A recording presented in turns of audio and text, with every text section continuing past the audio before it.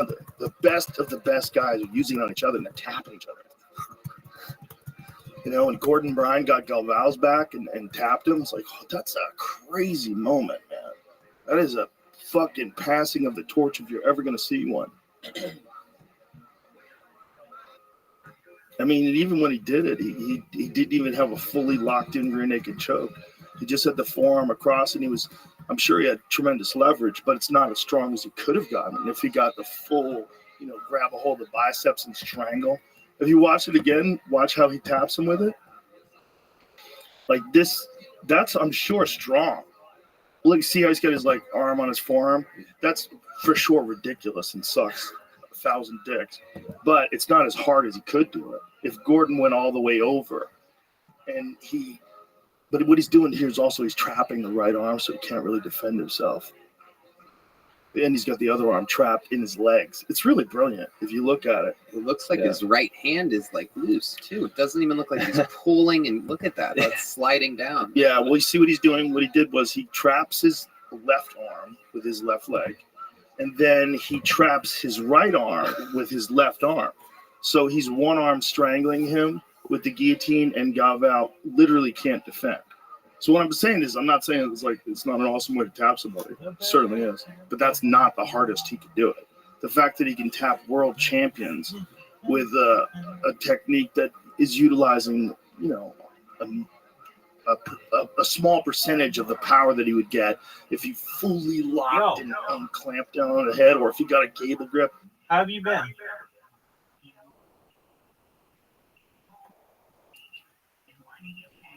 Oh, there he is. How long have you been there?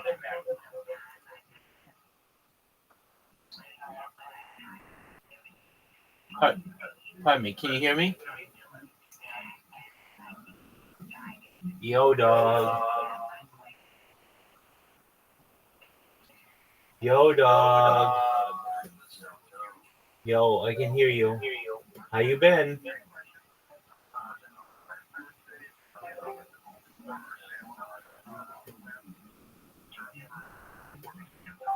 Just a moment. Okie doke. Start from the top. How have you been? Well, thank God. So what's new? I got all my computer stuff, so I've just been reorganizing the bedroom so that I can set it up. Excellent. How long have you been in here?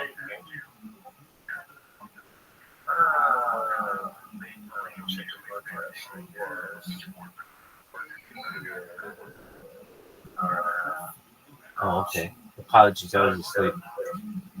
Yeah, I saw you asleep. I just go to sleep too. So I was just laying down. There you go. And then for some reason, I don't know why, your camera just showing up as black.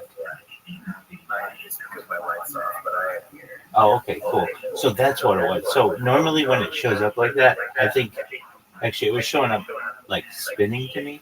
I usually think that it's just one of my cameras that's not working and I don't recognize it's somebody else. So, tight, I'm glad you're here. What has happened in the past since you've been here? Have we had to ban anybody else? No one else is on there. No. I'm saying have I had to ban anybody else? I'm trying to think. Yeah, I had some guys come in threatening who were really threatening. Yeah, and it made me a little worried. Not really, but just, I mean, I know my ideas out there, so it's like whatever. Just, I don't care if people know where I am, but just, I'm going to do my best to just protect my family. So don't say from where I am, and don't just kind of make it vague. I mean, I know if people want to search me out, they can find me, but at least this one kid, because it was weird. I helped him find his gun the day before. He's in LA. And then he comes in the next day and he's like, it's like, how do you help him find his gun? He came in here and he couldn't find his gun. And I'm like, dog, what the fuck are you talking about? You can't find your gun. He's like, N-word. I can't find my gun. He kept calling me the N-word. I'm like, dude, why do you keep using that word? And he's like, because I can use it. I'm like, I'm not saying what words you can and can't use. I'm just saying, why do you keep saying it? It makes you sound ignorant. no. I'm like, who are you? Like, why do you think you can use that word? Like, I'm just asking. He's like, I'm Puerto Rican. I can say whatever the fuck I want. I'm like, dog, say whatever the fuck you want, man. Do whatever you want. Or he said something like that. Say whatever you want. So I'm like, let's search your house together and find your gun. And he searched for like an hour and a half, and he finally found it. He had put it down on his shelf. Then the next day he comes in here and he starts fucking he gets really mean. Like, what did he say? Well, he started making out some false accusations. What did he say? He said he would like say that, like, I don't know if it was exactly this, but it was something like Rabbi has raped an entire bus full of children. It's like, dog, come on, man. You know that's not fucking true. So why are you being so mean? And that's what I just ask people in here when they're being douches. Why are you being so mean? Like, why? And if people want to say, well, I want you say that free speech is so important, you can say whatever you want. Dog, go ahead. There are 500 fucking VCs in this server. Say whatever the fuck you want in them.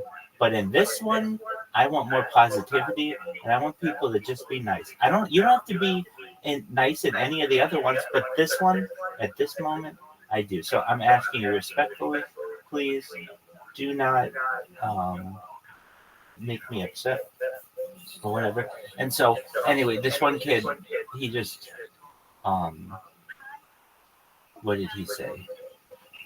Well, then I had people who were randomly coming in here and just really creepily just saying, we're going to, like last night, right before I went to bed, somebody was like, we're going to find your family and kill them. And they kept saying that in this weird voice that's like, have you seen the movie or know of the movie? I believe it's either The Shining or The Exodus. I think it's The Shining with the two little twin girls, where they're like, play with us or whatever. They have like this creepy voice. Exactly. So like just the fact that the little girls that harmonize without singing. Exactly. It's super creepy.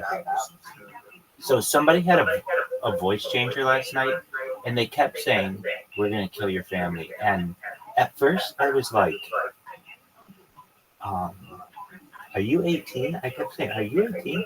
Because it sounded like a child who was saying this, but yet they were saying stuff that was so mean that it's like no child would say that we're going to kill your family. And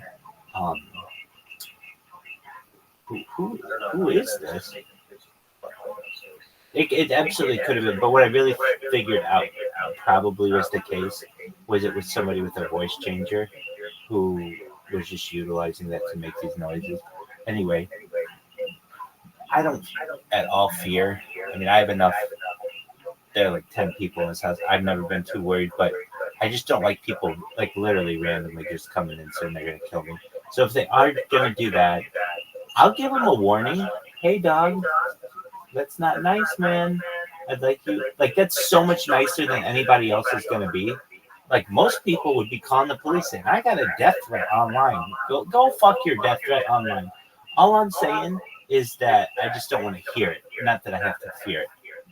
So, anyway. I always like how people, they want to say that it's fucked up. It's just someone who's having it's like, hey, I'm going to threaten by actually, that was all of the speech that I was under threat. That all of the there's no other, the guy wanted to come and say, hey, thank you for somebody. Yeah, I'm actually an advocate for people to be able to say whatever they want, though. I don't discriminate between threat or hate speech or fighting words. Sticks and stones may break my bones, but words may never hurt me. I just don't have to listen to them. So I have nothing to say whatever it is that they want. I prefer not to censor themselves because if someone else likes to racist and racist and I don't like to right? Because it's like white supremacist. anti-Semitic. So it's kind of like hard to turn it out, to be honest. But let's say somebody wanted to use a word in a certain way, like, okay, this was I'd rather than do it so that they can expose themselves as that kind of person, and that I know if they are that kind of person, rather than. It doesn't mean that I'm going to out with them, but it doesn't mean I'm going to like Exactly. Exactly. I watch, I've always had to use when I go out and pick up a Right.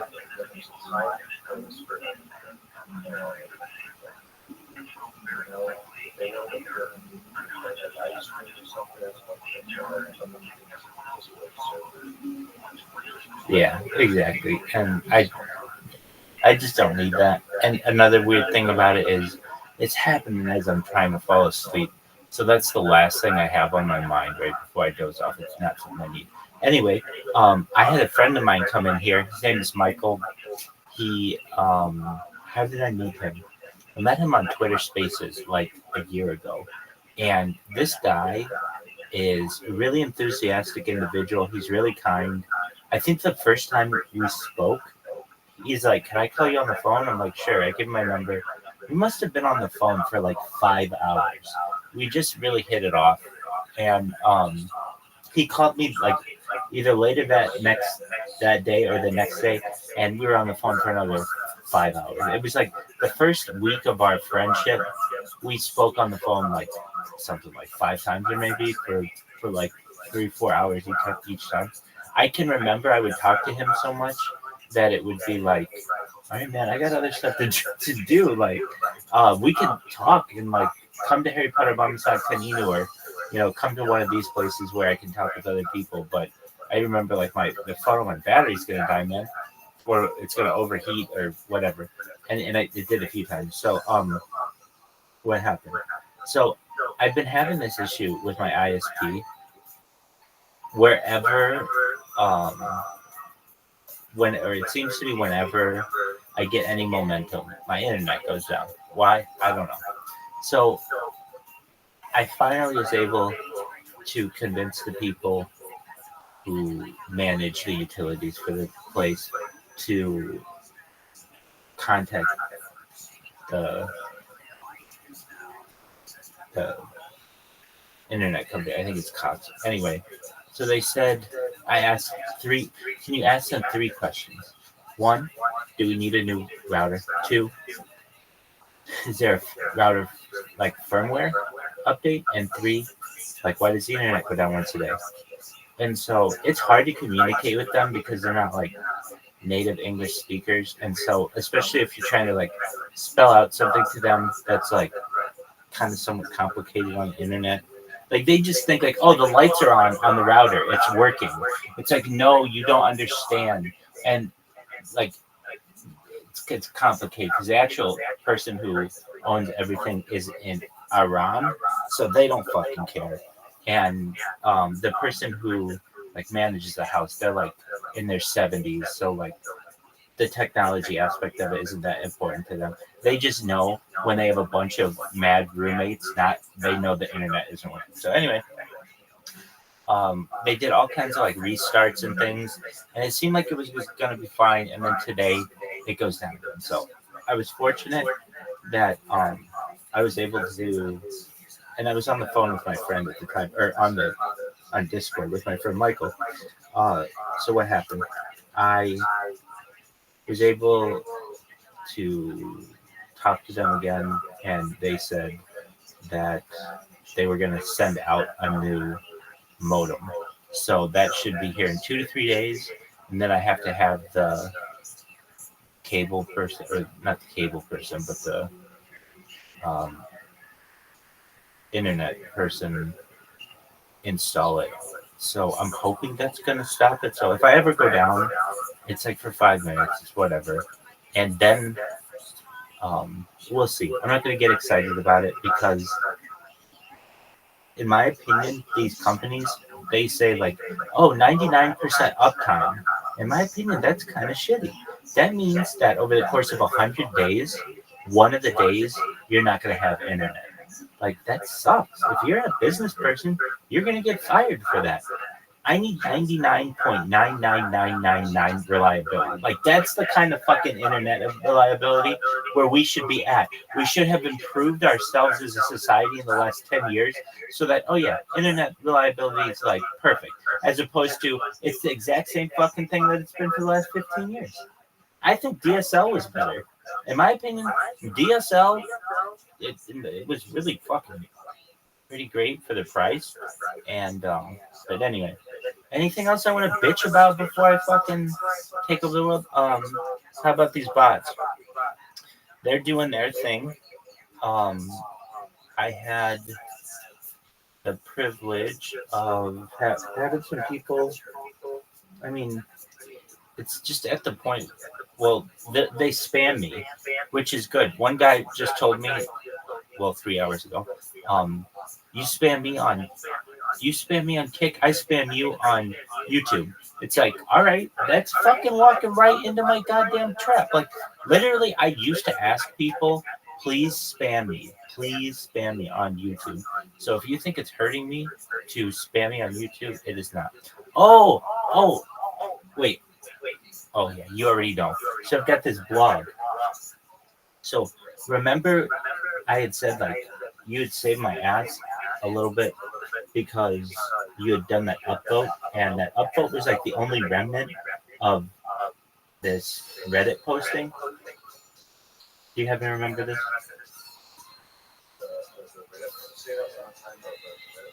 Yeah, you upvoted it, and because you upvoted it, it was like the only remnant of this post.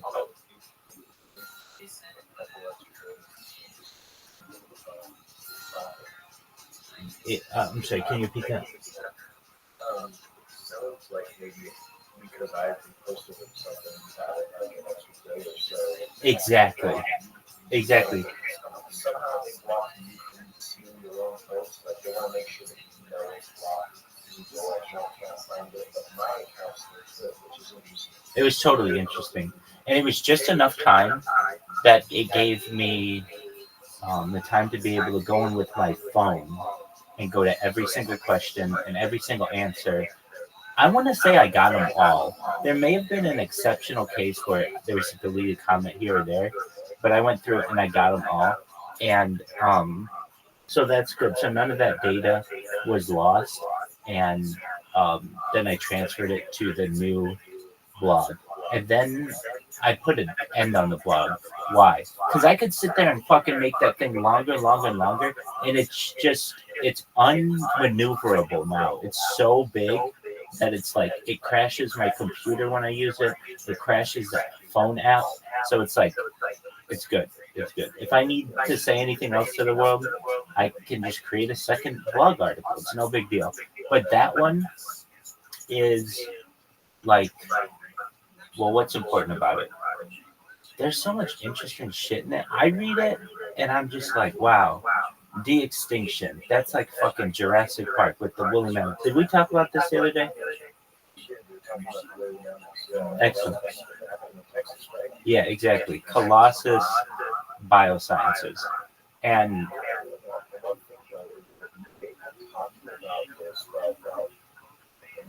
as soon as they discovered like the viable DNA of the woolly mammoth, that like that they found like the perfectly preserved, you know, remains, which I'm not like just not like that, but pretty close. Some of this shit is in glaciers, like really well preserved. Very well preserved. As well preserved as can be after that. The preservation process built, so it's not like the virus is like the plant matter is still in between just as patchy as it does in the normal particles. And so, like, they've been talking about bringing the woolly mammoth back. So the plan is by 2028.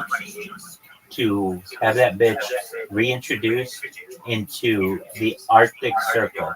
They wanted to repopulate the Arctic Circle, right?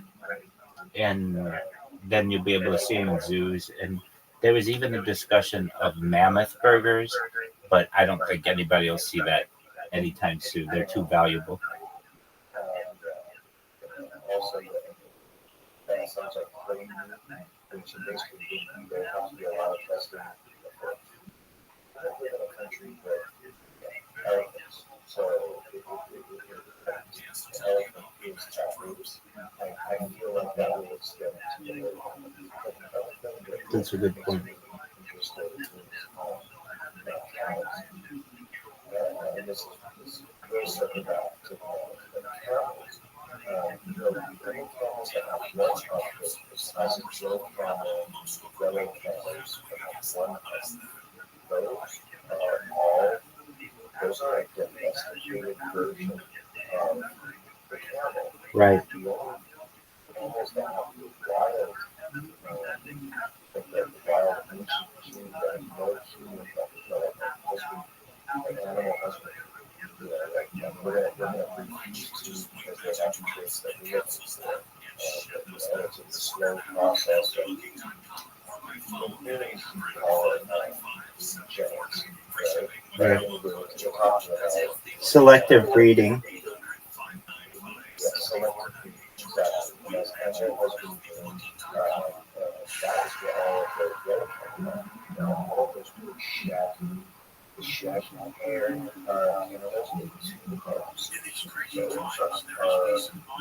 are creatures that are basically the natural evolution of fascinations. It's interesting that they have are in the desert now that has taken survival of students as well. They found out that camels also survive the Siberian competitiveness of the Siberian that is where camels come from.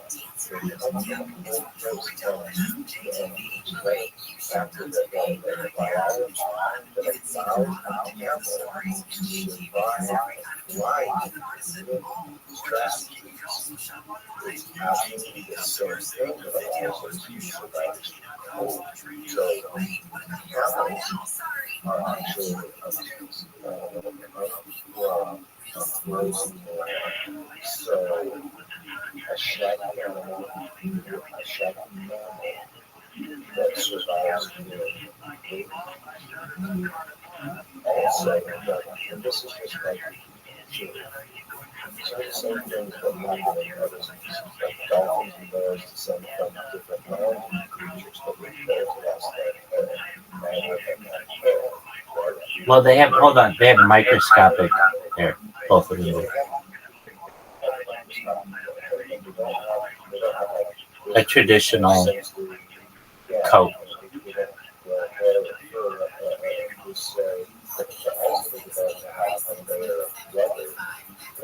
Blubber.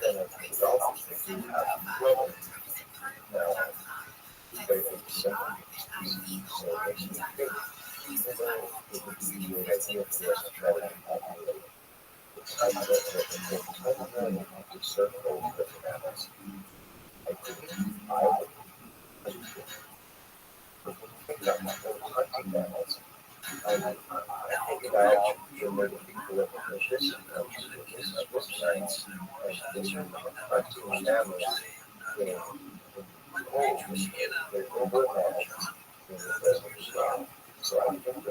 you can, so we could have desert herds of man as well, because the mama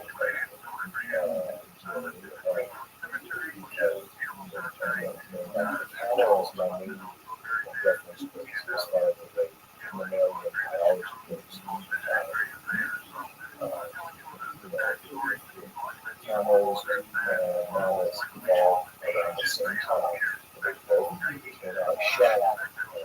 Did you just say camels and mammoths? Oh, mammoths. Oh, okay, gotcha.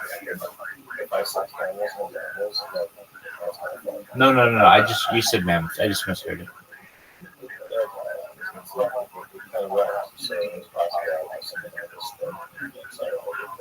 Because of the similar evolutionary shorties that they develop, the adaptations, there can be two different that have similar adaptations to the environment.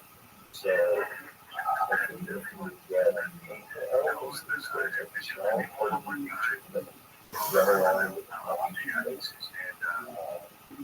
Animals, they shed their little, they shed help them through their fall, and then they get cold, they're ready for that. So, like, can you imagine? Not just like regular animal critters, instead of shearing to make gold, I want to start, I want to get something out of it. I want to create a new clothing line like cotton, that wool, our t-shirts are made of 100%. That's a thought. Woolly mammoth cloth. So like these animals that are taught part of the experiences of summer season. When the summer season is when these species were brought to have a shelter. And so I wonder if and then the shedding happens similar too, because you have new filters to take the wool basically after the camel. Just have to go well, and then it comes off, and you turn the cameras. Camels for whatever the source. And so that's my understanding. I would like to know. I don't know. We're just sharing it all, so we can send it to the building factory. It's just less of a to want to bring this future back from extinction to turn into the fucking over.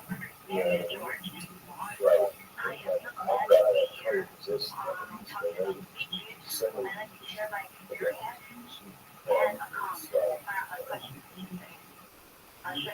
It's not. It's not scary. It's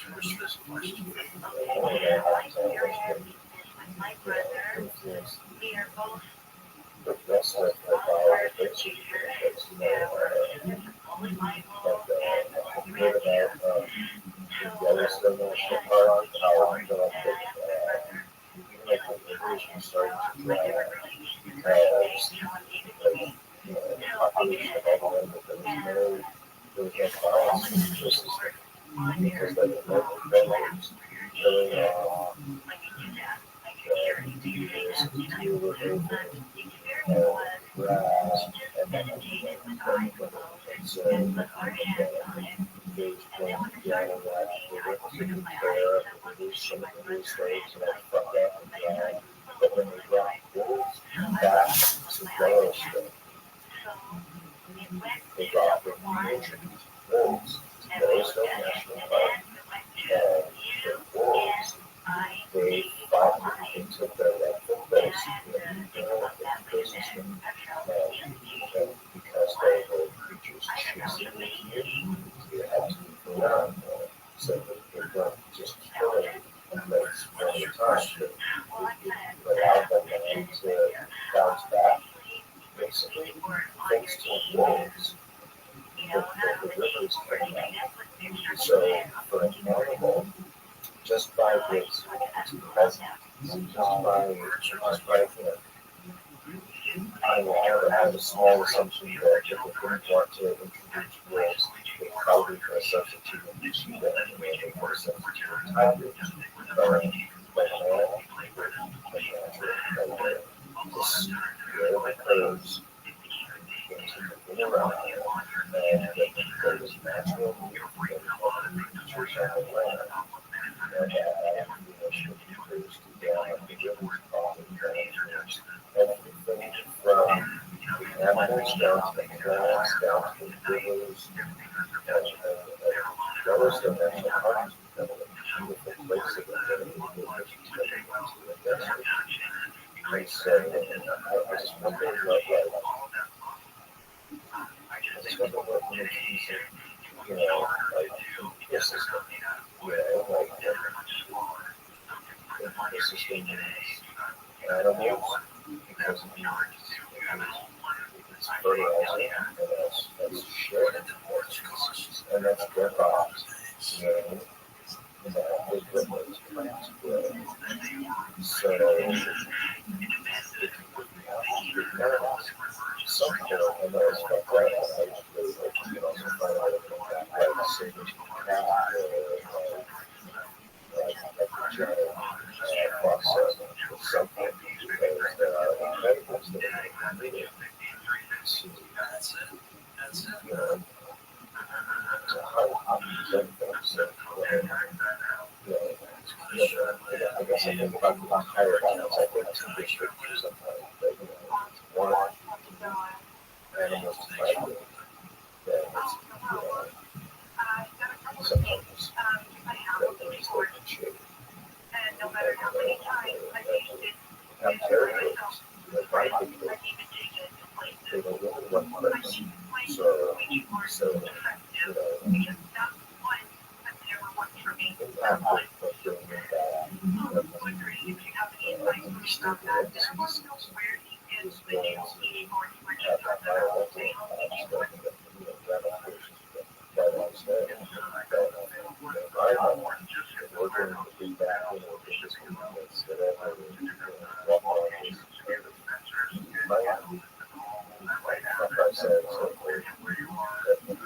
far as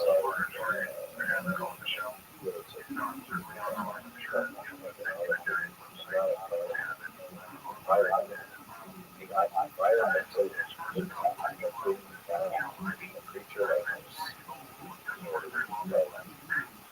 they're not going to survive in the Arctic if they don't have plants.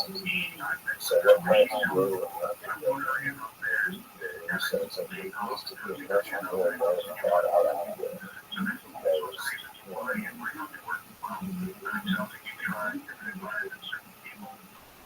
Resurrect the bone that will as they grow in the snow because that's where they belong. They all die again. Because there's not enough food for them. Then what was the point of the first place? So, I think that even though they don't want to choose them as cold places, ultimately, the best place to find one of the places for them to see.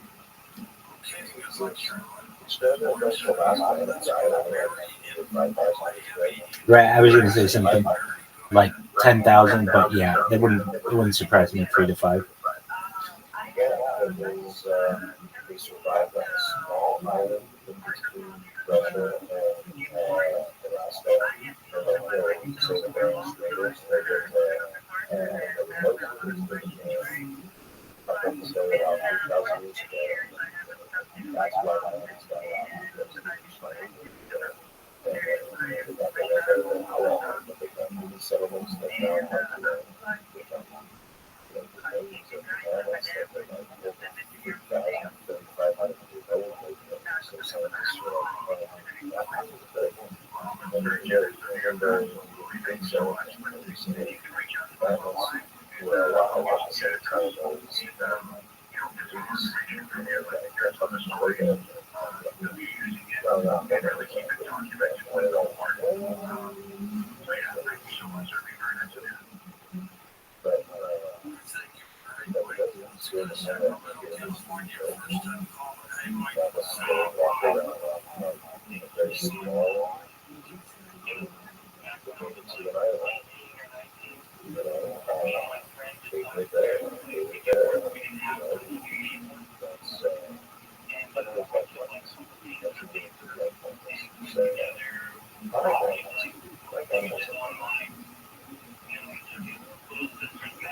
There you go. Do you know what killed Tony is? I was just watching the premiere, yeah, and George Peterson was on Yeah, we're gonna watch that right now. So just one moment. Let me get that bitch going. You do what you need to do, my friend.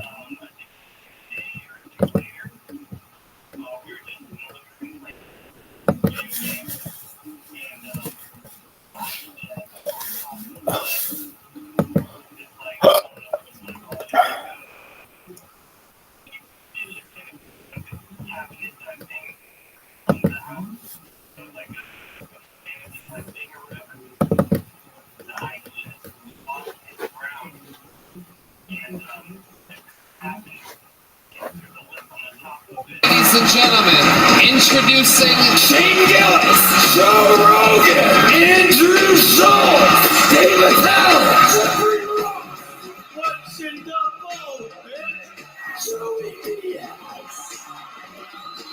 I want to see you do coke and open those eyes up. I owe you a blowjob. I don't care. I'm gonna do it. We got pizza Indonesia.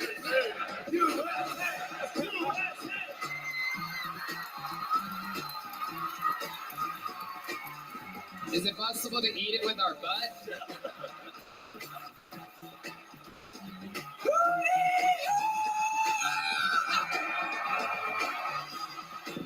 What are you gonna do now?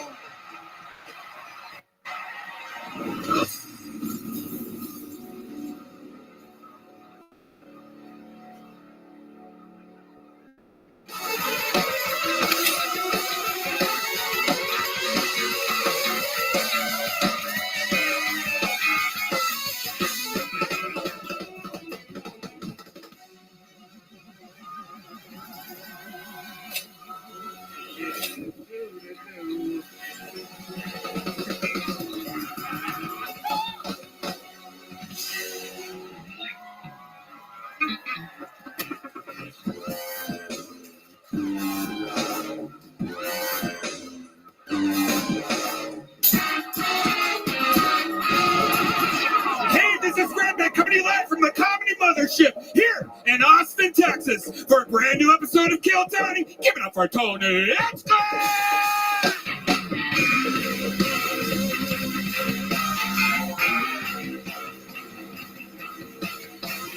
Who's ready for the best fucking night of their lives tonight, huh?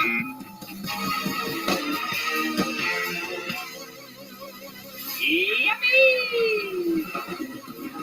And here we go. It is indeed the #1 live podcast in the world. How are you guys doing tonight? This is Kill Tony, brought to you by ExpressVPN and Shopify. How about a hand for Red Band, everybody?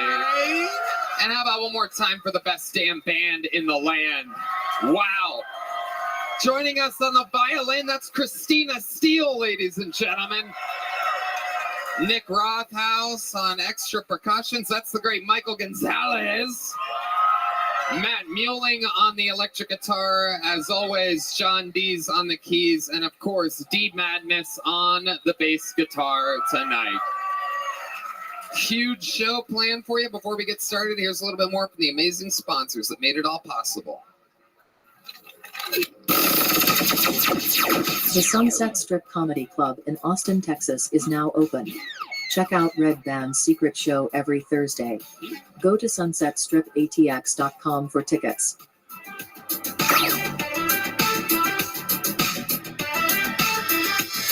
You guys ready to start tonight's episode?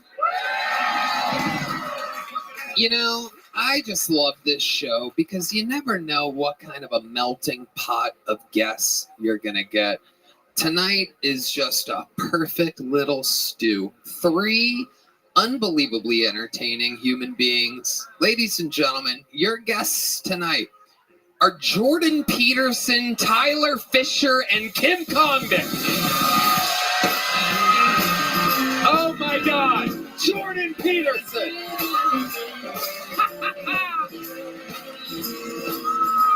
Tyler Fisher, Kim Congdon. Make some noise for our guests tonight. Oh yeah.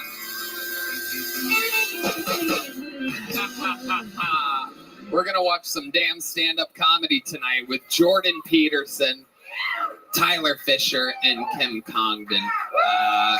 Kim started on the show 11 years ago, the first regular, writing and performing a new minute 11 goddamn years ago. How about a hand for Kim, everybody? Thank you. She just moved to Austin, Texas this week. We got another one. Another Austinite, ladies and gentlemen. Was in New York for a long time. Brand new special, the election special, out on YouTube right now. Also to Austin, Texas. Another one of the funniest human beings in the world. You guys are going to know all about it real soon. This is the great Tyler Fisher, everybody. And one of the great minds of our time, absolute genius, starting his own university. You can't even make this up. First guest we've ever had on this show in 11 years that has a university coming out. The Peterson Academy. Yes, the Peterson Academy is coming soon. It's like out now. And his book, November 12th. We Who Wrestle with God. Jordan Peterson is here, ladies and gentlemen. So, you know, we're going to talk to some comedians tonight. We're going to figure out a lot. This is going to be both a smart episode and a stupid episode of Kill Tony, guaranteed. I'm pumped about it. Over 250 comedians signed up for the chance to get 60 seconds on this stage. If I pull their name out of the bucket, you know their time is up when you hear the sound of a kitten.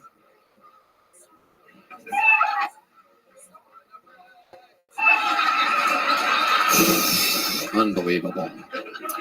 There you go. Yeah, good. That means they have to wrap it up then, or else they bring out the Angry West Hollywood Bear. And then I interview them. We find out more about them, and with my esteemed panel, maybe they get some advice. We find out something interesting about them that they could talk about. Anything in the world can happen. The whole show is improvised. Are you guys ready to start tonight's show? Well, we have a regular that performs every single, we have a rotating regular show right now. And this guy is taking the world by storm. Ladies and gentlemen, the Estonian assassin is here. This is a brand new minute from Ari Maddie.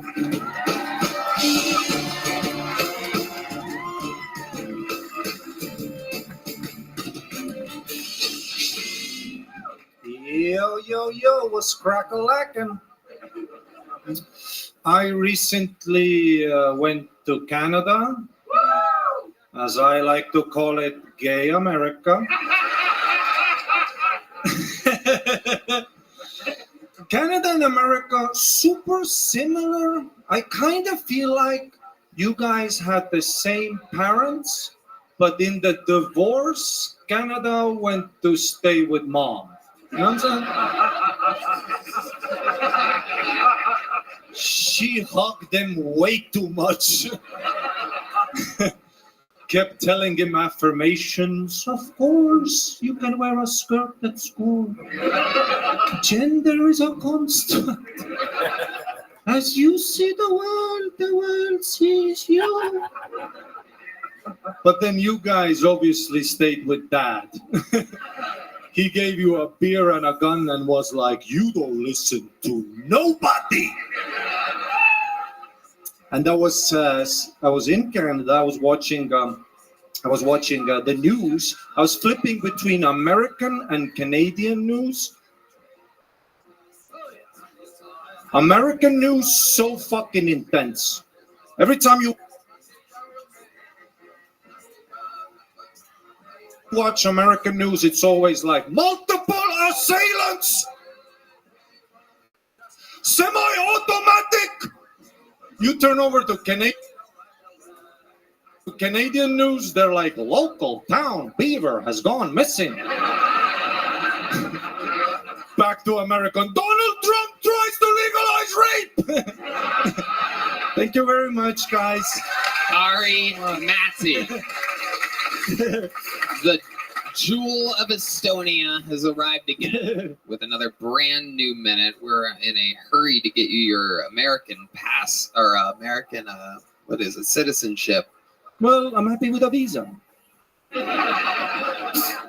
What? Visa. Okay. Yeah. You'd be happy with the Be happy visa. with a visa. Absolutely. Yeah. So how's that process going? Good? Well, you've been helping a little bit, but otherwise it's a bit of shot in the dark. Maybe I need to join a university. One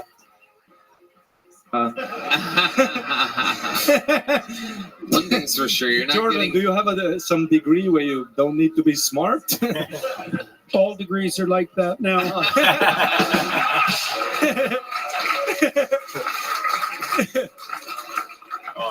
Ari, Maddie, Tyler, what do you think about Ari? I love Ari. I love your style. He's like an Estonian Sebastian Maniscalco.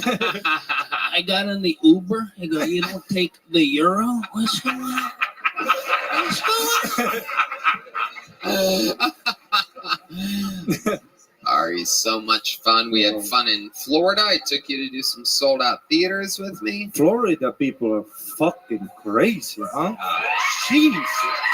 That was your first time in Florida? First time in Florida, yes. We talked to some porn stars after the show. Holy shit. Okie dokie. Thank you. Is there anything else you'd like to tell the fucking world that we did after I paid you to live your dreams on the road? I wasn't available. You take this illegal immigrant or finish the wall. You gotta finish the wall. They're taking our jobs. You don't usually talk to porn stars. Right, yeah. That's all we did. Just some good old conversation. Nothing better than conversing only. Yes. With porn stars. I wore a condom just in case. I don't have any weird spots on my dick. Not at all.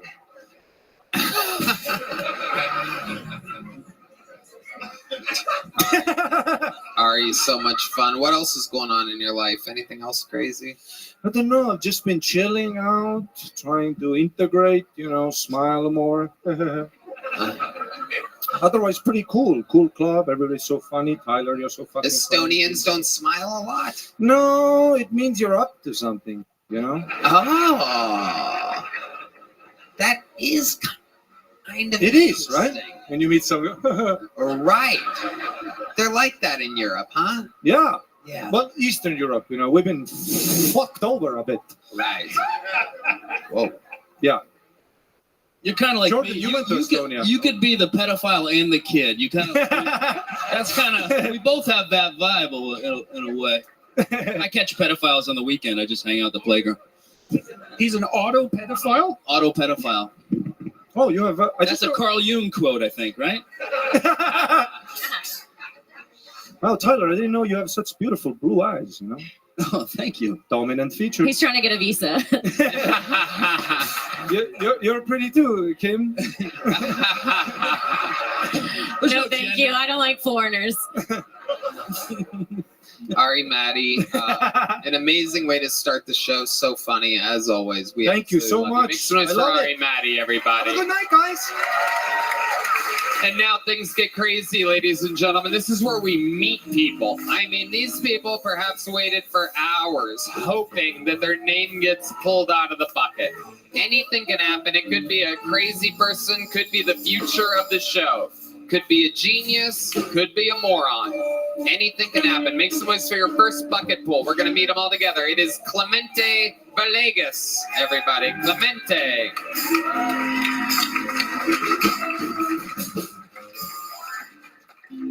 So I got told recently that I have a prison body. Yeah, someone was like, "You're prison big." And I didn't know if that was a compliment or an insult. Like, does it look like I do push-ups, or can you tell that I've been molested?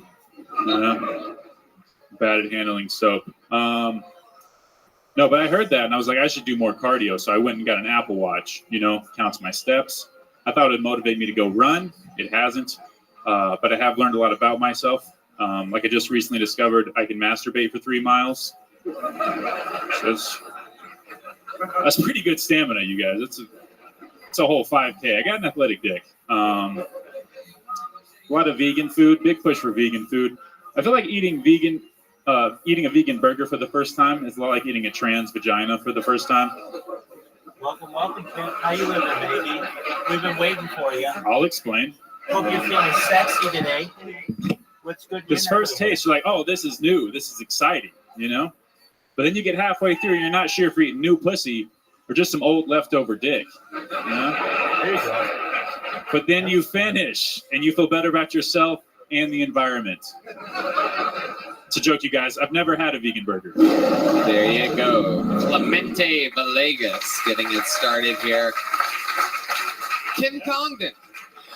I feel like you just got declined from Jordan's University. I can't afford it.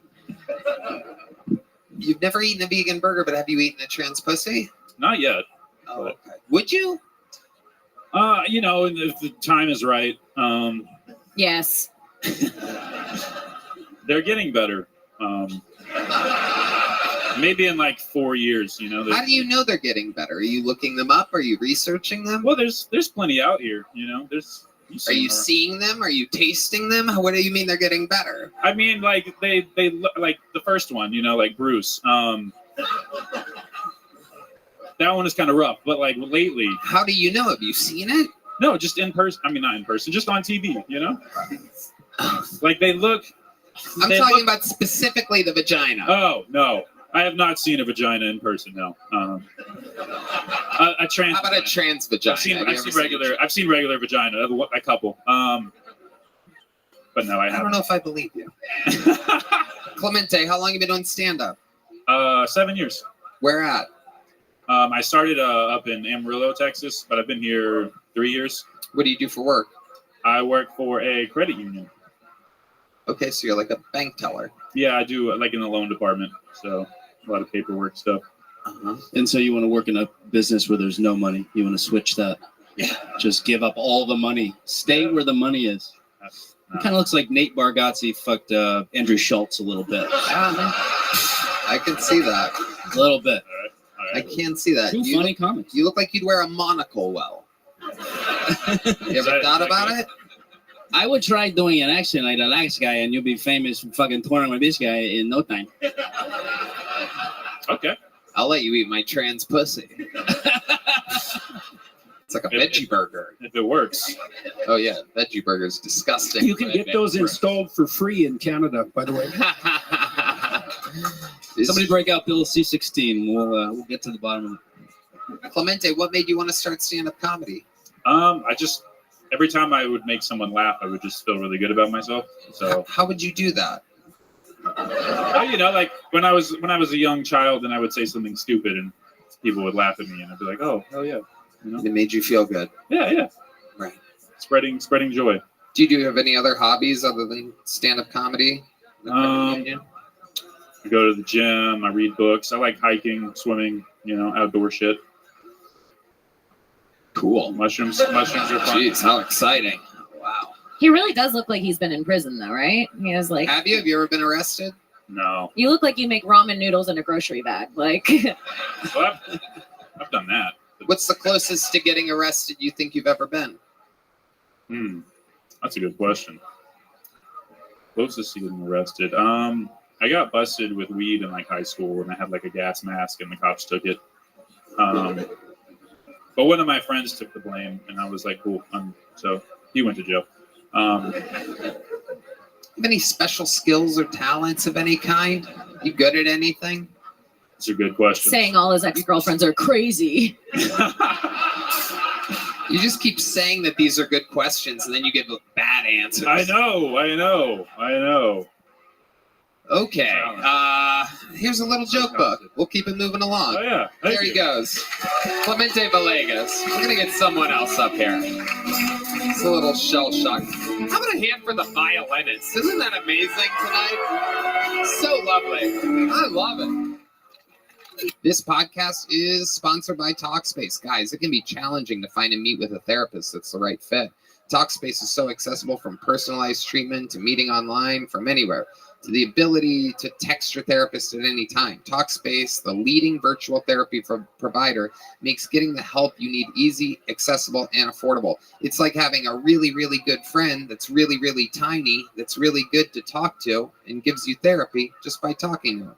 Red Band. Talkspace therapy and psychiatry are covered by many insurance plans and employers. Most insured members pay a copay of $30 or less. You can easily sign up online and get paired with the licensed provider that's right for you and the fit that you need, typically within 48 hours. You can also switch providers at no extra cost. Talkspace makes getting help convenient because you can take your appointments from the comfort and privacy of your own home. You can even talk it out between sessions by sending messages to your therapist. As a listener of this podcast, you'll get $80 off your first month with Talkspace when you go to Talkspace.com/Tony and enter promo code SPACE80. To match with a licensed therapist today, go to Talkspace.com/Tony and enter promo code SPACE80 to get $80 off your first month and show your support for the show. That's Talkspace.com/Tony, promo code SPACE80 right now. Oh, yeah. Your next comedian, 60 seconds, going to Alex Barboza, everybody. Alex Barboza, okay. My tits are so small. When me and my husband fuck, he grabs his own tits.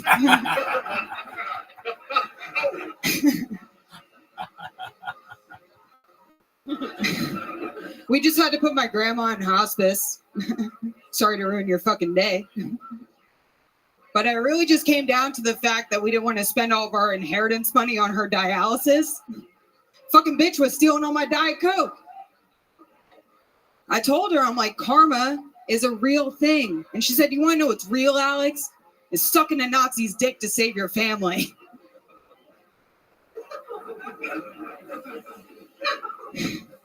She likes the schnitzel, what can I say? My mom's dating a black guy. I find it kind of suspicious that she keeps a separate Brita water filter in the fridge for him. I'm like, Mom, you can't filter Hennessy. Thank you all. Alex Barboza, welcome to the show. This is your first time here, right? Yes, sir. I love it. How long have you been doing stand-up? 8 months exactly today. Where at? Melbourne, Florida. Okay. Yes, you are. I know. Oh, my goodness. That's where Kim Congdon's from. Very good. I will have to tell you, can I give her a piece of advice? Of course. No one gives a fuck when old people die. When you're like, sorry to ruin your day, my grandma's old, everyone's like, cool, you know? It's gotta be like someone younger to make it more exciting, I think. Well, that would have killed during COVID, actually. 'Cause we suddenly gave a shit about old people. Yeah. For 3 years. We don't anymore. No one gives a fuck anymore. That's true. Yeah, we're back to not. I didn't get the vaccine. My pediatrician said I was too tiny, so I'm still a little caught up on it.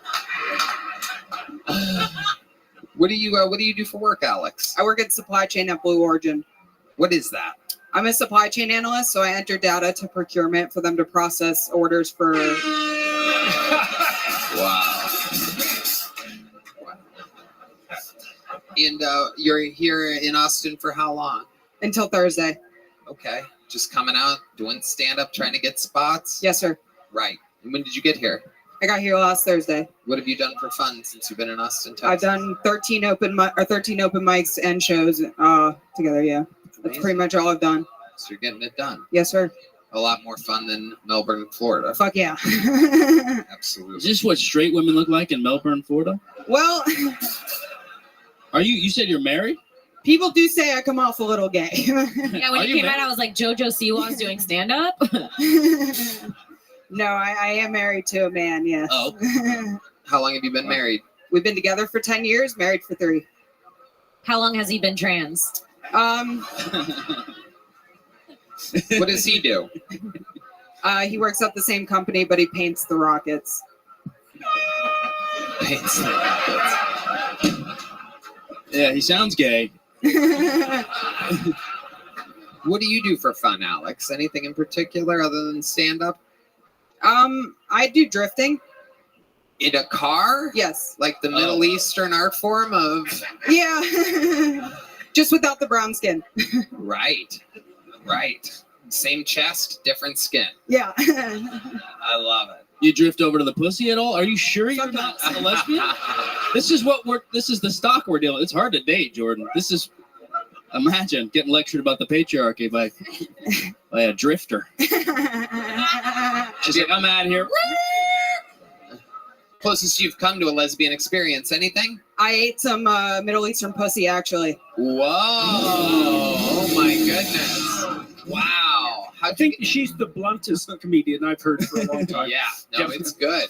It's good. What was the eating Middle Eastern pussy like? Tell the people. How did you get the sand out of your teeth? White sauce or red sauce?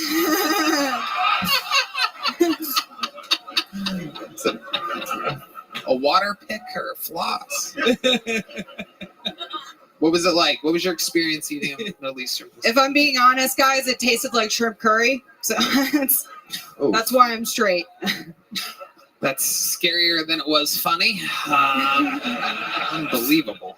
My goodness. Your mom is with a black guy? Yes. How long have they been together? About 5 years. Was she only with white men before that, as far as you know? Pretty much my father and a British black guy, but yeah, that's it. A British black guy? Yeah. Doesn't count. Now she's with an American black guy? Yes, he's right. Yeah. Different than the British black guy. Yeah. From super hot tea to Hennessy. That's what we call that right there. Amazing. And so that's basically your stepdad. Yeah. When you say nah, yeah, what do you mean? He's a piece of garbage. Whoa, that's racist. Why is he a piece of garbage to you? Because he cheats on my mom and he's a fucking asshole. Yeah. How do you know that he cheats on your mom? How do you guys know? Well, me and my mom are She's really fucking. close. Yeah. What? Good thing you're canceled already, Jordan. Huh? That's what I've been thinking of the whole time. How do you know that he's cheating on her? Well, me and my mom have discussions about. I'm very close with her. How So does she know that he's cheating on her?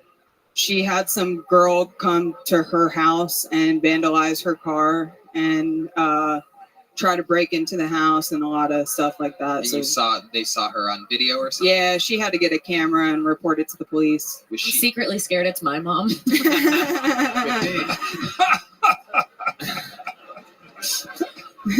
She just broke up with her black boyfriend, you guys. Was this was it a white woman, black woman? It was a white woman. A little bit thick? Yes. Is your mom a little bit thick? Yes. Yeah. It's Florida, Tony. Oh well, it's also a black stepdad. So that's how it goes. So why stand up for you? So I've tried a lot of hobbies in my life, and I've never really found anything that I'm good at. And the first time I tried stand-up, it honestly changed my life. It's what I imagine doing heroin is like. So What do you like about it? I like the rush that I feel after and the attention I get from people. Oh, very honest answer. Unbelievably. I don't think we've ever actually had that answer. It's like the correct answer. That's actually the right answer. It took 11 years plus for us to have You should run for office. Yeah. You could probably win the Democratic nomination, actually, right now. Yeah, anyone could. If only I was black. Sorry. Whoa, whoa, whoa. Whip it through Oh, the glass. okay. All right. We really need new That's for you, stepdad. Yeah. I love it. Well, Alex, a very, very fun, honest, real interview. I can't remember how the minute was, to be honest with you, but I liked your interview so much that I'm giving you a big joke book. Thank you, sir. Congratulations, made by the great Bonsai, Alex Barboza. All right, let's do something fun here, ladies and gentlemen. We have a golden ticket winner here, everybody. And what's exciting about this golden ticket winner is that this is his first time ever cashing in on his golden ticket. He was made one just 3 or 4 weeks ago, and this is his first appearance, his first new minute. He's only been on once before. This is the first ever golden ticket cash-in from Jack Shaw, everybody. Here he is. Oh, yeah. Recently, a homeless man called me a bitch. How did he know that about me? I'll tell you what happened. I was walking and I saw this homeless man in a wheelchair sweeping in front of his tent. And I was thinking to myself, oh, I guess he cares about his curb appeal.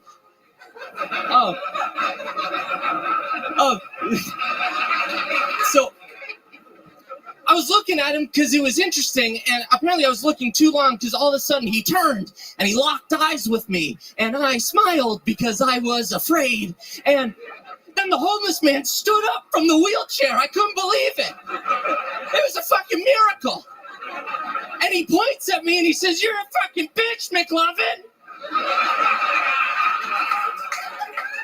This homeless piece of shit decided to make fun of me, and he was smoking crack out of a Lego, everybody. Thank you so much. I'm Jack Shaw. Jack Shaw. Very entertaining. Attacking a homeless man for 60 seconds. You got your revenge. Jordan, what do you think of the great Jack Shaw? Who's the character you're playing, or is that actually you? It's me. Yeah, that's me. When did you discover that and decide to capitalize on it? The last time I was on this show. Yep. Nervous, neurotic. What were you going to say there, John? Are you a comedian? What are you? What's?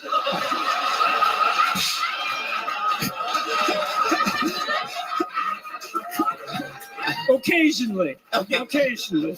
Oh God. Okay. Jack, you're so weird. You are such a weird dude. I love it. It's unbelievable. You make Larry David look like Michael Jordan. It's incredible. It is incredible. What is this? Is this like a vaccine gone wrong, or what's going on? It's what they said last time. It is that. I didn't mean that aggressively. Okay. I don't think you could ever be aggressive. No. Yeah. You look like if you had a movie, it'd be called Honey, I Shrunk the Charisma. Yeah, you bitch. Disney brings you non-binary Harry Potter. Hairless Potter. I'm starring in Harry Potter and the Missing Chromosome next year.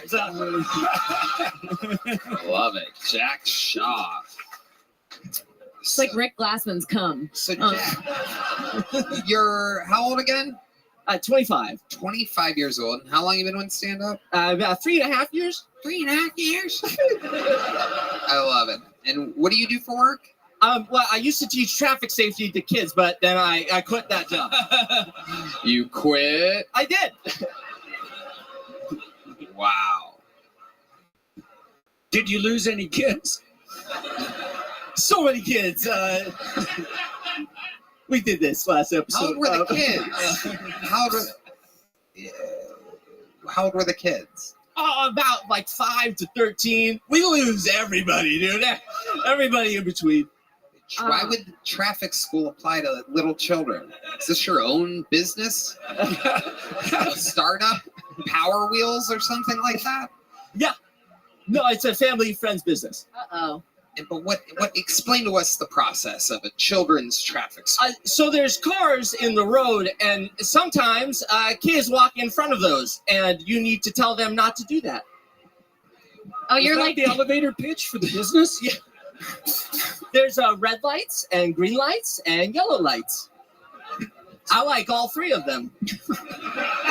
He seems good at his job. Unbelievable. Seems like one of the kids. So it's just for bad parents, I guess. That is correct. Amazing. Did you get hit by a car? This is like a personal thing. You're just trying to pass the torch? Oh. Yes. Dude, you would make a killing live streaming. They love autistic kids like this on Twitch. He is twitching. Do you have like a neurological thing, or you're just about to come all the time? A lot of people tell me I have a cummy vibe. Yeah, I love it, dude. I love it. I'm into it. Oh, yes. Yeah.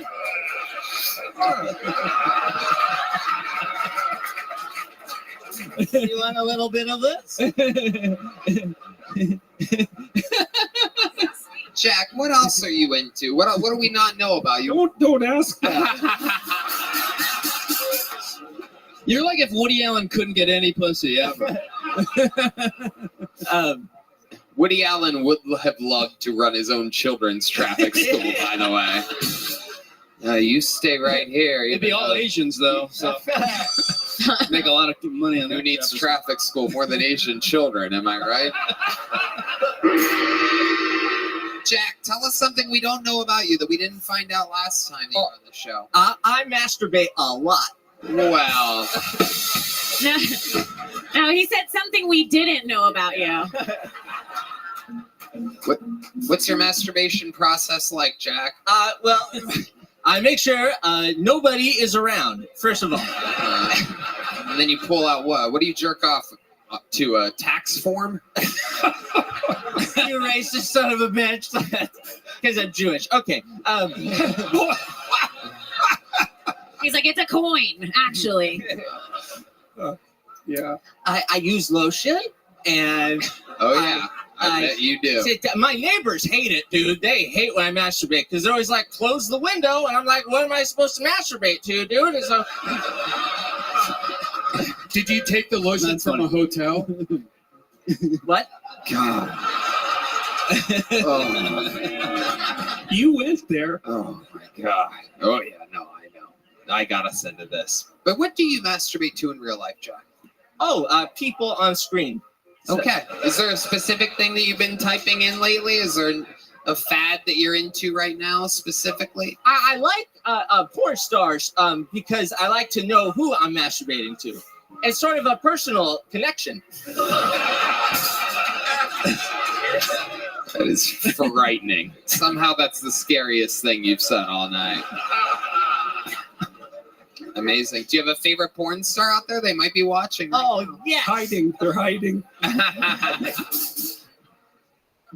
You do? Oh, yeah. Uh-huh. Who would it be, Jack? Name some names. Drop some names. I like Sky Bree. I like... I feel like I'm like show and tell for porn stars. I like Sky Bree, and I like Lisa Ann, and I like Mariah Mills, and I like... My girlfriend's gonna hate this, dude. She hates this so much. Yeah, these are kind of MILFs that you're naming. Yes. Ah, very interesting. So there is something specific that you're into, and it is the love of your mother.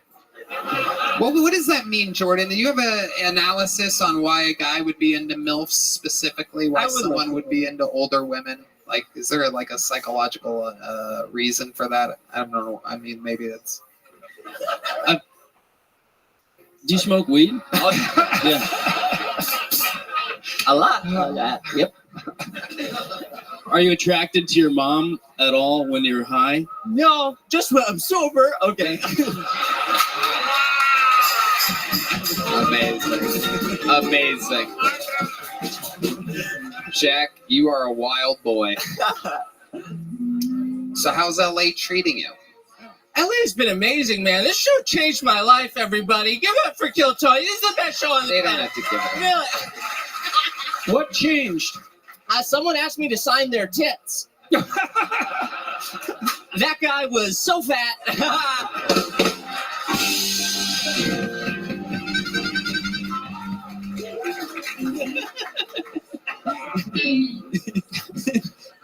You sound like Kamala Harris, like talking about the war in Ukraine. That's your speech pattern. I like this. I like that. I like tits. I like butt. He looks like he's going to try to snipe her in a few months. Then we will truly be, if that happens, we will be unburdened by what has been. That is for sure. Jack, congratulations. Your first time cashing in on your golden ticket. A fantastic set, a fantastic interview. Thank you so much, everybody. This is the beginning of the saga of the young Jack Shaw.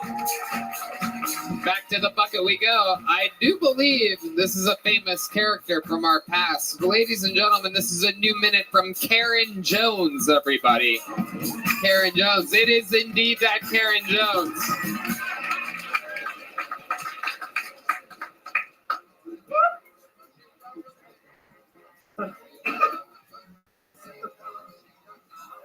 How crazy was that? Watching Trump almost get killed? That was so insane. but I was distracted watching it by how stupid the Secret Service girls looked. I watched it and thought, they are so worthless. They're doing nothing. And then I thought, if only Trump would just grab them by the pussy and then hold them up and use them as human shields. They could have looked so cool. They could have shown us their girl power. But don't think that the government is feeling bad and is going to back down on going after Trump and the people who support him. They're still going after P. Diddy hard. You know, they raided his house for being at the Capitol on January 6th. They did. They said that he was calling for an insurrection, going in and out of congressional offices. I was there. They're wrong. He was going in and out of congressional orifices saying, insert erection. He was framed. The return of Karen Jones, ladies and gentlemen. One of the wildest women in the history of the show, famously stormed the Capitol. She did indeed. Actually, we've talked. She's been on multiple times before. She ended up, by her appearance on Kill Tony, talking about storming the Capitol. Her local government came after her. Right, yes, allegedly. On video and proven over and over again. Her local government came after her because of the Kill Tony episode. So you actually sacrificed some stuff, sharing your story on the show. And, you know, what I love about the show is there's always different shapes and sizes of people. Karen Jones, clearly the type of lady that Jack Shaw would jerk off to. That's what I was thinking, listening. I thought, oh no, he likes older women. He's going to jerk off to me. It makes me very uncomfortable. Yeah, I was kidding. No one's jerking off to you, Karen. No one in the world's jerking off to you. And once again, just to be clear, I was being arrested and I was trying to come on the show because people that watch your show don't have a political bias for the most part. And I wanted to tell them some things. Red Band fact-checked me on my first deal when I said no policemen were killed. So this was a way for me to, A, get some truth out, and B, get a new career as a stand-up comedian. It's a pretty fun thing to do. Jordan. It's a very unique crossover that you have happening there. You Americans are really quite deranged. We are. No, seriously. That scares me coming from a psychologist. I mean, people call me crazy, but when you say it, it seems clinical. You have your upside, I would say. A fair bit of courage. But anyway, yeah, it's been wild, and I've really been having to thread a needle here because my husband and I pled guilty on the day Trump was convicted. You and Trump were both found guilty on the same day? Yes, and that's like, my family thinks that's wild. I just thought it was just another kind of crazy coincidence of the last 66 years. This bitch is nuts. Yeah. I am not nuts. I can count backward by 7. Try that, Joe Biden. Amazing. But Karen, you are definitely very political, one of the more political people in the history of the show here. So tell us, what do you think about Kamala Harris being the supposed new Democratic candidate for the United States of America? Well, remember, I'm from California, so I was there as she first penetrated politics, or was penetrated, I should say. Willie Brown was our Speaker of the House, and she's very good at knowing who to sleep with. She is excellent, and that's a certain kind of smart, but she has screwed her way into maybe the presidency, and hats off.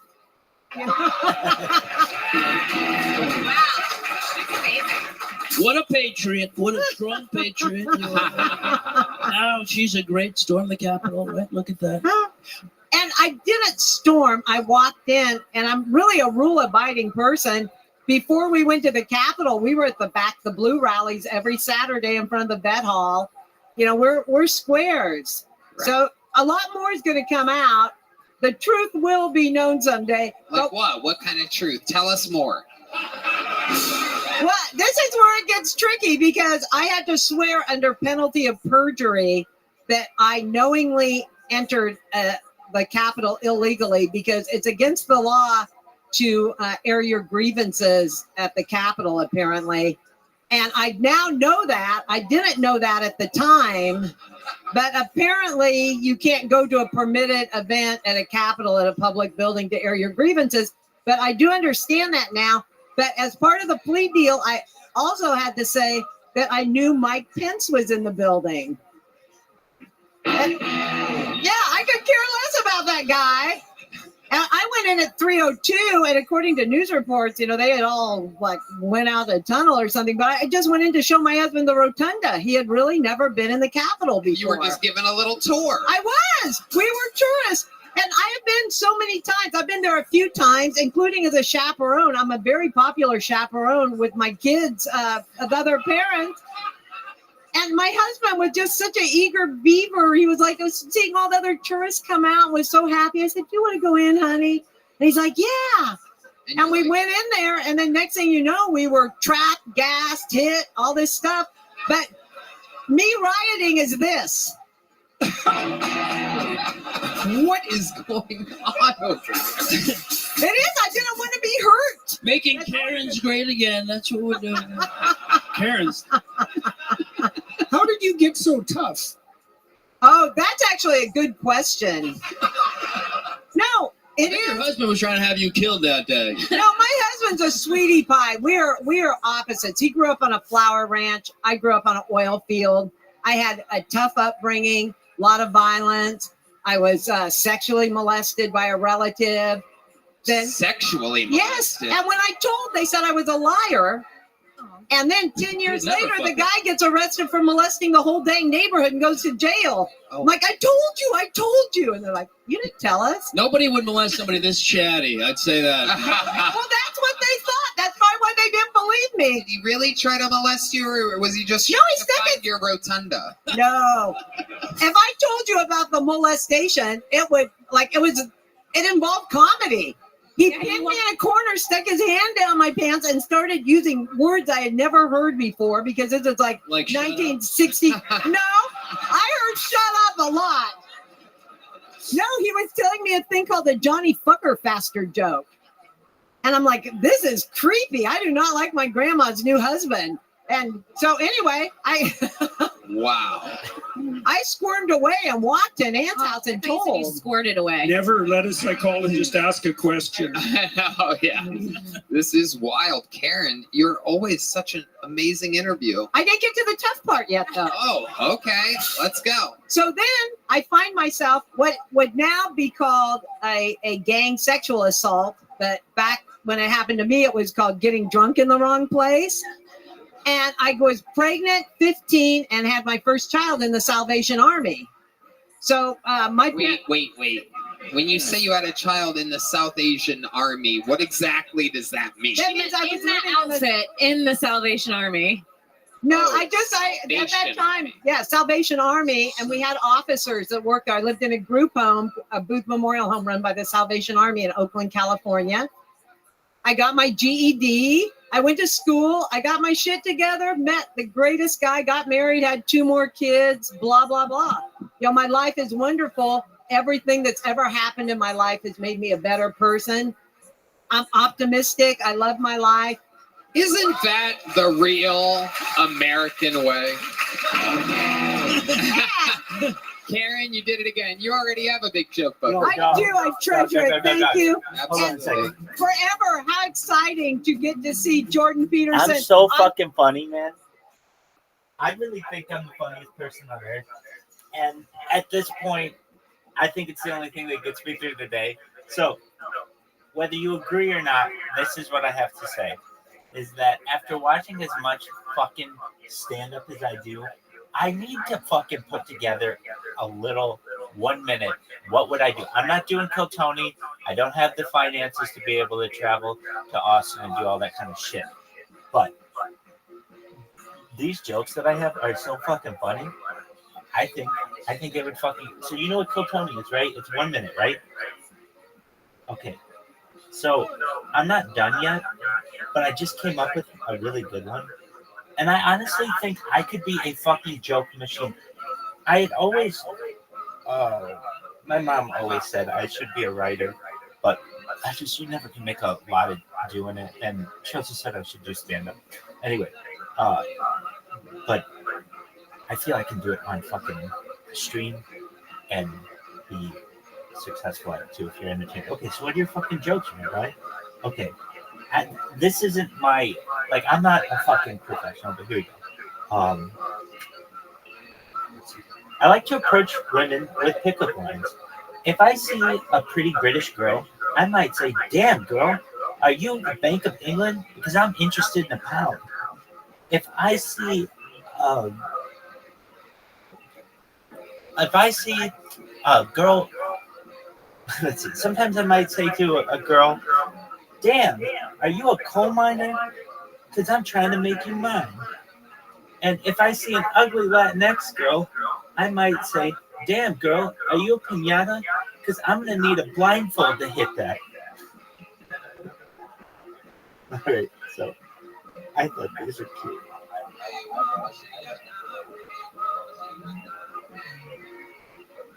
Yeah, dude, they are. And so, and like, I have no delivery, but dude, oh, absolutely.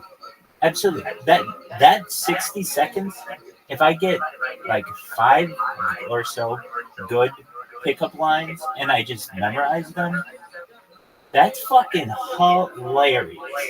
And then you've got, like, you could literally put together 5 minutes just worth of pickup lines that you get off of Reddit. And all I would do is say, I would give credit where credit's due. I would say, I like to get a lot of my pickup lines from Reddit. Here are some of the best of them. If I see a blah, blah, blah, blah, blah, this is what I might, you know what I mean? And then it's like you're not joke stealing and you're giving credit where credit's due. And I don't know, you don't have to say that, but then I'd feel like people would think you were quite humble because you're willing to say that, hey, I'm not this brilliant, I came up with all these. But here's the thing, the Bank of England one I did, the oh shit, I had another, oh, yeah. So, the coal miner one I did, the one that I read on Reddit wasn't as good. Here's the one on Reddit. Damn, girl, are you a child laborer in the 1800s? Because I'm trying to make you mine. It's wordy. Mine is, damn, girl, are you a coal miner? Because I'm trying to make you mine. Is that, I think. Okay. I'm glad you know that. Well, I was just happy because I improved it's too sweet in my opinion. It's like I come out with this one like about British chicks, like I'm gonna fuck them, and then make you mine. It's kind of like too sweet. I don't know. I could say that to somebody else too. Oh, the other thing is when I delivered it, I didn't know what to fucking say, so I said a rural girl or something. Anyway, damn girl, are you a coal miner? Because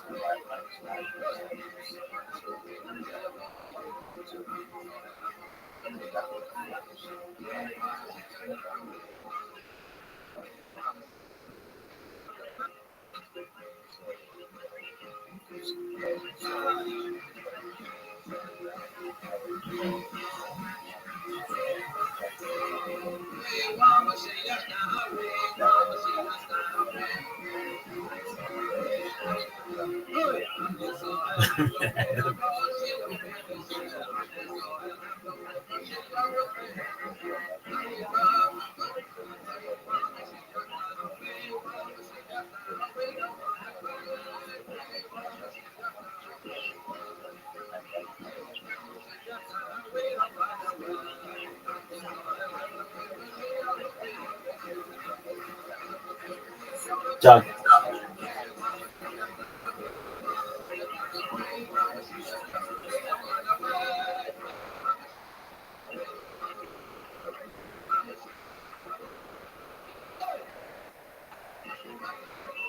Right, exactly. If you just have one for every single one and then just like a small group for anyone. But like they're so easy. but no one uses them. I think because they're misogynistic, but you can go out there and I think you could use them in a funny way to be like, hey, I'm kind of nerdy. This is what I use, but they're fucking funny. And I'm telling you, if you went on Kill Tony with 5 of these that were tight, they're great. Now, here's what I want to actually remove from this. I want to remove any racial element. So I don't even have to say to a British girl. I just say, damn, girl, are you the Bank of England? Because I'm interested in a pound. Damn, girl, are you Space Pants? Because your ass is out of this world. Like, whatever. I can find like 6 good ones that don't have anything to do with race. I just thought that Latinx one was fucking hilarious.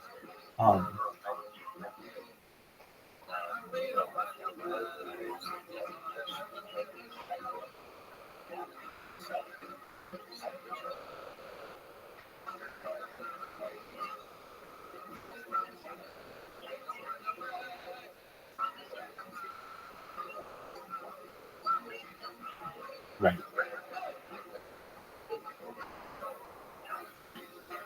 I like that. Damn, this one is dark. I wouldn't use it, but it's funny. The reason why I wouldn't use it is because I don't feel this way, but damn, girl, are you a toaster? Because I want to take a bath with you.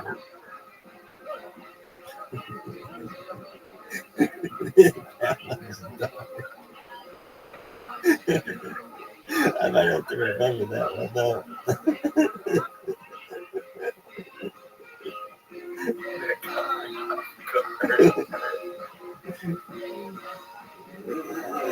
That's really funny. That one goes like against the grain mentally. Like I'm thinking, okay, damn, girl, are you a toaster? Okay, like I'm expecting something bread related, and then it's like because I want to take a bath with you, which is like not. They don't go together, but if they go, it's very dark and edgy, and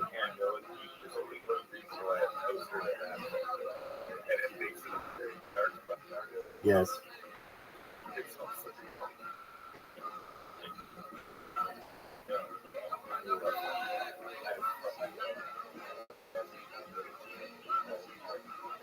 Excellent. Right. Right. That there's something unique about that joke. All of the other ones, I don't know how to describe them. I'm gonna have to when I do this and like we really study comedy, um, to break down like the pattern of this. Um, not literally. But well, yeah, literally, but in a like linguistic form. But basically, the joke is, "Damn girl, are you a blank? Because I can see whatever." This one has the added dimension. Usually, the first thing and the second thing, "Damn girl, are you the Bank of England? Because I am interested in a pound." That's a good joke, in my opinion, because it also has the interest in it, which is a pun as well. And I think I can word it differently to probably be funnier. But the funny thing about the one with the toaster is the two things don't go together. But if they do, it's fucking terrible, which it makes it very funny.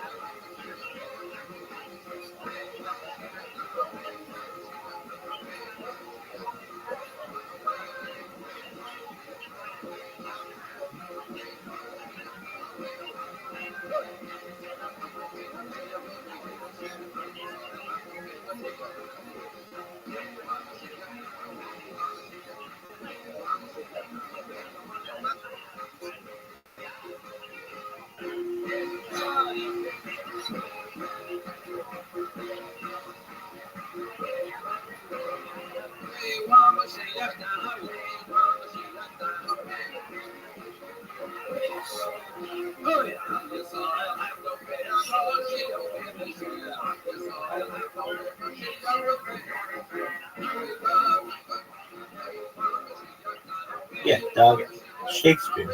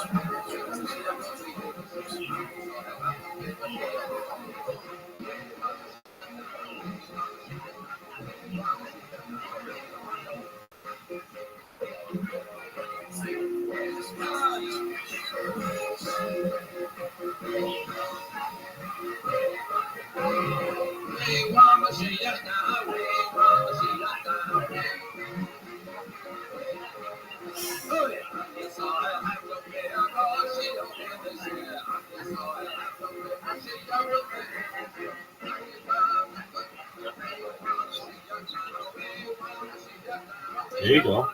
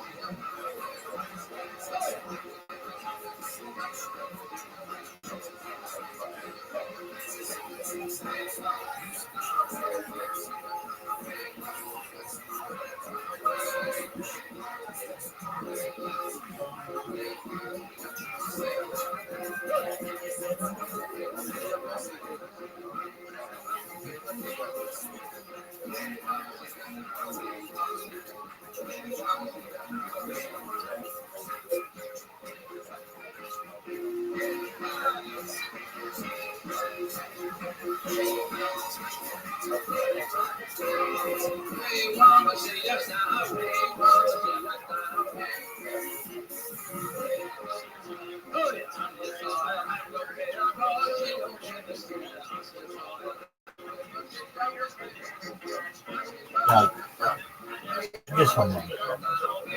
Can you say that part again?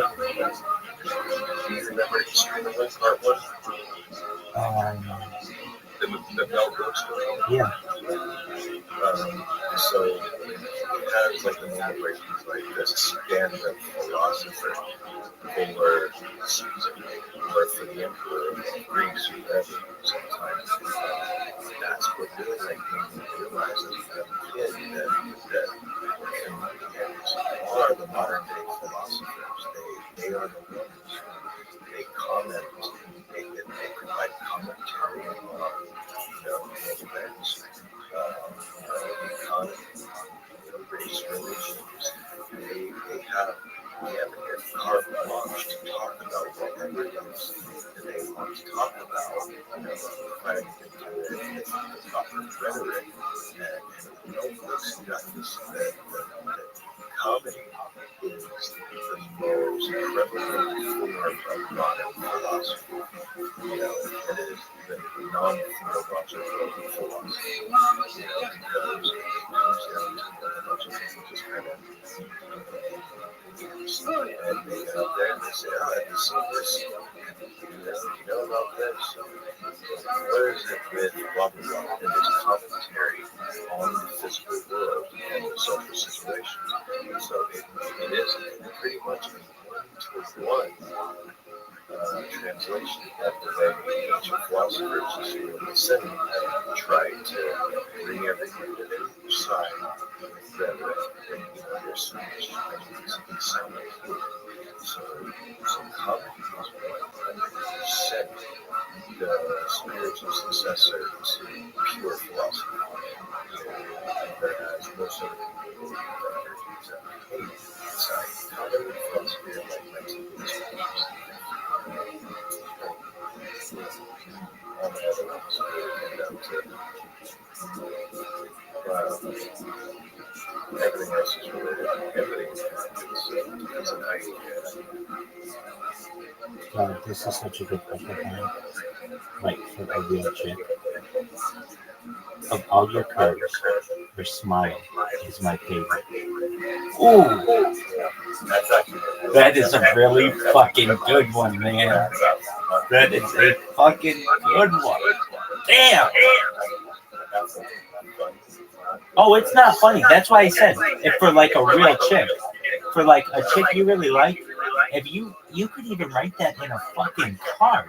I mean, it's like really nice. It's really sweet. Of all your curves, your smile is my favorite.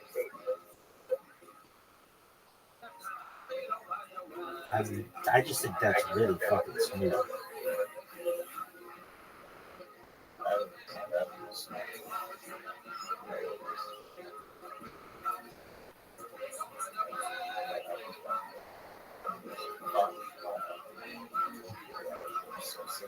Exactly.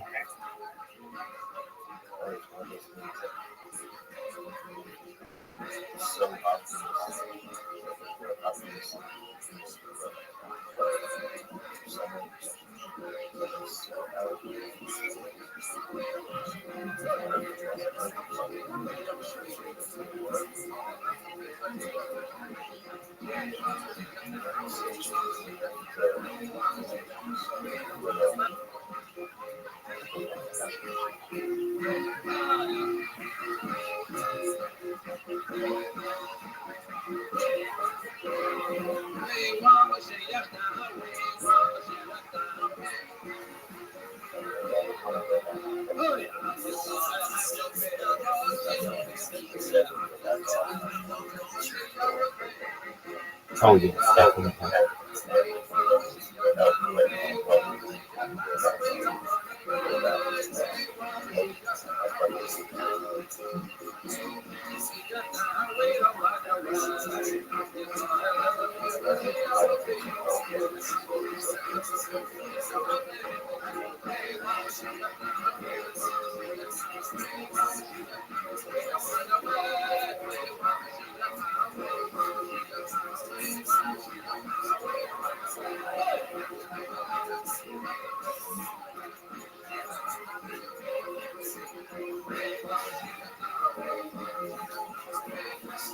Oh damn! I did not get this one at first, but now I get it. I like jokes at it. Okay, hold on. There were two that were pretty good. I wouldn't use these in a stand-up bit, but they're just different. That I kind of like them. Oh, shut the fuck up, you goddamn computer. Okay, here we go. Hey girl, if you were a fruit, you'd be a fine apple. And if you were a vegetable, I would stay beside you in the hospital. It's like, what the fuck is that? Oh, you mean it's like the person where like in a vegetative state. If you were a fruit, you'd be a fine apple. And if you were a vegetable, I'd sit beside you in the hospital.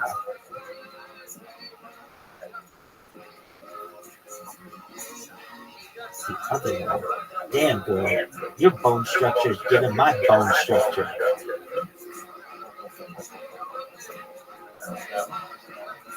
I went to your boyfriend's Instagram page and it said edit profile. And I thought, what the fuck does that mean? And then I got it. Okay, that was the one. It's a thing.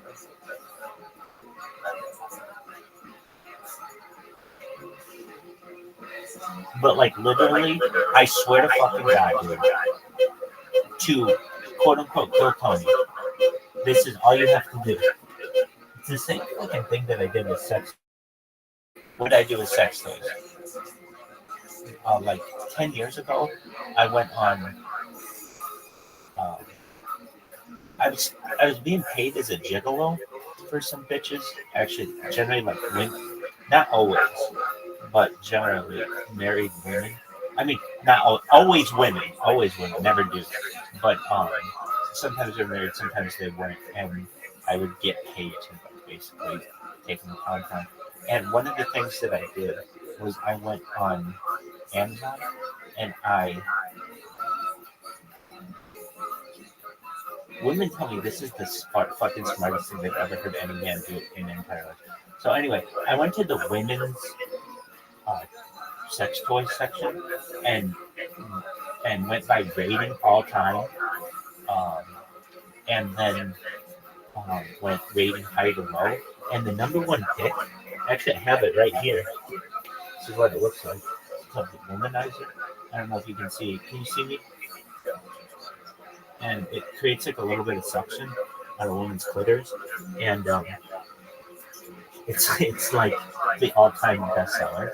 And honestly, when I go viral, I will do personal endorsements of that product, perhaps carte blanche, because that thing just is like an automatic orgasm creator. Anyway, so I can just tell you that like that, I bought the top toys that showed up, and they were all fucking grand slams, every single one of them.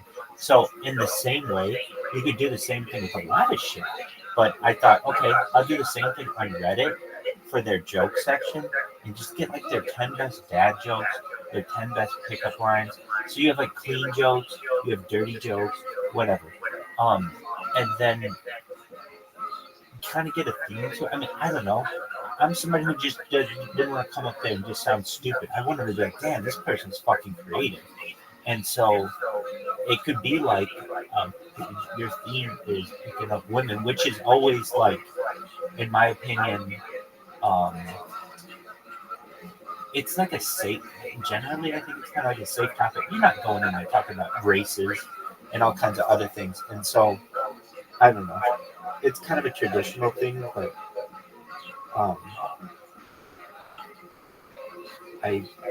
so what did I do? I went to Reddit and I went to the pickup line section and went all time, highest to lowest, and like one of the highest ones all time was, of all your curves, your smile is my favorite. How good is that?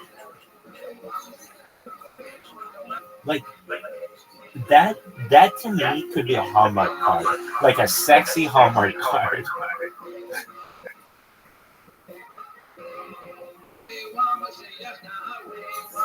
Yeah, it's really good.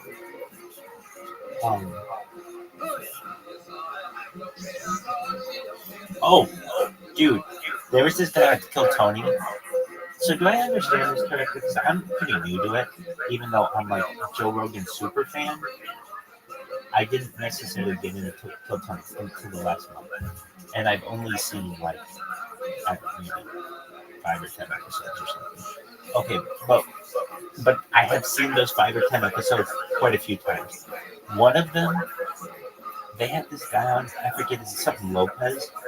He was funnier than anybody I've ever seen on the show thus far. I think he got... Did my internet just go out? Can you hear me? Okay, good.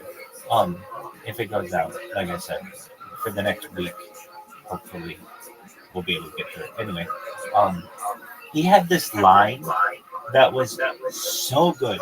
He had so many lines for like shit that people gave back to him. So what did he do? He worked in like, he was like a cattle rancher, or like worked in the oil industry or some fucking Texas thing, and they said this thing to him like, oh, so how do you like to pick up a woman? And he said, do you come here often or do you wait to get home? Do you come here often or do you wait till you get home? There, now you hear that. I know, it takes a second. And the way he delivered this, he had already given his 60 seconds. They were flawless. They were tight, they were funny, and then he just comes up there and they're like, all right, so in fact, motherfucker, let me see if I can find this guy. He was so funny that it was like, this guy's a natural talent where he just has zingers that come, and I love that about people. Honestly, I tell this to everybody who with whom I have a conversation about Kill Tony. Tony Hinchcliffe kind of pisses me off in a major way. Not pisses me off, I shouldn't say that. I don't think he's that funny. He thinks he's so funny, and exactly. And some of the jokes that he makes are so cheap that I'm just like, no. Like, you'll never, in my opinion, be like a really, really great comic. Perhaps maybe you could be, but like, I don't know. Just, you can't take every fucking swing. He takes every fucking swing. And so he strikes out so much. He gets some.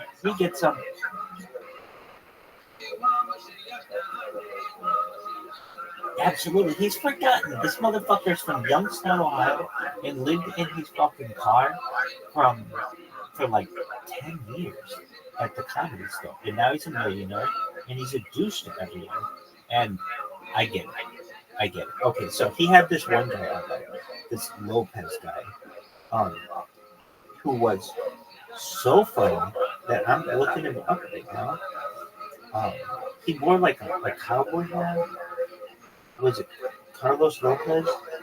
I think I'm asking you like you know. Just one moment. Yeah, I think it was this guy. Just listen to this motherfucker. He was so funny. Let me see if I got it here. Okay. I'm your host, Latorius. This is one of. Let me say this.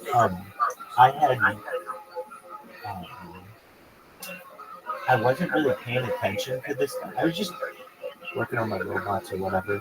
And you know, that's like fucking time intensive and you gotta focus on. And I just heard this guy in the background, so I didn't really look to see what he looked like, but I do remember I thought he had a cowboy hat or something. I kind of briefly looked up. So if this isn't him, I'll find the other guy. For one of the best bucket clothes that I've ever seen on Kill Tony. Okay, yeah. Episode number 650. Our crush You can hear it. Esther Povitsky as the special guest.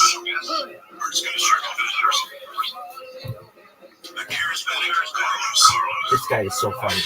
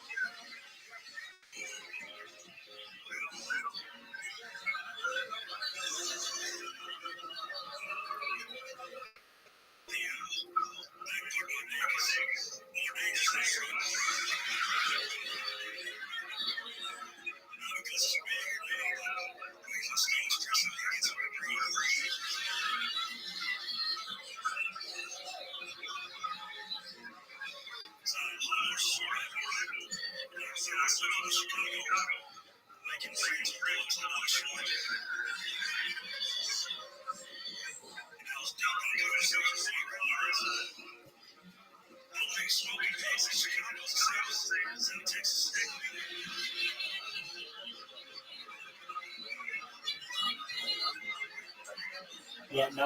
I know. And I gotta say this. He's 60 seconds is okay. His repertoire or his repartee with the panel is we just gotta hear the first like 2 or 3 minutes of it. He's so on fire. I know it's hard to hear, so we'll see how it goes. We're not listening to the whole thing. They had him on. They had him on for 16 minutes. I'll send it to you. Let's see if we can.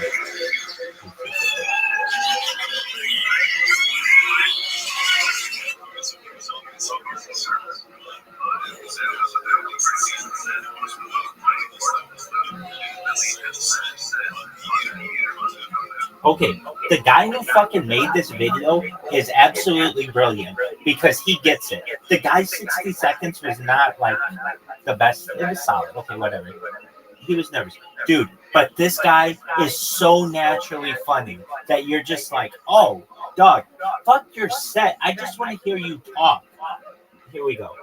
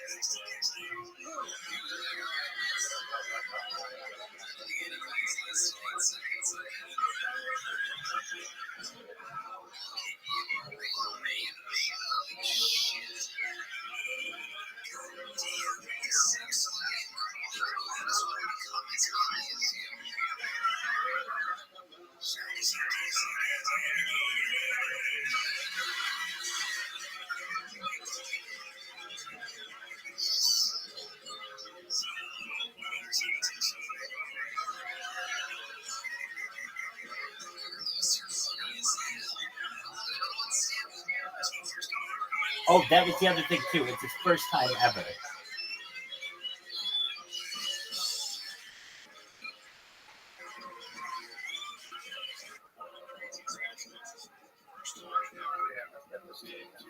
I will.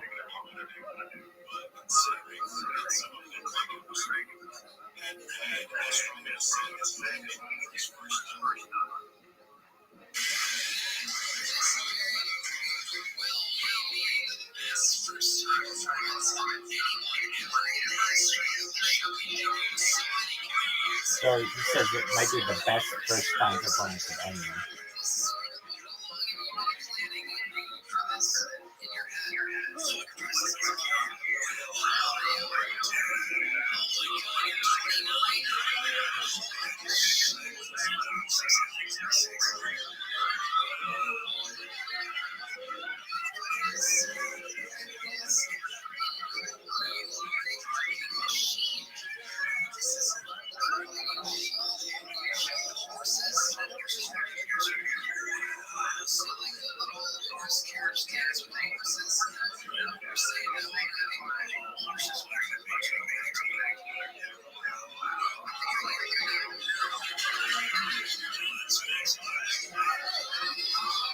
So they played like the sound of galloping horses, and he said, "That's the sound of." They say, "Is that the sound of your horse?" He said, "No, that's my ex-wife." Which he was fucking on. I'll send it to you because this guy like you asked for it. He is. I wondered when I saw this guy or heard him, it was like, damn, this guy might be the fucking like best, at least conversationalist that they had. Not necessarily conversationalist, but just he had a lot of zingers. Not everything he said was funny, but he just had a few of them. And I'm glad that person who made this video recognized how fucking funny this guy was. And it wasn't his set that was so funny. I sent it to you. It was his back and forth with the guys. Anyway, back to the set. So, I think that the theme of pickup lines is funny, and I think that I don't think you're going to get in too much trouble using it. It's misogynistic, but like, what can you laugh anymore? Let's see here. If they were trying to see what made it funny was. Oh, I thought this one was pretty funny in its sexuality. Damn, girl, you a parking ticket? Because I want to tear you up. Right? Isn't that cute? So I think you could go about it where you could have clean ones and sexual ones as well. But all right, I like the Bank of England one. Why? It's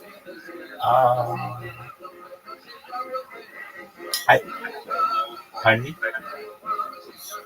Yeah, it's straight to the point. And so I think it's kind of like it's really funny. If you're set, if I were doing this, the theme would be pickup lines. And the ones that I would use would all be at the end like very sexual. So but they'd be these double entendres. So then what would they be? Damn girl, are you a school? Because I'm going to shoot some kids up inside you.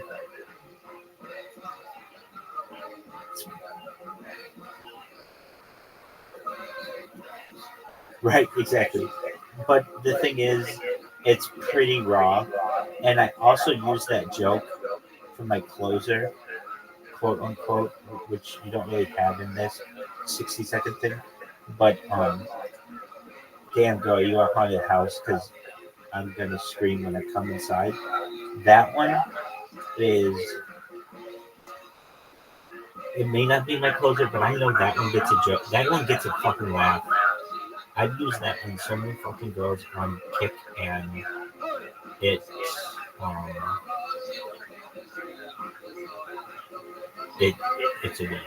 All right. The toaster one, though, is so fucking dark and funny at the same time that I almost want to make that the closer. All right, so I had some that aren't that funny, so I'm gonna get rid of them. What is it? And I'm sure I could get them back, but I was trying to do one for a big titty goth girl that was like, "Damn girl, you a bitch," because you can ride this stick. It works like a broomstick. But there are some that are better than others. Okay, so then what? Damn girl, am I your heart? Because I can pump inside you. Damn girl, are you a clock? Because I would. Damn girl, are you a clock? Because I'd like you all the time. Okay, so I've got 2 winners right now. Actually, 3 winners, which I think probably. Damn girl, are you? Yeah, right. I'm going to scream. Okay. The only reason why I wouldn't do the toaster one is that's going to get a moan by some people. And if you're just going for like bing, bing, bing, bing, bing, and I just want pure laughs and not have like any negative thoughts come across to people, because you have to think like somebody might in the audience have had a friend or family or die that way. And if you can avoid it, I think it's probably a good thing. Okay, because I'm on the screen when I. It is. It is a strong finisher.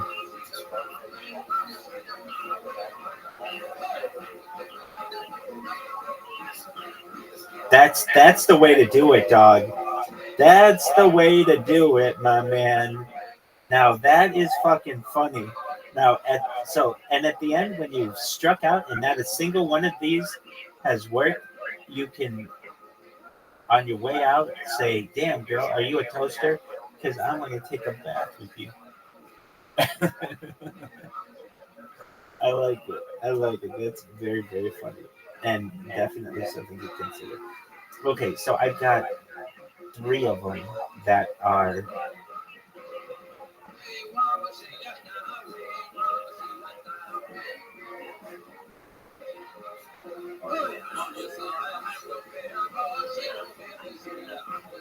there's that too, yeah. There's also another way to say it, like that I saw. Damn, but yeah, exactly. There's also like I wish you were like damn, or not damn. You'd be like, I wish you were a parking ticket so I could tear you up, something like that. All right. So.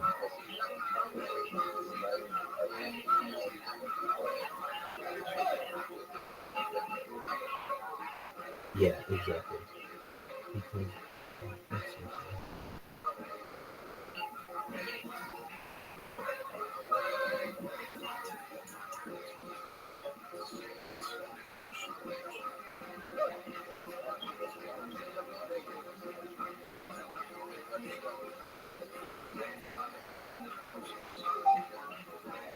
Welcome, welcome. Hey, it happens, baby.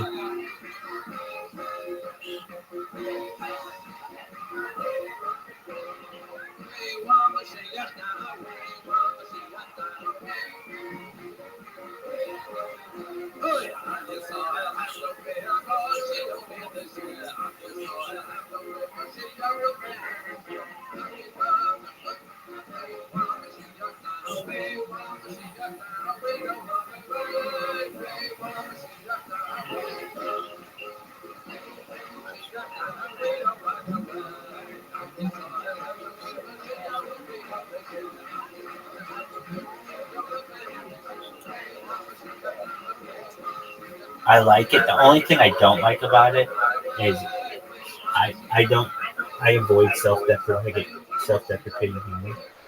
I don't always, but I haven't always in the past, but I recognize that in order to have a confident manner, you avoid it.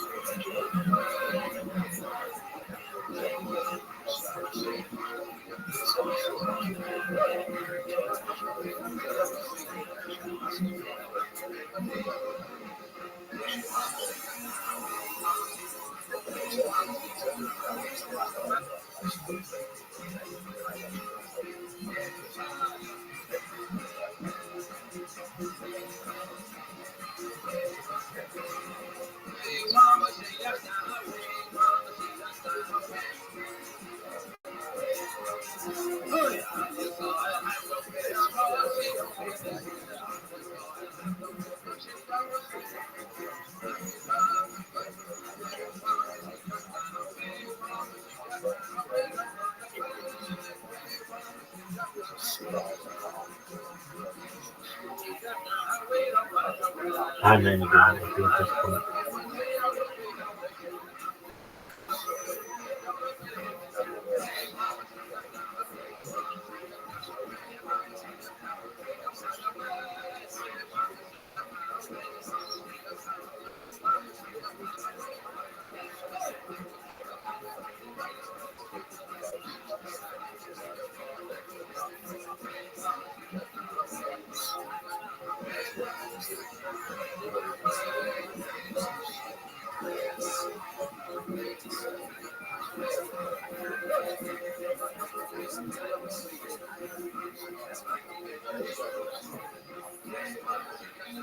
Definitely.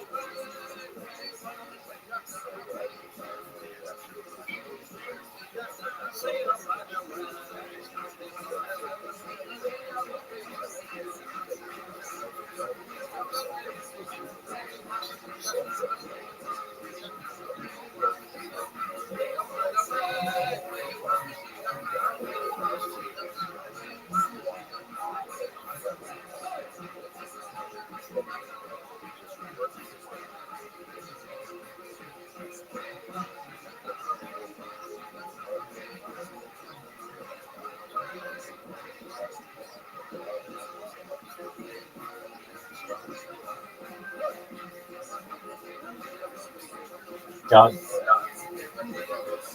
how about this one? You remind me of my pinky toe. I'm going to bang you on every piece of furniture in my house. So that's another strong one. So I like instead of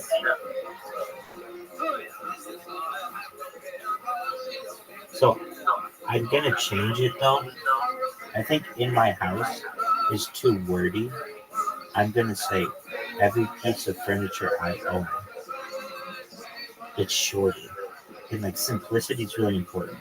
So you remind me of my pinky toe. I'm going to bang you on every piece of furniture I own. It's shorter than I'm going to bang you on every piece of furniture in my house. Excellent. All right.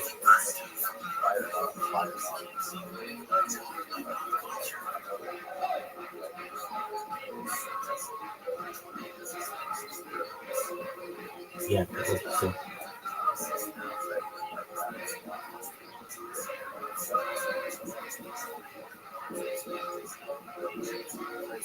Right, what I'm going to do is get them all in a format of Damn Girl, whatever it is, and then change all the beginnings to be whatever. Like that part, they're interchangeable basically. Here's another one that isn't in the same vein as that. Like, I don't know, those ones where it's like, I'm gonna beat the fucking shit out of your pussy. That's like a good 60-second set, and I've got 3 or 4 of those right now.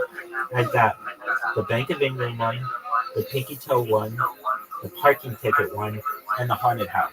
That right there is fucking 60 seconds of the most solid fucking material that would have ever been on Kill Tone. I mean, like, if you came out with those 4 jokes, they would fucking give you a standing ovation, I think.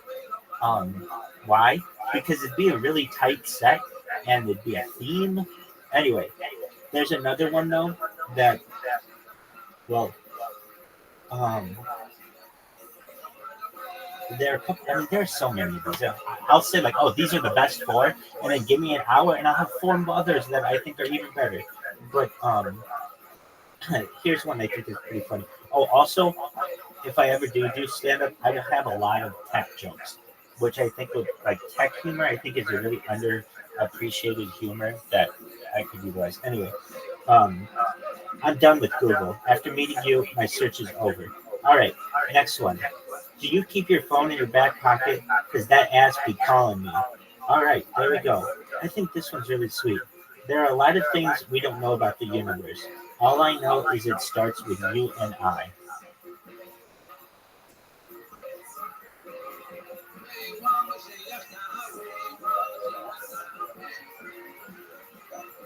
I've heard versions of it. I think it's sweet. There's another one that's like that.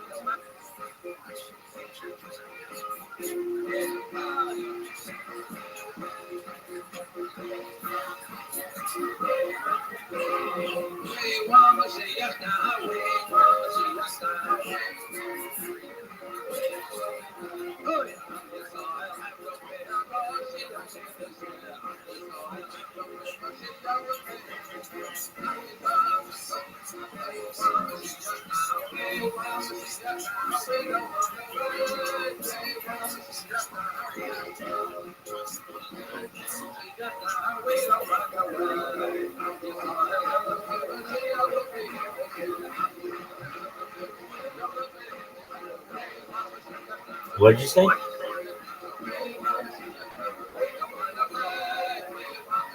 What'd you say?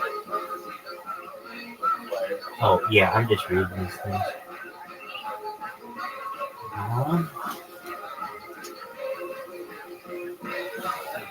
Yeah.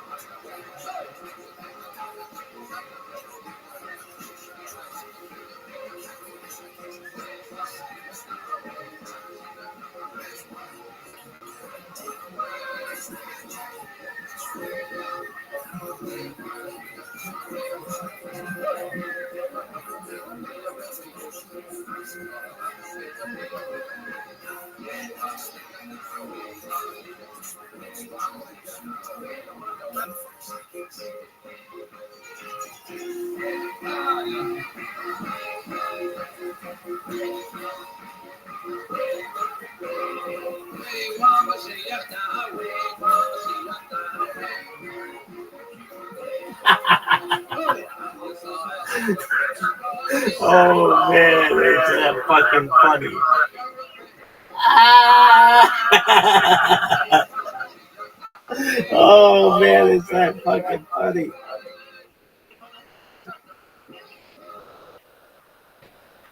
Oh man, is that fucking funny.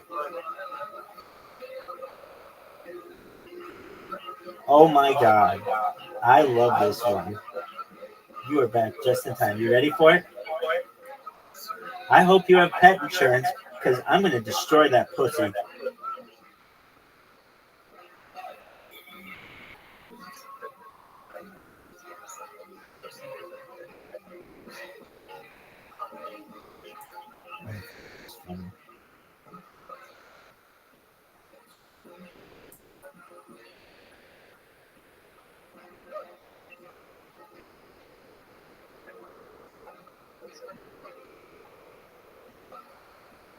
Yeah, because you don't. I know. I'm in agreement with you. It's like not as funny, but it's. I like the delivery of it. It's like, I hope you have pet insurance. Like you're fucked. If you don't.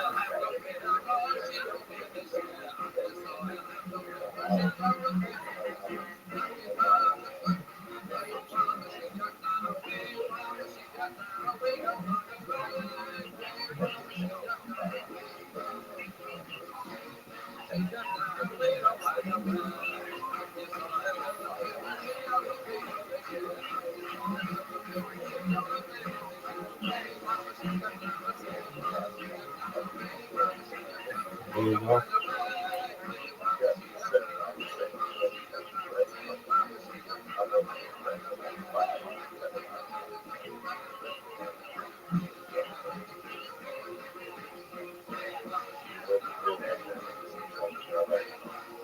There you go.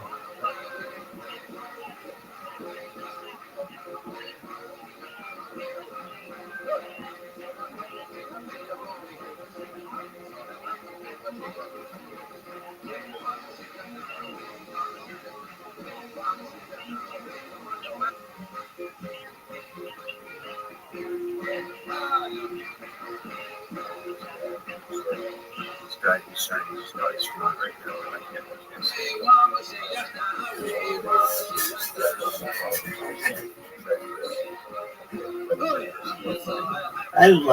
I love tech jokes.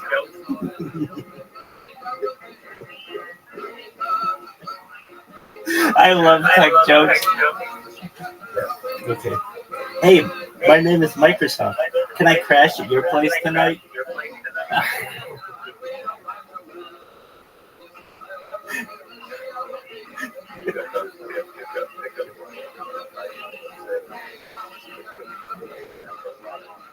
Ooh, that's a good one too. Oh, I just think it's hilarious because Microsoft sucks. I mean, every computer company sucks, but I think it's okay. You were saying?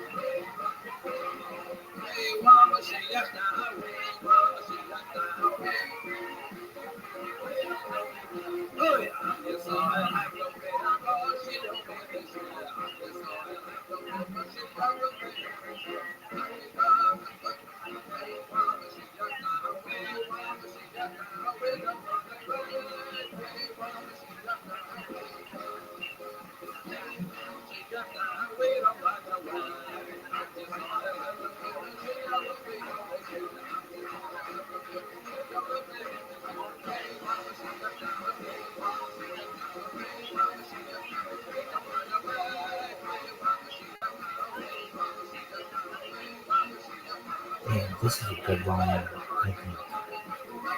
It's not a funny line. It's sort of funny. Okay. If your body were poetry, I would read you in braille. It's just kind of sexy.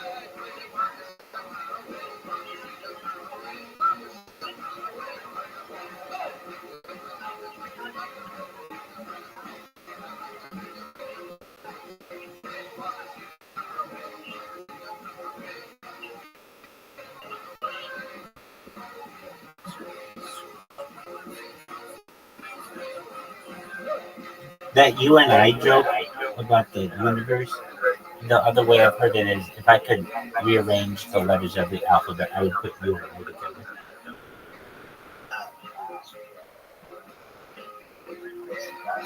Right, that's right. I do this right.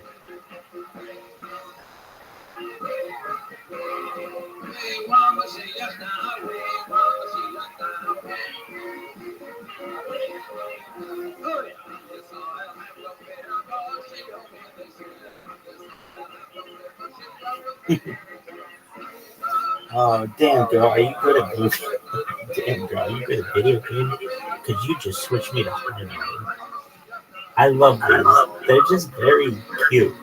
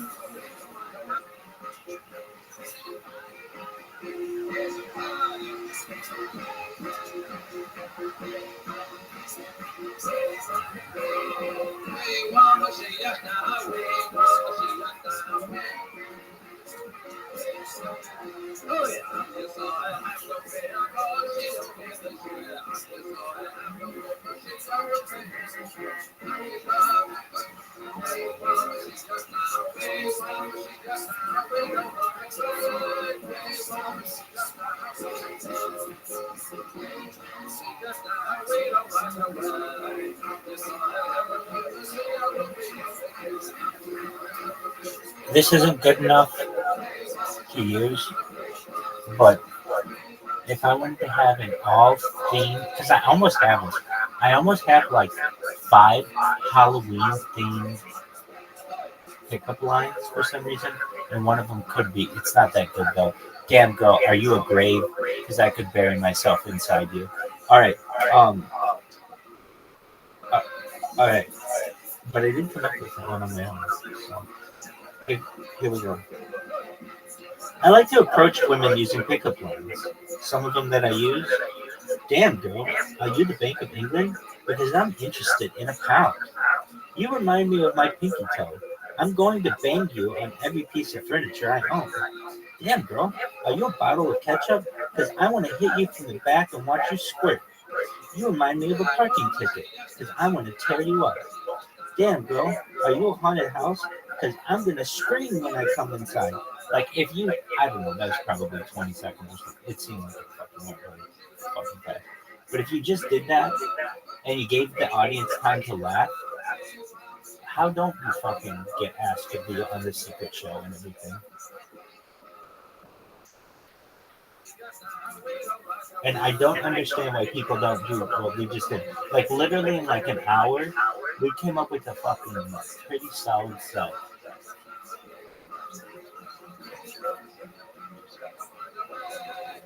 Yeah, exactly. And if you can't do that, you're in the wrong place. He's going to be tough on you, but it's like, he asks the same question, so you'd be ready for it. What's the first question he asks?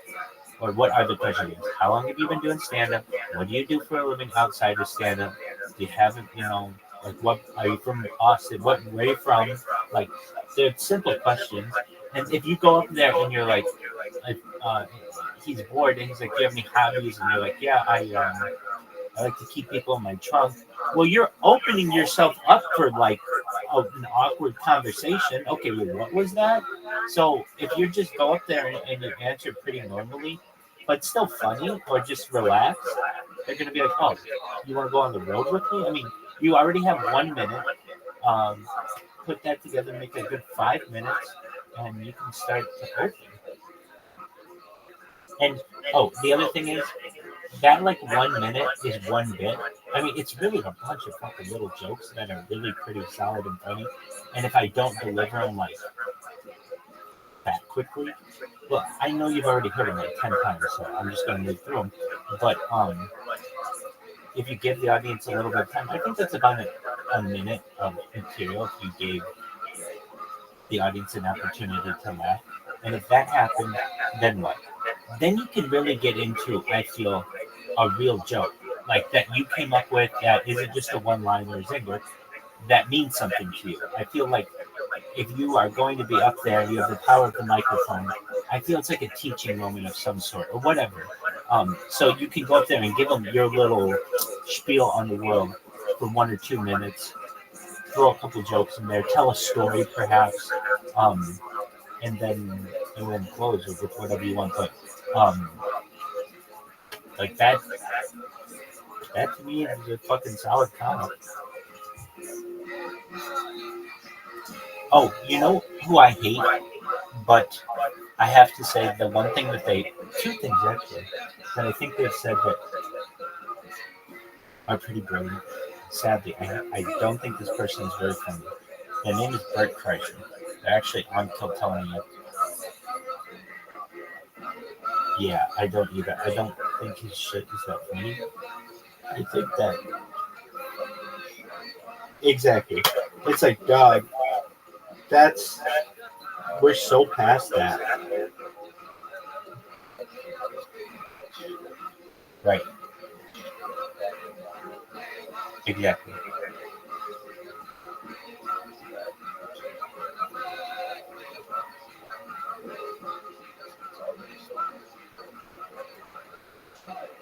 Dog, I cannot stand.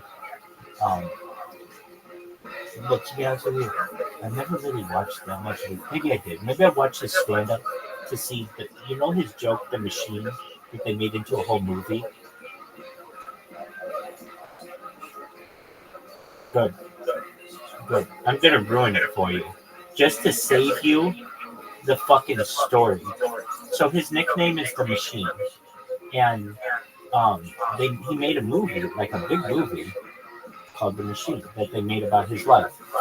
If you don't know his fucking story, I think it's a spoiled brat and I don't like him. Here's why. He's the son of a lawyer and who's very successful, was able to take 6 years in college, which is far longer than any person normally gets. But because his dad was paying his fucking bills, he was able to like do all this traveling and fucking live a huge fraternity life, do absolutely nothing, to the point where they petitioned the rights for his life story when he was at Florida State, and apparently, though this isn't confirmed, I mean maybe it's confirmed, but it's like nah. That was Ryan Reynolds' character in Van Wilder. So that was supposed to be the inspiration. All right. So he goes around and does this fucking, like, to me, he's a spoiled Florida kid. Like, his dad's really, really wealthy. He tells stories like this. Oh, man, I got so fucked up. I was with my parents, and I was so fucked up. I drank all these beers. There's all this SoCo, and we were doing Jaeger on the lake at the lake house. And when I awoke, I didn't know where I was, and I forgot that my parents had moved, and I was asleep in their guest bedroom. It's like, dude, you're like dunking now. I mean, like, you're basically bragging that your family is so wealthy that you could awake in a new room in their house and not know where it was because they have like different houses. And that isn't like they have different houses because you gave them to them and like they're like, no, your parents were well off, well before. Like, if you were a normal motherfucker, you could not have lived off your family for that long. It's a, I can't stand that about him. Okay, what else though? Like, but he does have two things on him. Okay, so he has this story, The Machine, which became a movie that was different than Van Wilder. But again, I think that Van Wilder character, maybe they interviewed him and everything, but He did not look like Van Wilder. He partied a bunch. One of the things that he did, though, he went abroad to Russia for like a semester. And I'm telling you, I'm gonna ruin his story. This is his big fucking story. And this is what I can't stand about him. He's not a stand-up comic in a traditional sense. He's a storyteller who has some funny aspects of stories, but I don't think they're that funny. But he's not like a traditional good storyteller or traditional comic in my mind, or at least not funny. Anyway, so he comes on, he tells this story. What is it? He goes to Russia, and there's like, I don't fucking know. It's like a wild story where they start drinking vodka. You know, of course it's going to be a fucking Bert Kreischer story, so it's going to involve getting so fucked up that you can't see straight, and like no matter how much you drank, he drank 10 times more. Everything that you did, his was better. You could have had a friend who did something. His friend did something twice as good. That's just this guy's fucking life. He's just dunking on people. Okay, fine. So what does he do? He has this story where, and I'm fucking, like, I've heard it once, and I didn't think it was that funny. And he was like, wow, that's his fucking story. He's in Russia, and he's at, like, I want to say he was on a train or something. I could be wrong. I'm totally making this up. But anyway, he meets some guy named fucking Dmitri or fucking Vladimir or some shit. And Vladimir takes him under his fucking wing. And all of a sudden, he realizes that they're on like a train robbery. And that everybody on the train's getting robbed. But that Vladimir really likes him because he's like a cool American. And so, you know, like, he's like basically like, they didn't kill me because they thought I was really cool. It's like, dude, shut the fuck up. Like, nobody likes you. You're an asshole, and everybody fucking hates you. They didn't kill you probably because they just had better shit for you. Nevertheless, he says that like Vladimir, after it's all said and done, is like, wow, you drink so much. You're like a machine. And then everyone chanted, no machine, no machine, no machine. It's like that fucking story that people tell, like, oh yeah, and then the whole class stood up and clapped, or then the whole bus clapped. It was like, dude, nobody was in fucking Russia to hear this goddamn story. So you could literally have said that you drank with the Tsar of Russia with the fucking bear, and no one would know any different. So anyway, he tells this fucking story, and that's how he got famous. Actually, he did not get famous that way. He got famous. He was on a couple shows, like on MTV. So was Theo Vaughn. Theo Vaughn was on Road Rules. Christina P. She was on Road Rules, and that's what's his name's wife. What's his name? Tom Segura's wife. Anyway, Tom Segura is another guy who has lost connection with reality. I think his dad was something pretty fucking. Successful. Oh yeah, have you heard his story? Have you heard his story about their family reunion where they go back in their lineage and they're like, yeah, so the first people who were here came from Spain and they were slave owners and they had this blah, blah, blah, blah, blah, blah, blah, blah. And so he was one of these like old money, like Spanish planters. Anyway, his mom's like from Peru or something. Anyway, just exactly.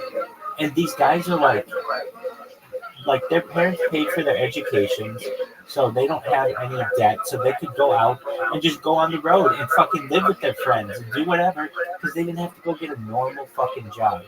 Anyway, what two things has Bert Kreischer done? At least for me as a comic, I'm not a comic. I know though I'm a naturally funny person. It's just that's not what I do doing a comic. It's not like another hat that I want to wear, but I probably will someday, perhaps, if I really wanted to, at least to put together a few specials. Because in my opinion, it's not that difficult. I know it's really, you got to fine tune it and everything.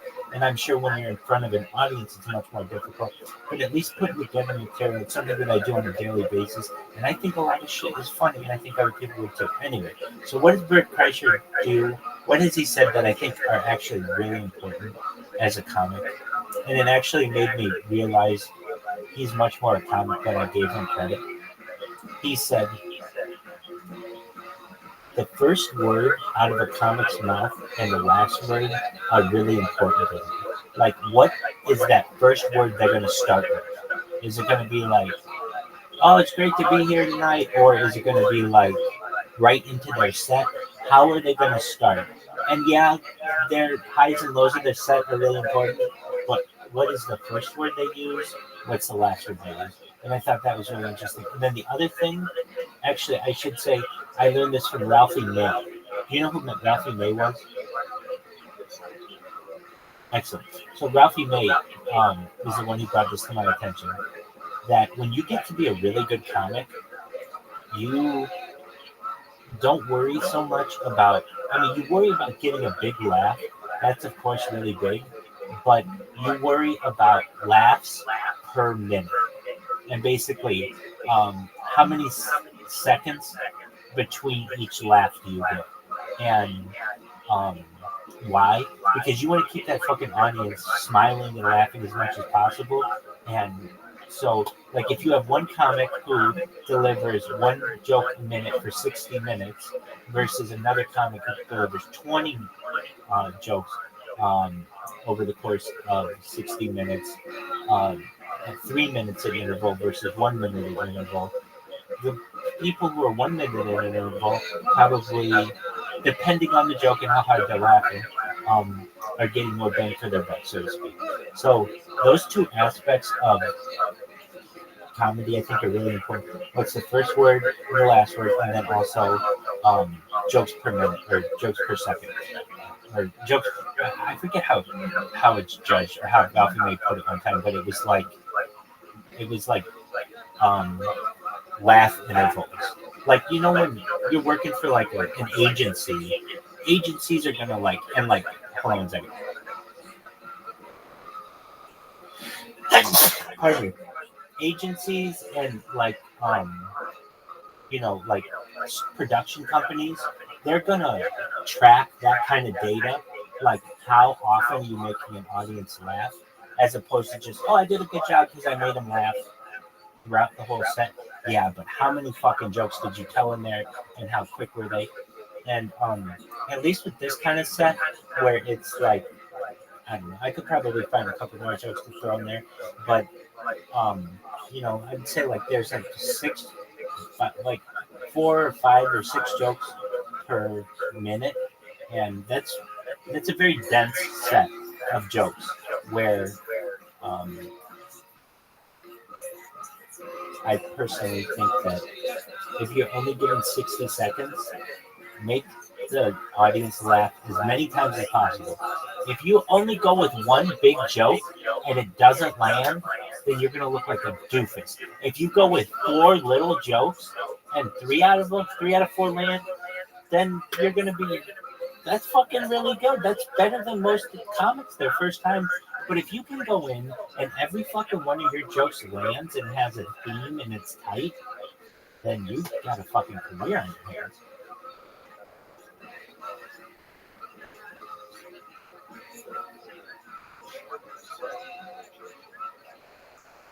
Yeah, exactly. That's a really good point.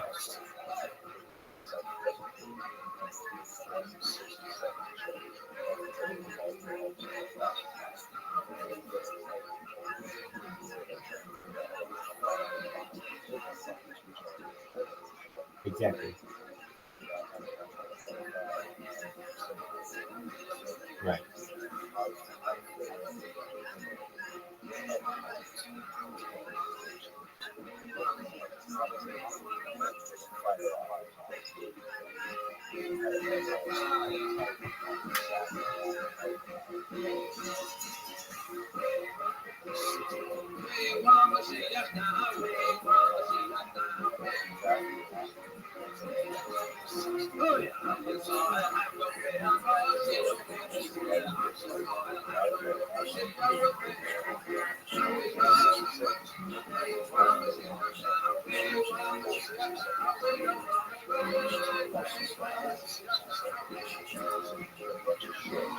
Right.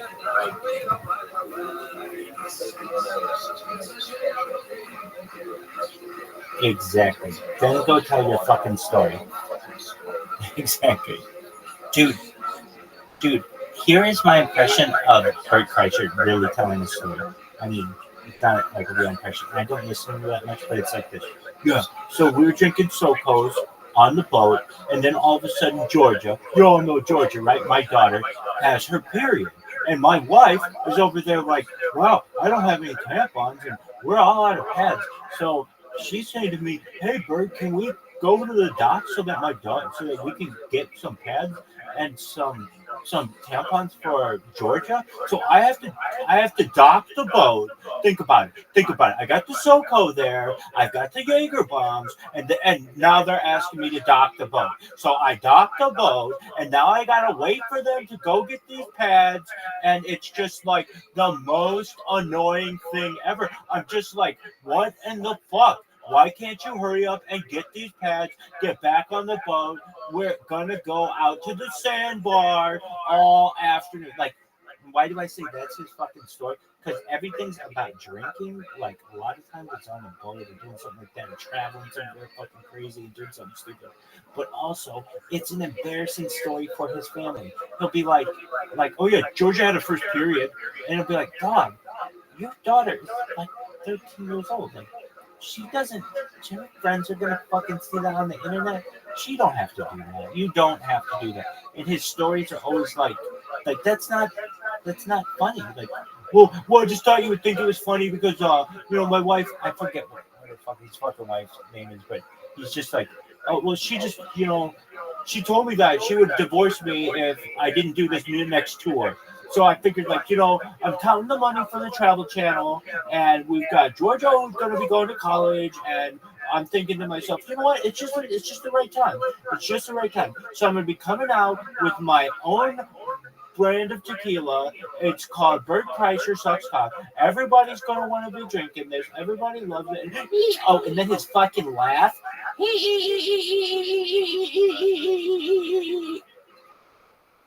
It is the worst. I cannot stand it. And honestly, I think I could tolerate him more. I don't know why. There's something about rich comics or like privileged comics that makes me just dislike you off the bat. It's just like, I like grimy comics who, I don't know, it's the Joey Diaz, they got that dog in them. They're having to climb up from the bottom. I'm not saying that you can't come from a successful family and be a really good comic. You can, but then don't tell me stories about your family and how all the shit that.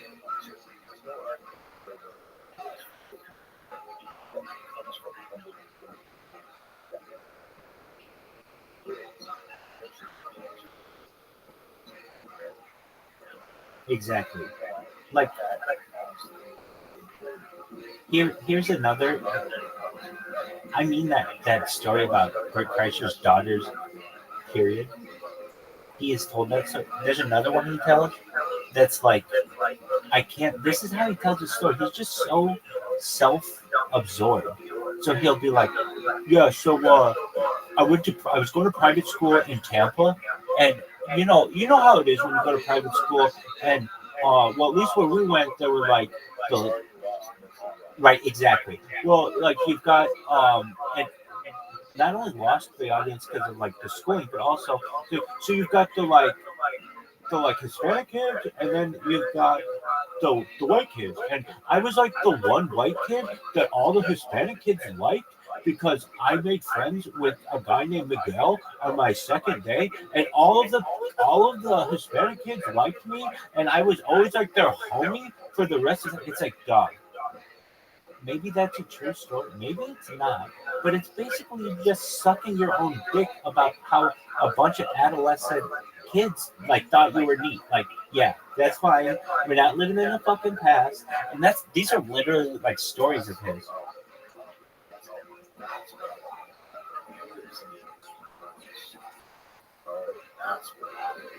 Right.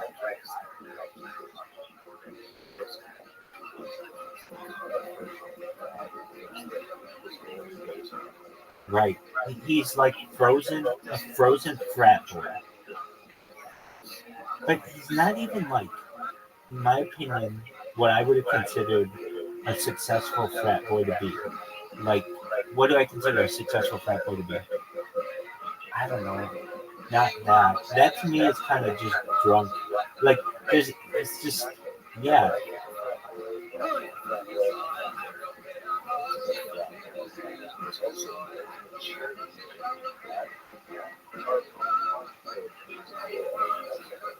George Herbert Walker or George Walker Bush.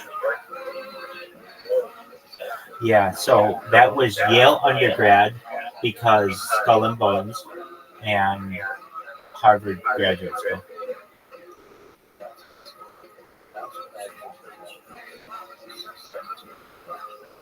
Yeah, that's exactly right. Bert Kreischer, in my opinion, again, he just wouldn't have been able to do all this if he had to. Like, you could have been in school for 6 years. Normally, people can't afford to do that. You can't travel abroad and then when you're done, not have any bills or anything, and you can go and live with your parents or go and like have your dad, like have your dad pay for what you need. Like his stories are literally like this. Yeah, so I called my dad and he was telling me about this big business deal that he was having to do because he does really big business. And then somebody would be like, this is literally an actual fucking conversation I've heard him say. Tom Segura said to him, what kind of law does your dad practice? And he's like, it's like, it has to do with like business, I think. I don't really know. And Tom's like, you mean to tell me that your dad, who you talk about all the time as a lawyer, practices law, and you don't know what kind of law he practices? And Bert's like, well, it's really, really complicated. I know, like a long time ago, he started doing this one kind of law, and then he sold that practice for a lot of money. And now I don't really know exactly what he does. And so what do they end up doing? Tom Segura's like, get your dad on the phone. Exactly. So Tom Segura's like, get your dad on the phone. They call his dad, and Tom's Bert's like, yeah, I'm here with Tom. We're on the podcast, and I just wanted to know, like, I know you're an attorney, right? Yeah. What kind of law do you practice? And his dad's like, contract law. He's like, all right, like business, right? And he's like, yeah. He's like, yeah, oh yeah, that's what I said. Okay, that's all we wanted. All right, yeah, all right, yeah. And then he goes to Tom, yeah. Dog, it's like you're that disconnected with your family that this guy has been able to pay all your way, and you don't even fucking pay attention to what this man has done for you? I don't know. Yeah, and like the.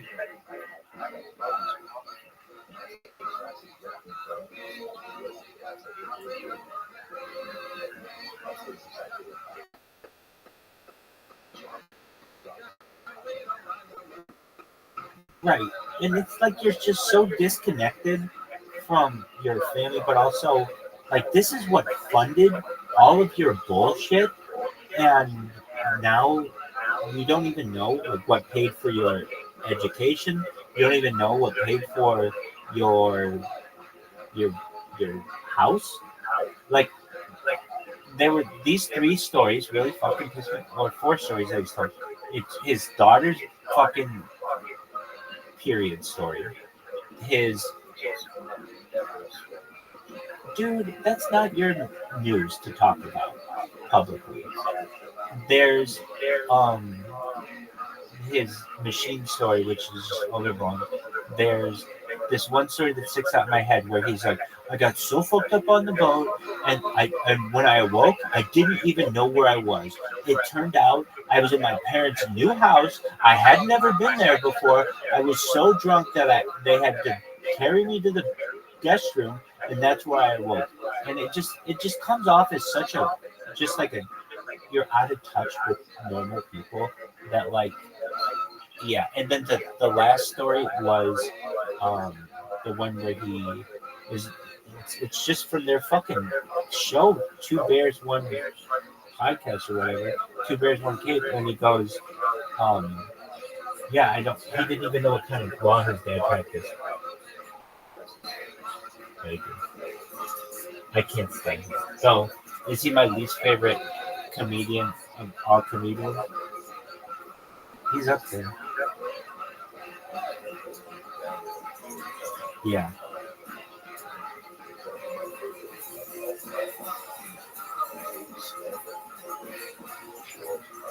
Yeah, that's amazing. No, I get it. I've given that answer.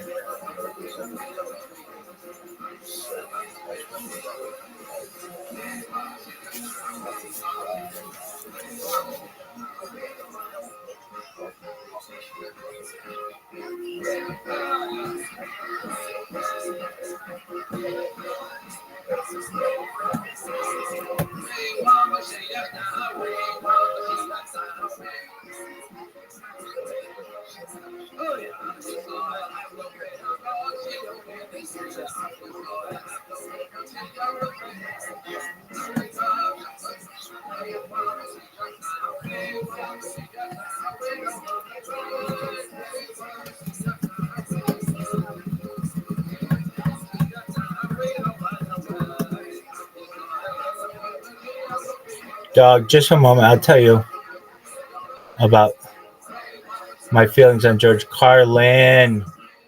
Just a moment. 3, 2, 1. I just gotta get this fucking Rumble studio going. Let's go, baby. In my opinion, when people talk about the great comics of the world, yeah, I include George Carlin in it, but he, in my opinion, graduated from the level of comic to philosopher.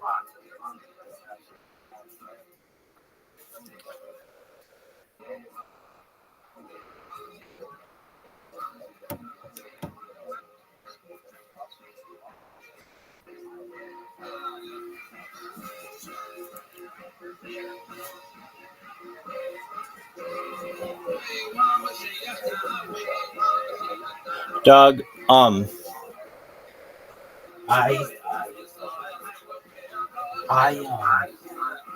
a big Red and Dangerfield fan as well. There was a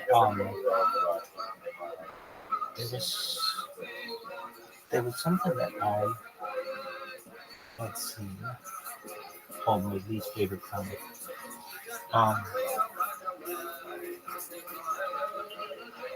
Woodward Curse should be my least favorite. Who's that?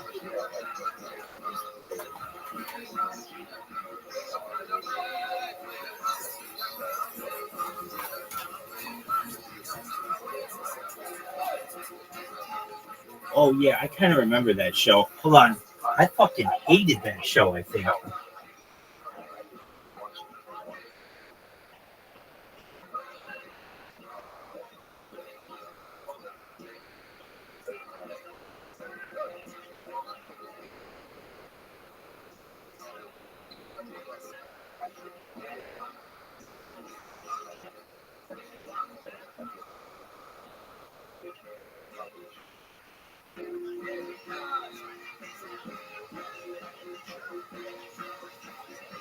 Oh, I know who this guy is. You don't think he's funny?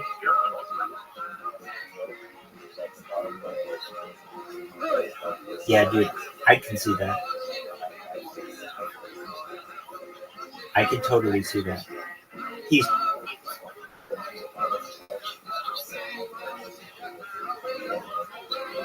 yeah, he comes off as creepy to me. But I don't. The reason why I'd say that is I've seen him in different television shows, and his characters he plays are creepy. So I don't know if that reflects on him or if it's art imitating life or life imitating art. Now I know who you're referencing. I don't know that show Big Mouth, but I do know who that guy is. Yeah. Right. I get it. I know. He's got.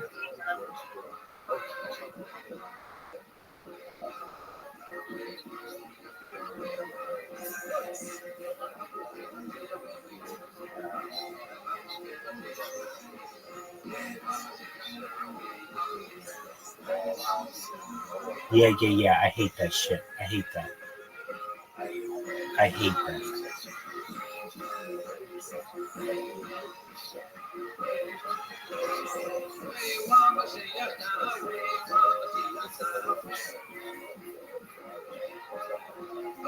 Right. Right.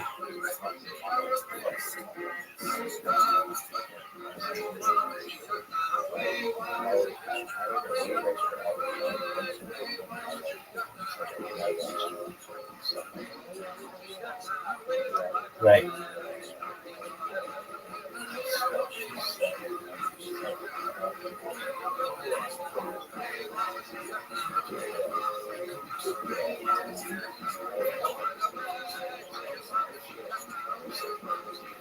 Wait, so I'm sorry, you saw him where?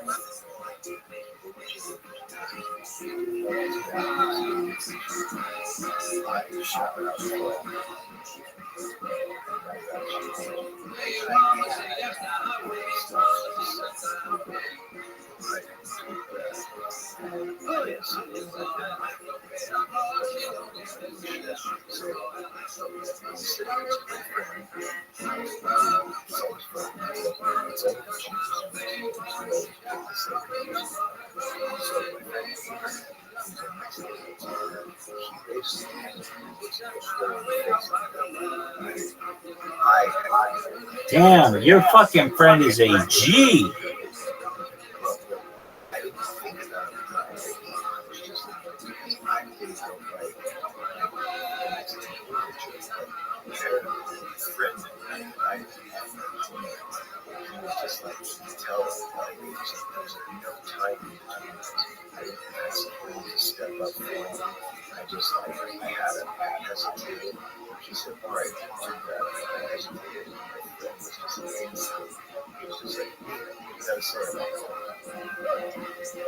Damn, what did he say?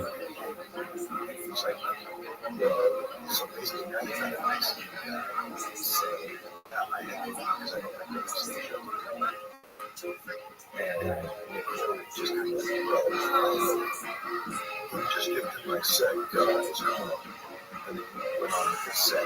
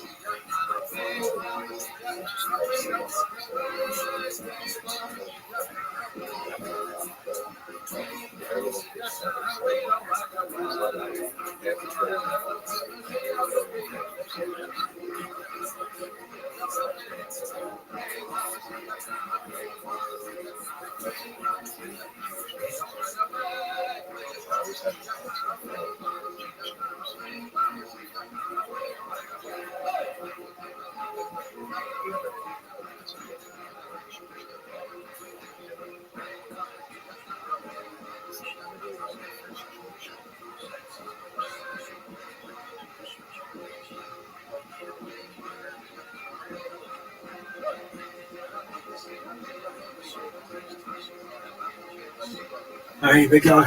I am gonna hit play on this bad boy, and we're gonna see it continue. I completely understand. Take care, my man. Sweet dreams. See you in the morning. On the nightstand next to my bed, 12 rules for life. I go over it with my grandchildren that I'm helping to raise. You're a wonderful man. This is great. You're all great. I love you all. Karen Jones, everybody. Isn't that special? Isn't that fun?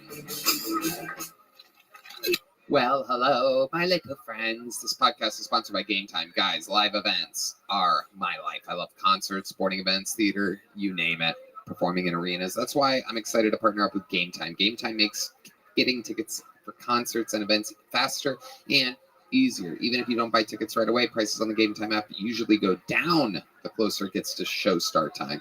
With killer last-minute deals, all-in prices, views from your seat, and their lowest price guarantee, Game Time takes the guesswork out of buying concert tickets. Red Band. Tony, I love Game Time app. There are so many great shows coming to Austin. Some of our favorite comedians, like Sebastian's in town, Santana, and even my favorite, Barry Manilow. You know me. I personally love the app's last-minute tickets, flash deals, and zone deals. You get views from all the seats in the venue, and Game Time offers the lowest price, guaranteed event cancellation protection, and job loss protection. Get a panoramic view from your seat in the Game Time app before you buy. Game Time even offers ticket coverage, meaning your purchase is covered with the most flexible customer service policy in the ticketing industry. So take the guesswork out of buying concert tickets with Game Time. Download the Game Time app, create an account, use code KILLTONY for $20 off your first purchase. Terms apply. Again, create an account, redeem code KILLTONY for $20 off. That's why. Download Game Time today. Last minute tickets, lowest price, guaranteed. All right. I pulled another name out of the bucket. 60 seconds uninterrupted going to David Donick, everybody. We're going to meet David all together. Here we go.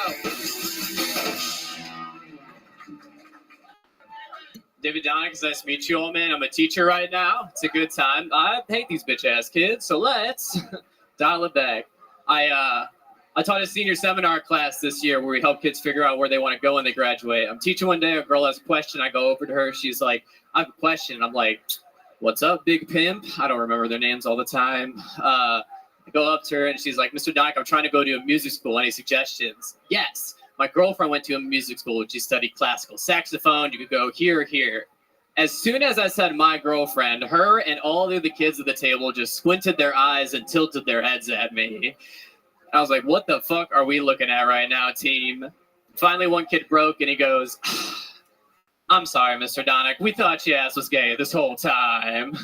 I walk away out of the corner of my eye. One kid just slides another kid a $5 bill at the table. I was like, dude, betting on my sexuality is a lot like betting on the Texans right now because it's a risk, but I'll cover the spread. Okay, so you're not gay. You're not gay. You are gay. Not gay. Not gay. Thank okay. you. Don't worry. I deal with the same problem all the time. I love it. You owe me $5. David, welcome to the show. How long have you been on stand-up? Thank you. It's nice to meet you all. I've been doing it for about 5 years. 5 years. Where at? Chicago. Chicago, Illinois. And what brings you to Austin, Texas? Professional development for work. So what is it? Professional development for work. What does that mean exactly? I sit in a room with a bunch of teachers and they just be yapping and I'm on my phone. It's really what it is. Wow. Yeah. Amazing. That's why our schools are learning. We are learning how to be a better international baccalaureate school. So basically how to kind of align everything and what we teach and how we teach it. And why aren't the courses any good? A lot of teacher turnover. People don't want to work. You know what I'm saying? Yeah. All right. They're on their phones. Yeah. Yeah, exactly. Teacher turnover. All right. Storing that up for a little fantasy later. Yeah. I mean, you know what I jerk off to. So, David, Chicago, doing teacher. What exactly are you teaching? I teach English. Yeah. English. High school English. Okay. Is it in Chicago? Is it the South Side? It is. Yeah, it is the South Side. So that's a tough subject to teach. It's a fun time. Yeah, Shakespeare is hard to teach, but we make it work, you know? Right. So it's mostly black students? Mm-hmm. That's not, we have like one M&M, but, you know, we don't talk about it until the album drops. That's the candy they all split. Yeah, he sells me the candy, man. It's good. Actually, we have a lot of Venezuelan migrants now, too, because thanks Abbott, or what's his name here? I don't know. The governor? Yeah, we sent some buses up there, huh? Yeah, it really pushes the boundaries of my basic white guy Spanish. Right. Yeah. So, what's it like dealing with these types of kids? Brother! No, they're good kids. I'm very humbled. I won coolest teacher of the year this year at the end of the year. Whoa. It was dope. I know. Thank you, man. I won. Imagine how uncool the other teachers are. Well, I only won because I joined every gang in the building. So I'm now a King Crip disciple. Amazing. What else do you do with your life, David? Stand up. I Uber. Ubering is pretty not fun. I don't know. Your Ubers are weird here, man. They don't talk as much as they do in Chicago. They don't speak English. No, yeah, it's weird. But yeah, I Uber. I teach. I do comedy. Play a lot of video games. Been playing Fortnite recently. That's a time suck. Oh, I'm so bad. Do you play video games? No. A good question. I don't know. You could have had a crazy system set up, you know? No, I don't let myself play video games. But my friends did buy me a Mario Kart setup for my 40th birthday because Congrats! I love playing. How come you don't let yourself play video games? Because I would just end up being mediocre at comedy if I did that. Thank you. I would play them all the time, and I would never professionally develop. Yeah, you know, I'd be. It's the equivalent of being on your phone when you could be developing. You're an inspiration, Tony. Thank you. David, give us a tidbit about your life that we would find surprising, something that makes you different than everybody else. Something that makes me different. I'm a little bit of the breadwinner in my family. My dad passed away when I was 12. Bread, I know. Did he pass away? Yeah, he had a sudden heart attack. Yeah. He saw his act. Yeah, he did. He was funnier than me, and he was like, I can't be in this world. Yeah, he passed away, so I take care of my mom, my younger brother. So, wow, yep. Amazing. So you're supporting everybody. Have to. That's why you're Ubering, teaching, and doing stand-up and playing video games. Got to fit it in there, you know. You pick 4 jobs that pay the equivalent of half a job. It is incredible. Yeah. The 4 lowest paying jobs imaginable. Amazing. What's your love life like, David? You have a girlfriend? I do, yes. Love her very much. Been together for 2 years now. Nice. What does she do? She is also a teacher. She teaches middle school music. She teaches like kids how to, play music. Basically, yeah. She's a really talented saxophonist too. So really talented what? Saxophonist. Oh, that is not what sex goddess. That's what I thought too. It was almost exciting there. Yeah, my bad. Sorry, team. So why stand up? Why stand up? I did performance for a long time. Part of the way I kind of dealt with my dad dying in high school, I did speech and debate. That was a really cool outlet. I had a lot of, male teachers who were kind of there for me. Maybe I was groomed. I don't know. But they, kind of put me in the performance direction, which was cool. So I like it.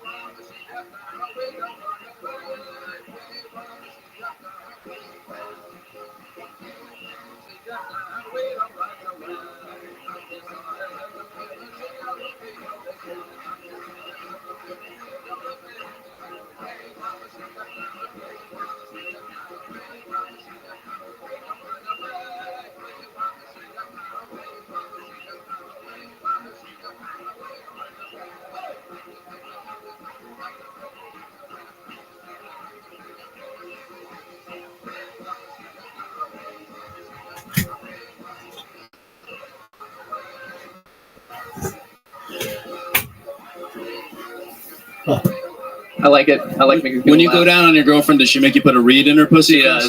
She does. Yeah, that's my special move. That's the finisher, actually. Amazing. Do you have any special moves in the bedroom? Get there and hope. That's really it. A lot You of look guys like here. you play EDM music while you fuck. EDM. Whoa. I don't know. Maybe on Christmas I would, but When he's talking to the clit, where are you? I'm so low. Cannot dream. I cannot sleep tonight. David, congratulations. You made it on Kill Tony. Here's a little you. joke book. We'll see you next time. Come Thank back you. again. Appreciate it. David Donick, ladies and gentlemen.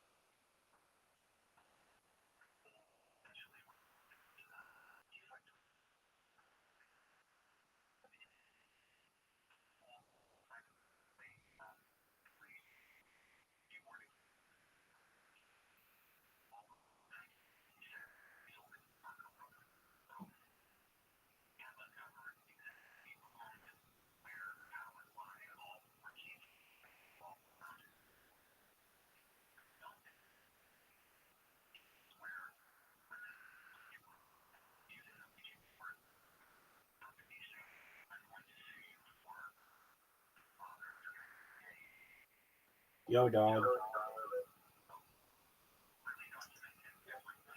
Hey, how are you? Do you know English?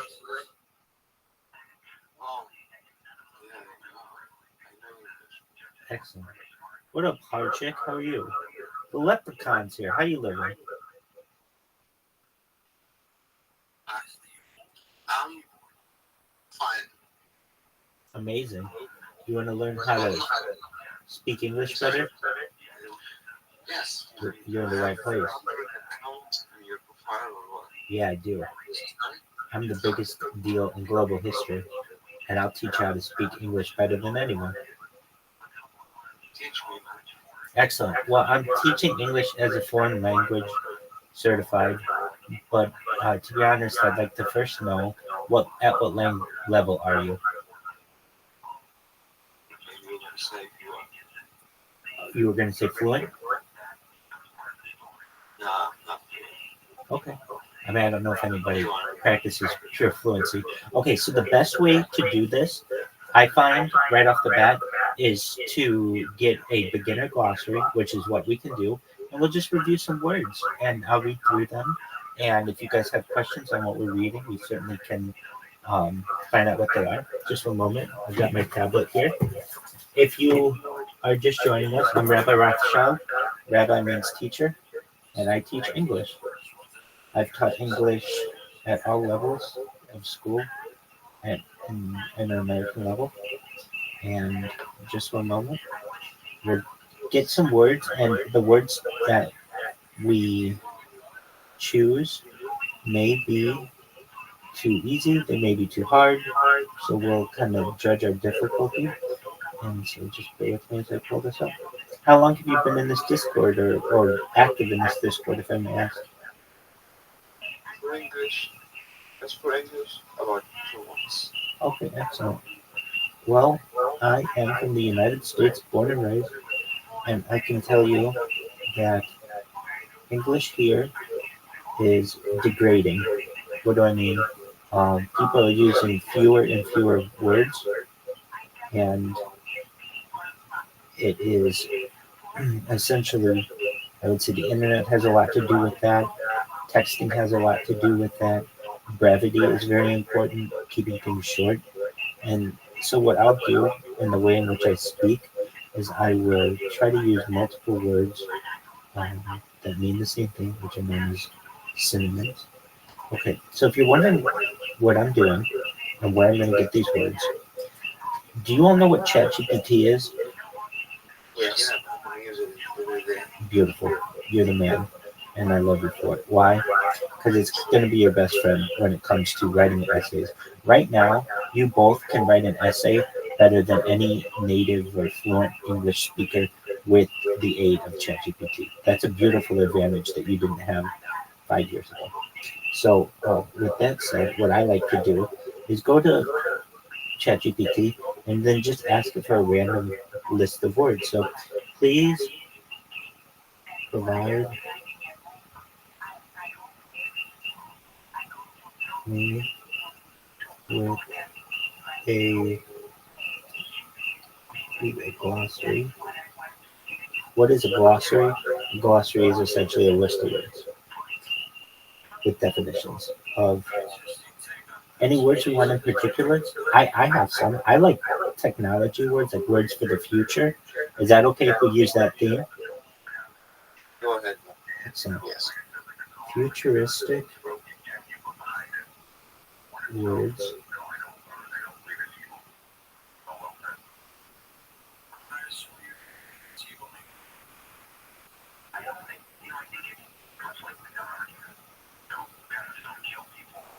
Let me ask you something.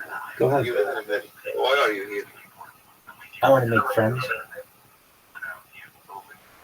This is something you're so nice. Oh, thank you.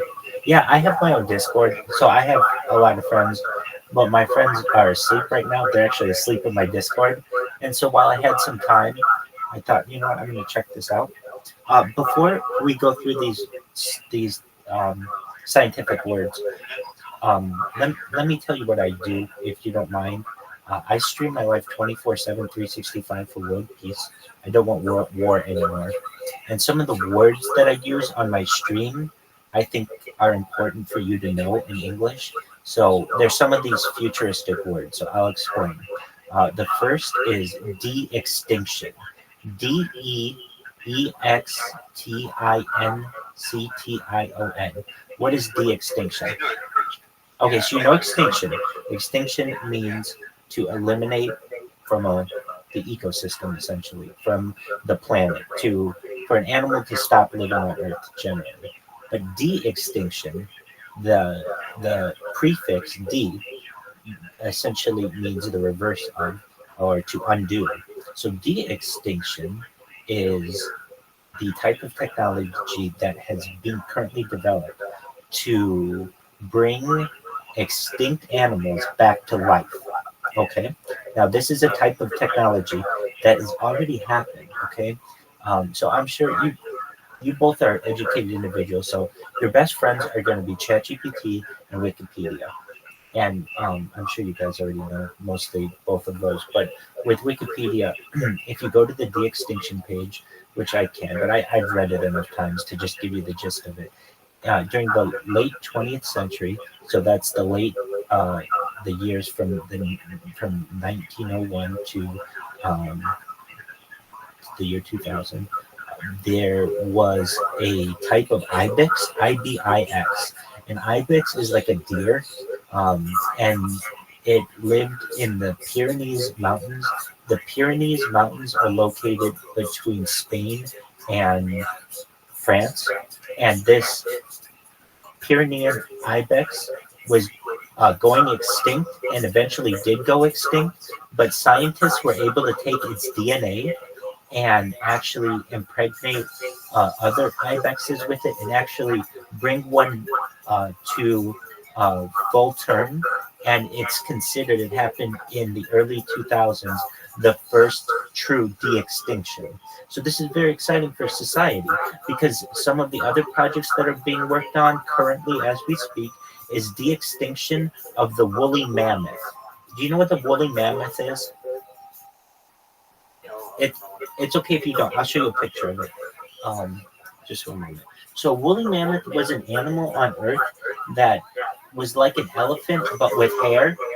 Welcome. A woolly mammoth. Yeah, I know mammoth. Okay, so you know a mammoth, right? Yeah, a giant Elephant. Yeah, it's like with exactly that was like here on Earth until like 10,000 years ago or so. Here's what they look like. Excellent. So there's a company called Colossus Bioscientific that is working to, by the year 2028, to reintroduce that animal that's been extinct for over 10,000 years back into the Arctic tundra using an African elephant. So basically, they're going to create a hybrid of a woolly mammoth and an African elephant, and then try to create a manageable population in the Arctic where they once were, which is just really, really interesting. Well, that's one word that we talk about on the stream, but it's an important word to know. Another word that I like to use quite often is cryonics. Cryonics is the use of cold, like as in temperature, to preserve things.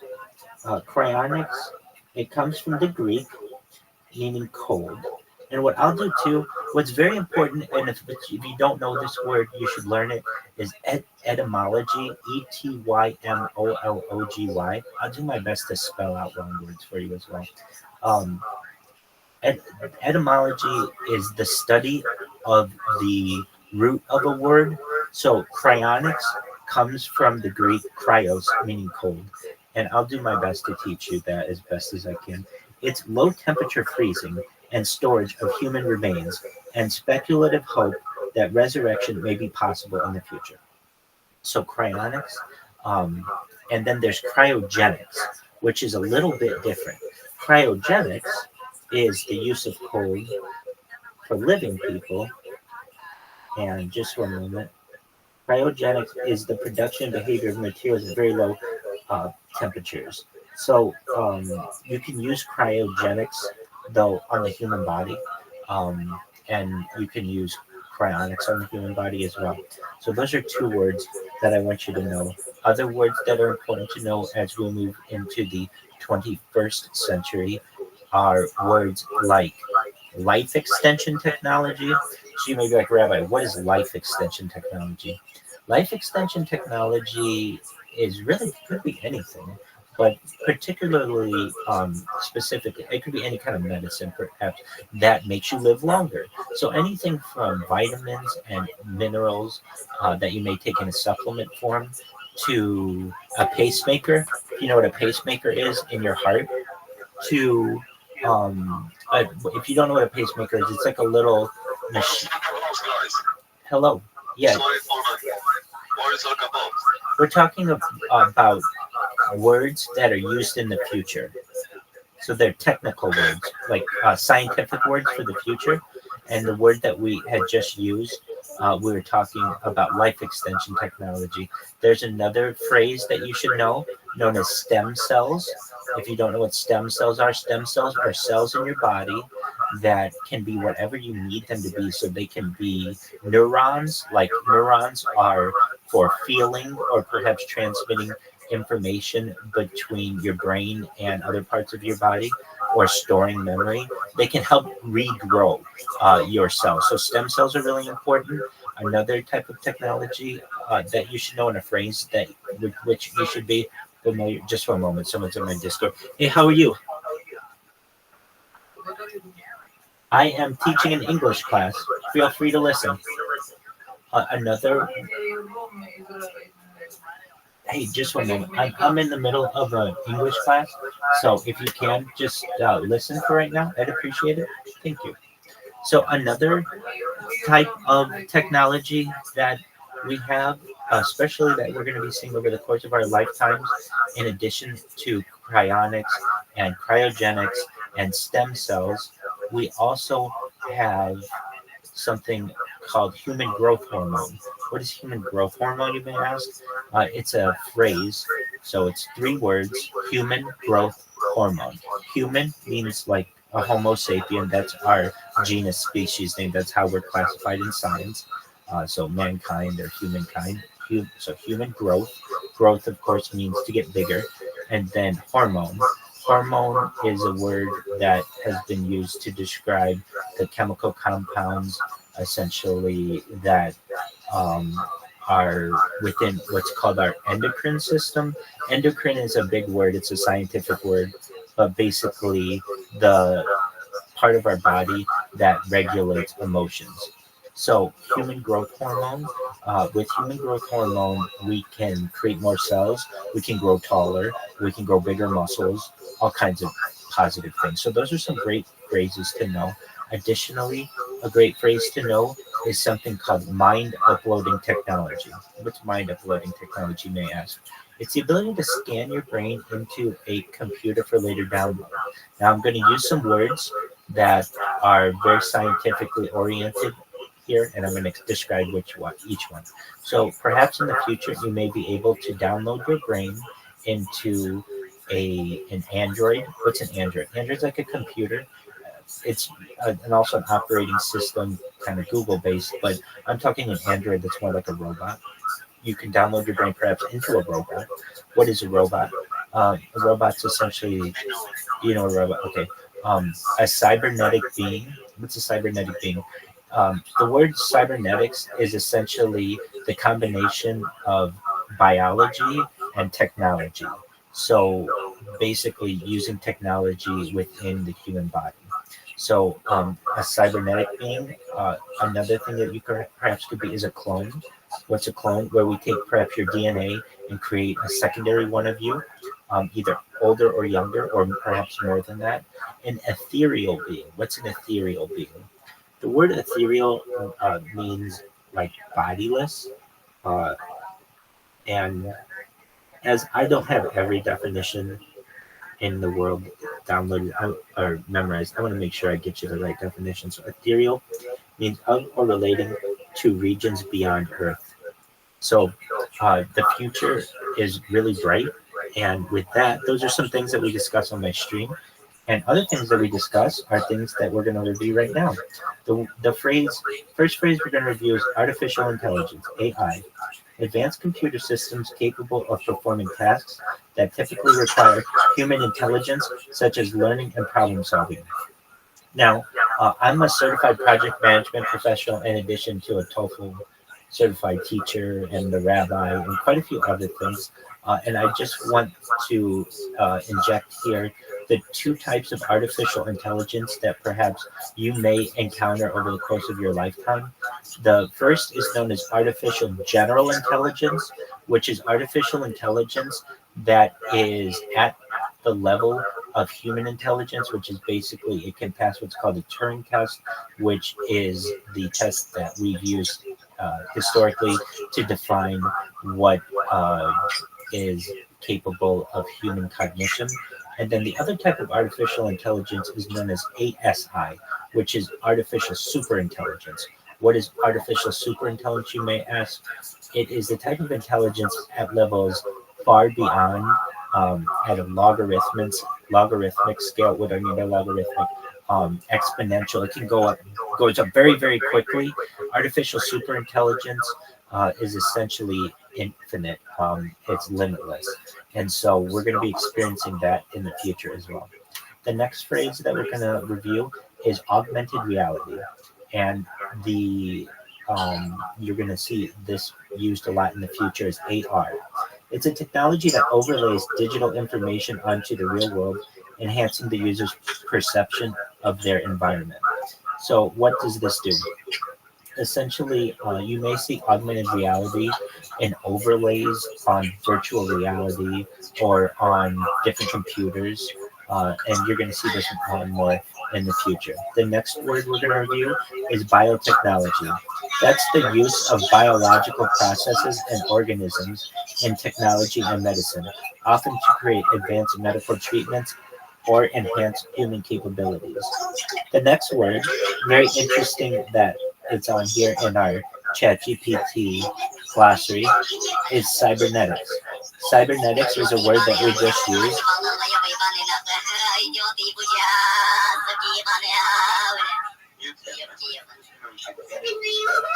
You got it. Done.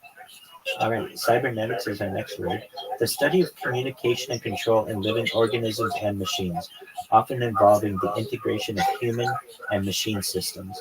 And the way that I like to describe cybernetics in a simple form is it is the combination of technology and biology. Technology, of course, is the study of machines and such, and biology is the study of life.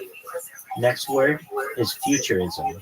Futurism is the study and prediction of future trends and developments, often including technological advancements and societal changes. And that's what we're talking about right now, is futurism. These are all futurism words. The next phrase is genetic engineering. That's the direct manipulation of an organism's genes using biotechnology to alter its characteristics or create new traits. And you should know that, at least in the United States, there's a company that has been doing genetic engineering. It's known as CRISPR, CRISPR, and that allows for genetic editing and genetic engineering. The next word that I want you to know is known as nanotechnology. That's the science and engineering of manipulating matter at the atomic or molecular scale to create new materials and devices. And in addition to nanotechnology, there's a phrase I want you to know, or a word that I want you to know, that is even smaller than nanotechnology, and that's known as picotechnology. Picotechnology. Why do I want you to know picotechnology? Well, if you're going to be my friend, you need to know that I'm always on to the next coolest thing. When people are studying 5G wireless, I'm studying 6G. When people are studying nanotechnology, I'm studying picotechnology. The next phrase that I want you to know is quantum computing.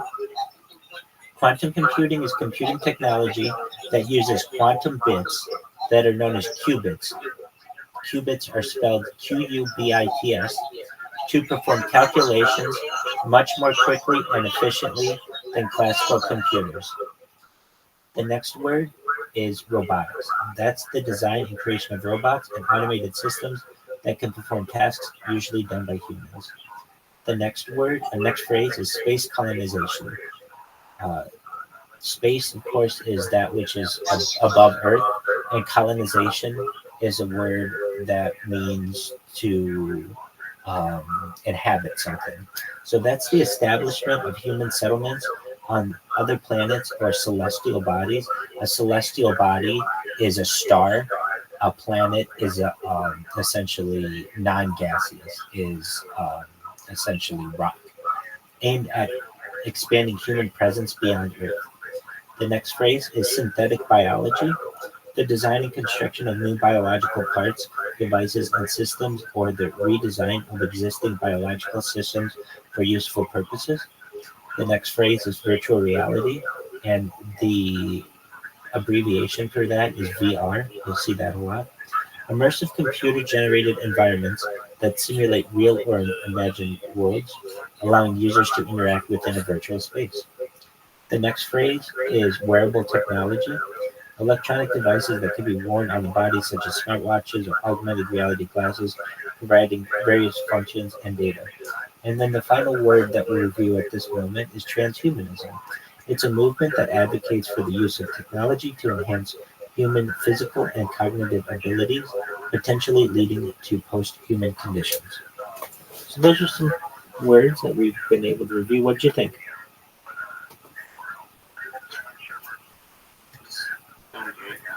I appreciate it.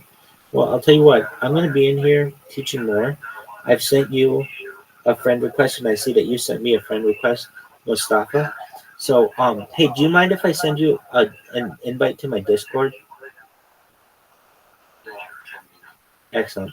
So you should know I'm always live, and if you have the opportunity, you should join it and always hang out in there when you can, because like I said, I've been a teacher. I'm teaching English as a foreign language certified. I know a little bit of a lot of languages and quite a lot of English. I'm not saying that my English is perfect, but it's certainly better than, I would even say, most teachers that you'll find. So with that, I'm going to send you this link. And what you should do is hang out in the server, since I'm always live, and just listen to me and listen to what we discuss. So I always have radio going and podcasts going, and the podcasts that I have, a lot of them use a diverse vocabulary. Do you know the word lexicon? Excellent question. Okay, lexicon is a fancy way to say vocabulary. Do you know what vocabulary is? Excellent. So if you say, I have a broad vocabulary, you would say, someone with a broad vocabulary has a vast lexicon. So these are just some words that we can give you that you can keep in your back pocket, so that, hey, when I want to sound a little more intelligent, instead of saying I'm improving my vocabulary, which is a great thing to do and a great thing to say, you can say I'm enhancing my lexicon. Oh, somebody who says they're enhancing their lexicon, it's like, oh, this person really has a grasp of the English language. So these are some phrases that you're going to hear. And I have many English speakers in my Discord. In fact, right now I have someone from Australia in there, and you'll hear all kinds of English accents and English phrases that we use. And I look forward to our friendship. So I'm going to attend to this person in my Discord, but you should know that we're friends now, and you'll either see me in here just teaching quick English classes like this, or you'll see me in my Discord, and I'm always live in there. I'm always live on YouTube 24/7. You can always check me out. I stream my life for world peace because I don't want war anymore. This is essentially a time capsule for society. People are watching this from your Discord. Just like one or two. Yeah, you cannot get better, man. Excellent. Very useful, man. Excellent. I appreciate that, Mustafa. Well, with that, I'm going to attend to this person in my Discord. I hope you learned some new words, and we'll be friends, and I'll teach you a lot of words, Mustafa, and I'll teach you a lot about life, and we'll take care of you, okay? Okay, man. Excellent. Take care, man. Peace. Yo, what's going on? Did you make another 40 bucks? I haven't been using the light. Hey, did you say my screen right now? Oh, just one moment.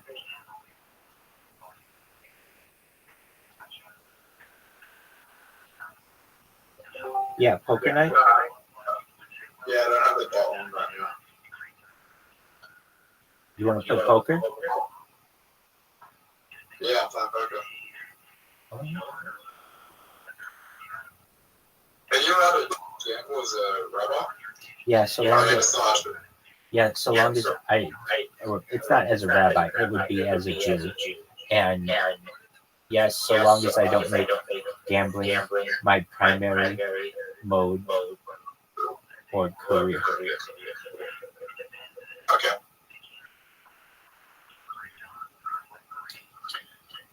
This isn't a rabbi, it's just fake money, so. I know.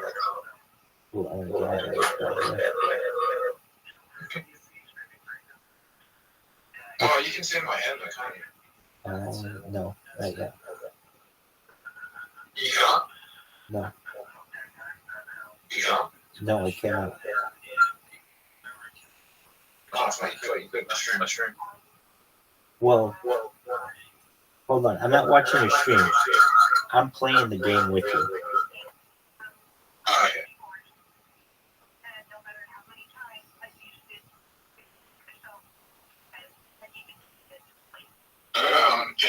Everyone teaches that is a little bit got the ball. On the ball. Welcome. Hey, look who it is. Dude, L, I was just teaching an English class. How are you? Yo, I fucking see Caspian Sea in this chat. Weird dog. He's sleeping. Right now? He's sleeping, but he's here. He's sleeping, but he's here. Yes, you do see him. Yo.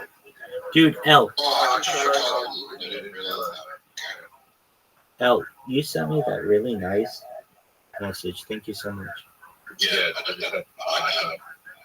Oh, you don't know it, man. Yeah, I don't know. I get to know. L, I'm so glad you're here. How are you?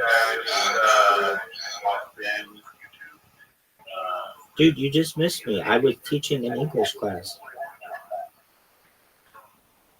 I can hardly hear you. He's like changing your device. Hold on. Can you? Oh, see this one with the finger? Yeah. Turn that one up. They're all the way up. All right. Well, that's the best you're gonna get, baby.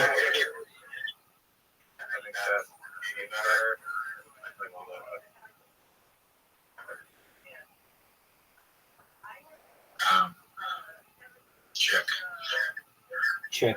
Mic check. 1 2 1 2. Oh fuck. Check.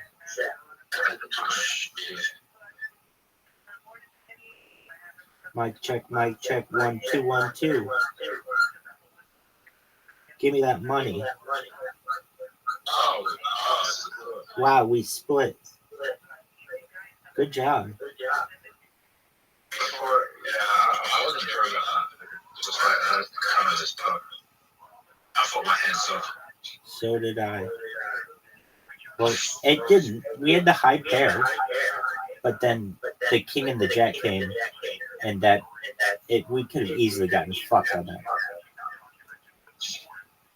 Yo, Riser, get your ass in here, dog. I'm watching, but Oh wait, I have to join the table. Yeah, exactly. I did the same thing. I was like, I'm watching. I didn't give me the opportunity to join. Riser, I'm so glad you're here. I was just editing it in Blender the first time. I got my first ever 2 cinematic thoughts for AI Mr. Beast video making. Dude, that sounds extremely time intensive. Yeah. The thing about you doing an AI debate with all the controversy going on right now? I mean, I thought about that. I was like, fuck this. Just throw me off. I think that the controversy is actually good for this AI channel because people look for a Mr. Beast that isn't so tainted, but is also really fun and entertaining to watch. Since my competitions are grounded in reality, I can just make these crazy challenges I can do in the real world. So, like my first challenge, I have like 500 frames set up, like construction frames set up, and then I have a bunch of like celebrity AI characters competing to try and find the briefcase with like $1 million in it, and there's tons of hiccups and chaos along the way. Dog, that sounds so complicated.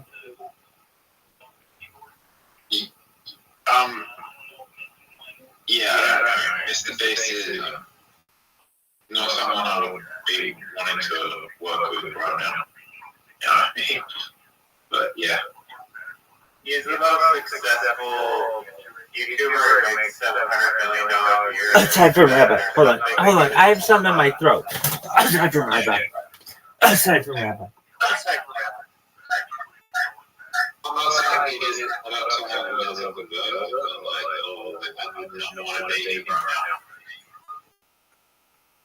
Yeah, but give it 6 months and it'll be fine. Yeah, give it a couple months. He actually didn't do anything like awful per se. He was just manipulated with people that were bad, but No, he did some bad stuff. giving himself. He had an unsafe work environment. Additionally, the integrity of his contest is in question. If you ask the people who have worked for him, they have said that the winners of those contests are set up in advance to be friends and family of the employees of Mr. Beast Enterprises. Oh yeah, well, that stuff I'm not gonna disagree with. That there's big competition and stuff, but I feel like that is almost like so. Like, it's kind of obvious. Like, It's not obvious. It's against the law. you only have $1 million every day. It's against the law in the United States. What? Really? Yeah. So in the 1950s, they had something called the quiz show scandals of the 1950s, specifically a television show known as 21. And what ended up happening, sorry, I'm trying to kill this fucking echo. Okay, I think I got it. So what ended up happening was the producers of NBC's 21 had prearranged outcomes with the contestants, and what they did was prearrange with one of the contestants that they would have like a large winning streak, and it became a national phenomenon. And then all of a sudden it was uncovered that the producers had conspired with the contestant in order for good ratings, and then they made it illegal.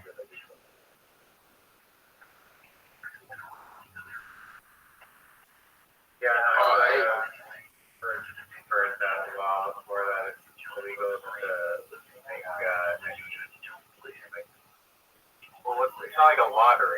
like any form of a fake competition. It can't be illegal to make like a fake competition. Yeah, you have to say like it's a dramatization if that's what it is, or you have to like have it generally if it's on television. These things have some kind of vetting process by like a third party. But if it's just like online, which it has been, then people haven't really focused on it until now. I would say that Mr. Beast, aside from not being as cool as I am, is Terrible hand. is I would say probably like aside from these little bumps that he's experienced, extremely successful. He'll be totally fine. He'll fucking have some kind of whatever, Mr. Beast Industries, Mr. Beast Philanthropic, all that shit. He's gonna be huge. Well, here's the thing. This is how I know he's gonna still see pieces of stuff because they haven't taken his chocolate bars off the shelf. If it was really like level, like, Excellent point. Like, you know, Excellent. they were taking his chocolate bars off the shelf in the supermarket straight away. Excellent point. He has not been canceled. If it was that R. Kelly, like R. Kelly level bad, I wouldn't buy a Mr. Beast chocolate bar to be able to get a Mr. Beast chocolate bar from the supermarket. But Mr. Beast chocolate bar, the new ones, like not the old ones, down from the new ones that they have, they're not bad. I don't know what these taste like. What do they taste like?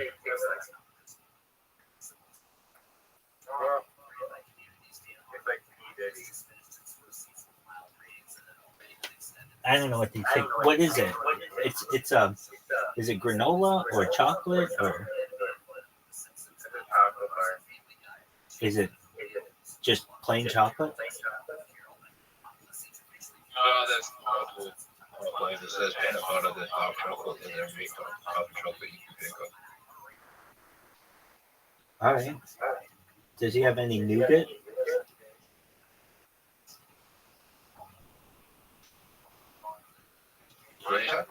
Does he have any ones with nougat?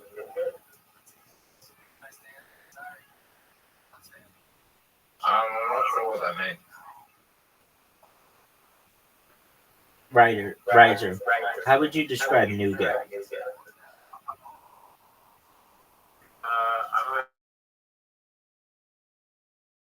Never heard of nougat? Dog. It's like the soft inside of a candy bar. So like, I think you would call like, wait, is it like caramel in it? So you would call that a caramel nougat? I keep on getting the same hand, Jack 2. Jack 2, every hand I have Jack 2. Nougat, technically, by definition, is a confection. It's a family of confections made with sugar or honey, roasted nuts, almonds, walnuts, pistachios, hazelnuts, macadamia nuts, or common whipped egg. So what is it? It's like a confection. Did those bots got more money? Those bots get more money? What the fuck? I'm not sure. Dude, who the fuck has the big fucking dick in here? We're just putting down huge fucking money.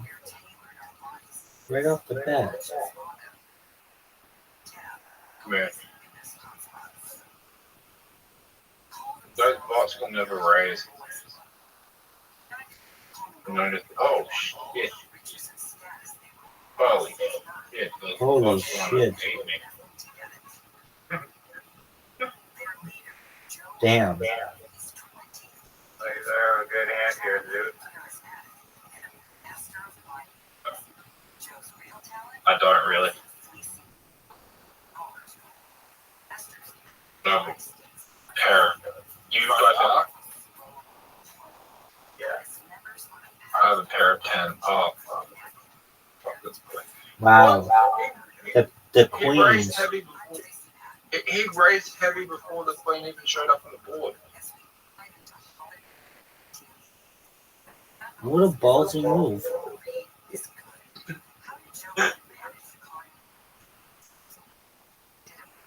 Oh shit, that was a bot. I didn't even recognize that was a bot. Well, you're over here like the bots never raise. This motherfucker's raising a mortgage. It's just baiting us. We're getting baited by both.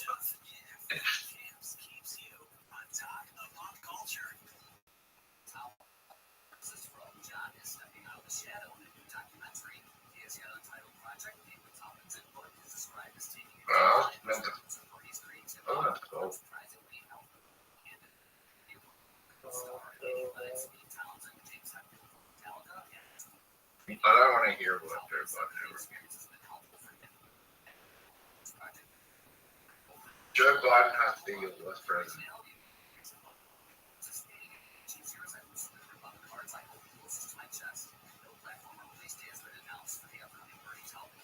Oh fuck.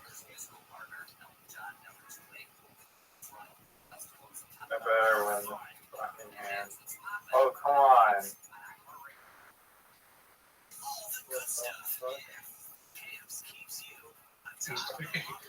Damn. $255. That is 10 and a 5. I can't. I don't know if that's good or not. Is that fair or false? No, that's not false. Dude, and he's not even gonna have to show his hand. Oh. This ball is smashing us. Yeah, this from the guy who was like, I don't think this bot knows how to raise. This fucking bot invented poker. Oh,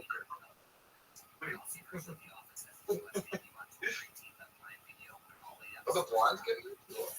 I didn't even notice the blind. Oh, the blinds are something. Right. It's like bet 10, bet 20, bet $245, this asshole. Oh, you want to bump it to $200? Because that's like $30. I'll bet $30 on it. That would be cool. I'm already blind. Very good. Cool. That's terrible, man. My 2 aces. Did you really? You have 2 aces? Why would you hold that? What? Yeah, that's the joke. Yeah, I swear to God. I was playing a poker game once, right?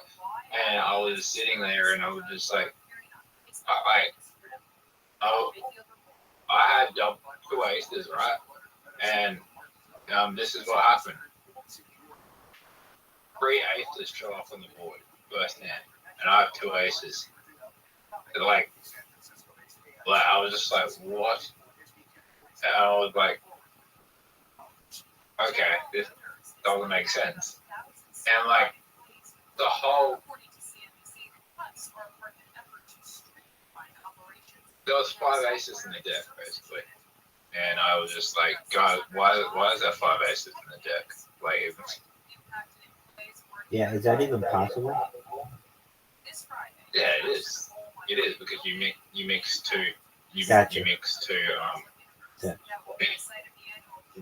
two decks together, and then the same night, right? The same night, there was a deck with, and I realized there was the deck with only had 49 cards in it. Like people were trying to fuck me. Oh shit, they were trying to fuck you.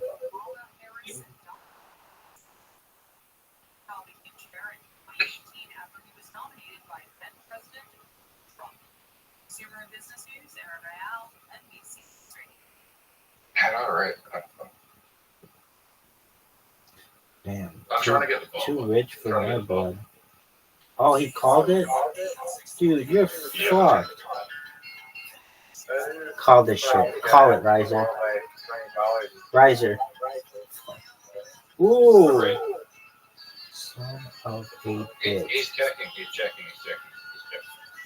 Son of a Oh, yeah, bitch. he called me.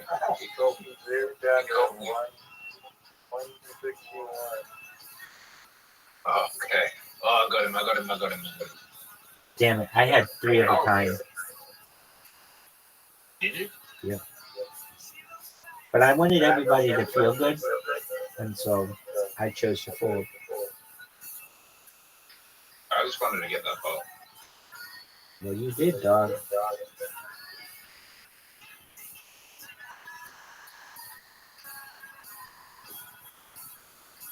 What the fuck? What the fuck was that? That I almost just out of fucking like laziness pressed fucking accept. No fucking way. If I would have won this pot too, I'd be so pissed.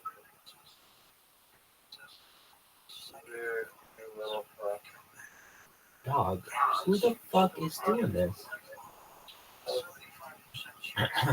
No way. Risers won. Oh yeah, let's go. One fucking hand. Dude, now we all have about the same amount of money. Now we all have about the same amount of money. Oh no, we don't. The fucking bot still has a lot.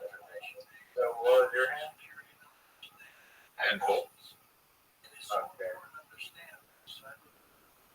And I could have bet you on the river. Like, could have bet you on the river if I played it. Like, but it would have been luck. what's the river? I have no idea. It's the river is the law. hold on. In this one, isn't it the little blind, the big blind? I'm seeing the word blind, not river. So it's like No. The river is the end. okay. So in this game, the way that they're using the term is blind, but I know it's also known as river. I think Texas Hold'em is river. I really want to get this ball.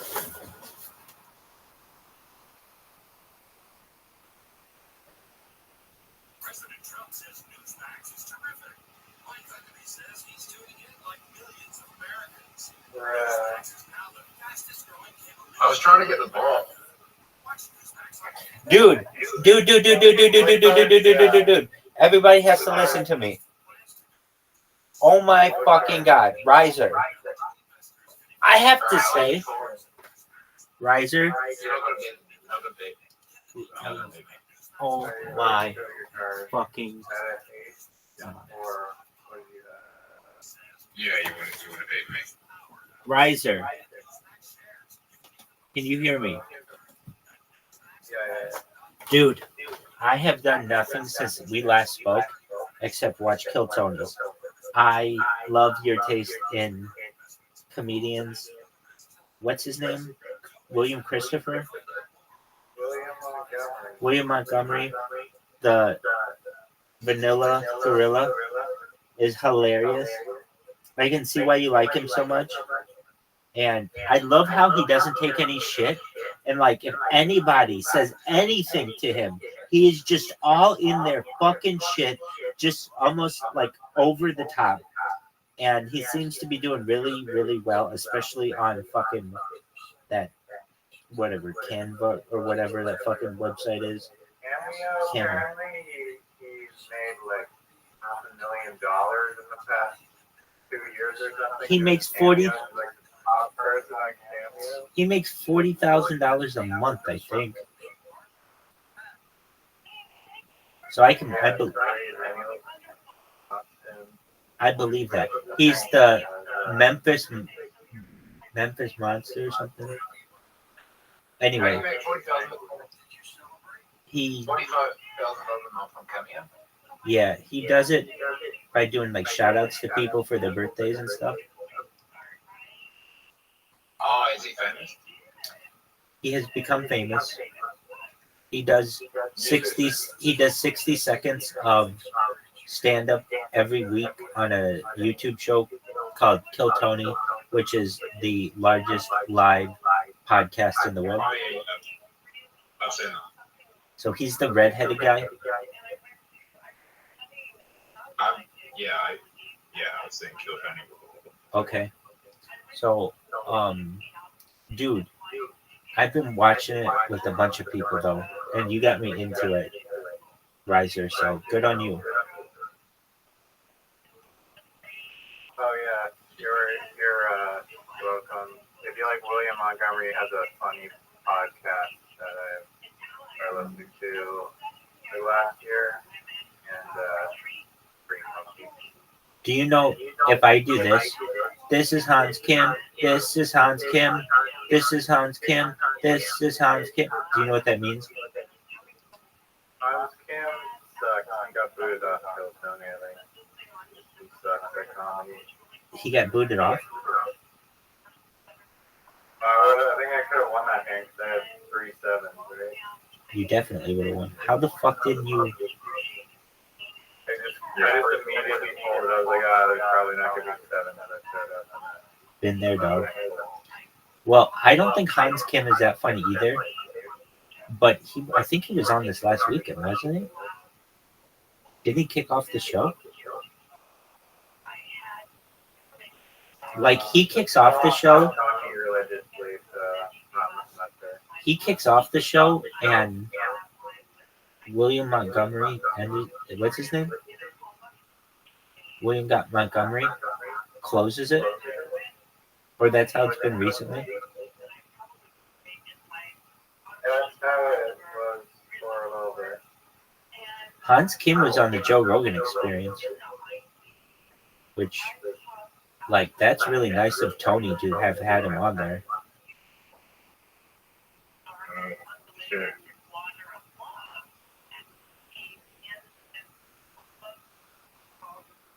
Dude, what are these bullshit cards? Well, yeah. There's this open mic stand-up thing that happens up at the bar in my town. I've been contemplating going to try it. Oh, dude. Oh, I should have told you. It inspired me to come up with a 1-minute set, and I did. Yeah. You've always wanted me to do stand-up, or you told me, you didn't say you should do stand-up, but you said, like, hey, like, don't you, maybe you've said, like, have you ever thought of it? But I know as people have said, because I have it in my fucking profile, that I just say stand-up comedy. So people think I do stand-up comedy, but I really mean we watch stand-up comedy. Anyway, yeah, so let me do my minute for you in just a moment. After this hand, does that sound okay? Yeah, I'm thinking of going to the next open mic. I have a few little bits that I've Dude, down. They're okay. dude, take my jokes. Dog, take my jokes. Take my jokes. They'll kill. I'm serious. I'm absolutely serious. I already went over them with people. They're fucking hilarious. They're dead set winners every time.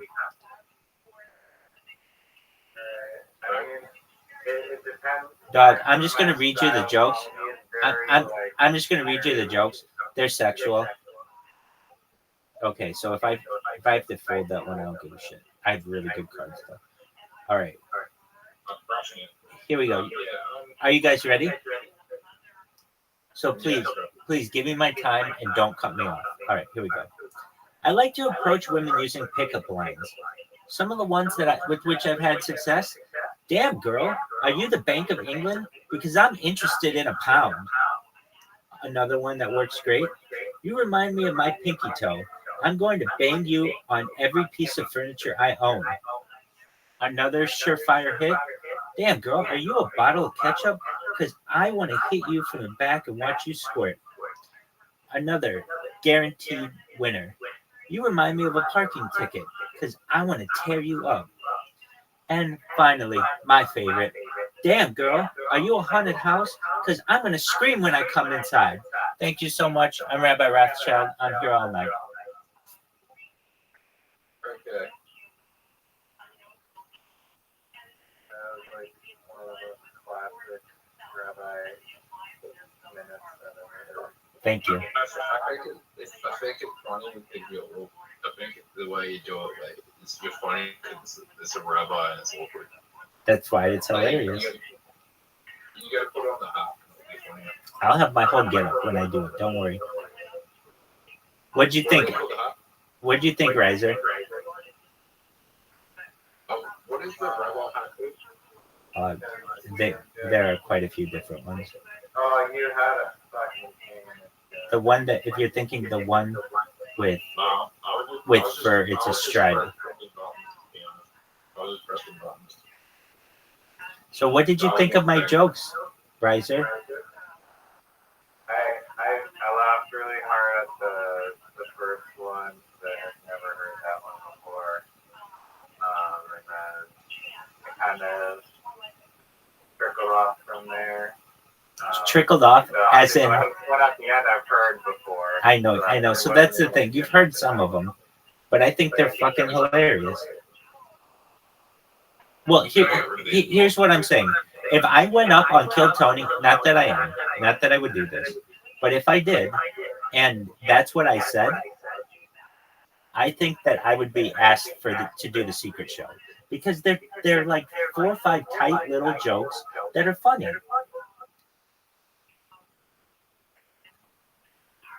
The one thing that I would have to definitely work on is the transition between like damn girl, all that shit.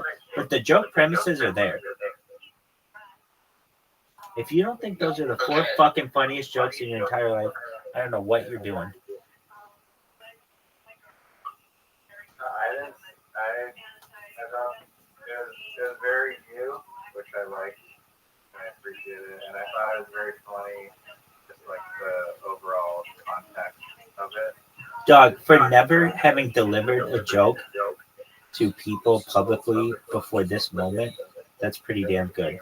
All right, so I got some other ones that I could use, but they wouldn't be in my 60 seconds. But either they're really funny, or they're overly used. Is that a mirror in your pocket? Because I can see myself in your pants. I'm done with Google. After meeting you, my search is over. Do you keep a phone in your back pocket? Because that ass be calling me. There are lots of things we don't know about the universe. All I know is that it starts with you and I, which there's an alternative of this. If I could rearrange the letters in the alphabet, I would put you and I together. Another one. Are you a hole? Because I could bury myself in you. Hey girl, are you a communist? Because I want to seize your means of reproduction. If your body were poetry, I would read you in Braille. I hope you have pet insurance because I'm going to beat that pussy. Damn girl. Oh, this one is fucking. This one is dark. Damn girl, are you a toaster? Because I want to take a bath with you. Are you a crib? I'd like to put a baby in you. Damn girl, are you a school? Because I want to shoot some kids up inside you. Damn. Oh my god. Okay, that's too far. That's too far. Damn girl, are you a clock? Because I'd like you all the time. I wish I had your heart so I could pump inside you. This one, hold on. This one is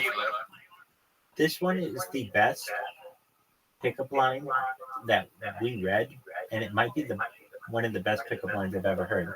You ready for this one, boys? Of all your curves, your smile is my favorite. Ooh, is that a good fucking line? I think it's a good line. All right. Hey, my name is Microsoft. Can I crash at your place tonight? I think that's fucking hilarious. Riser, you ready for this one? If you see an ugly Latinx girl, you might say, damn girl, are you a piñata? Because I'm going to need a blindfold to hit that. Oh yeah, Thing 7, Zoom, you got Yeah, I'm kind of bullish. Damn, girl. Are you a coal miner? Because I can make you mine. I don't know why, but like you can't change the blinds. Like this game shouldn't be going so long. If like this game could go forever. Like you don't go take high rest here. Dog, you can change the blinds. You just press the settings in the corner. What? I could be making that up, but yeah, you press the settings and then it says table settings and it says big blind, small blind. Yeah, you can change it. What do you want to change it to?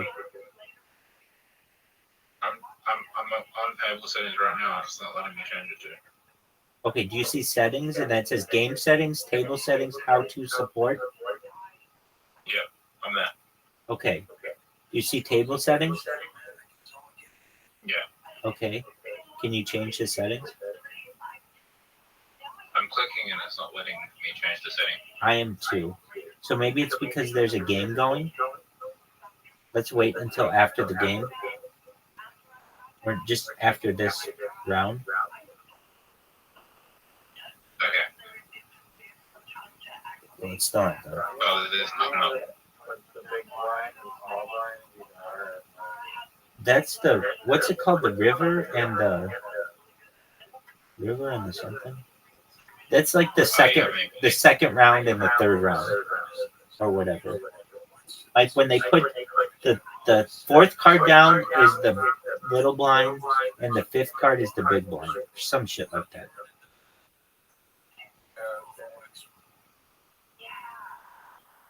Okay. You got eliminated? Yeah, because I was doing my stand up. And I think that You just spectate and walk away. yeah. Yeah. Well, but hold on. Oh, you guys fucked up. Or we didn't fuck up, but we're trying to adjust the thing. Oh, here's the betting rounds. Okay. Oh, it's the flop. Oh, wait. Hold on. This is what it's called. The pre-flop are the two cards dealt to each player. The flop is the 3 community cards are dealt. The turn is the 4th community card being dealt, and the river is the 5th community card. So if you're like, what are the blinds? The small blind is the player sitting directly to the left of the dealer, and the big blind is the player sitting directly to the left of the small blind. So it goes dealer, small blind, big blind. And those are the people who have to bet.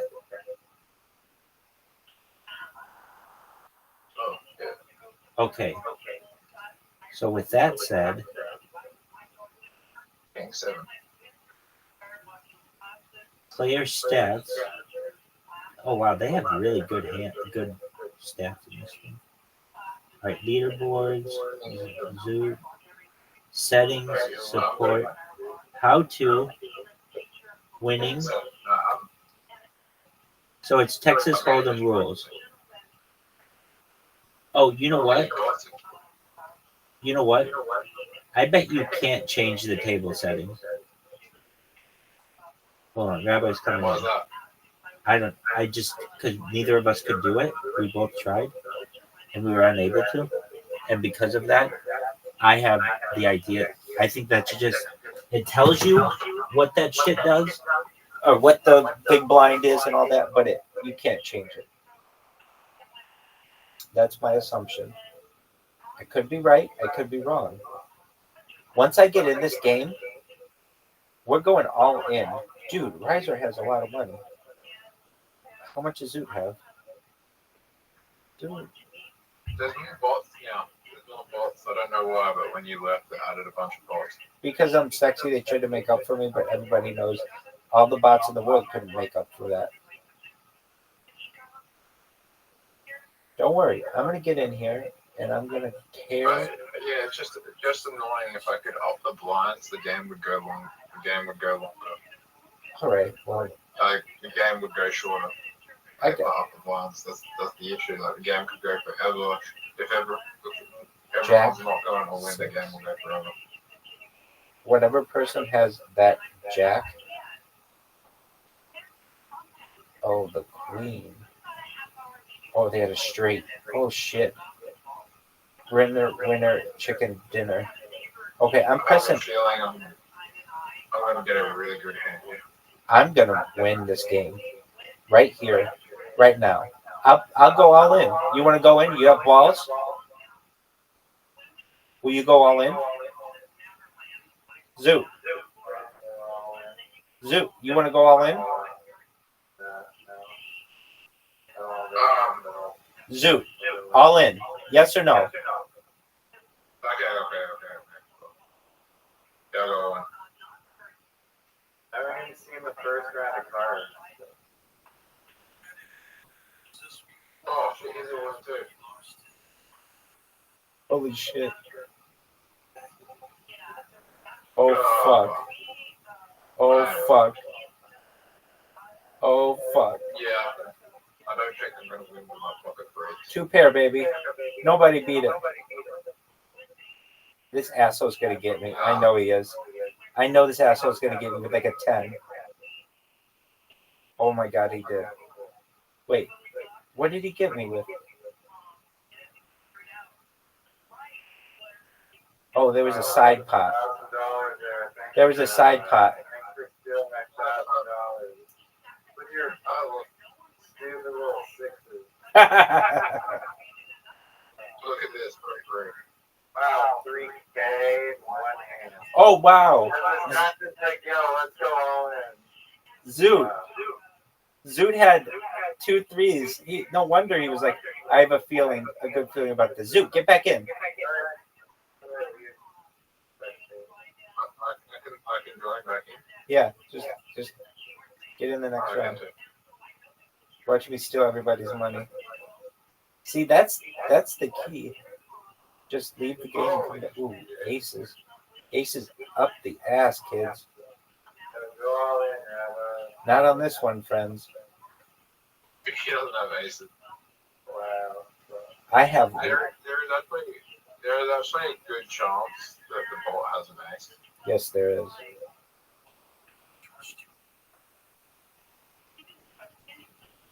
Where was the fucking aces last hand? I they had an ace and a jack. If you have aces, there's a good chance that ball has an ace. I had 2 aces last, or an ace last hand.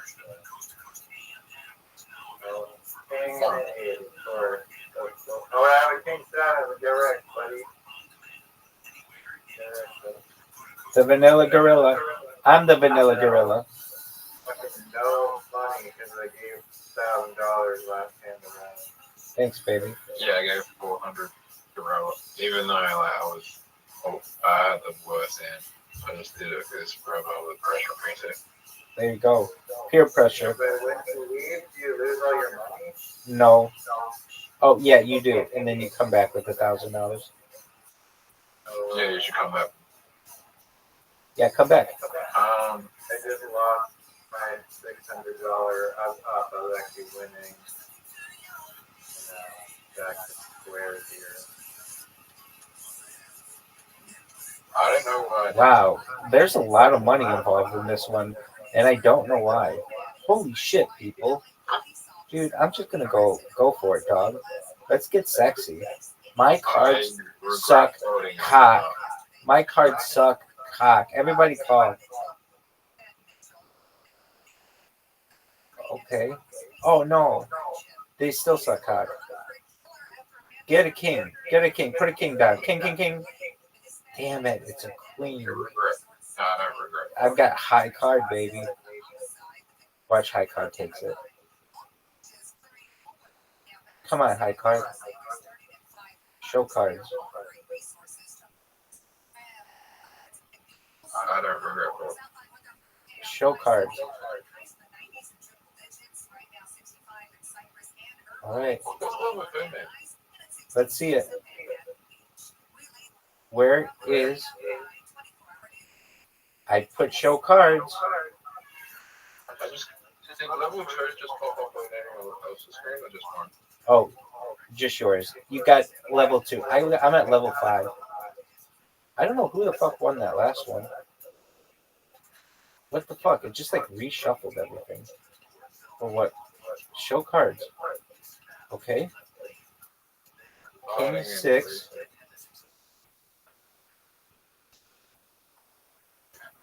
Did it just...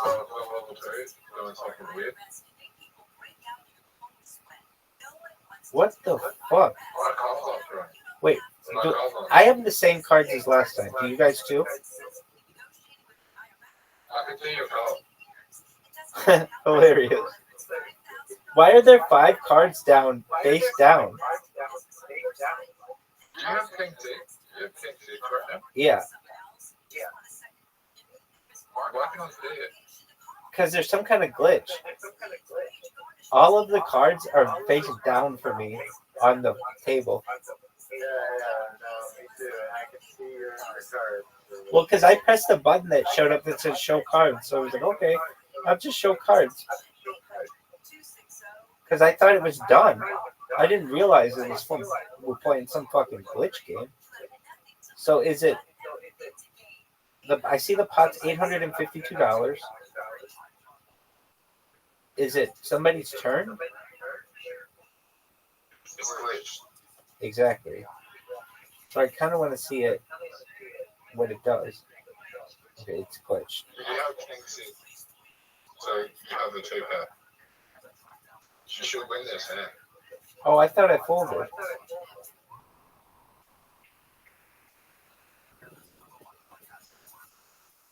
Okay.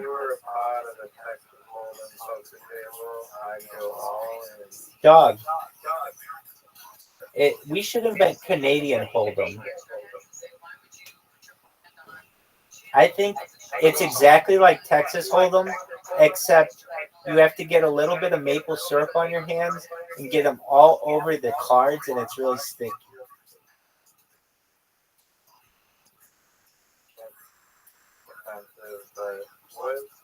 That's offensive. Is that really offensive? Hold on. Is that really offensive? I'm sure there's some maple syrup producing Canadian, so it's Dog. Hey, and do you know what they can go do with themselves?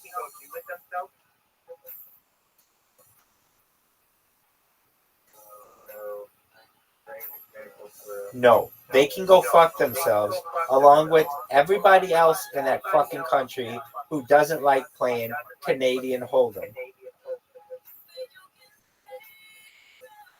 what is like created with like Texas culture and Texas? Great question. When Texas originally, prior to becoming a state, it was its own country. It was known as the Republic of Texas. So basically, it was like Spain who owned Mexico. Then Mexico got its independence, and then there was the Mexican-American War, which Americans won. Eventually, Texas became its own country after seceding from. Not seceding, it's being ceded to the United States or some kind of agreement where it would break off of Mexico. It became its own country for a little while. Its first president was Sam Houston. That's where you get the town of Houston, the city of Houston. And then from there, it was eventually brought into the United States. And the reason why it has such a culture is because it had a different way into the United States than any other of the states. It was the only state that was its own country before being a state. So it had its own culture a little bit. And also because of its size, it has a large population and it becomes very state-centric because of that. And you can spend upwards of 12 hours of driving and still be in the same state, which is pretty rare in the United States. Usually you'll drive through a few different states if you're doing it. And on the East Coast, you might drive through 7 or 8 different states. When in Texas, it's one big state. But if you really want to know the key reason, is it goes back to the founding of the Republic of Texas, and that identification that we're different than any other state. We're not just Texas, we're the Republic of Texas. We're bigger than any of the other states until Alaska. And that means we're better than any state. So there's a lot of state pride. Does that answer your question? Like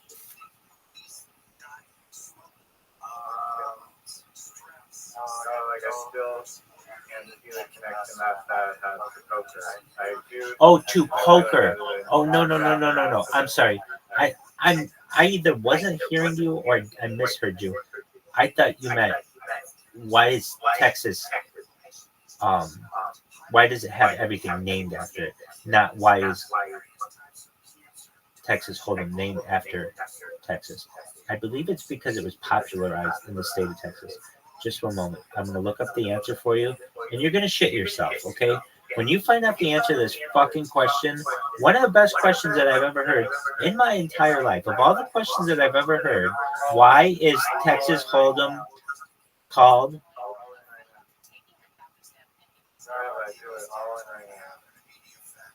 I got out. Based on the provided search, Texas Hold'em, it was originated in Robstown, Texas. Likely refers to its regional origins and that players hold or keep certain community cards. How do you like that one, baby? So, dog, I'm coming back into the game. I had to read that little ditty.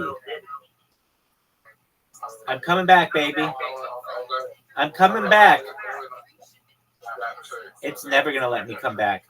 Never in a million years. Hey, did you really think what I said about maple syrup was offensive?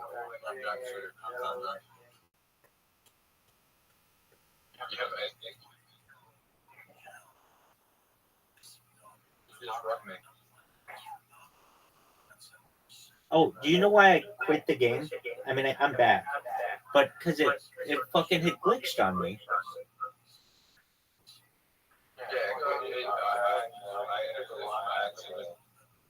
Yeah, because I had to exit and come back. It was a harsh thing. I had to exit and come back. I got you. I think it has something to do because I'm in Australia and you guys in America. I think it has something to do with that. And you're hosting? You're sure you can't change the big blind and the low blind and everything? Get back in here. Get back in. Dog. Why can't you?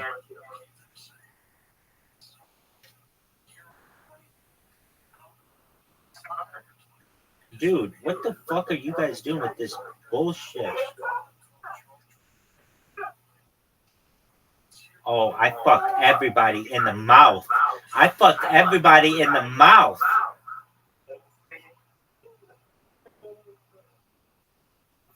Rabbi's fucking everybody in the mouth.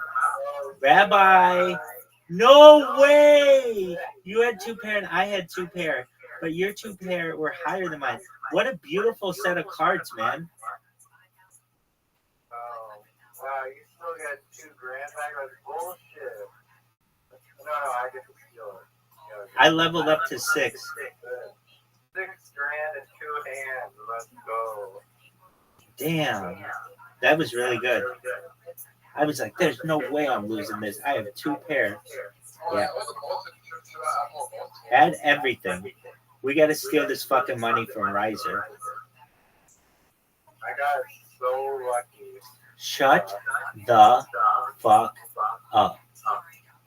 I went all in before I had Jack 8s, and then I went all in, and then like I got the next the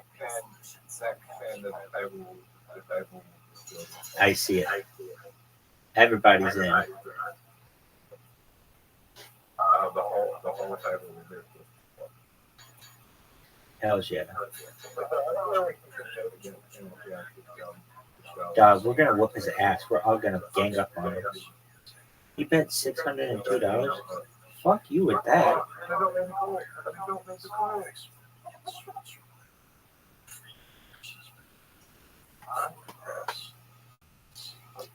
Oh, you had a straight? Damn, dog. Very good hands. Riser. I still can't believe you had that ace I don't jack. even know how to play poker. Oh, well, isn't that just fucking amazing? That's like when the hot chick is like, I don't know how I won the fantasy football league. And all the dudes are like, shut the fuck up. I'm going all in right now. Dog, what is up with you fucks and all in?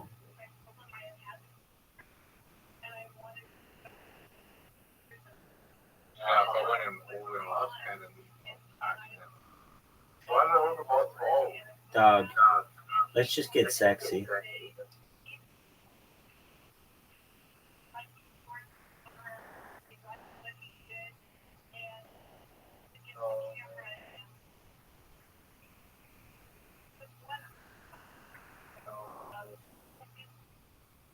I had one thing that would make me happy, and that was make me happy. I think for the rest of the day.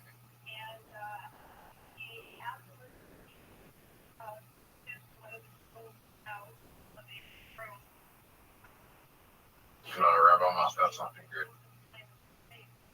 Come on, Riser. Let's see what you have, big boy.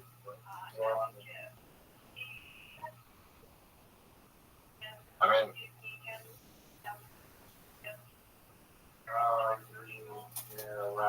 one little pair of 5. Alright, let's go. Where's you? How'd you like that one? Riser, how'd you like that one? I don't have to sit out on that. Hey, hotshot. Oh, that was amazing. Here we go. Oh, wait. I knew I was not going to get lucky 3 times in a row, but I still played the hand. I like it. I like where your head's at.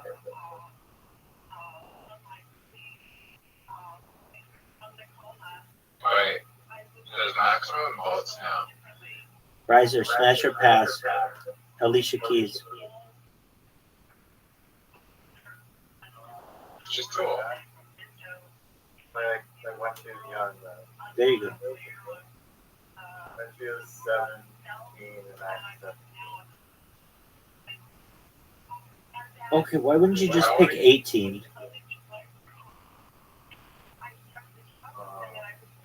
And I might climb on my finger. You know who wants Smash? Rabbi Sabrina Rothschild? Carpenter. Sabrina Carpenter. Who is that? Yeah, man, Sabrina Carpenter. Is she hotter than Margot Robbie?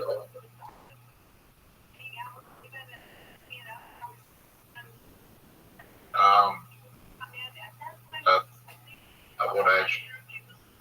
All of them. Margot Robbie is so fucking hot. That bitch is a smoke show. I mean,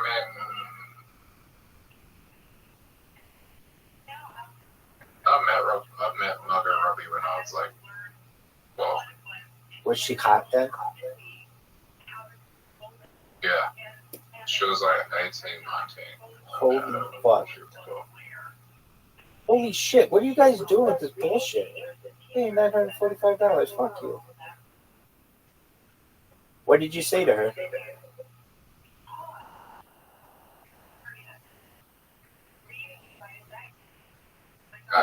I would inhale your tampon?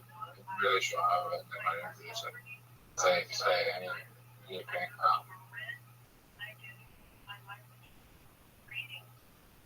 I can't really remember.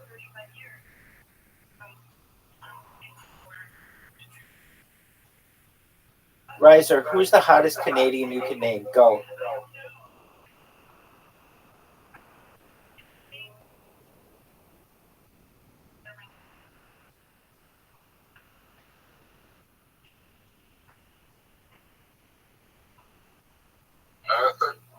I've also met Kid Leroy, but like Anne Hathaway Canadian. No.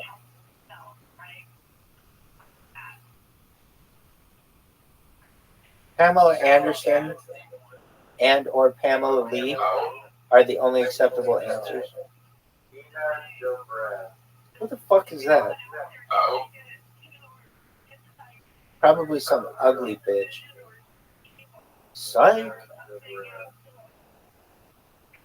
I also realized, yeah, only a couple days ago that I met Kimber as well. But like when I was like 18, 19, it would have been like. Where'd you get to meet Margot Robbie?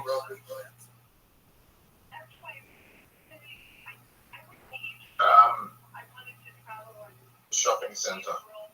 Was she just there randomly, or was she like doing a signing?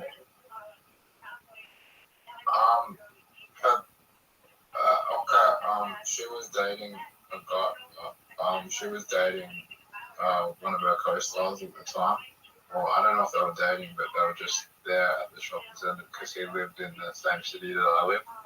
They were just in the shopping center together. Yeah, that's to say, I don't know. I gotcha. And, I was really shocked. I didn't really say. I gotcha. Like, because she wasn't famous at the time. Like, she was famous. Like, she was on Neighbours, which is a soap opera in Australia. She was on that. But she wasn't like Super well known. This is before Wolf of Wall Street. Yeah. But the crazy part is that actually at that same shopping centre is where I saw the Wolf of Wall Street at the cinema in that shopping centre. Oh wow, that's really About 6 years. synchronistic. 6 years. Synchro. That's really serendipitous. 6 years. 6 years later, I saw Wolf of Wall Street, which is probably one of the greatest movies of all time. Wow. In the same shopping center where you met this woman, you would see her topless 6 years later. That's the dream, dog.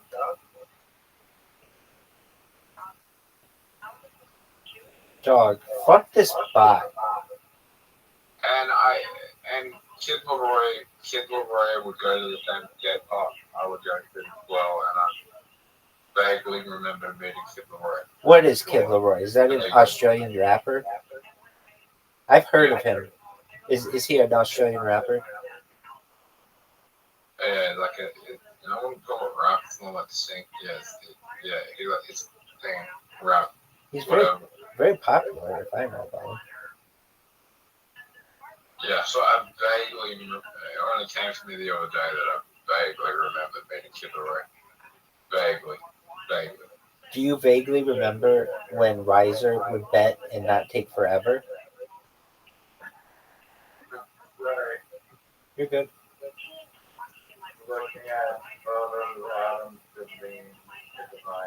I love how everybody just started calling everything in crazy numbers. I have shit cards to do that. Come on, you little bitch. Come on, be a spade. Fuck. Oh, I am fucked. I am royally fucked. Damn it. I'm out. He went from 0 to 0 real quick. That motherfucker won with 2 pair? Did I win with 2 pair too? Didn't we all win with 2 pair? I don't understand why. Oh, because he had an ace? Oh, he had 2 pairs with the ace. Oh, that's horseshit. Oh, that is horseshit. That's alright. I'll make the greatest comeback in the history of mankind. I'm going to call everything. Raise everything. Raise everything. All in. Call. If I fold, I lose 0 money. Dog, no one knows what it's like to have that much money. Yeah. Unless you're the blind. The big blind or the little blind, then you're not.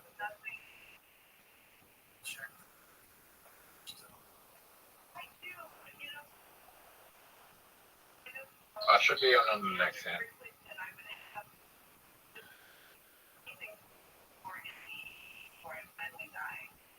Oh, I won. What about your Rabbi, have you met any famous people?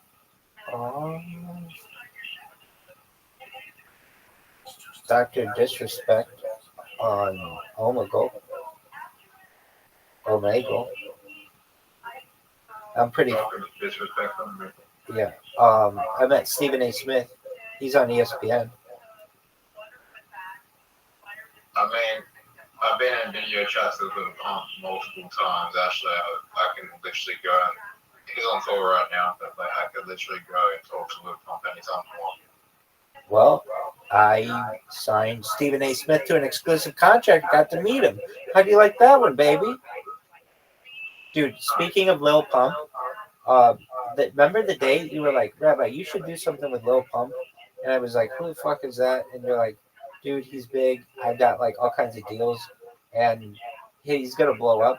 That same day, he was on Kick, I believe, with Aiden Ross or somebody big like that. Dude, who the fuck is wanting to go all in? Vitaly, that's who it was. That's who it was. Thank you. Oh my! What the fuck kind of cards are these? Go all in. Everybody go all in. Everybody go all in.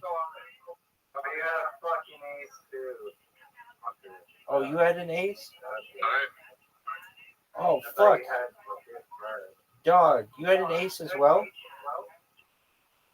So we just split that?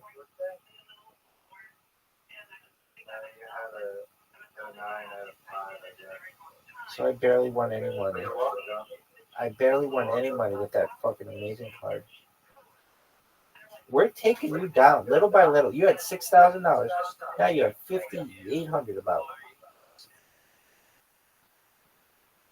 We are whittling you down. Pretty soon you're gonna be in a poorhouse, son. Chun chun.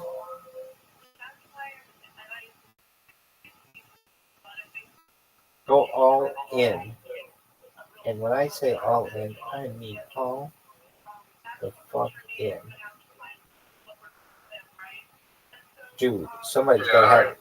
Oh, somebody's gotta have that. The problem with the Vitaly streams is like, what he's doing is can be received in the court of wars and entrapment. Dude, totally. Brings in, Oh, that's what it was. That's what it was. Lil Pump was on Vitaly's pervert stream. Yeah. You know, the issue of that is that like even though what they're doing is wrong, if you're a predator catcher and you're not doing it properly, it can be entrapment, and then they just get away with entrapment, and like the police do not care. Right. How is it if I wait? You can like you have a fake account to lure someone in as like entrapment, and they don't get in trouble. I guess that makes sense. That's why the people in people in the first two seasons of Catch the Predator will look like they're thrown out of court because they consider it entrapment. And then they third, fourth season they did it in states where they didn't have the entrapment law. Like, did they hire some girl for like 2 seconds to be like, oh hi, I was in my house, let me just go get my fucking thing in the garage. What's that? Yeah. So that was That wasn't on the right next to it. Dog, nobody have a fucking 8.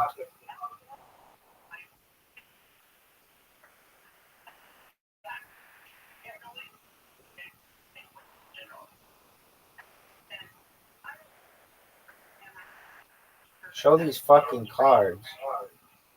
Shit! I don't think like Little Pump or Vitaly is trying to like actually get them thrown in jail. I think he's just trying to expose them online to like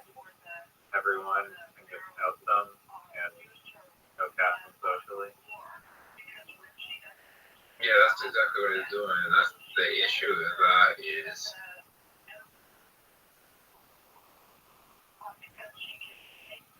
why is that a bad thing?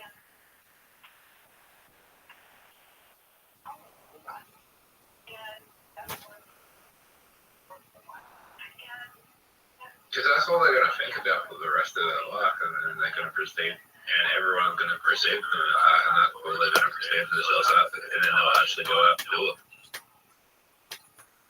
Well, they would have. It's the fucking victim on the other side, not fucking the coward and little Yeah.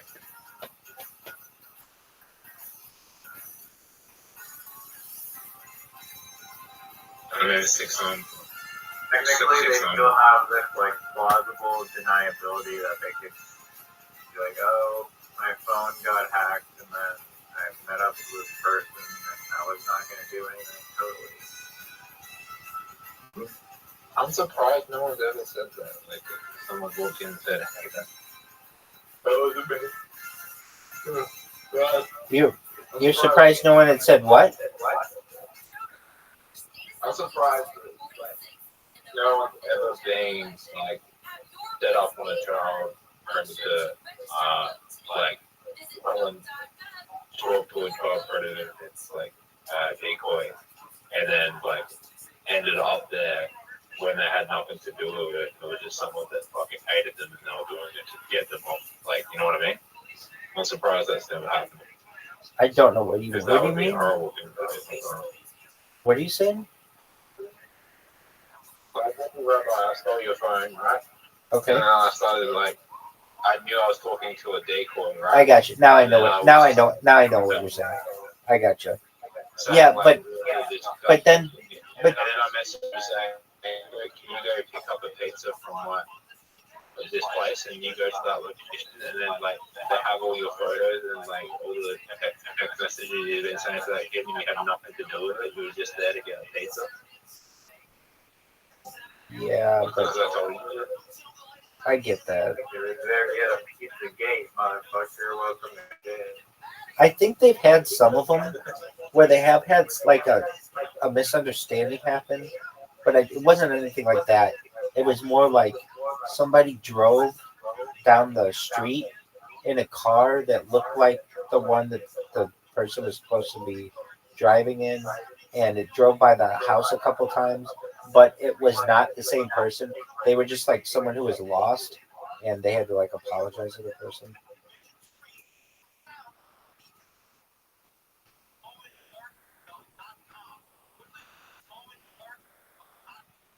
Wow.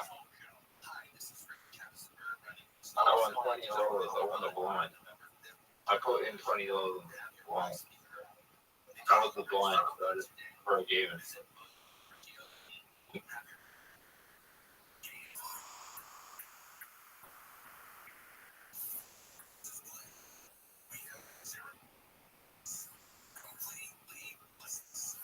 The strategy is just to fold if I don't have 2 aces, 2 kings, 2 queens. That's it's a good strategy. That ended badly. That ended badly. You go off again. Oh, Rabbi got KO'd there? Wow. KO'd like a jamofo. Look at these cards. Now, you guys want to know. Not even in the chat. Doesn't get in here. There's a Oh, it's the box. I apologize. Everyone that's not after the ball next time. Yeah, the purple picture after the ball. That's a good board.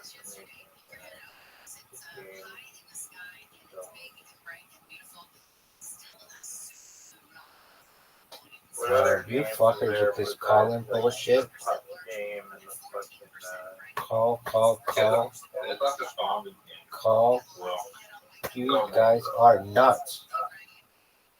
Nuts. Oh, this doesn't look good. Oh, are you shitting me? I was like, well, if the first 3 cards are 10 and a 4, I'll be good. And what were they? 10 and Oh, Yeah, you wouldn't have bet my hand though. I got a 2 pair. 5 is it 10 and a 4 feature, or you have 2 8s? Jack 5. What? Right, I should have. Oh, because I have. Alright, yeah. there's 2. Because there's 2 8s on the board, and because I've got pocket king, that counts as a 2 pair. So there's 2 8s on the board. Okay. I don't have the high. So if you have the highest, yeah. Wait. If the river shows a royal flush, and we if the river plays a royal flush, everyone wins. So it's a draw. I know that because I was at a poker game, like poker tournament one, and everyone on the table won $1,000. Everyone had a flush.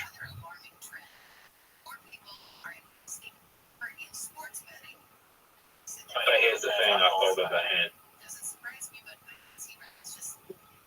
Oh, that's fucking boss. I did not just correct you.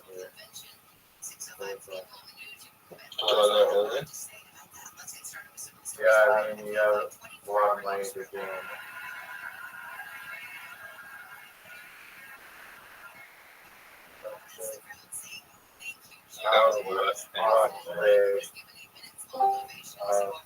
Welcome, welcome. Can I win on jackpot? Or you have point on. $1,900, and this motherfucker wins with 2 10s. Horse shit. Where did you go, Rabbi? You're fucking on the sideline, grabbing a gator. I'm jerking it, spanking, and yanking it. I've hit join table. There you go. Yeah, you can steal your money. All right, go all in. Call all in. Call any. I'm gonna raise. I'm not even gonna call. I'm gonna raise. Not call any. I want raise. Raise this bitch. All in. Oh, it already is. Okay. Holy fuck. These cards suck cock. Scale 1 to 10 it. 10. Give me a fucking card. Come on, something good. Give me an 8. Give me an 8. Not enough. Give me a 9. Give me a 7. Destroy me here. 7. 7. 7. What you know about 7? Pay me. You have a pair of 8s? I bet you've got a pair of 8s. There's no 8s on the table. I know, but that's why you were saying, give me an 8. Come on, pair of 7s. Come on, pair of 7s. Pair of 7s could win this bitch. Damn, that pot is big. Why are you kidding me? Up to 5,000 the first fucking round. Dog, who won? I don't know who won. You won. You got $5,000. Hell yeah, I did. Who won, baby? Who loves you, baby? $5,000. Damn.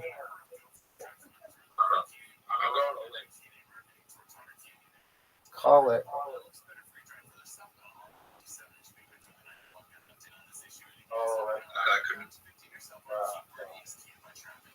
This could be bad or this could be good. Are you going all in? I'm already all in. Okay. This is kind of good for me. Oh, God. Are you going all in? Or are you already all in? All right. As long as there's not a spade on the table, I should be good.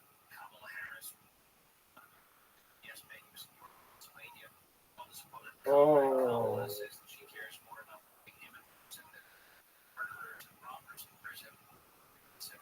You put the money down. Oh, Tiffany, huh?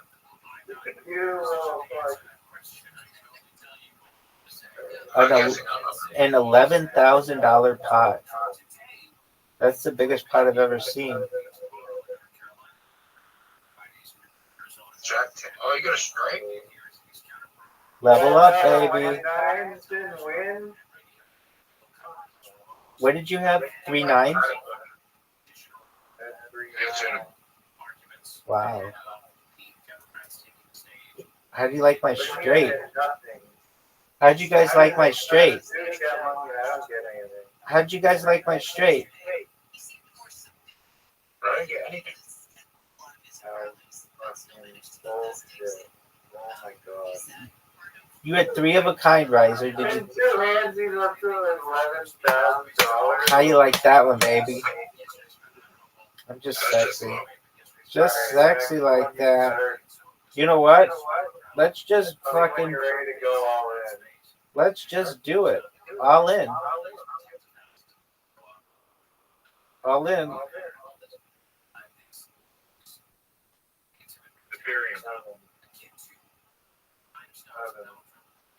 Damn, somebody was kings. Show these cards. Nice job. I'm going all in every fucking time. So you better get in on this, fucking Riser. You better get on this, Zoot. I did, but you can't. Oh, you don't know how it works. You can go. You can't lose it all if the other side doesn't equate to whatever you bet. Then you just lose the maximum that they were able to bet. Rizzo, let's go in. Dog, I'm down. I'm here to get sexy. I don't know about y'all, but I'm here to be sexy. I'm here for a good time, not a long time, baby. Yeah. Oh, yeah, that's nice. How you living, baby? How you like my pair of jacks? 2 pair. Suck on these nuts. More money, money, money, money, money. Money, money, money, money, money. Money. Riser, riser, riser, riser. Get back in, Riser. Maybe you can get rich in 2 hands like your favorite rabbi did.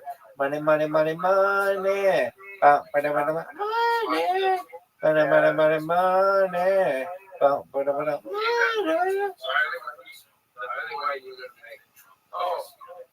I did not mean to go in. Well, you did. I've got news for you. You did, big dog. There's no chance in hell that I could win with this hand. Like, Hey, dog. Do you know what show the Olsen twins were on? You got it, baby. Money, money, money, money. Money, money, money, money, money. You ready for this? Get in. Get in, Riser. Come on, let's see. Get some of this money, money, money, money. Money. Riser, get in. Riser's just riding the sidelines. You better go all in right now. Oh, dog. All in. Riser, how do you like this? All in. $13,000. Hot hand in a dice game, y'all. Hot hand in a dice game, y'all. Hot hand in a dice game, y'all. Hot hand in a dice game, y'all. Let's go. LFG. Money, money, money, money. Oh, money, money. Well, how about you get your ass back in this game? That would be smart of you. Let's show you these cards. Let's see what's going on. King, Ace. Damn, dog. Those are some good fucking cards. Get back in. Zoot, get back in, all in. You can win $12,000 from me. All in. Zoot, get back in. Zoot, get back in. I'm in. Excellent. And we're going to throw a bot in here, too. A shitload of them if we need. Because Rabbi is a rich Oh, man. I can't go all in with it then. Not happening. Money, money, money, money. No, it couldn't have been done into the winner, actually.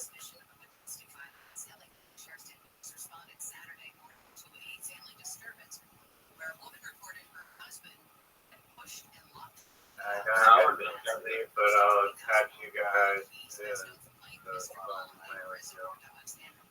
Riser, what did you think about my 1 minute on Kill Tony? Where did it come down? Oh, dude.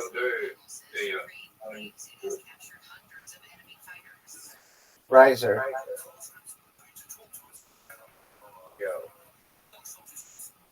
are you going to win this $12,735 for me? Yeah, I'm going all in. All in. Call any. Call any. All in. That's a bullshit rule. I bet like $5,000, and then if someone wins $1,000, they can't win my $5,000.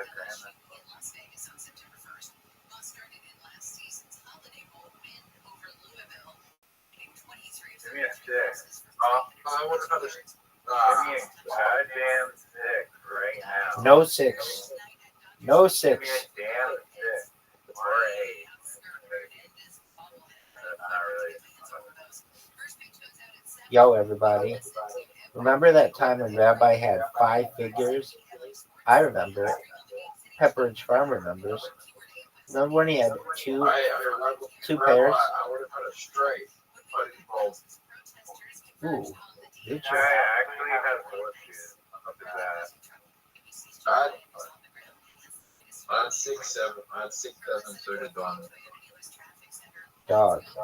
$14,000. I didn't even know the money went up that high. Look how amazing that is. Zoot, get your ass in here. Check this out. You can literally go. You can literally go to unlimited. How do you know? No, you can't. Eventually, you will overwhelm the system with zeros.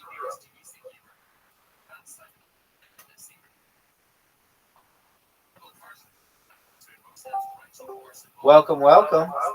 How are you? No fucking way. That's for real. The real Caspian. It very well could be. Caspian C, can you hear us? I'm not going all in with the end of it. Anybody else going all in? Yo, what up? Alright, Rabbi, I'm not even going to look at my next hand, but I'm going to go all in. Excellent. Did you like that I had 2 pair and I won? Do you like that? Did you like that? I'm going all in. I'm going all in big time. We're going to add bots and go all in. I was looking at the. No looking at the cards. I'll just go all in. I'll call any. I'm calling any. Next hand, though, don't look at your cards. Don't look at all? Okay. Wow, somebody wants a 990 call. That's rich. A little too rich for my blood. What do you have? A queen 7. I had a queen 7. I thought you were going all in. Oh, you want me to? I would have paid you a bunch of crazy. You had 2 3s. You can't take my 2 3s, bro. Dog. They're fucking. Dog. Check out this move. I'm looking at the hand. Okay. 42. The universe. That's how many chicks I fucked and then I lose track. 10 prey. 10 prey off the. Really shouldn't be saying that. Oh, that's not adequate. And you know, like what cards are on the table. Come on, give me a good fucking card. In the Hitchhiker's Guide to the Galaxy movie, right? Allegedly. I have no. You haven't seen that one? No, You've seen it? Yeah. Allegedly. That movie is weird as fuck. Weird as fuck. You know who's in it? Most Def is in it. Did you know Most Def is in it? You like one of those weird, like fucking gray alien things? No, he's like a rapper. Oh. Dude, What do you consider an old lady? an old lady? Sorry, what do you consider an old lady? How old does that maybe have to be old? 30 years? 20 years? 20 or 30 years? So 1994? Oh yeah, that's old.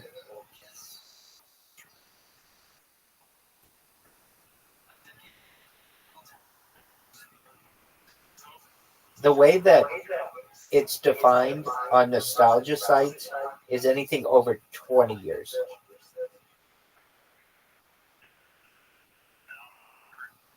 So if the movie came out in 2004, so it's an old movie. Yeah.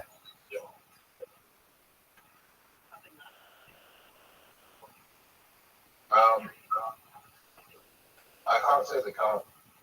I can't either. Getting sexy. It's glitched out again. Oh, there it is. Oh, I got a 3 and a 2 pair, but Very good job, Riser. didn't have faith in my two guitars. And they're both red too. Doug, do you really think some Canadian would take offense if we played a game called Canadian Texas or Canadian Hold'em, and the only difference was the maple syrup stickiness? Yeah, I think that's gonna. I mean, yeah, I think it's gonna trigger a few people. That's like the lamest shit ever to get triggered over. To be fair, there's actually a large amount of maple syrup produced in the United States as well. So Vermont, baby. Like in Vermont, I think there's a lot of. That's what I just said, baby. Have you ever tapped a tree? Well, I've tapped a bunch of trees with my pecker in my pants. Yeah. Feels good. That's a good joke. Damn, girl, are you a maple tree? Because I'd love to tap you. I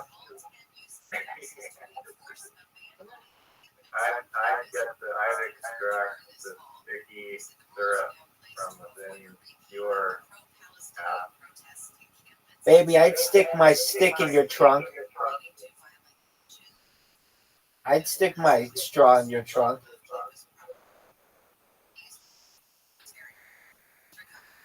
Are we playing Canadian Hold'em? Because it's getting pretty sticky. Actually, Canadian Hold'em should not involve anything with maple syrup. It should just be exactly the same as Texas Hold'em, except you have to play it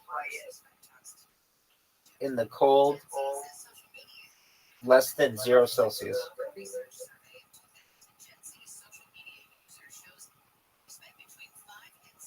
Yo, dog.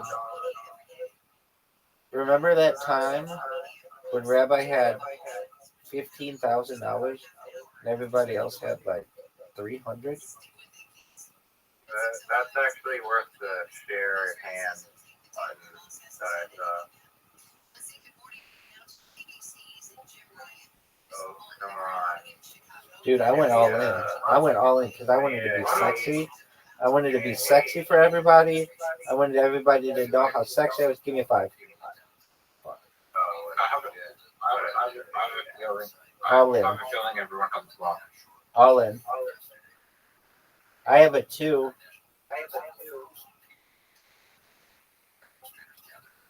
Damn, $9,000. Give me that fucking show those cards. I've got a 2. What the fuck did he have? Yeah, A straight. 2, 3, 4, 5. Oh, there's a side pot. Give me that 2. He won again?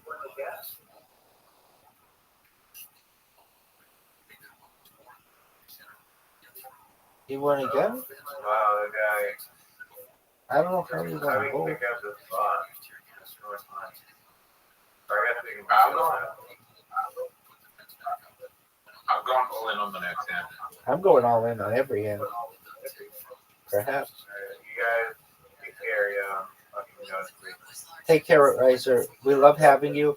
Thank you again for your sweet message. And I want you to know that you're an amazing person and everybody loves you. I also wanted you to know that I'm the greatest pimp in the history of mankind, and everybody should know it.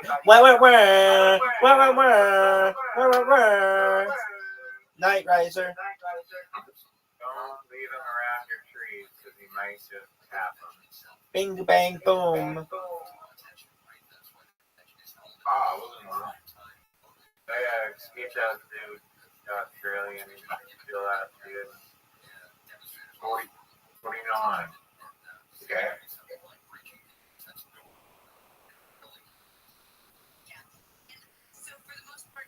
Okay, I didn't think that. Oh, that's not sick.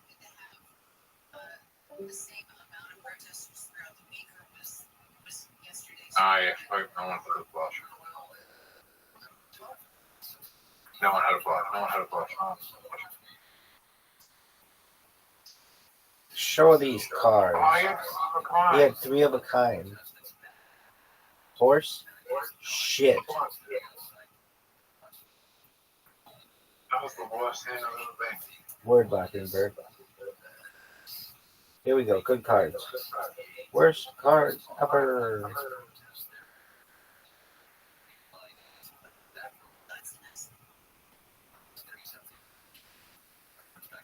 Oh, this is terrible. Oh, Kelly, you want? Do you have an ace? No. I have 2 2s though. Wow, a 1 with a pair of 2s. Pretty unbelievable. That was really cool. Everybody liked it. Here we go. Working 9 to 5. What a way to make a living. Go.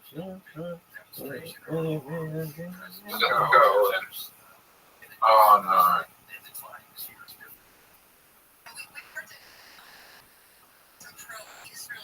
I got a high card. Can you beat him 9? Oh, yeah, you can. Got a card. Yep. Good job. Get ready to lose all your money.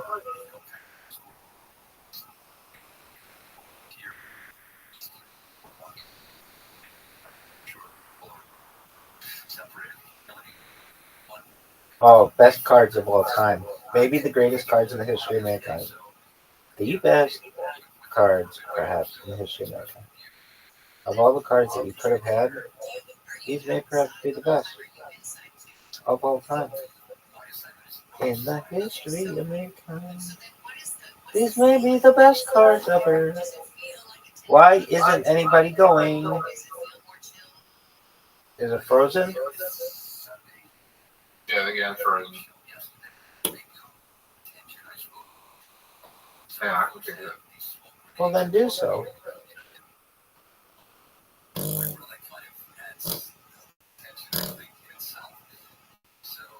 That is definitely cool. Yeah, right now. I don't know if this is cool.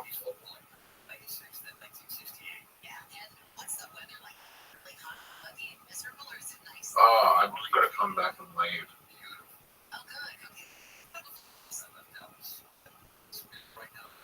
How do you leave?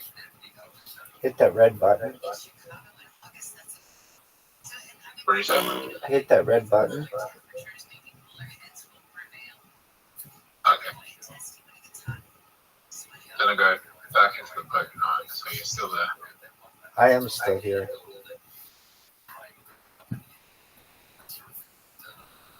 It's not letting me in now. It's not. Okay, now I'm in. All right. We'll get your shit together, dog. Is it on you? It just shows you as loading. Did it work? Does Discord have a trivia game as well? They have something. All right. Did you go?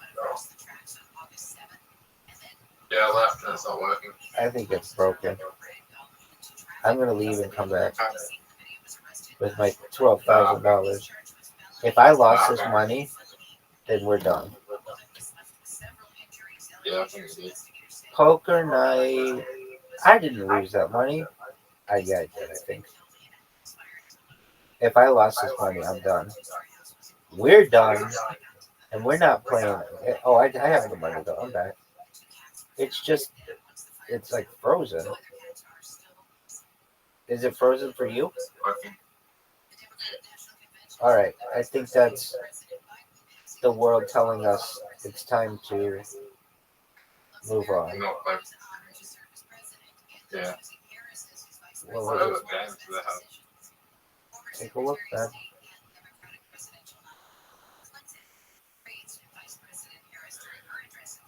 I can't believe it fucking froze on us. Know what I mean? What is that? Oh, that's a cool thing. I don't think we can play with this many people though. You don't think you can play against people? You can play it, but like it's better with more people. I don't think it works really well with two. I think you need at least three. I can invite you. I know. I think you need a third person though. Knocking out a ball. Okay, do it. And if this isn't the most amazing fucking thing I've ever seen in my goddamn life, I'm gonna flip shit. Join, know what I mean?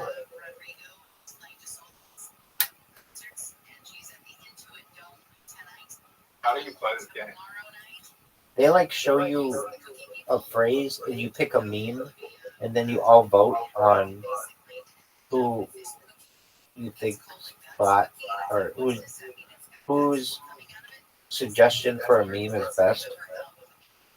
So it's gonna start in 1 second. When this fucking thing starts, Zoot, when they wake up in the body of Rabbi Rothschild. Rabbi Rothschild, okay, so pick the one you want to react to. Rabbi Rothschild, they have to read a book for school. Okay, so then I chose one, and then you choose one. I guess we vote on it. Okay, fine. So then what you do, where it's got the, you press the plus, and then you choose a meme that's appropriate.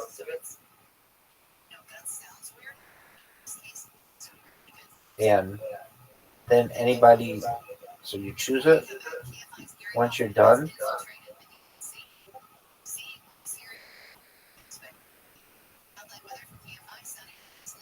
it gathers the responses, and then we vote. So Zoot gets to show off the gifts. Psych them up. Go. Rabbi Rothschild when they, okay, so there's that one. Okay. There's that one. And there's that one. All right. Oh, and then do another one. And then there's that one. So we can now vote who we think pick the best one. And I don't think you can choose your own. So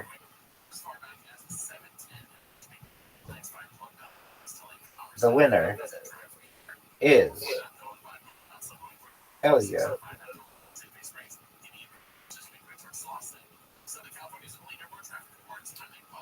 All right. Ooh. Ooh. Okay, now we choose one. 10-year-old you're watching a computer screen saver.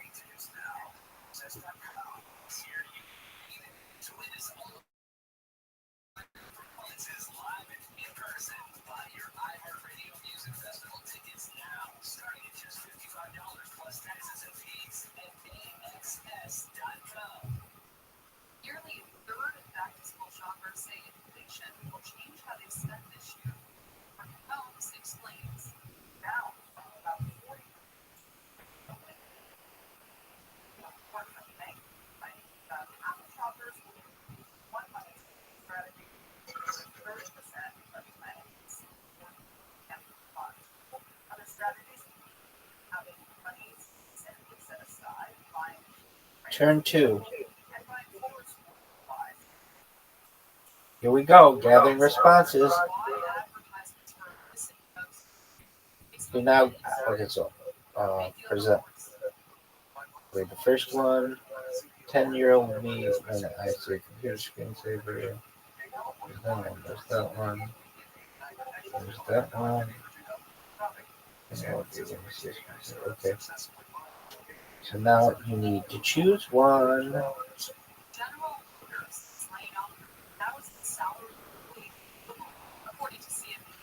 The winner and champion. Oh, good job. You and I both chose that one. Very good. Poop, poop, poop, poop, poop, poop, poop, poop, poop, poop, poop, poop, poop. That and poop.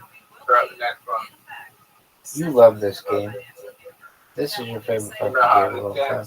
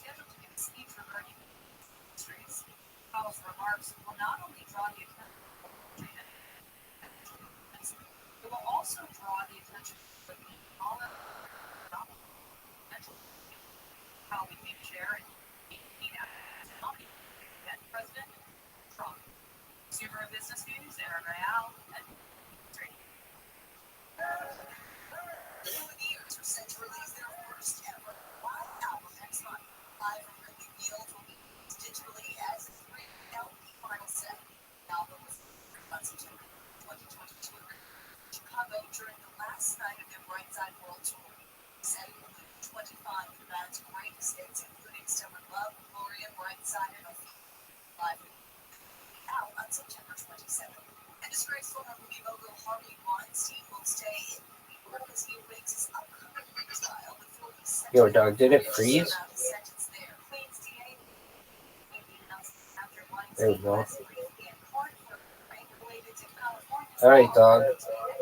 Zoot, you get to show off the gifts. The first one. Ooh, that's sexy. People eating something. Oh, we got two cute little kids. Yeah, got them on. What the hell? And that. What the fuck was that? All right.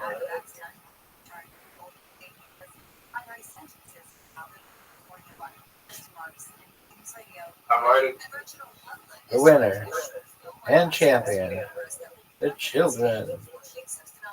That's a good one. Plus 50 for the crowd faithful. Poo, poo, poo, poo, poo, poo, poo, poo, poo. Next round, Rabbi Rothschild would have to read the book. Did I win? Round win. Next round. Yo, dog. Zoot. Okay, when a little kid calls you cool, when you closing out to exit cool with the music. Okay. I'm on the west side. Gangsta. Gangsta, gangsta. Yeah. Oh, look at you.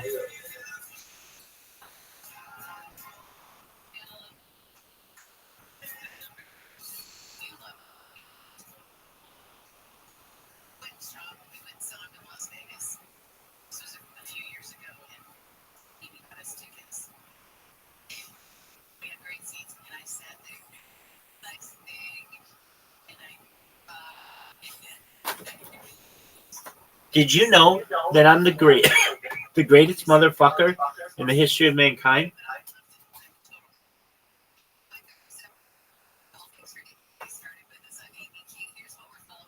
You get to show off the gifts. First one.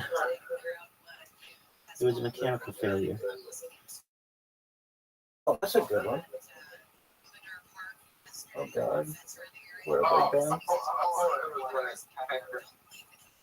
Panda's good. When you're closing apps and you're like, oh, that's a good one too. That one, I don't really get how that one works. I did the wrong one. You did the snowy one? No, I was meant to do the I thought it was like when 10-year-old Koji Go. The winner. How the fuck did that win? Because I voted for it. Yeah, that was your dog.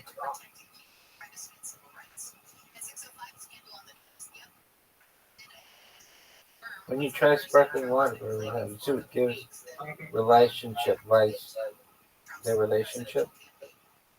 When you try sparkling water for the first time. All right, go.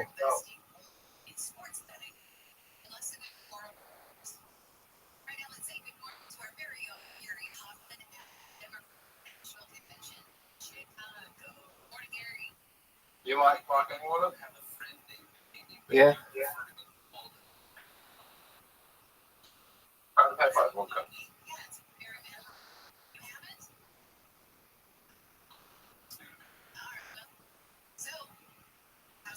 So show off the gifts.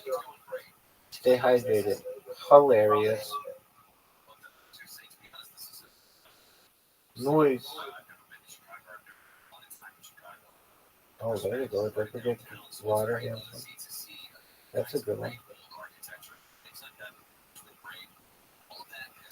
Alrighty. This is the last round for Rabbi. Rabbi's gotta go to the bathroom. Oh, hell yeah. Champion. Rabbi's a champion. Spiciness. Alrighty, Zoo. If you're here when I come back, excellent. If not, it's been fun. I gotta go to the bathroom, get some food. I'm gonna leave on Joe Rogan. Feel free to listen to it. Claimed Chinese bodies. That's been. I did. There's stories from this year, but I just went back to as far back as I could find, and this was from 15 years ago. Oh well, I'm sure they get them from a lot of shady places. That's the point. Is that they're getting these bodies from shady places. It's weird. You figured out the homeless problem. They should give them an award. Hey. Can you imagine if they're just all the homeless went away, but these bodies exhibits are everywhere, like everywhere, under the bridges, and there's also multiple kinds of bodies exhibits, I guess, too, which might be part of the issue. I don't know who's getting them from a good place, but there's like. Is the fan on in here? It seems like extra smoky. It's on, but 3 cigars were just being smoked. Yeah, man, it's just, I didn't think about it until I saw, I don't remember why I looked it up, but I looked it up and I saw it. And I was like, what is that? How do you do that? Like, how do you get all those bodies? And then when I read that they were, like, once I started reading about what they're doing with the Uyghur Muslims in China, do you know what they're doing? Dude, this is like an international tragedy that is rarely discussed in mainstream media. Yeah. They're rounding these people up and taking them to camps. Like, I don't know if they're re-education camps, if they're concentration camps, if they're prisoner camps. I don't know what they're doing, but there's demand internationally for information. Try to figure out what's happening over there. See if you can find. I just doing that, just typing it in Google image search, like you see pictures here, but like second row, New York Times article, no such thing, China denies. I don't know. Squid Games. Well, but Uyghur Muslims, if you just put Uyghur people, so China's denying it. Is that what they're saying? Oh, yeah. I would imagine. More evidence of China's horrific abuses in, how do you say that, Xinjiang? That's where it's supposed to be, right? See, I don't know, right? I don't know who's telling the truth. See if you can find a good, solid article, like whatever one makes sense. So just see if you can, so we can know. But the allegation that I keep hearing time and time again is that they're putting these people in camps. But the thing is, like, one thing that we know for sure about China is they make people disappear if they're journalists, if they say unfavorable things about the government. They go after bloggers and imprison them, and people who post things on social media, they imprison them. And they also go after their billionaires. Like, they've had billionaires just vanish. They talk shit and just fucking go away. Okay, data leak reveals how China brainwashes Uyghurs in prison camps. So they take them to these prison camps, and I guess they're trying to convert them. Chinese government has consistently claimed the camps in the far western Xinjiang region, I don't know if I'm saying that right, sorry, offer voluntary education and training. LOL. But official documents seen by BBC Panorama show how inmates are locked up, indoctrinated, and punished.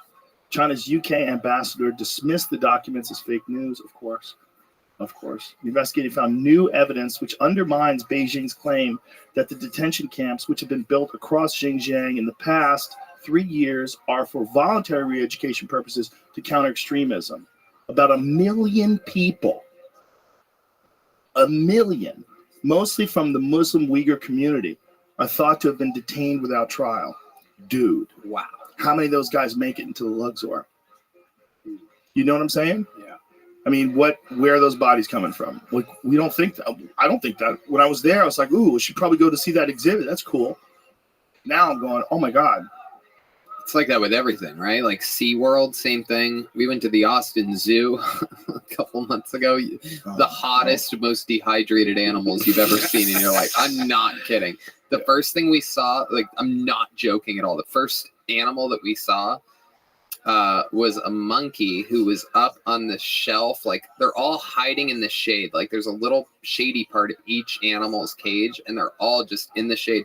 This monkey taught itself how to put a rag in its drinking water and put the wet rag on its head, and it's just sitting up on a shelf in Texas. Just a hot monkey. Like, all the animals are just hot. There's like a dehydrated bear, a sleepy lion. Like, it was the worst zoo experience ever. But like, also it's exciting at times. Like, you see an animal that you like, you're like, oh, a parrot. And like, you forget that you're watching this like delusional bear walk around in circles for 5 minutes. Yeah, you're in an animal prison. Yeah. Yeah. To think that almost everything's like that. Well, all zoos are. Zoos are super depressing. I used to have a bit about it. That the only thing that isn't depressing at the zoo is the giraffes. Because they're just like another day with no lions. And they're just strolling around. Like, they don't give a fuck. They're the only animal at the zoo that doesn't seem remotely tortured. Like, they let babies feed them. Like, the only animal that they're so safe. If you put out like leaves of lettuce, a baby can hold out a leaf of lettuce and everyone's completely sure that the giraffe won't hurt anybody. There's no other animal like that in the zoo. It's really kind of extraordinary when you think about it that way. Like, you can't feed anything else unless it's from a distance. You know, we went to Australia and we went to visit the koala bear exhibit. And these things are adorable, you know. They life tells you that koalas are like the cutest thing in the world, and they are as long as you keep feeding them eucalyptus leaves. The moment that the zookeeper like has to grab another batch or something, the koala slowly starts to turn into a bear. You know what I mean? Like, it literally, its claws come out, its grip gets tighter. Like, the second, if it takes 5 seconds, you're basically dealing with a tiny bear. So they bite and attack people? They don't have the eucalyptus trees? I don't know about bite, but it felt like, right? How do we describe this? I don't know. I wasn't there. Isn't it weird? Really? I slept in. That's I was right. like, fuck koala bears. I ain't driving it. We just got off in airplanes from the United States. And they're like, let's go see koalas. I'm like, I'm going to my hotel and sleeping and taking a shower. That's a long flight. We did that too, by the way. We all took naps and then we went to the zoo. But you didn't seem happy when you came back. You're like, those things smell like shit. And I'm like, yeah, I'm glad I didn't go. No, we smelled eucalyptus on us for like a month after that because that's what they smell like. See if you can get some footage. What were you searching before? The Uyghurs? We got that, right? We didn't find koala bears attacking people. You say it like we went straight from the airport to We koala. did. It was like a half hour after we landed. Was it? Yeah. And we had a show that night. I was like, Was it? yeah, it was. I would never speed off to some fucking zoo. You did. Sounds horrible. How long do you think it lasted before you went to the zoo? It's like 3 hours. Everyone knows you have a 3-hour gap anytime you land at a new hotel. You have to settle in and you have to like chill. I don't ever rush off. You don't believe it? No. Because I remember that's why I didn't go. I was like, are you guys crazy? And they're like, it's koala bears. Yeah, it's a bed and a shower. Maybe it seemed like a half hour, but you were just jet lagged. Yeah, I wanted to go. I'm not going. I don't care that much. It was also an hour drive. And I was like, man, I've been sitting in a plane so long. Last thing I want to do is drive an hour. I've been told you got to see kangaroos in real life to understand how big they are. Yeah. That's what I've been told. Yeah, they seem like just balls of muscle. Eddie flying. F. told me a story about first time he encountered a kangaroo. I think he was taking a leak in someone's backyard or something, and one of his friends yelled out, "Hey, get back here!" I'm fucking up the story for sure, but I remember him turning around and there was a kangaroo that was taller than him. Like they're like 6 feet tall and built like a brick shithouse. I think they're cool. I would They're love. very They should cool. have boxing matches that you could watch with kangaroos. They don't want to box, dude. They want to run around and fuck. I'd eat watch grass and do whatever the fuck they do. They don't want to box. They only boxing because you make them. Well, I mean, fucking Jake Paul versus a giant kangaroo. Like, I'm in. who wouldn't buy that? They try to kick your guts out. That's what they try to do. They try to literally try to kick your guts out. I hope Mike Yeah. Tyson fights him. Jake Isn't Paul that or a kangaroo? Jake Paul? Yeah, I support that. I don't support anybody fighting the kangaroos. They used to do it though. They used to have boxing kangaroos where people would go. That's right. To like, yeah, they would go to like a fair and they would box the kangaroo. Yeah, there's a lot of video of it. You watch people get fucked up by kangaroos. Oh, this is a koala bear attacking people. Oh yeah, see, these are koalas without eucalyptus. Yeah, so these are these wild little. First of all, it's crazy how cute they are. They are so Mhm. cute. They're so adorable. Look at those little faces. Yeah. Oh, that bit the person? Oh, wow. Oh, so they don't have the actual attack. They just have the wound. So he's got a bite wound. He probably got too close. Yeah. He's probably taking selfies. People take selfies at Yellowstone. They get launched into the air by buffaloes. Yeah. People are so goofy when they get around nature, man. But it's weird that like something so cute would be so dangerous. Like, isn't that like usually cute, it keeps you alive, right? Like babies and puppies and kittens and little monkeys and little birdies, and they're cute. It keeps them alive. Like, you don't want to eat little baby chicks. Oh, can't do that. But when they're a full-grown chicken, chop their fucking head off and start plucking. It's weird. You'll Yeah. eat the full-grown chicken and you'll eat the egg, but Yeah. it's in the middle. Well, the egg The is. nuggets? Oh, baby chicken nuggets. That's where they're from, the nuggets. I don't think so. It's all assholes. It's just chicken assholes ground up. But eggs are such a bonus. It's like nature's bonus because it's full animal protein, but nothing dies. And they make them every day. Like, if you have a bunch of chickens, you could literally, if you had 20 chickens, you never have to buy food. You could just eat eggs. Like, if you were in a real strict sort of fucked up apocalyptic type situation, as long as you have enough chicken food and you have a bunch of chickens, like if you have like 20 chickens, you're probably going to get 10 eggs, 9 eggs, 8 eggs a day. It's a lot of eggs. You can actually eat off of those. Do you still have chickens? No, they all got killed by coyotes. I want to get chickens. Yeah, when we had a fire, that big fire that went through California a couple years back, it burned down our chicken coop. Oh, Jesus. And so we had to gather up the chickens and we put them in another chicken coop. And this chicken coop was not sturdy. It was a store-bought chicken coop. The other one was like built by I had a carpenter do it. These fucking coyotes, they opened it up. It was a disaster. It killed like 9 chickens. Jesus. Yeah. And they're like pets, aren't they? They're like, you start kind of feeling like they're pets. Well, they were real chill. I mean, you could go up to quite a few of them. They had different personalities. Like, some of them you can't pick up, and other ones they would just like drop down. And you could pick them up and you could pet them. Like, there's a bunch of videos of me on Instagram walking with the chickens, petting them. But there was a few that didn't want to be petted. They didn't want to be picked up. It's all in like how much you handle them when they're little babies. But dude, coyotes, that's like a fucking. It's like a fast food restaurant to them. They just like hop on the roof. I caught them on the roof of the thing, like in the middle of the night. I hear something, like all this sound, and I turn on a flashlight and I put it on the roof of the chicken coop, and there's 2 coyotes just staring at me, trying to figure out how to get the chickens. It's so weird, man, because they're wolves. They're these little small wolves that live in suburban neighborhoods. They're everywhere. Are they out here? I know that yeah. my neighborhood's just tons of bobcats and bunny rabbits and hawks.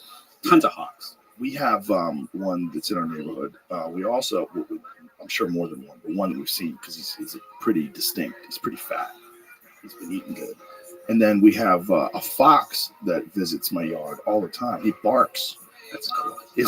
They're beautiful. Foxes are beautiful little animals. And they don't really attack humans, right? No, they play with humans. Yeah. Foxes become your friend. Like, no bullshit. Like, you could take a grown fox, and if you're around it enough and it doesn't think of you as a threat, like, they'll start treating you like a dog. It's weird. Like, there's a video. Oh, look at this his little fox. It's Todd. I'm a hound dog. He played me for a treat. Look how cute he is. Like, they'll play. Like, look at this. Come on, man. This is a wild animal that will play with you almost like a dog. Like, look, this thing's on its back. This guy's petting it, man. I mean, come on. How crazy is that you could pet a fox? I love it. I want a fox. They're weird animals, man. It's Finnegan. Oh God, I thought that was a toad. So this might be someone's pet. But if you that seems like Finnegan the fox is someone's pet. But if you go to yeah, that's someone's pet. Finnegan the fox has like a YouTube channel. But if you go to Fox jumping Grizzly Man. Whoa, fox is jumping on trampolines. Oh yeah, they play. They're super playful, man. If you go to Grizzly Man Fox, Timothy, what was his name? Treadwell? Yeah. Was that his name? I think so. Was that his name, Timothy Treadwell? I'm Timothy Treadwell. Is that the Grizzly Man? Yeah. Yeah. Well, he had a friend that was a fox that would visit him in camp. Completely wild fox. And they would play together, and the fox stole his hat and ran into the den. Like, they're having fun together. Like, the fox would, like, hang out on the roof of his tent. Yeah, I miss this guy. It's an interesting documentary, man. If you haven't seen it, folks, see, look, the fox is hanging with them. So if you go back a little bit, you'll see how close he is to the fox. Because he's like there you go, right there. Look at this. Dude, I mean, how crazy is this? That is a wild fox who just comes up to him and is playing with them. They're like little dogs, man.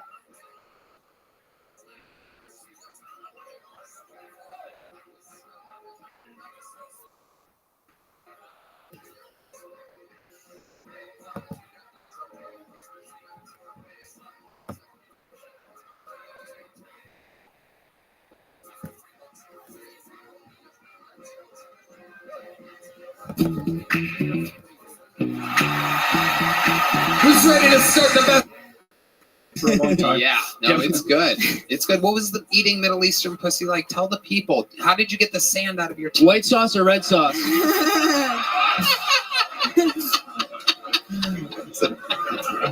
A water pick or a floss? What was it like? What was your experience eating a Middle Eastern pussy? If I'm being honest, guys, it tasted like shrimp curry. So that's why I'm straight. That's scarier than it was funny. Unbelievable. My goodness. Your mom is with a black guy? Yes. How long have they been together? About 5 years. Was she only with white men before that, as far as you know? Pretty much my father and a British black guy, but yeah, that's it. A British black guy? Yeah. Doesn't count. Now she's with an American black guy? Yes, he's right. Yeah. Different than the British black guy. Yeah. From super hot tea to Hennessy. That's what we call that right there. Amazing. And so that's basically your stepdad. Yeah. When you say nah, yeah, what do you mean? He's a piece of garbage. Whoa, that's racist. Why is he a piece of garbage to you? Because he cheats on my mom and he's a fucking asshole. How do you know that he cheats on your mom? How do you guys know? Well, me and my mom are She's really fucking. close. Yeah. What? Good thing you're canceled already, Jordan. Huh? That's what I've been thinking of the whole time. How do you know that he's cheating on her? Well, me and my mom have discussions about. I'm very close with her. How So does she know that he's cheating on her? she had some girl come to her house and vandalize her car and try to break into the house and a lot of stuff like that. And they saw her on video or something? Yeah, she had to get a camera and report it to the police. Was she secretly scared it's my mom?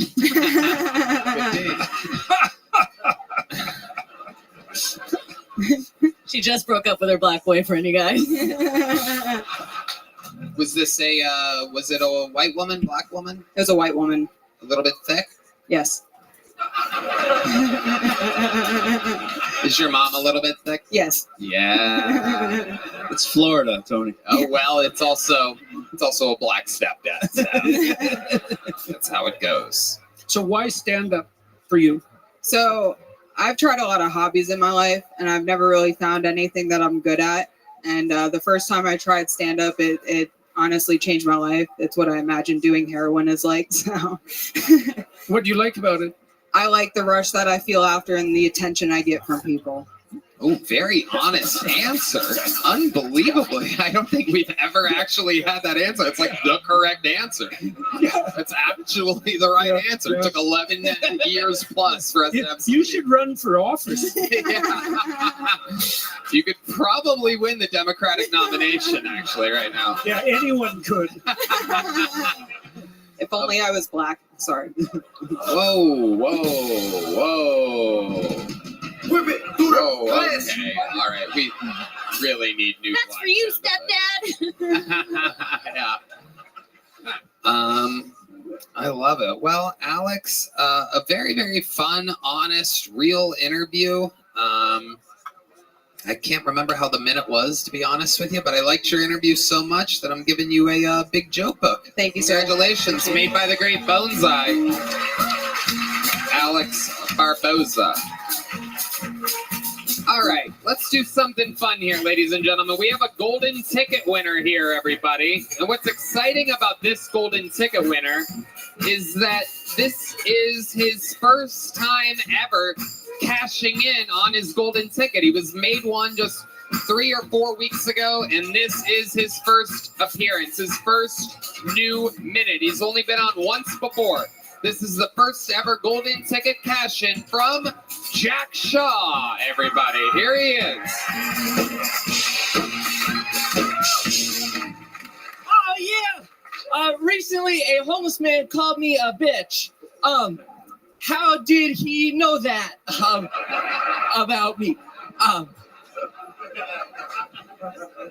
I'll tell you what happened. I was walking and I saw this homeless man in a wheelchair sweeping in front of his tent. And I was thinking to myself, oh, I guess he cares about his curb appeal.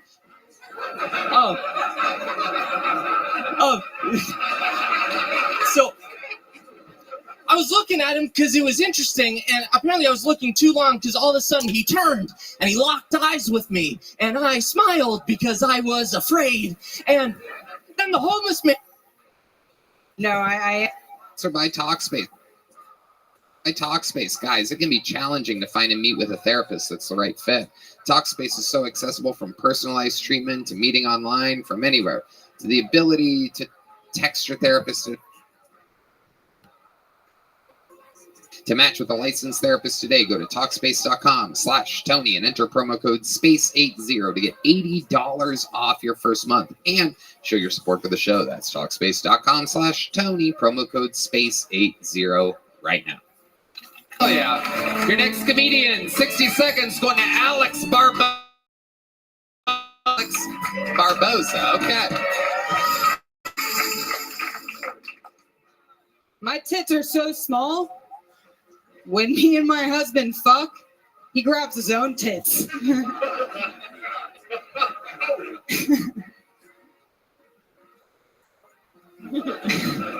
We just had to put my grandma in hospice. Sorry to ruin your fucking day. But it really just came down to the fact that we didn't want to spend all of our inheritance money on her dialysis. Fucking bitch was stealing all my Diet Coke. I told her, I'm like, karma is a real thing. And she said, you want to know what's real, Alex? Is sucking a Nazi's dick to save your family.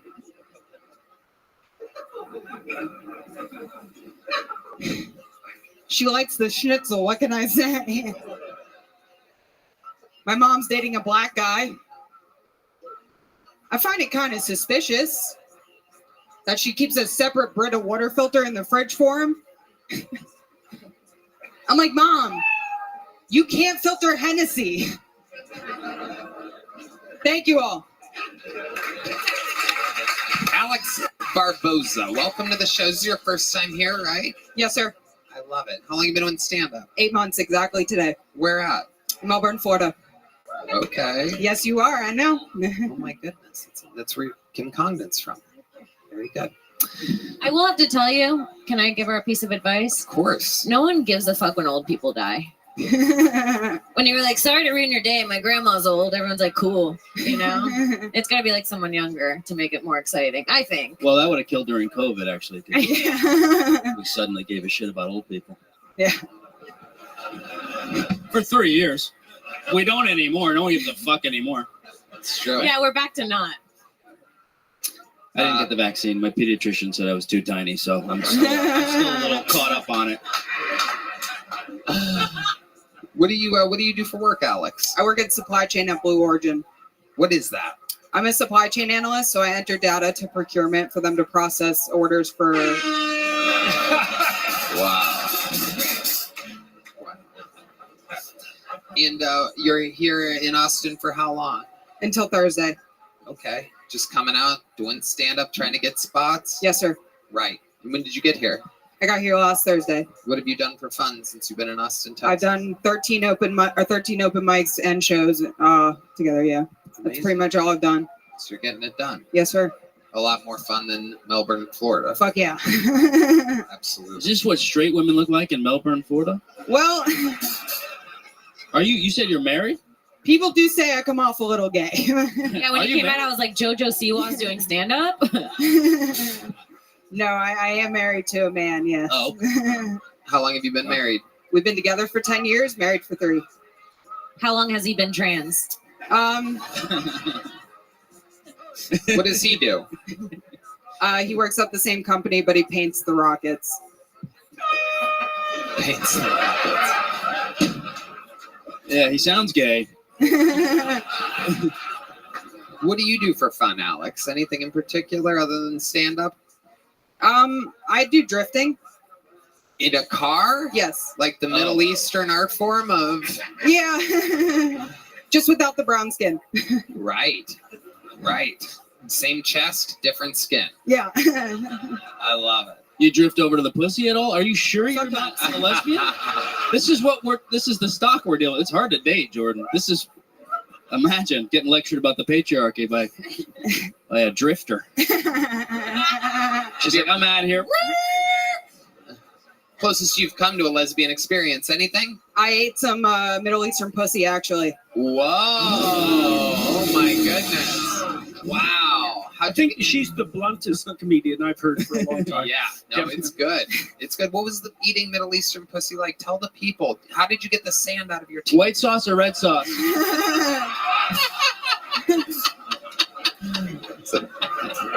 A water pick or a floss?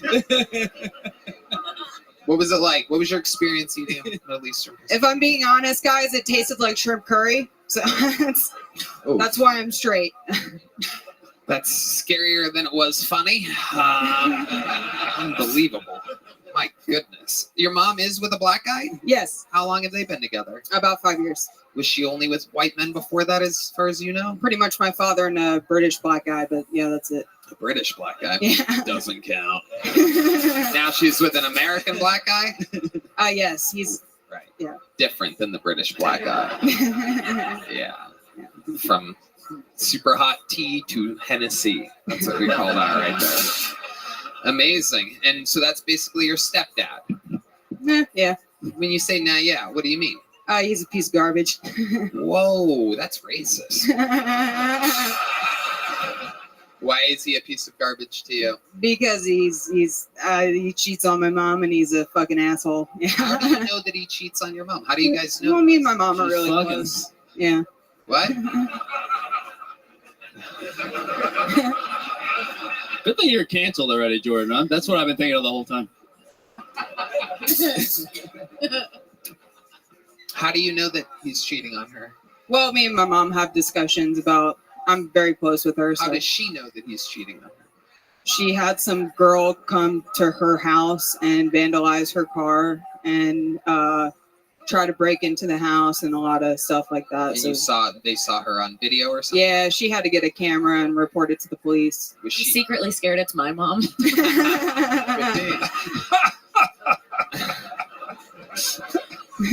She just broke up with her black boyfriend, you guys. Was this was it a white woman, black woman? It was a white woman. A little bit thick? Yes. Is your mom a little bit thick? Yes. Yeah. It's Florida, Tony. Oh well, it's also a black stepdad. So that's how it goes. So why stand up for you? So I've tried a lot of hobbies in my life, and I've never really found anything that I'm good at. And the first time I tried stand-up, honestly changed my life. It's what I imagine doing heroin is like. So What do you like about it? I like the rush that I feel after and the attention I get from people. Oh, very honest answer. Unbelievably. I don't think we've ever actually had that answer. It's like the correct answer. That's actually the right answer. It took 11 years plus for us to have You should run for office. You could probably win the Democratic nomination, actually, right now. Yeah, anyone could. If only I was black. Sorry. Whoa, whoa, whoa. Whip it through the Okay. All right. We probably win. You should run. That's actually the right answer. Actually had that. Very honest answer. Rush that I feel after and the attention I get from people. What?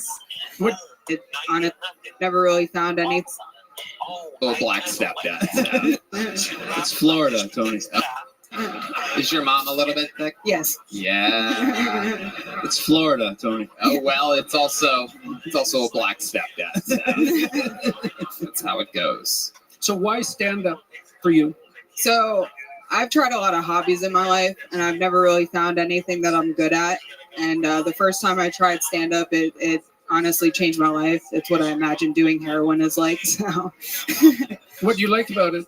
I like the rush that I feel after and the attention I get from people. Oh, very honest answer. Unbelievably. I don't think we've ever actually had that answer. It's like the correct answer. That's actually the right answer. It took 11 years plus for us to have You should run for office.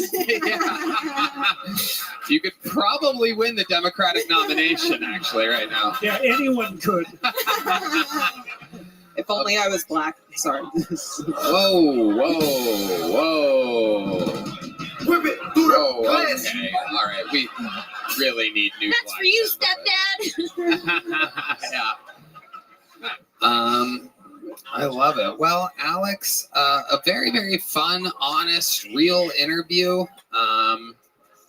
I can't remember how the minute was, to be honest with you, but I liked your interview so much that I'm giving you a big joke book. Thank you, sir. Congratulations, made by the great Bonsai, Alex Barboza. All right, let's do something fun here, ladies and gentlemen. We have a golden ticket winner here, everybody. And what's exciting about this golden ticket winner is that this is his first time ever cashing in on his golden ticket. He was made one just 3 or 4 weeks ago, and this is his first appearance, his first new minute. He's only been on once before. This is the first ever golden ticket cash in from Jack Shaw, everybody. Here he is. Oh, yeah. Recently, a homeless man called me a bitch. How did he know that about me? I'll tell you what happened. I was walking and I saw this homeless man in a wheelchair sweeping in front of his tent. And I was thinking to myself, oh, I guess he cares about his curb appeal.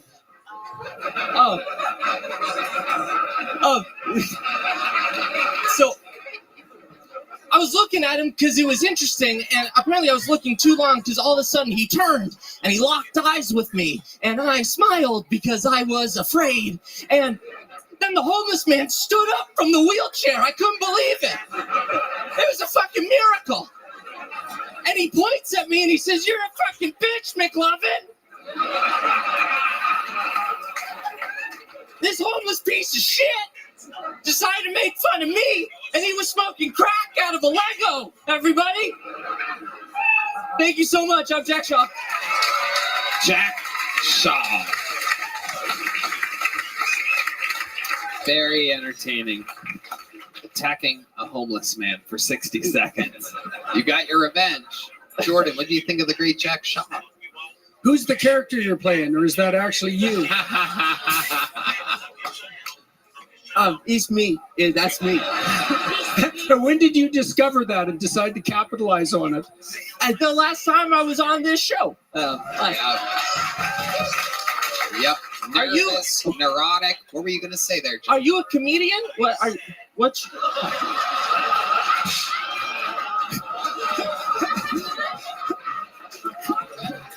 Occasionally. Occasionally. Oh God. Okay. Jack, you're so weird.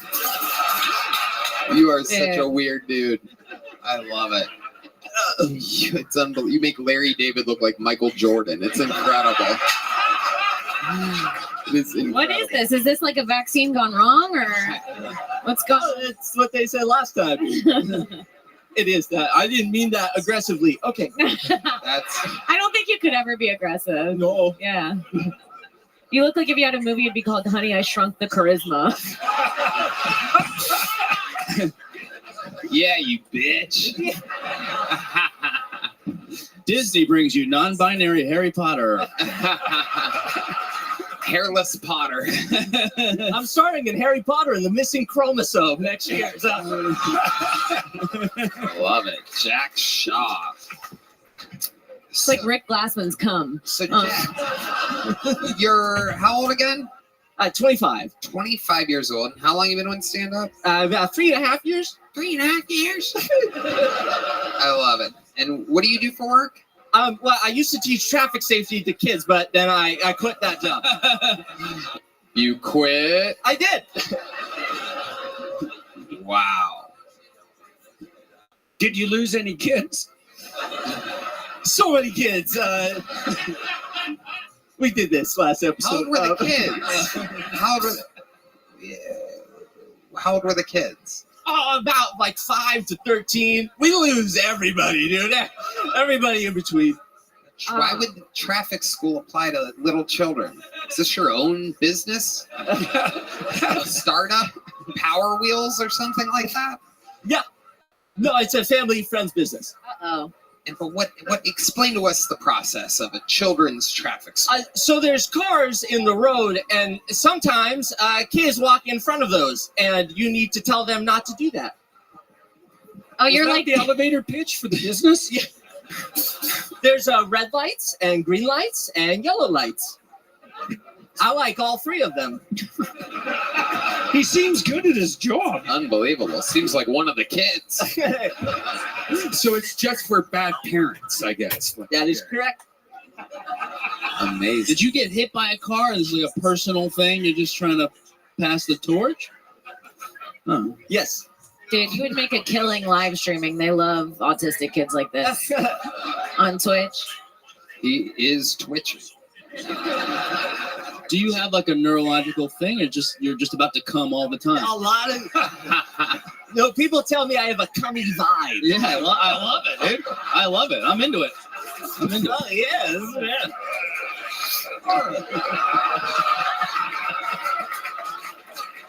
You want a little bit of this? Jack, what else are you into? What do we not know about you? Don't ask that. You're like if Woody Allen couldn't get any pussy ever. Woody Allen would have loved to run his own children's traffic school, by the way. You stay right here. It'd be all Asians, though, so make a lot of money on that. Who needs traffic school more than Asian children, am I right? Jack, tell us something we don't know about you that we didn't find out last time that you were on the show. I masturbate a lot. Well. No, he said something we didn't know about you. What's your masturbation process like, Jack? Well, I make sure nobody is around, first of all. And then you pull out what? What do you jerk off to? A tax form? You racist son of a bitch. Because I'm Jewish. Okay. He's like, it's a coin, actually. Yeah. I use lotion, and oh yeah, I bet you do. My neighbors hate it, dude. They hate when I masturbate because they're always like, "Close the window," and I'm like, "What am I supposed to masturbate to, dude?" And so, Did you take the lotion from a hotel? What? God. You went there. Oh my God. Oh yeah, no, I know. I gotta send to this. But what do you masturbate to in real life, Jack? Oh, people on screen. Okay. Is there a specific thing that you've been typing in lately? Is there a fad that you're into right now specifically? I like porn stars because I like to know who I'm masturbating to. It's sort of a personal connection. That is frightening. Somehow that's the scariest thing you've said all night. Amazing. Do you have a favorite porn star out there? They might be watching. Right Oh, now. yes. Hiding. They're hiding. You do? Oh, yeah. Uh-huh. Who would it be, Jack? Name some names. Drop some names. I like Sky Bree. I like... I feel like I'm like show and tell for porn stars. I like Sky Bree, and I like Lisa Ann, and I like Mariah Mills, and I like... My girlfriend's gonna hate this, dude. She hate this so much. Yeah, these are kind of MILFs that you're naming. Yes. Ah, very interesting. So there is something specific that you're into, and it is the love of your mother. Well, what does that mean, Jordan? Do you have an analysis on why a guy would be into MILFs specifically? Why someone would be into older women? Like, is there like a psychological reason for that? I don't know. I mean, maybe that's... Do you smoke weed? Yeah. A lot. Yep. Are you attracted to your mom at all when you're high? No, just when I'm sober. Okay. Amazing. Amazing. Jack, you are a wild boy. So how's LA treating you? LA's been amazing, man. This show changed my life, everybody. Give it up for Kill Tony. This is the best show on the They don't planet. have to give it up. Really? What changed? Someone asked me to sign their tits. That guy was so fat.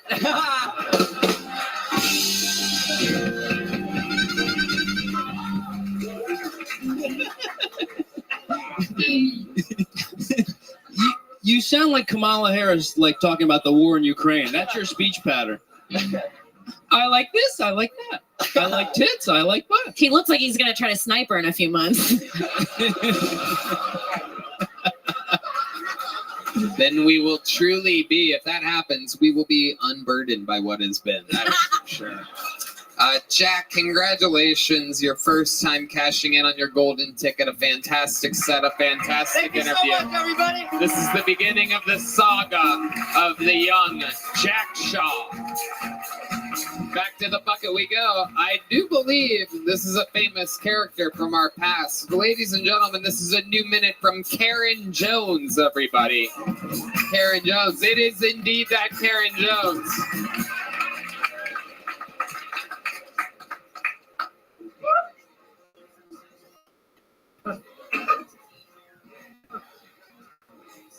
How crazy was that? Watching Trump almost get killed? That was so insane. But I was distracted watching it by how stupid the Secret Service girls looked.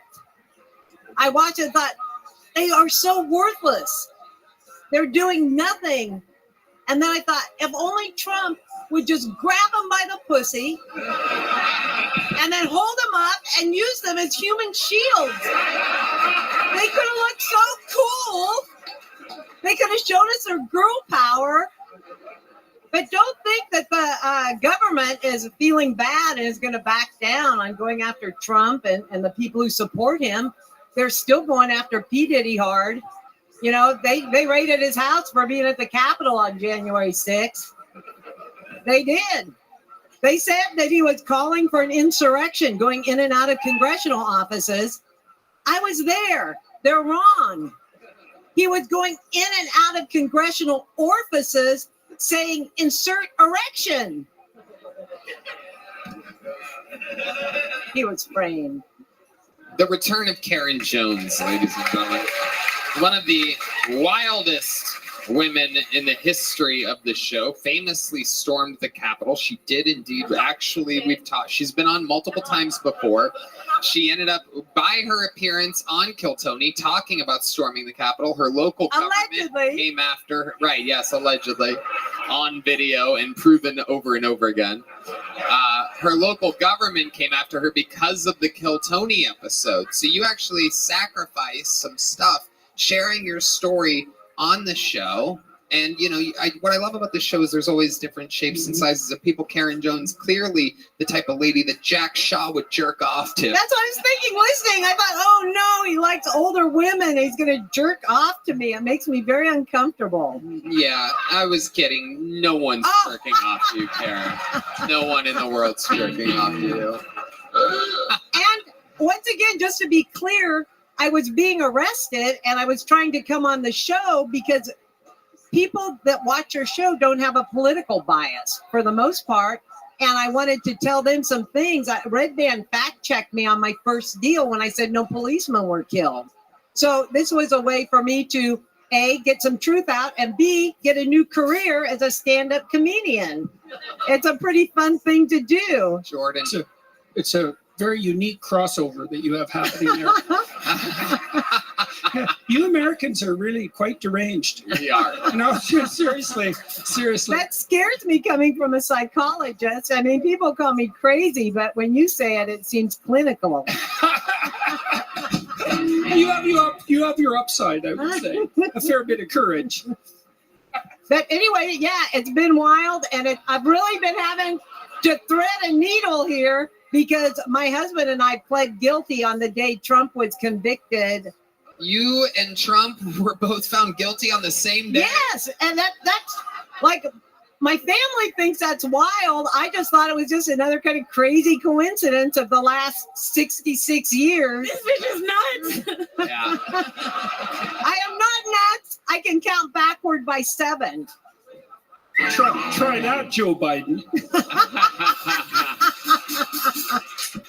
Amazing. But Karen, you are definitely very political, one of the more political people in the history of the show here. So tell us, what do you think about Kamala Harris being the supposed new Democratic candidate for the United States of America? Well, remember, I'm from California, so I was there as she first penetrated politics, or was penetrated, I should say.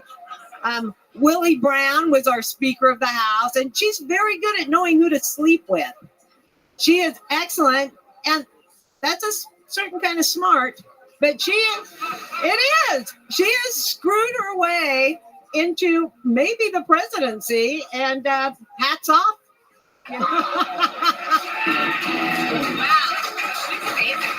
What a patriot. What a strong patriot. Now she's a great storm the Capitol, right? Look at that. And I didn't storm. I walked in, and I'm really a rule-abiding person. Before we went to the Capitol, we were at the Back the Blue rallies every Saturday in front of the Vet Hall. You know, we're squares. Right. So a lot more is going to come out.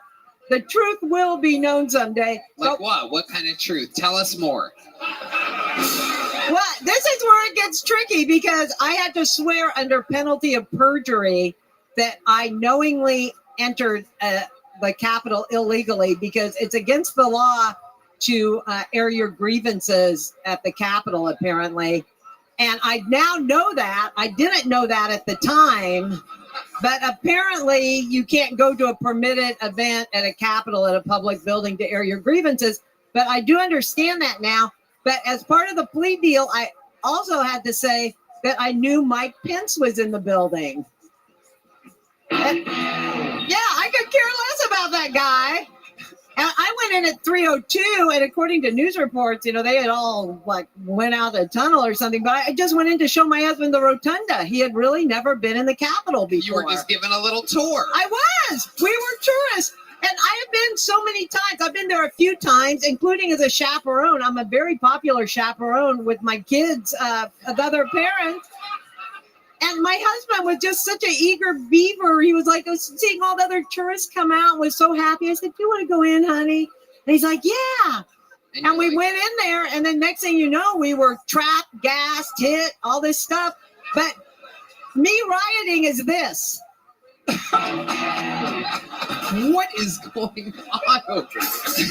It is. I didn't want to be hurt. Making Karens great again. That's what we're doing. Karens. How did you get so tough? Oh, that's actually a good question. I think your husband was trying to have you killed that day. No, my husband's a sweetie pie. We are opposites. He grew up on a flower ranch. I grew up on an oil field. I had a tough upbringing, a lot of violence. I was sexually molested by a relative. Then Sexually yes, molested. and when I told, they said I was a liar.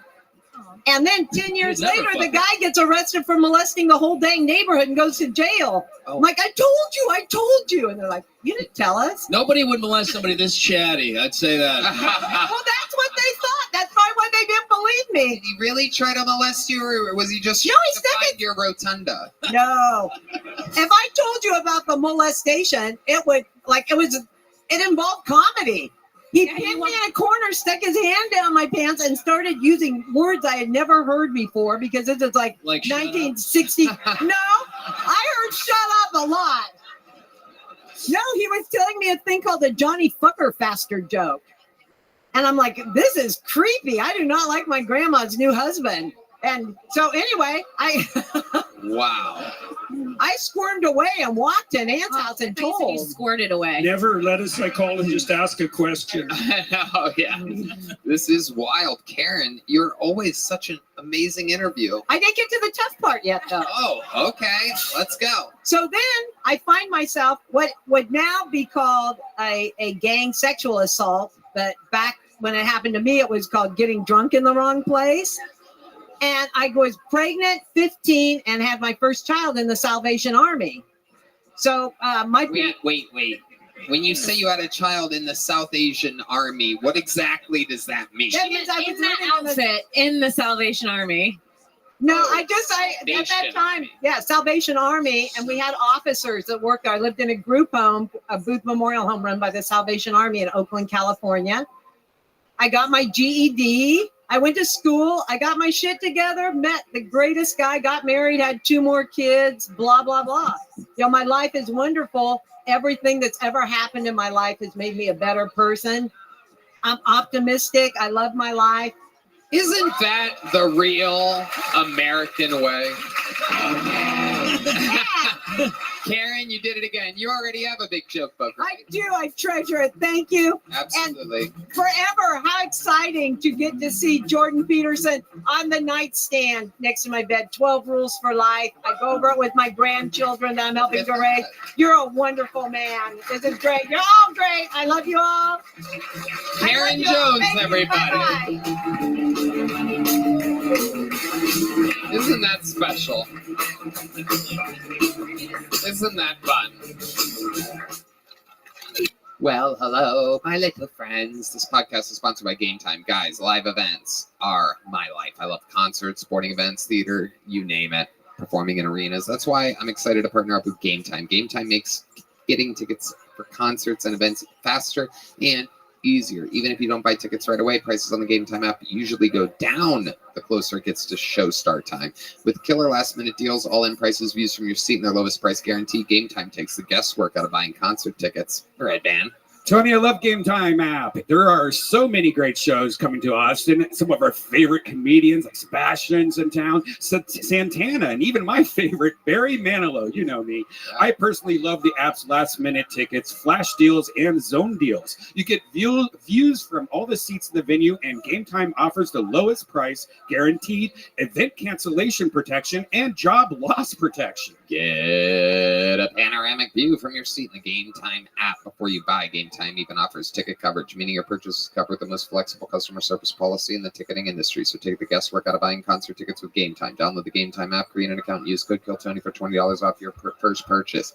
Terms apply. Again, create an account, redeem code KILLTONY for $20 off. That's why. Download Game Time today. Last minute tickets, lowest price, guaranteed. All right. I pulled another name out of the bucket. 60 seconds uninterrupted going to David Donick, everybody. We're going to meet David all together. Here we go. David Donick, it's nice to meet you all, man. I'm a teacher right now. It's a good time. I hate these bitch-ass kids, so let's dial it back. I taught a senior seminar class this year where we help kids figure out where they want to go when they graduate. I'm teaching one day, a girl has a question. I go over to her. She's like, I have a question. I'm like, what's up, big pimp? I don't remember their names all the time. I go up to her and she's like, Mr. Dyke, I'm trying to go to a music school. Any suggestions? Yes. My girlfriend went to a music school. She studied classical saxophone. You could go here or here. As soon as I said my girlfriend, her and all the other kids at the table just squinted their eyes and tilted their heads at me. I was like, what the fuck are we looking at right now, team? Finally, one kid broke and he goes, I'm sorry, Mr. Donick. We thought your ass was gay this whole time. I walk away out of the corner of my eye. One kid just slides another kid a $5 bill at the table. I was like, dude, betting on my sexuality is a lot like betting on the Texans right now because it's a risk, but I'll cover the spread. Okay, so you're not gay. You're not gay. You are gay. Not gay. Not gay. Thank you. Don't worry, I deal with the same problem all the time. I love it. You owe me $5.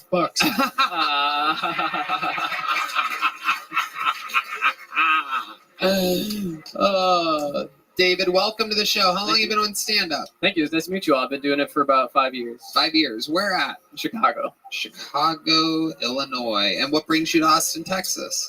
Professional development for work. So what is it? Professional development for work. What does that mean exactly? I sit in a room with a bunch of teachers and they just be yapping and I'm on my phone. It's really what it is. Wow. Yeah. Amazing. That's why our schools are learning. We are learning how to be a better international baccalaureate school. So basically how to kind of align everything and what we teach and how we teach it. And why aren't the courses any good? A lot of teacher turnover. People don't want to work. You know what I'm saying? Yeah. All right. They're on their phones. Yeah. Yeah, exactly. Teacher turnover. All right. Storing that up for a little fantasy later. Yeah. I mean, you know what I jerk off to. So, David, Chicago, doing teacher. What exactly are you teaching? I teach English. Yeah. English. High school English. Okay. Is it in Chicago? Is it the South Side? It is. Yeah, it is the South Side. So that's a tough subject to teach. It's a fun time. Yeah, Shakespeare is hard to teach, but we make it work, you know? Right. So it's mostly black students? Mm-hmm. That's not, we have like one M&M, but, you know, we don't talk about it until the album drops. That's the candy they all split. Yeah, he sells me the candy, man. It's good. Actually, we have a lot of Venezuelan migrants now, too, because thanks Abbott, or what's his name here? I don't know. The governor. Yeah, we send some buses up there, huh? Yeah, it really pushes the boundaries of my basic white guy Spanish. Right. Yeah. So, what's it like dealing with these types of kids? Brother! No, they're good kids. I'm very humbled. I won coolest teacher of the year this year at the end of the year. Whoa. It was dope. I know. Thank you, man. I won. Imagine how uncool the other teachers are. Well, I only won because I joined every gang in the building. So I'm now a King Crip disciple. Amazing. What else do you do with your life, David? Stand up. I Uber. Ubering is pretty not fun. I don't know. Your Ubers are weird here, man. They don't talk as much as they do in Chicago. They don't speak English. No. Yeah. It's weird. But yeah, I Uber. I teach. I do comedy. Play a lot of video games. Been playing Fortnite recently. That's a time suck. Ugh, I'm so bad. Do you play video games? No. A good question. I don't know. You could have had a crazy system set up, you know? No, I don't let myself play video games. But my friends did buy me a Mario Kart setup for my 40th birthday because Congrats! I love playing. How come you don't let yourself play video games? Because I would just end up being mediocre at comedy if I did that. Thank you. I would play them all the time, and I would never professionally develop. Yeah, you know, I'd be it's the equivalent of being on your phone when you could be developing. You're an inspiration, Tony. Thank you. David, give us a tidbit about your life that we would find surprising, something that makes you different than everybody else. Something that makes me different. I'm a little bit of the breadwinner in my family. My dad passed away when I was 12. Bread, I know. Did he pass away? Yeah, he had a sudden heart attack. Yeah. He saw his act. Yeah, he did. He was funnier than me, and he was like, "I can't be in this world." Yeah, he passed away, so I take care of my mom, my younger brother. So, wow, yep, amazing. So you're supporting everybody. Have to. That's why you're Ubering, teaching, and doing stand-up and playing video games. Gotta fit it in there, you know? You pick 4 jobs that pay the equivalent of half a job. It is incredible. Yeah. The 4 lowest paying jobs imaginable. Amazing. What's your love life like, David? You have a girlfriend? I do, yes. Love her very much. Been together for 2 years now. Nice. What does she do? She is also a teacher. She teaches middle school music.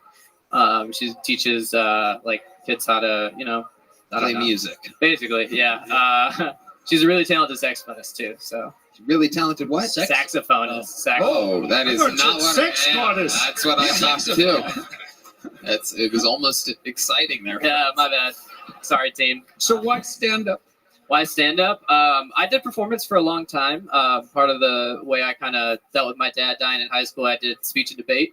That was a really cool outlet. I had a lot of, male teachers who were kind of there for me. Maybe I was groomed. I don't know. But they, kind of put me in the performance direction, which was cool. So I like it. I like making people When you laugh. go down on your girlfriend, does she make you put a reed in her pussy? She does. She does, yeah. That's my special move. That's the finisher, actually. Amazing. Do you have any special moves in the bedroom? Get there and hope. That's really it. A lot You of look guys like here. you play EDM music while you fuck. EDM, whoa. I don't know. Maybe on Christmas I would, but When he's talking to the clit, where are you? I'm so low. I cannot dream. I cannot sleep tonight. David, congratulations. You made it on Kill Tony. Here's a little joke book. We'll see you next time. Come back again. Appreciate it. David Donick, ladies and gentlemen.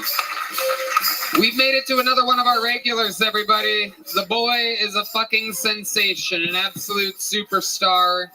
Doing it, living the American dream. Ladies and gentlemen, make some noise for the one and only Cam Patterson, everybody.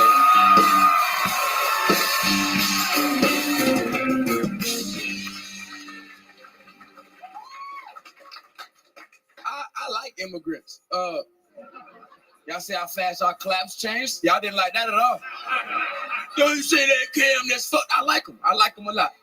I like them. If you leave your country to come here for a better life, I think that's cool. It don't bother me. It don't really bother me at all. I don't even care if you don't speak English. Real shit. It doesn't bother me until it does. Now I was in Walmart a couple days ago and I was looking for candles. I seen a lady working at Walmart and I said, "How you doing, ma'am? I would like to find these candles." And she went, "Me no speak no English." That's how I do the accent. Fuck y'all, right? Me no speak English. And I said, "Oh, that's okay." And then she went, "Say it into my phone." Now, y'all don't know what the fuck I'm saying right now anyway. So, Siri has no idea what the fuck I say anytime. So I went candles and the phone went, "What?" And I went candles and the phone went, "What, nigga?" So she took the phone back and was like, "Just spell it." And then I just went, "Fuck, god damn it. How do we get here?" I can't thank y'all so much. Bing bong. We've done it again. Absolutely electric from the very beginning and all the way through. Energetic, smiling, contagious laughter, keeping the momentum throughout your entire 60-second set. Somehow you managed to do it every single week. That was fun. Yep. Yeah, I liked it that one. That was cool. That was cool as fuck. Yep. Yeah. We just had your old teacher on a second ago. He taught you well. You speak good English. I do speak great English. I speak really good English. Not good enough for Siri to know what you're saying, but good enough to get by. Most people don't get what I've been saying this whole time. It's perfect. All they hear, "Rada, rada, rada, rada, rada, rada. Rada, rada, rada, rada." How the fuck does his hat stay on? That's all they think this whole time. That was my next question. How the hell does he do it? How did you know that was my next question? Is it like flipped on or something? Nah, it's Like a black man's yarmulke, man. How do you get that? Black Ben Shapiro. I'm magic, nigga. I'm magic. I'm magic as fuck, dog. That is truly. What's up, therapist nigga? You good? Yeah. Good to meet you, soldier. Locked in. I am wondering about the hat, though. It is amazing. It is a work of art. This is a new thing, the hat hanging off the back of the head. Nah, I've been doing this. Well, my hair growing and shit, so I've just, you know what I'm saying? Just growing around it. I go to sleep with it on. Yeah. Real shit. Sleep. Get a good night's sleep. I've been sleeping real good. Yeah, go ahead. Well, I think Kamala Harris would make you VP because you're the only person I can understand less than her when you talk, man. For real, she don't speak good? She doesn't speak English, no. For real? No. I ain't never heard her speak before. I don't pay too much attention to politics. Recently, the Trump shit did good, and then Donald Trump Jr. Reposted me on Instagram. Yeah. And my mama called me and said, "Do not vote for that nigga." Yeah. She called a meeting. Do not do it. Right. No, you're going to. I don't have my ballot, brother. It's at her house. I love it. Cam, were you on the road this weekend? Yeah, I was in Nashville. Okay. Yeah. It was fucking great. I love Nashville. That's why I had nothing to shit on it. I usually shit on every city I go to. Yeah. Nashville is pretty fucking dope. No doubt about it. One I of like my it a lot. favorite cities. Yeah. Absolutely. Wait, we went there together, right? We Yeah, did the Ryman and shit. auditorium. Yeah. We had a crazy night. Yeah, so That much shit was fun. fun. Have you done the Ryman, Jordan? Yeah. Yeah, amazing, Yeah. perfectly built venue. It's one of the oldest American treasures. It's And fucking beautiful. Acoustically perfect. Built kind of like a church around. It's perfect. Yeah. The audience sang me happy birthday there. Oh my goodness. Yeah, that was how a good deal. sweet. And it was like my birthday and everything. So His voice kind of scares me a little bit. it has that effect on a lot of people. I don't know why it terrifies me. It seems like a horror movie voice. That's terrifying. It's like too soothing. That's not cool, man. Too soothing. Strange. I love it. Cam, what else is going on? Anything else? Man, I just bought a new car today. Whoa. Yeah. Oh my goodness. Hell yeah. What did you say? Who understood what that? I got a new car. Oh, congrats. What kind of car did you get? A brand new 2003 Acura. 2003?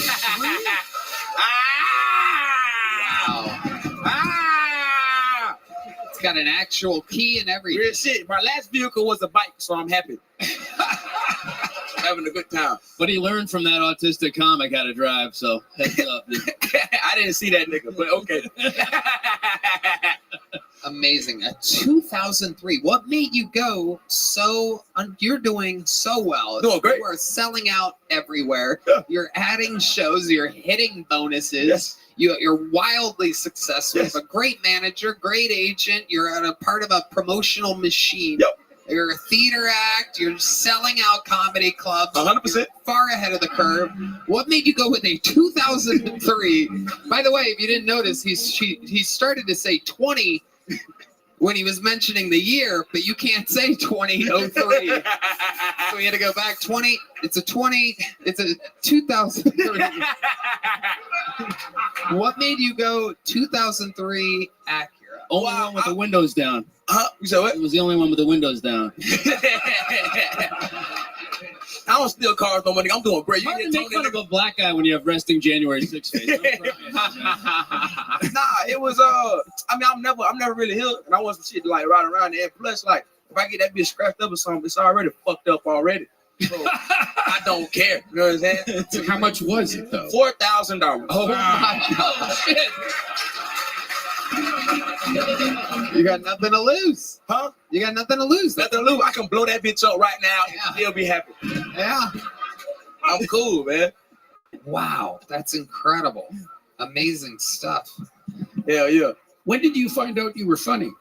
I don't know. I was small. I was young. I was real little. I used to bite people all the time. People would laugh. Yeah. I wasn't even talking. I was just biting the shit out of my cousin. They're like, that nigga retarded. He better find something quick. Do you have an Audi belly button? No, I got the Indy. I want one of them. I'm not that bad, all right? Kids that bite, they have Audis. Yeah, niggas don't make out the hood with Audi belly buttons, all right? Them niggas still there, brother. It's true. Any nigga with Audi belly button, that nigga is in prison, brother. Doesn't have an Audi. It's not an Audi. It's an Acura 2003. Cam, you did it again. Somehow you do it every week. I think it's one of the most interesting things to see in all of stand-up comedy. No other show do you get to watch somebody's growth or their fucking sustainability other than Kill Tony, and you are just a perfect specimen every week. You're doing it with energy, with writing, performing. Cam Patterson, ladies and gentlemen. We found him out of the bucket. Just like we're about to do right now. Anything can happen. This is a brand new minute. We're going to meet them all together. Make some noise for Brandon Ferris, everyone. Brandon Ferris.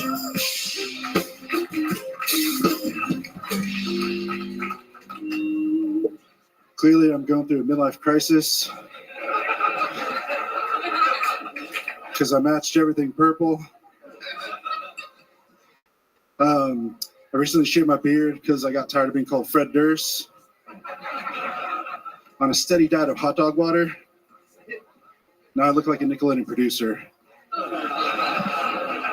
Yeah. The shaved chin, now I have a mustache, so every time I go near a park, I get reported on like the Facebook neighborhood page. It's okay, I'm with my kids. I'm a dad. Hopefully it's believable. If you have multiple kids, it's kind of like having a backup plan in case one of them's dumb. Give you an example. We asked my oldest what the capital of Texas was. She goes, Dallas. Dumb. So then we asked my youngest, she's 7, and go, hey, Michaela, what's the capital of Texas? She goes, T. It's actually pretty smart, and those who don't get it, you're the dumb one in your family. Hate to point out to you. Thank you. My name is Brandon Ferris. Brandon Ferris. Welcome to the show, Brandon. How long have you been doing stand-up? This month is a year. A year? And today's my birthday. And Happy birthday. Amazing. Unbelievable. I'm just a big fan of the show, and I envisioned this today. I told my friend I'm going to be on today. And wait, are you really crying? Oh my God, you're adorable. I thought you were kidding for a second. Oh, this is so sweet. Oh my goodness. This is the most adorable thing. Face that way, Brandon. Let him see you. This is amazing. Somehow this turned into a jelly roll acceptance speech. This is unbelievable. Wow. Why does it mean so much to you? Why does it mean so much to you? I lost my dad to Alzheimer's a couple years ago. Wow. Amazing. Yes, please keep that violin going.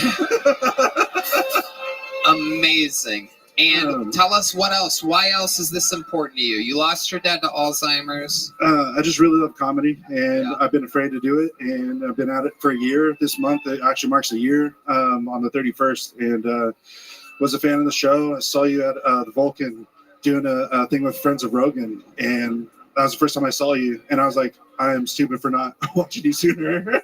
Right. But absolutely. Man, and then Kim, and this is a lot of and me, you guys. Tyler, the guy that looks like Zach Galifianakis, fuck Macaulay Culkin, whoever he is. We could be like a Chris Farley, David Spade. We can team up. Yeah. Damn it, Tyler. It's terrible when you have to like someone so much. Eh? And then shit on them. Yeah. You're so likable, Brandon. Yeah. It is incredible. You came up for only a year of experience, the midlife crisis thing from the beginning, self-deprecation to get laughs instead of coming out and trying to be cool or anything like that. Like you kind of get it already, it seems. Where have you been doing this year of stand-up comedy? Just all in the Austin area. This is where you live? Yeah. I love it. Where are you originally from? California, unfortunately. California. What part? Fresno. Oh, that is unfortunate indeed. And when did you move to Austin? Once I knew Kevin Federline set the bar for fame, so I was like, I got a shot. Wait, what? No, sorry. Kevin, that's terrible. Kevin Federline moved? Kevin Federline's like the most famous person that people know from Fresno, unfortunately. Oh, nobody knows that. Exactly. So in the world. You just made that famous. You're like, right now. Sorry about that. Amazing. You're more like Fetterman, the politician. You look like Barney in Human Face. It's true. And I love you. And you love me. And we're a happy family. I thought George W. Bush got fat for a second. George W. Tush over here, am I right? So, Brandon, what do you do for a living? I work at Apple. Apple? Yeah. The company? Mm-hmm. Wow. Not anymore, probably. Yeah, it seems like it. I would have guessed. Yeah. So what do you do at Apple? I actually can't talk about it, unfortunately. That makes sense. He watches you. Yeah. It's a new program we rolled out. Sorry, the new beta, the AI part. Amazing. No. What do you do for fun in Austin, Texas? Tell us about it. I have my kids. Stay busy with that. The movie stuff usually. How many kids? 2. How old are they? 10 and 7. 10 and 7. Yeah, she my oldest has actually done comedy too, which is kind of cool. So from this, Really? Has she done it? Yeah. Like open mic? She I brought her to 6th Street like a good dad should, but and she did a mic that was like right over here and wrote her own jokes and roasted me. So she's gonna be a roast comic like you. Aw, that's adorable. Yeah. A 10-year-old girl. That's fantastic. You got to teach them young. Yeah. Amazing. And fuck, what the fuck was I just gonna ask you? It was good too. Shit. Hell yeah. Other than so you still with the baby mama? Yeah. My wife and I we've been married for 14 years. Lovely. What does she do?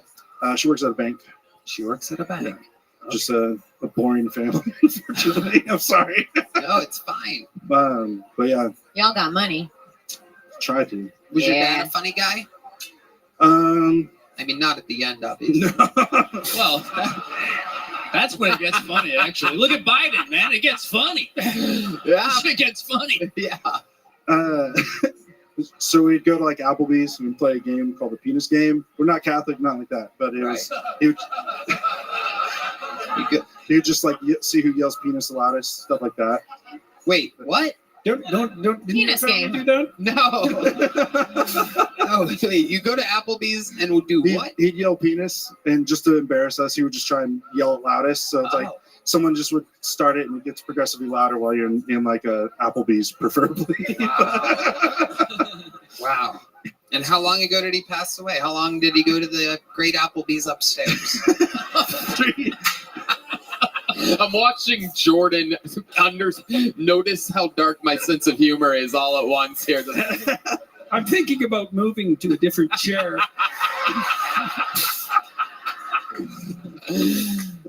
My dad's here in spirit. He loves it. Jordan's rethinking his free speech stance altogether right now.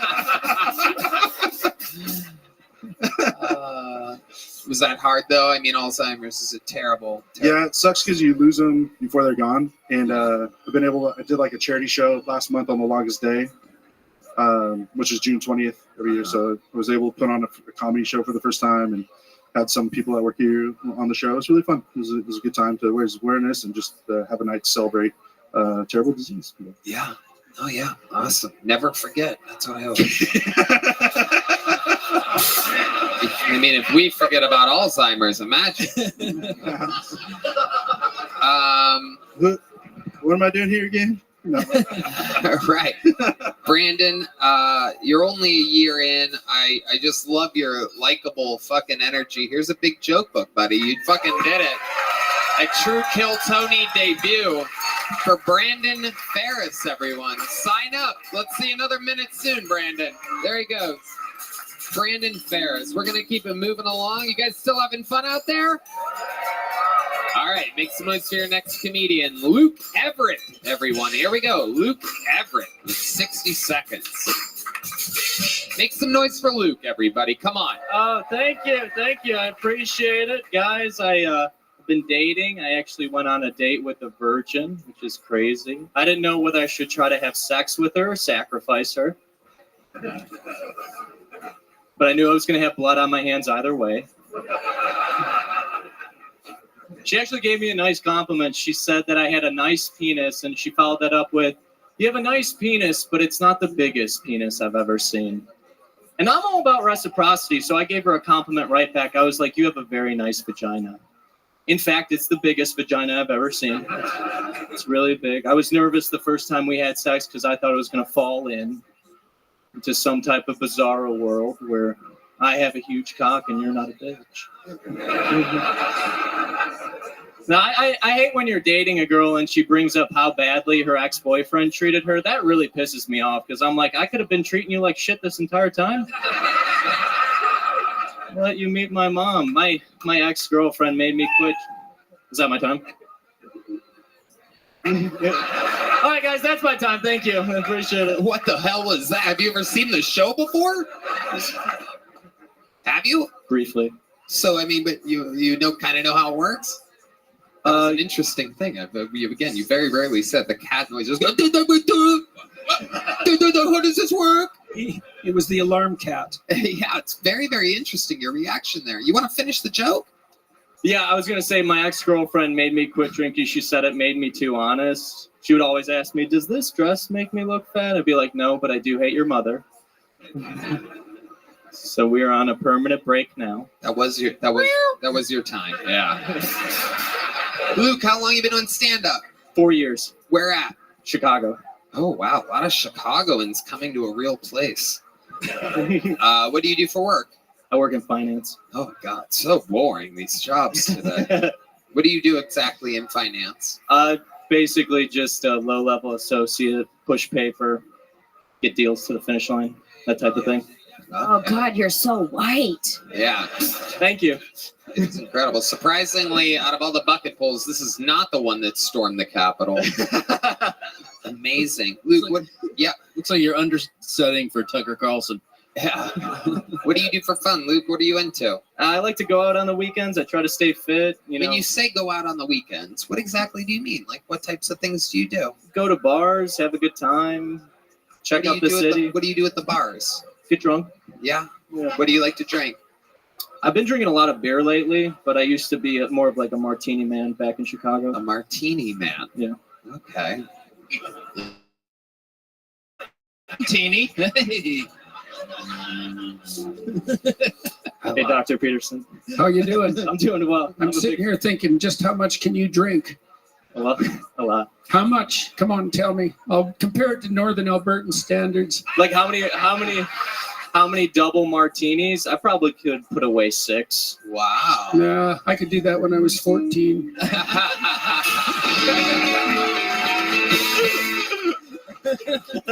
What's the craziest thing you've ever done after a night of pounding martinis in Chicago? Like, what's like a wild night in the eyes of Luke Everett? I was in a fraternity. I went to a conference once, and after a night of tequila, it wasn't martinis, but it was tequila. I woke up in a bush in Lincoln Park. Wow. That's amazing. It was next to a dumpster where he just fingered a girl. Is that true that you went out with a virgin? Was that a made-up premise? Or? No, I have had sex with 2 virgins. Wow, that's just creepy. Where are you finding these virgins at? Did they know it was happening? That's why they had a bush. That's why he woke up in a bush. They probably think they were having sex with a virgin too. In one occasion, yes. Okay, you have a girlfriend now? I do. Where'd you meet her? Chicago, actually on a trip out here.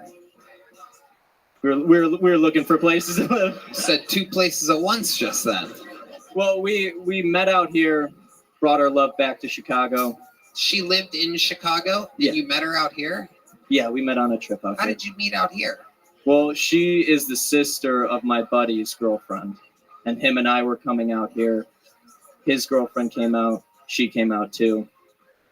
We met. Wow. When are you going to come out? Yeah. Why don't you just cut out the middleman and start fucking your buddy? That's what it sounds like. It seems like this is where this is going.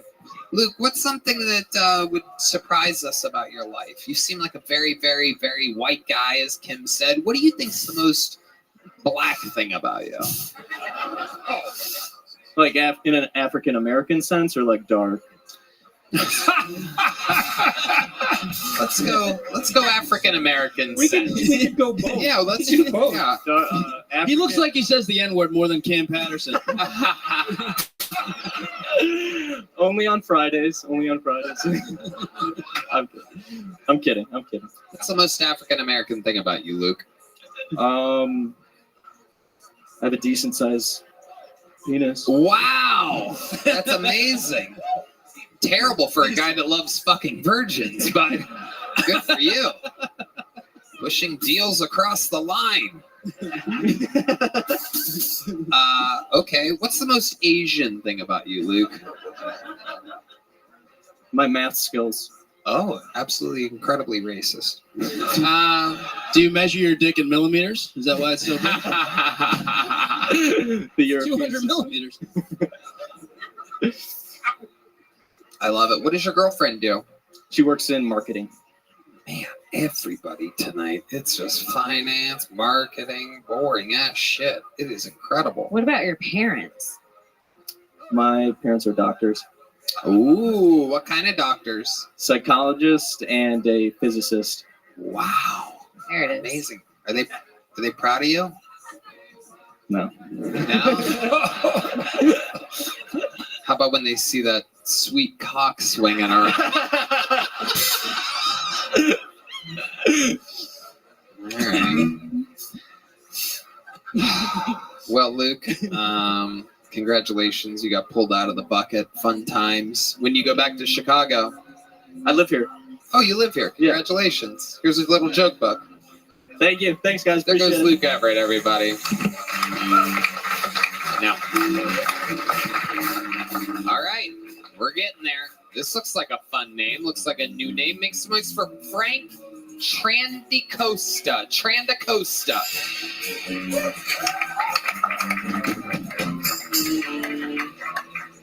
How you guys doing?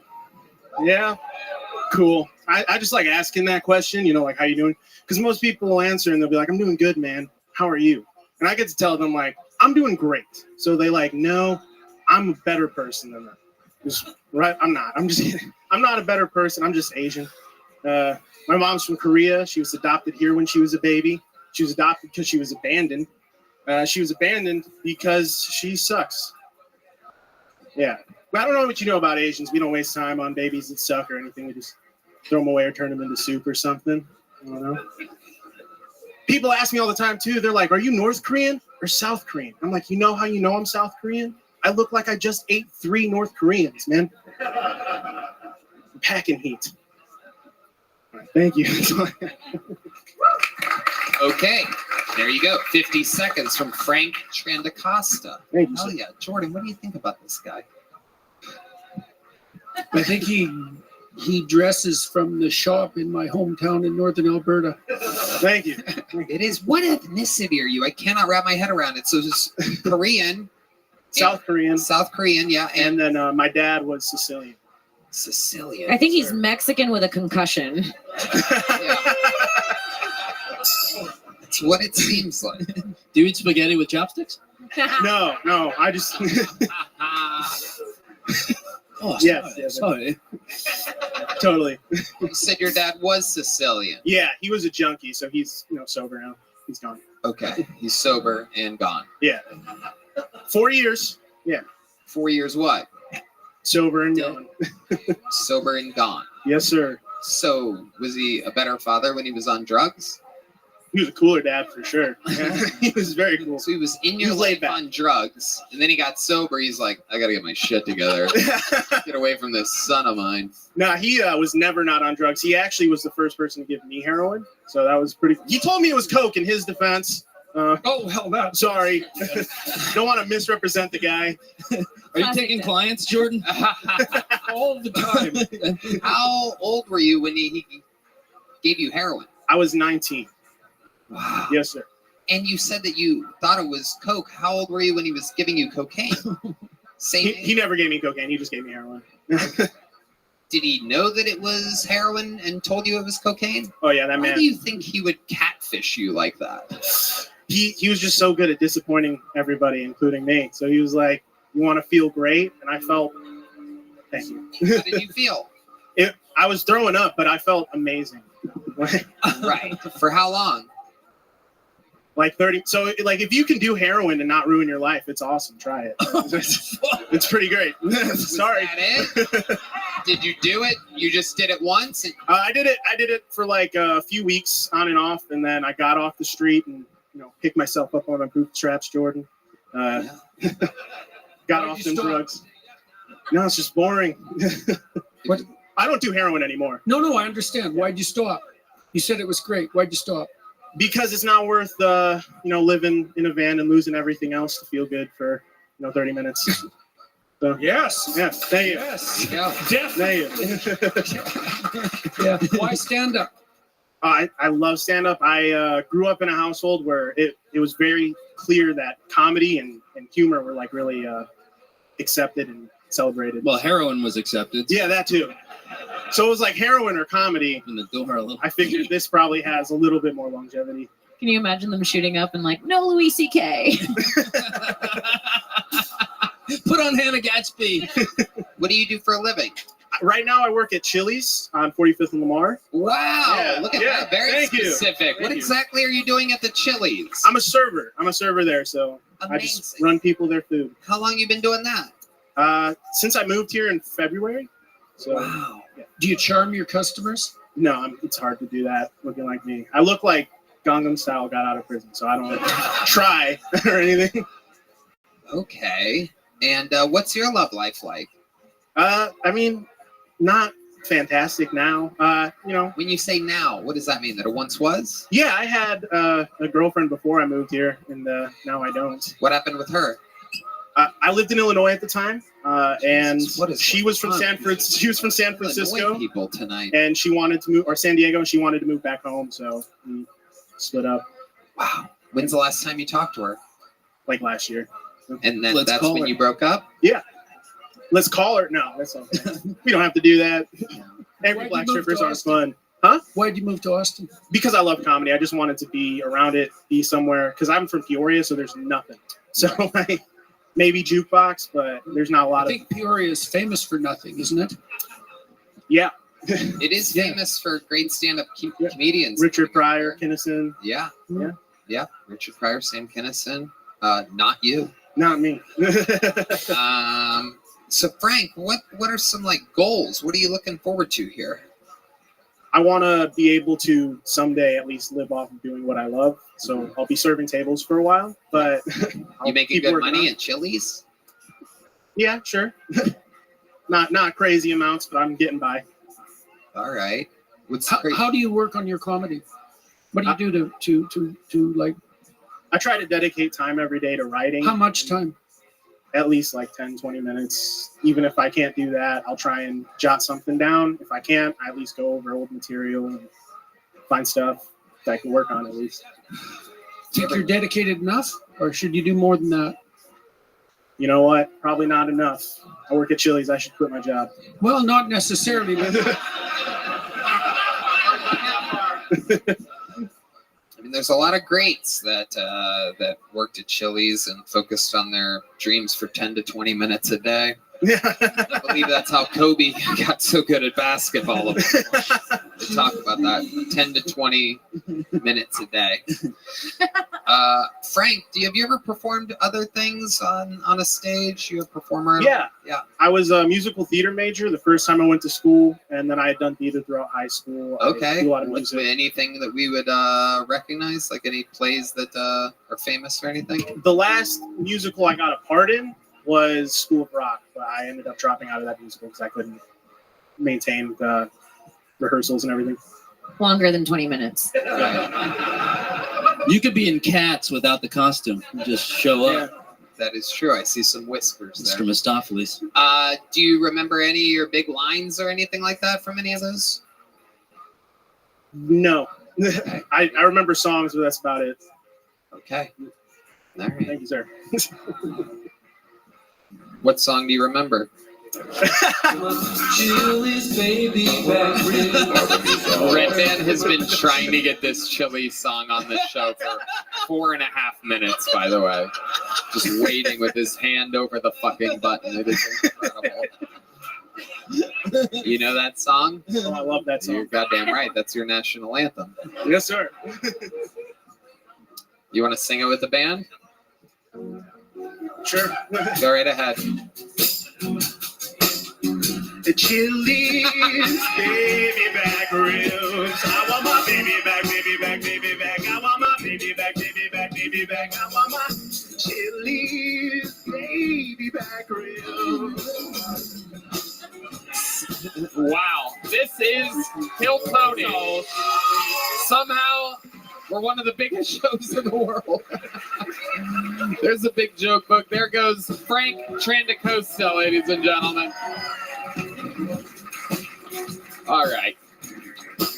Back to the bucket we go. A one-word name. Historically, these are always interesting. Make some noise for your next comedian, Helena, everybody. A one-word name, Helena.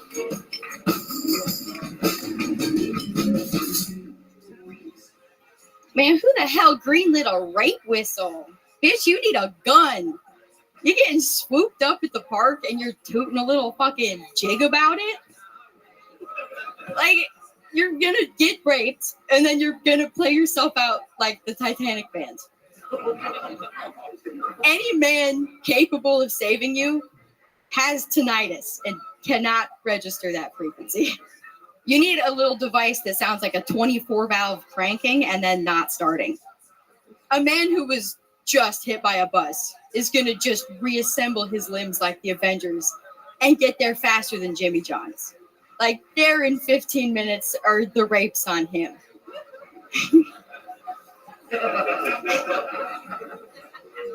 Man, that was my full minute. All right, well, Cody Hinchcliffe looks like the first wooden puppet to come to life on puberty blockers. It's not his fault. They told him he could be a real boy. All right, there you go. A real life crack rock, everybody. Thank you. Yeah, me. Way to take shots at the throne while bombing your entire set. Amazing. Normally, That's what I do. Normally, people that go for me at least have some momentum or something like that. Welcome, Helena. How are you? You've been on the show once before, correct? I have. It didn't go well. I remember. Yeah. I remember very clearly. Oh, yeah. I was just a wooden boy back then. But I remember. I remember you said the N-word on stage. I didn't quite. I was close, but I didn't quite. Yeah. Well, what did you say that was so close? I don't remember. I basically praised slavery. It was fine. Yeah, it wasn't the vibe. I was doing satire that a lot of people didn't recognize as satire, so. Okay. It was not. Yeah, I got a lot of death threats in my DMs. A lot of poorly spelled death threats. Wow.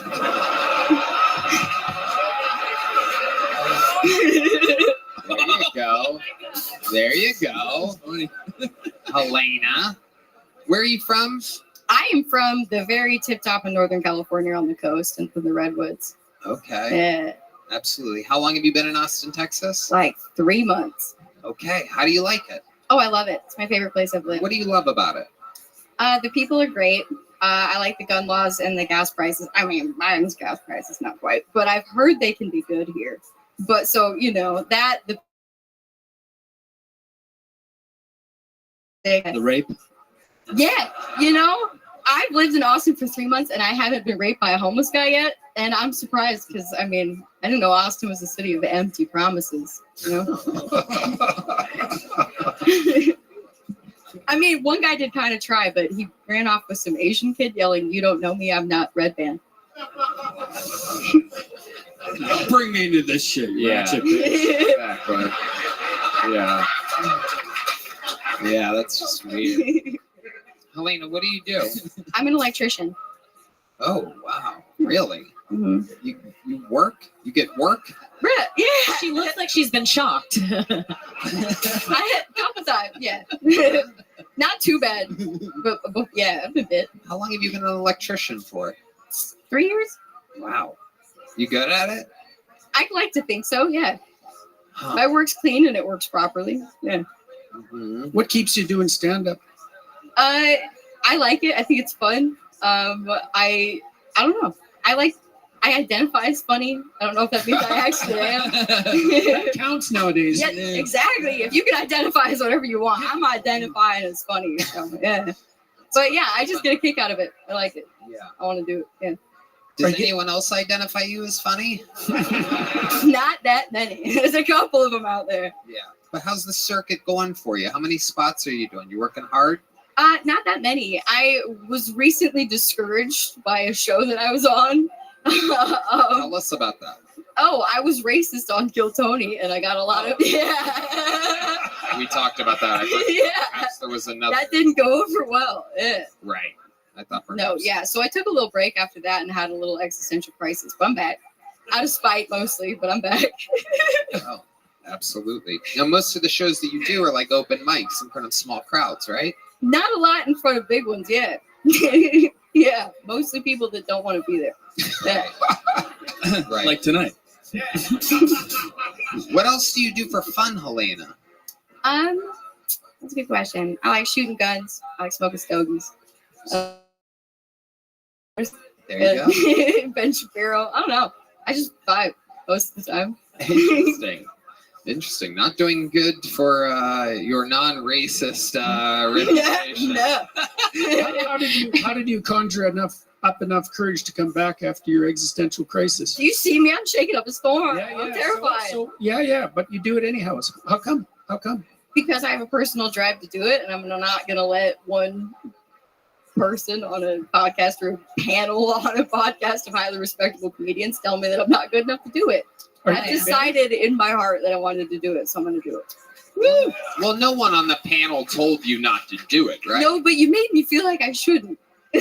That is deeper soul. Welcome to the entertainment business. Yeah. But that's the thing is the reason I wanted to do it, because the last time I was up here was my first time on stage. And the reason I wanted to do it is it was either going to go well or it was going to go really badly. And I wanted either extreme because I honestly kind of expected it to go really badly. And I wanted to start from there so that no matter how many other places I bombed, I'm like, man, it's not as bad as bombing and getting roasted on Kill Tony.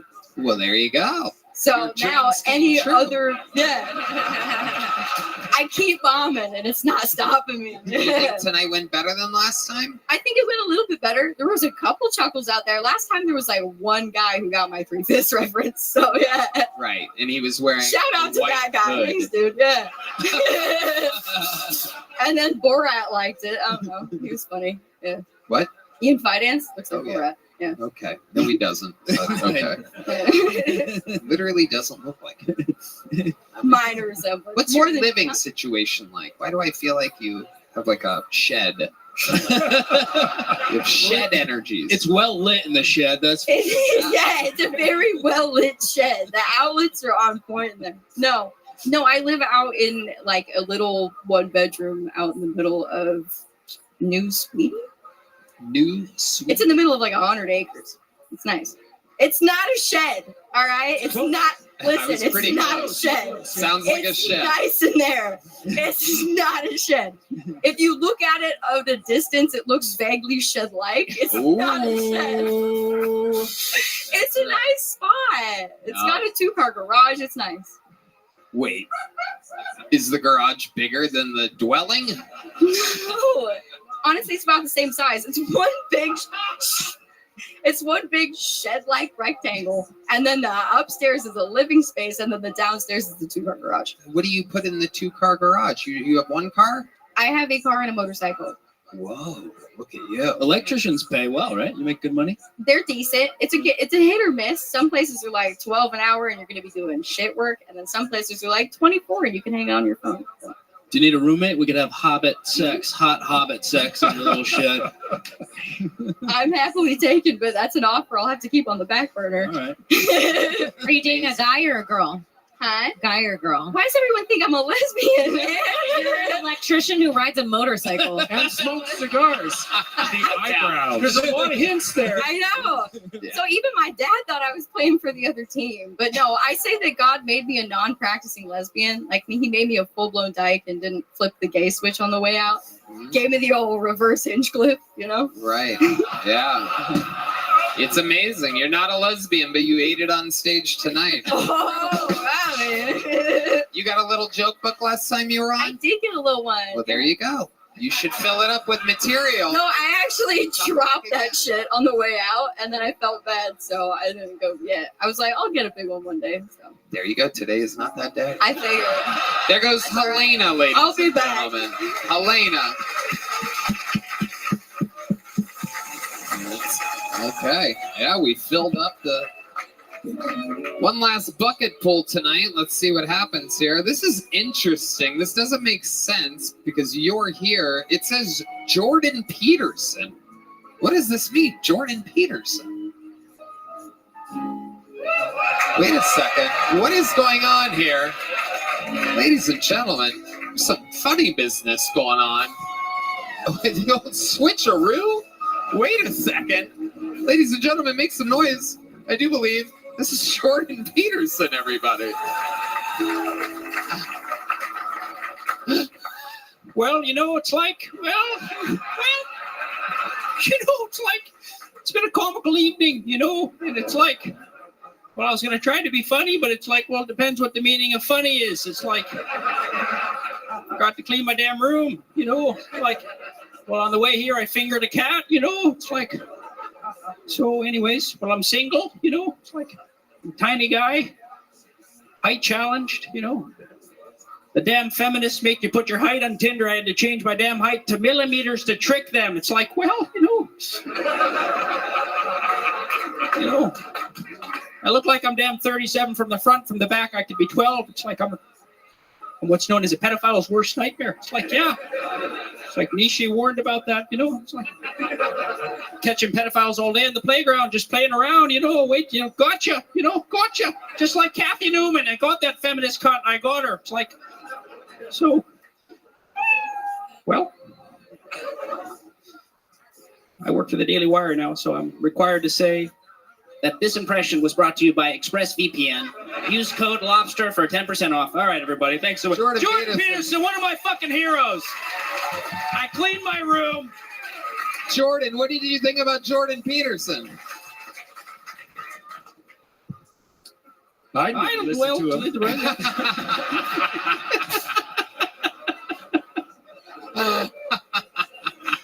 He's got a great tailor. I'll tell him that. I need help, man. You gotta help me. That is an amazing jacket. Where do you get a jacket like that from? Well, this insane Russian character named Dmitri sent me a suit list a year or 2 years ago and told me make me a suit for each of my rules. So that's 12, damn it, Yeah. And I realized if you want to look smart, just look like you're getting gum off your fingers,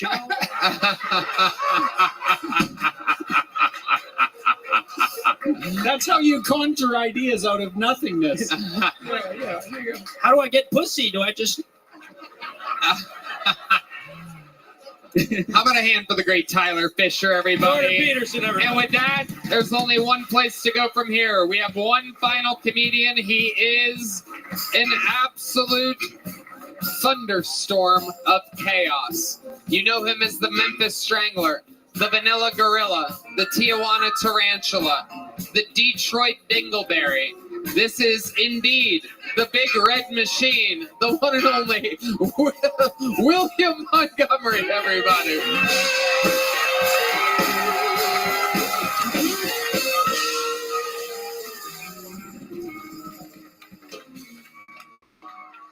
So I've got some good news and I've got some bad news. The bad news is Kamala Harris is now running for president. The good news, Maya Rudolph about to be back on SNL, y'all. For the visually impaired, Kamala Harris looks like an Indian woman who got her hair did. That's a pretty good one, I think. Okay. But seriously, Joe Biden is abandoning the race just like he abandoned his granddaughter Hunter-fathered with the stripper. Kamala Harris and Donald Trump have a lot in common. For one, they both taken shots to the face. Okay, that's my time. I was wondering how all of those would go. William Montgomery. Welcome back, William. So nice to be here, Tony. And I am currently on an hour and a half of sleep. I was in Miami. I got mixed up in the planes not flying on Friday, and I had to do a show on Sunday. And I slept an hour and a half last night, Tony. I am just so exhausted, and my throat is hurting right now. That's Scott, a new thing. That is we've been hearing a lot about this. Your throat hurting. You've been overworked. Did you make all your shows with the flights being canceled and whatnot?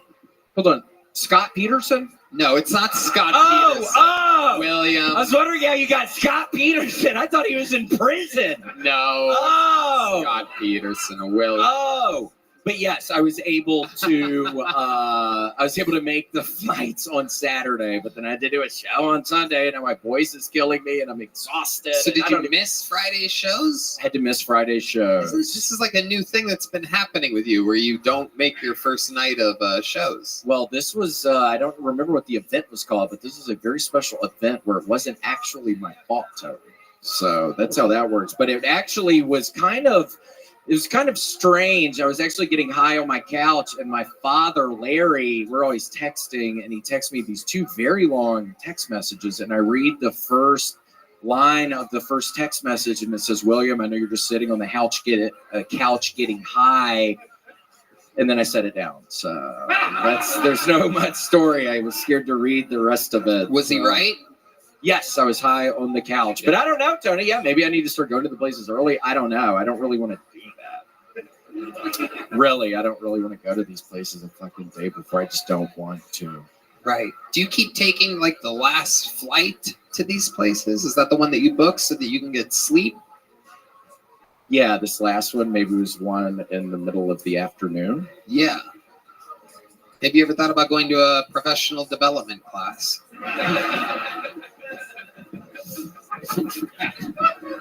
No, is that funny? Is that what y'all are laughing at? The fun?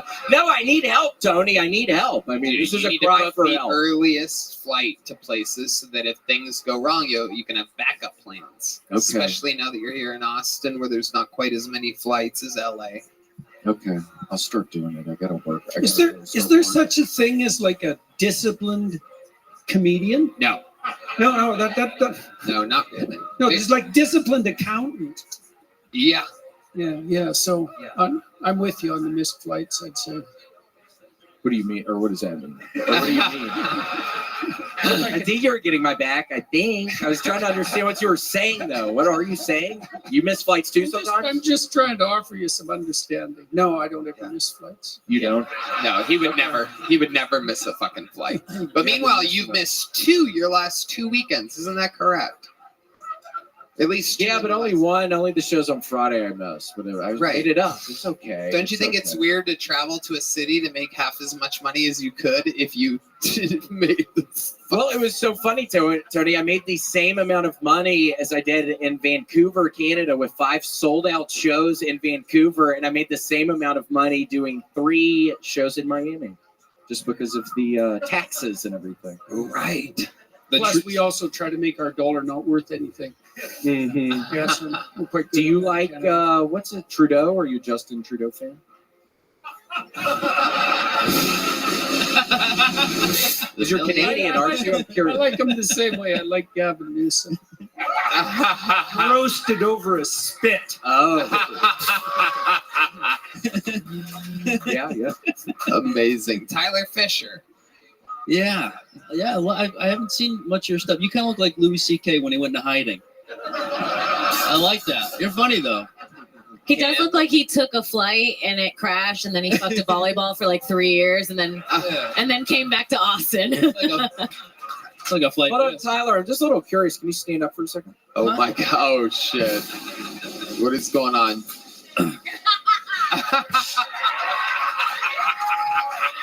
Everybody knows you're fucking 4'7", dude. Don't talk about my fucking whatever the fuck you just said, dude. You're a tiny little short guy. Yeah, I know, but I go up. That must be fun being so short. You can probably have fun with people being so short. Just a little guy. Be nice, You're William. a cute little guy. Look at you. Thank you. You really are a sweet, cute little guy with those blue eyes. Look at you. With small little fingers and small little arms and a small little body. You're You're sweet looking. William, what are you passionate about this week? What are you excited about? I don't know. My fucking voice is going and I'm literally fucking on edge, Tony, but I'm never gonna.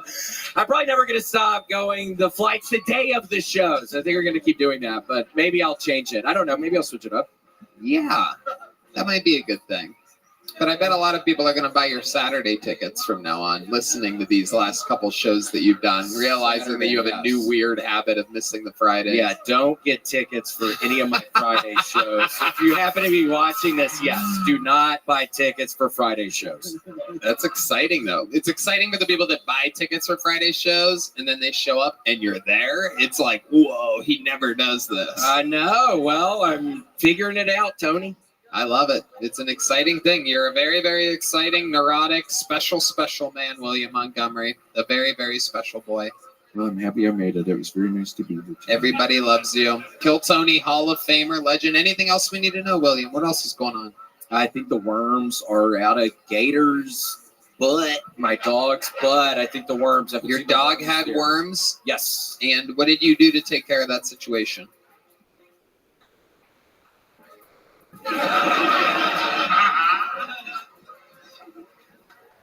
Just gave her a pill. And I think it worked. Okay. Yeah. Does your dog come over to you when you call its name? Yes, she does. Oh, we love each other. Yes. Yeah. She comes over all the time? Yeah. Okay. All right. Thank you, Red Band. Yeah, no, you're very nice to Red Band tonight. What's going on? I don't know. I feel totally out of sorts. I'm not even kidding.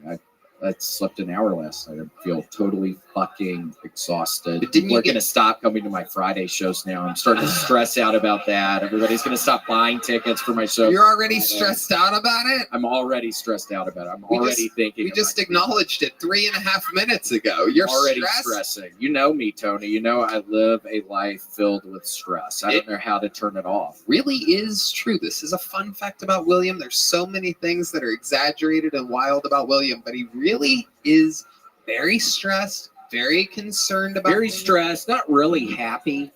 Yeah, I'm working on it. But yeah, not really even that happy, but just kind of stressed. But what's wild is your little brother. Thank you, dumbass. Selden. The one fucking weird little laugh when I'm saying I'm not happy. Thanks for laughing at that, you fucking idiot. If I kill myself tonight, you know it's because of you, you fucking idiot. Your little brother Selden works here at the mothership. We've met him before. I know. I think on the show with you. And he's always happy. And what's interesting is that he's a big drinker. He shotguns White Claws and other very interesting beverages. And he's always happy. And how long have you been sober? 3 years, a little over 3 years now. Yeah. Congratulations.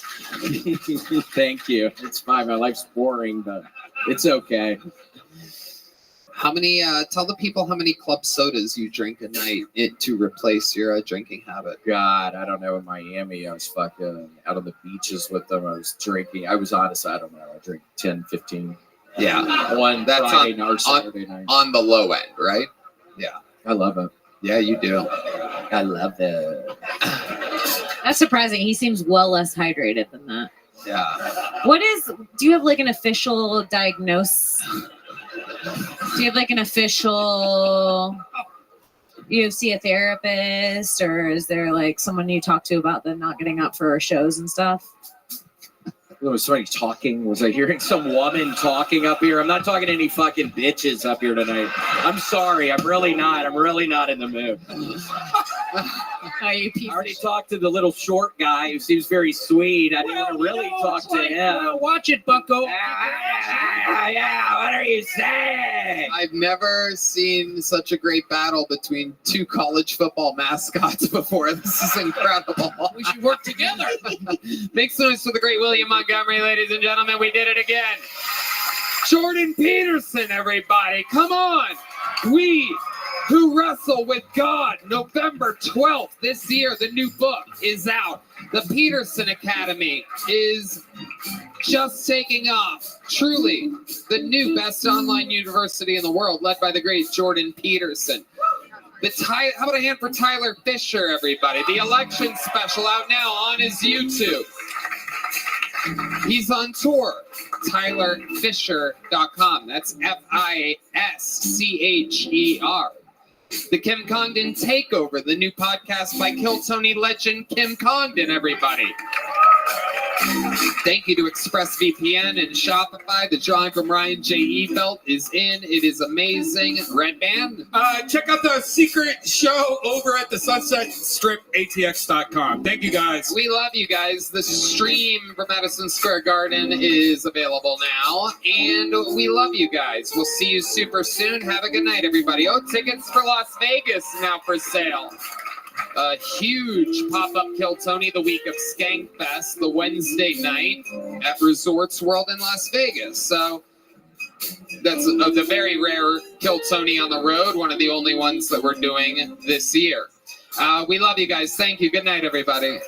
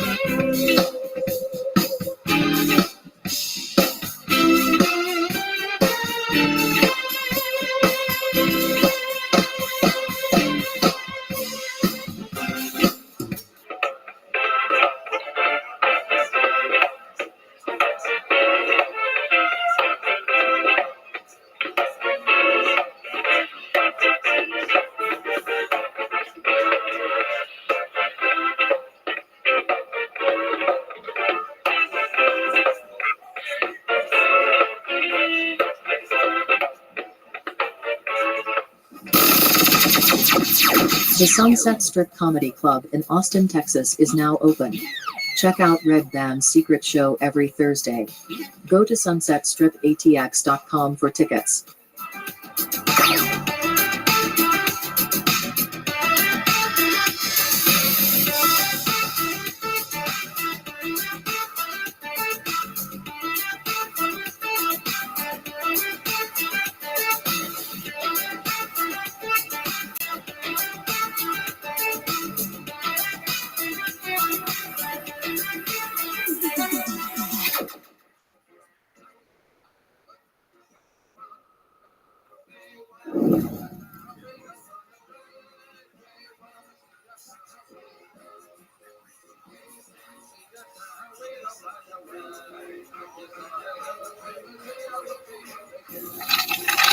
New York City, August 9th. There are still some tickets available. August 10th is sold out except for a couple seats. But August 9th has actual seats available for real American human beings in a Biden economy. So make sure you go buy those right now. Ticketmaster.com. Kill Tony live from Madison Square Garden, August 9th and August 10th.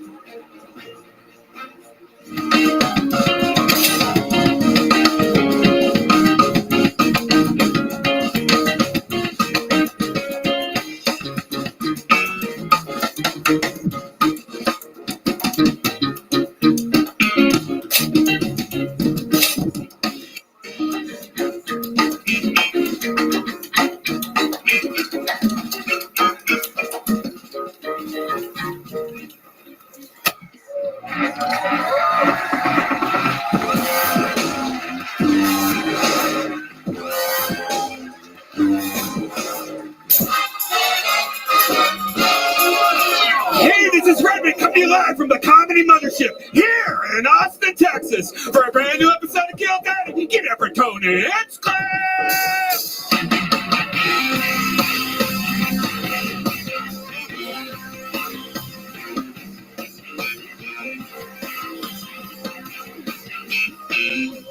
Who's ready for literally the best fucking night of their lives tonight, huh?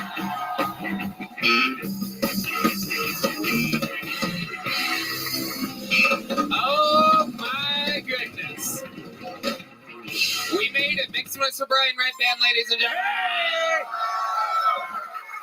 Fuck yeah. We are here. Kill Tony live at the mothership, brought to you by Connect Mobile Health. How exciting. You guys pumped to be here tonight? I love it. We have an absolutely ridiculously diabolical show ready for y'all tonight. Before we get started, here's a little bit more from the amazing sponsors that made it all possible.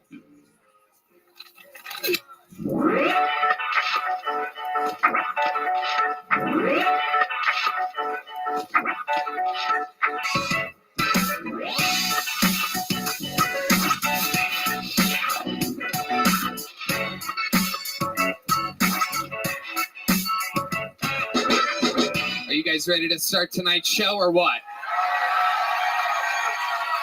You know, we've been doing this a very, very long time, and I book this show personally myself every single week, and I myself cannot believe who tonight's guest is.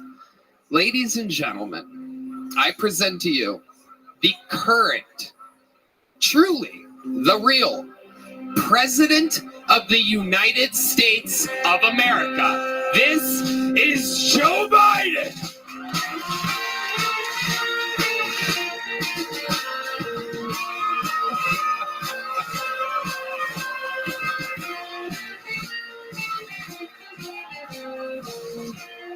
You can do better than that. Make some goddamn noise for your president.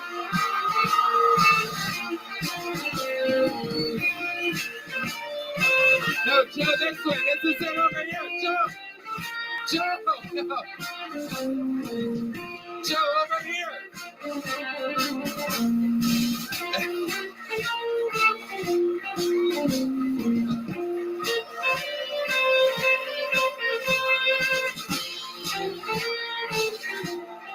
Wow.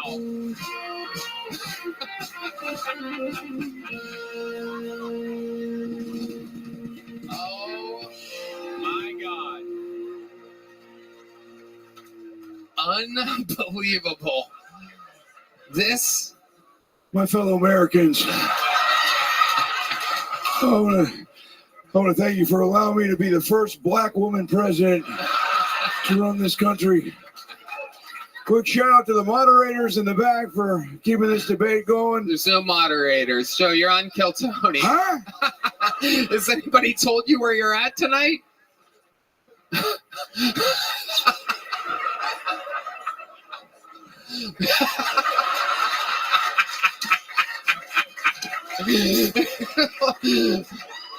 Brian Redband, everybody. How the hell do you know who Brian Redband is? I follow him on Facebook. Posts a lot of butthole pictures. All right. Oh. So. Oh. Oh my God. Oh. Okay. Oh, here we go. How are we? America, we feeling good? How we feeling, America? Mr. President Joe Biden here doing some damage control right now, obviously. Shit is wild out there for you right now. Coming off of wild times. We're doing it though. What we did for the COVID. What we did for COVID. That's right. What we did for we beat, and that's why I do it. That's what we did. We beat Medicare.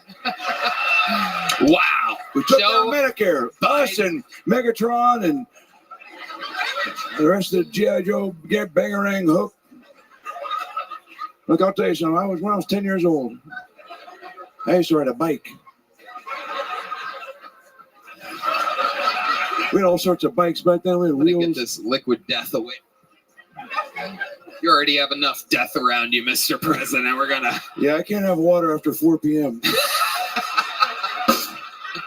Oh, hey. All right. How many times are you gonna do that tonight? Oh, fuck.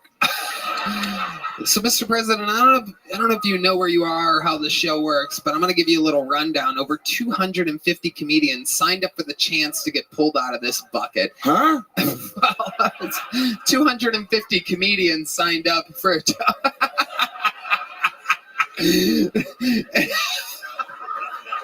If I pull their name out, they get 60 seconds uninterrupted. You know their time is up, and you hear the sound of a kitten. That means they have to wrap it up then, or else they bring out the angry West Hollywood bear. Sounds like Kamala.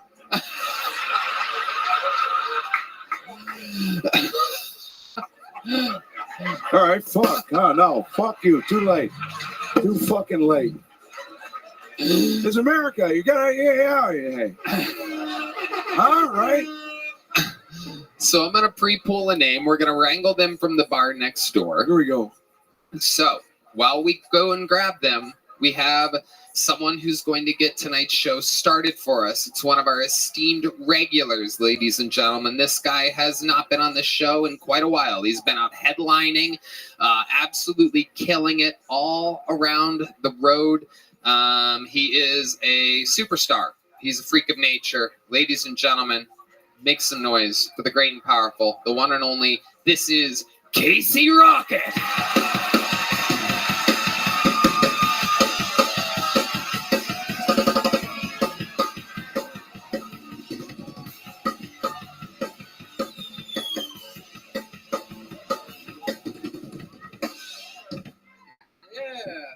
I've been waiting all day for Sunday night. All right, cool. Hell yeah. NFL on what? KT. All right, cool. Yeah, it's funny you bring that up, Tony. A lot of people have been asking me, Titty Boy LaCroix, and I say speaking, and they say, who are you? Really? And I tell them the truth, ladies and gentlemen, and in many ways I'm an oil man. I buy oil. I sell oil.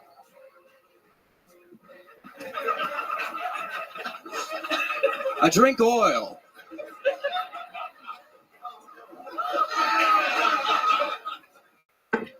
I go to the hospital because I drank too much oil. I sneak out of the hospital in the dead of night, and the staff starts freaking out because the oil man's loose.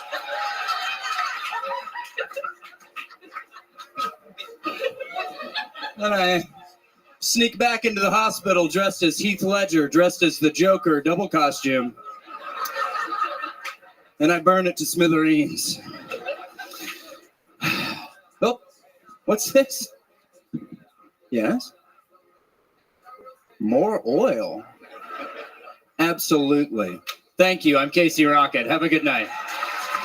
Wow. Thank you.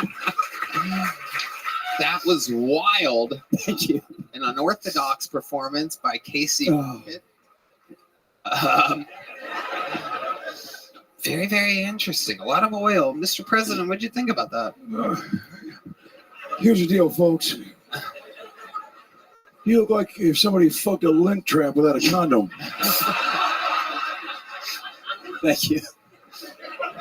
Mr. Biden. I'm a big fan. Oh. Huh?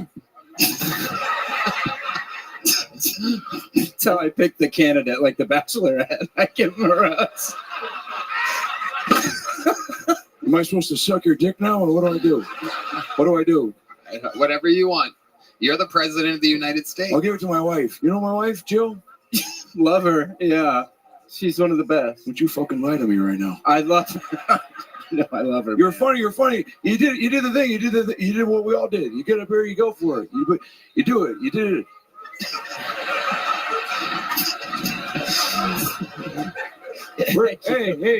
Hey. Where's your shirt? Good one, Mr. Biden. President Biden. I liked it. Hey, it was good. How old are you? 29. Okay. How old are you? Anywhere. 81. Move strong. Hey. You want to fight? Mm-mm. Titty Boy LaCroix, where does such a name come from? Where does any name come from, really?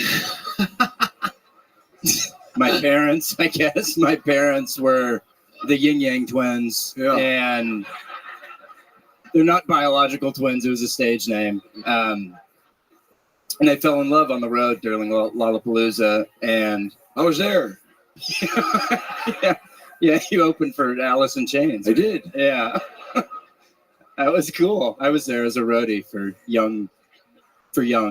So it's cool. It's one of my favorite bands. Wow. And the oil business. This is a new thing we haven't heard of. Lucrative. Good money in oil.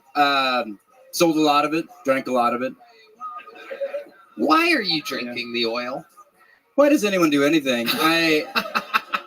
Because you're an American. Because I'm an American. And you have to. You have to. You got to. It's the best country on planet Earth. Nobody can legally. No one can stop you from drinking oil. That and is I've true. Taken full advantage of that. What does it taste like? Slick. Slick what? That's an adjective.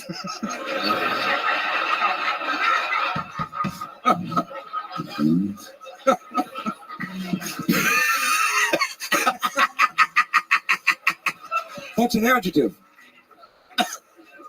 Where'd you go to school? That's a trick question. I know you didn't. High school or college? You pick. First Methodist. All right. Perfect. That's not how you say that, but all right. I did First Methodist, then I went to Second Methodist for college. So it's kind of What's the difference? Second Methodist is much bigger. So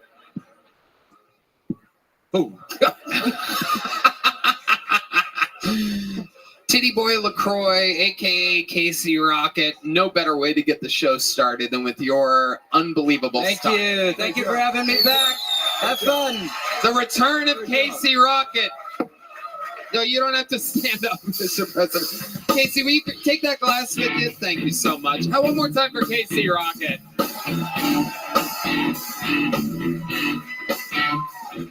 We're having fun. So you get it, Mr. President? You see how this works? Here's the deal, folks. Every we wake up, we get it going. What do we do? We get up, we get it going, and we get it going, right? Because you got to get it. And when the going gets tough, if your dick's full of blood, you say it with me. We gotta vote. Look, here's the deal, folks. There's so much going on. Go ahead, Tony. No, go ahead. What were you gonna say about the voting thing? Well, I just feel like nobody can stop me right now. I feel unstoppable. I feel good. I got a rose from a Muppet.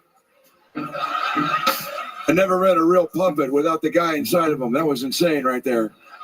I feel good right now. The band's here. Give it up for the Kill Tony band, everybody. Let's fucking go. It's one of the biggest moments of my life.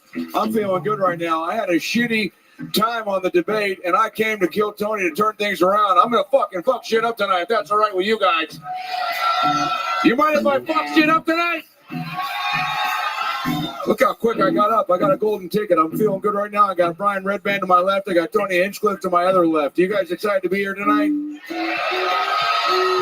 My wife Jill is at home right now, giving herself a Dutch oven. You guys excited to be here tonight? I can't be stopped. I can't be stopped. I love this country and I love what I do. I'm telling you, I ain't going anywhere. No one's taking me down. I'm gonna stay here forever. I'm gonna go for 4 more years. I'm gonna say it right now, Tony. I'm going for 4 more years. I'm going for 4 more years. Say it with me. 4 more years. 4 more years. Say it with me. 4 more years. 4 more years. No one's gonna stop me.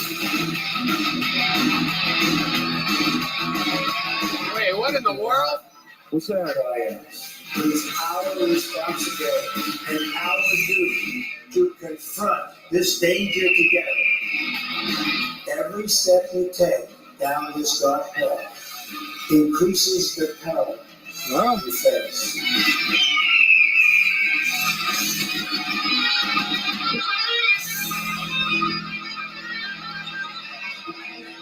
What in the world is going on here? Wait a second. Oh my God.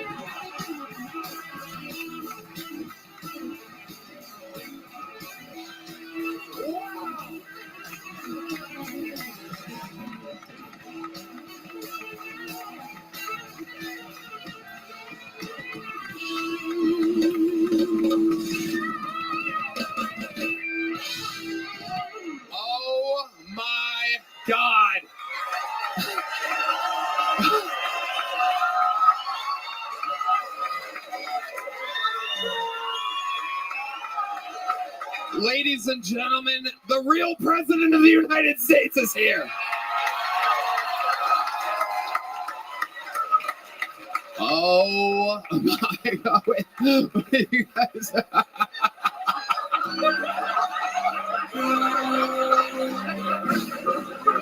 This is an unbelievable moment. You do not look at Joe Biden. Sit down. So scared. Tony, what an unbelievable experience it is. What a great show this could be. Instead, we've got an absolute idiot here running the show. This is a moment we will never forget. This is incredible. What a shocking surprise. No one more shocked than President Joe Biden is. He looked so scared. Who just shit my pants?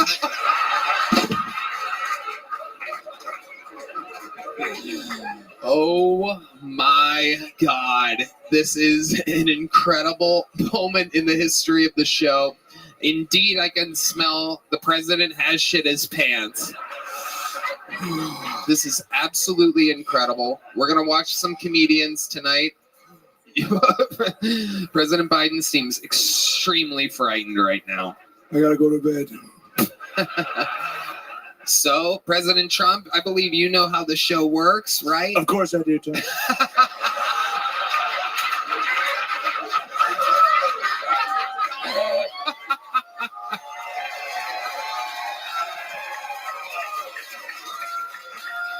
What a great crowd. What an amazing crowd this is. A lot of beautiful women here, great women. A lot of beautiful women, a lot of great guys, too. A lot of great Americans. So it's going to be President Joe Biden and President Donald Trump for the remainder of the show, it appears. We have an entire lineup and bucket to get through. This is one of those moments we will never forget. Oh, there's the lovely Heidi, everybody. Oh, hey. What a great lady. I talked to her backstage, and wonderful woman. The tits are real. Excuse me. A lot of people are saying her tits are fake. They're not fake. I touched them. And great tits, wonderful tits, American tits. And that's the thing that we've lost under this administration. Where are the American tits anymore? 4 years ago, there were American tits. Now there's no American tits. Mexican tits. Mexican tits are streaming up the border. No one's stopping it. Fentanyl tits. Fentanyl. Okay. One shock and you're dead. Can you believe this? This would never... Unimaginable what's happened to this country. We're fine. Hey, I smelled her tits too. They're great. Everything's great. We're fine now. We were fine then. We're fine. Hey, you're the sucker.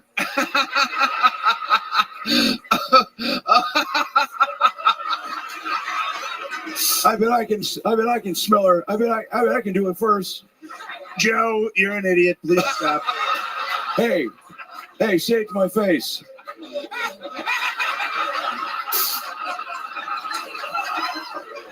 Come on, huh? Come on. You want to race up some stairs? Come on. Joe, everybody's seen you race. You can't race. So we're going to watch comedians do 60 seconds. Oh, God. This is unbelievable. We're going to try to stick to this format tonight. We're going to try to do an episode of Kill Tony, even though I could watch you two talk about smelling fentanyl tits all night. Let's get to it. 60 seconds uninterrupted going to your first bucket pool tonight. Mind you, these guys have no idea who's on panel here. They get wrangled from a bar across the street. They come out. So keep a lookout for their reactions. Your first comedian doing 60 seconds tonight. Make some noise for Matt Sturm, everybody. Matt Sturm, here we go.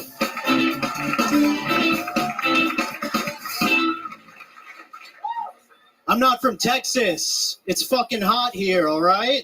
I'm from Vermont. It's cold there.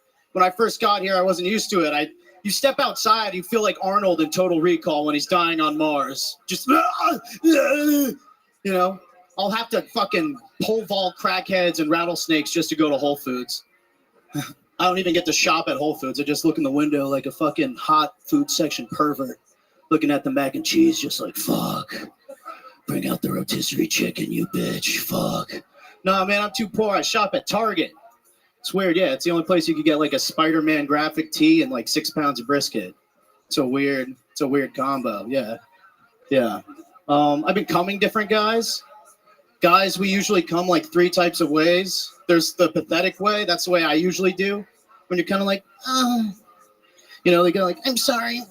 Like, that's a weird, you know, it's embarrassing. I don't know. And then there's the other way. For some reason, like, we do the opposite. We turn into like Thanos from the Avengers. Oh, dude, fuck. You know what I'm saying? Like, dude, Thanos is not fuckable. He's more like a rapist energy. There's like a better purple thing to fuck. You can fuck like Grimace or something. Hell yeah. All right, Matt Sturm going over his time at 1:15. A lot of references there. How do you feel like that went, Matt? Oh, it was okay, Tony. I think it was okay, according to you. It was not. It was.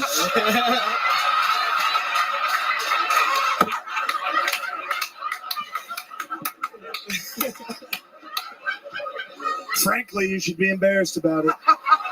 I would. Not good. Not good. Yeah, this is the first thing we agree on. That was dog shit.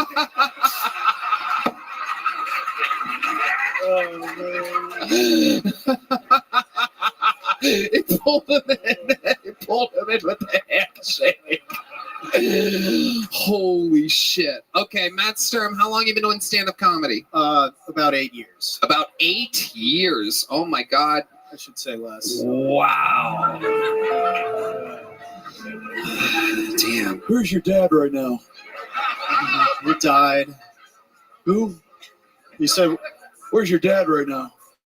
He died. For what? No, he's alive. He's good. He's in the city in New York. He's in New York City? Yeah, he's in New York. Okay. Yeah.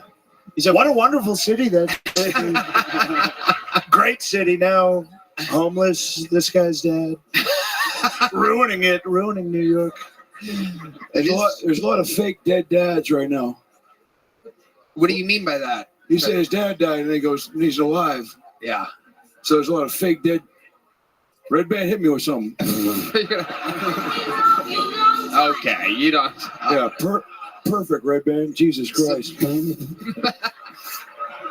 Like Dr. Fauci over here. So, Matt Sturm, you've been doing stand-up for 8 years. What do you do for a living? How do you support yourself? Well, I recently got a job at Maggie Mae's across the street, working the door over there. Okay. And then I'll do some sets over there and get to do a little stand-up and work the door. Working the door at Maggie Mae's. I used to work at Caroline's in New York before it closed and shit. Uh-huh. That was fun for a little bit. Okay. Yeah. All types of small businesses.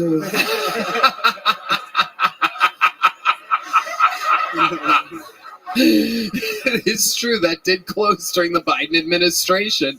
Whoa! I got tons of black friends. That's There's one over there. It matter. And the business is all the business. The bitches is on the business. What'd I say? The bitches is on the business. There it is. You got it. Yeah. Okay. Matt Sturm, what else do you do with yourself when you're not doing your door job? Well, I like to, look at bugs and lizards and shit outside. I like build terrariums sometimes. Jesus Christ. You find a lizard or a fucking cricket, and there's not much to do, Wow. Yeah. You have a lot of work to do. You should stop collecting bugs and get a job. I mean, what are you doing?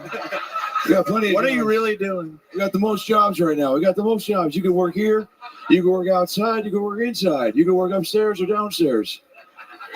I don't keep the bugs. I don't like the bugs in my house. What do you do with the bugs? I just inspect them. I'll view them from like a safe distance and kind of observe what kind of bug it is. Are you retarded? Why do you do that? Why do you do that? Maybe. I'm trying to figure that out. That's fine. We got jobs for retards too. We got every job. We got upstairs jobs, retard, downstairs jobs. Y'all got dental? Sure. Hell yeah. All right. What's your love life like, Matt Sturm? Pretty non-existent. Last hookup you had, where was that? How long ago was that? Fucking Connecticut. Wow. It was like 5 months ago or something. Yeah, it was a long time ago, yeah. So you got pussy 5 months ago? You could say that. For a guy who collects bugs, frankly, that's not bad, honestly.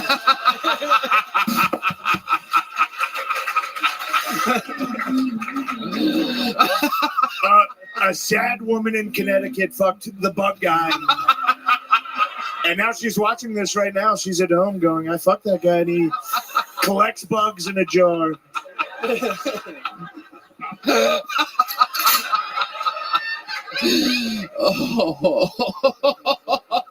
Oh. Do you make the bugs watch when you fuck her? I do.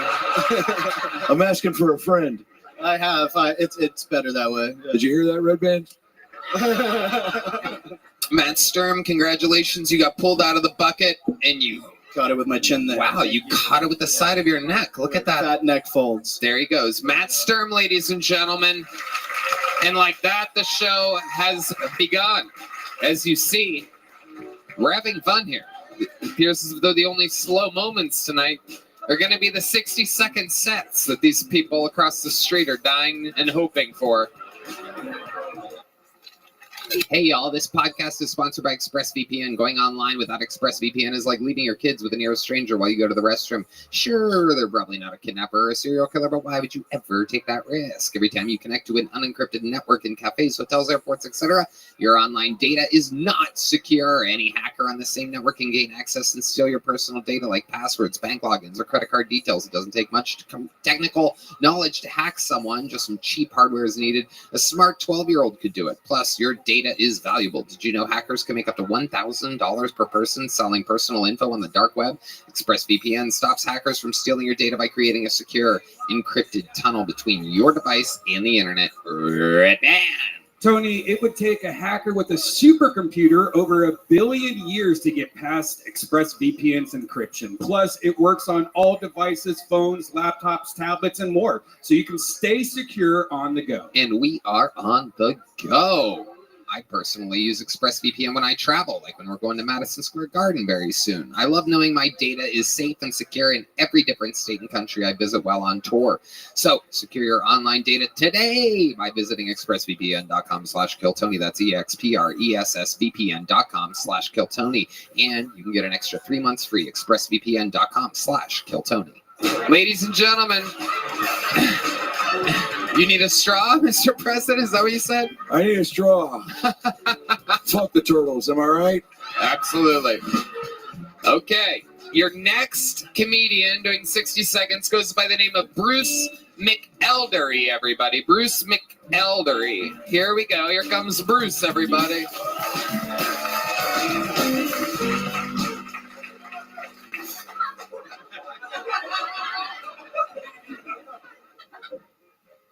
What do the Chinese call the Japanese as a racial slur? Huh? What do the Japanese call the Chinese as a racial slur? Fucking short Chinese.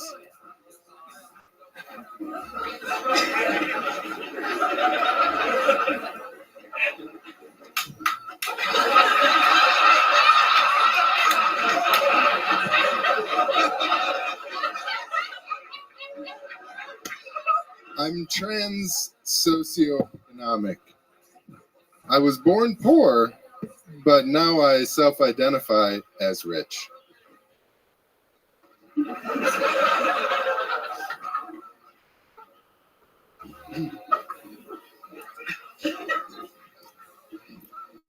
I'm so white trash.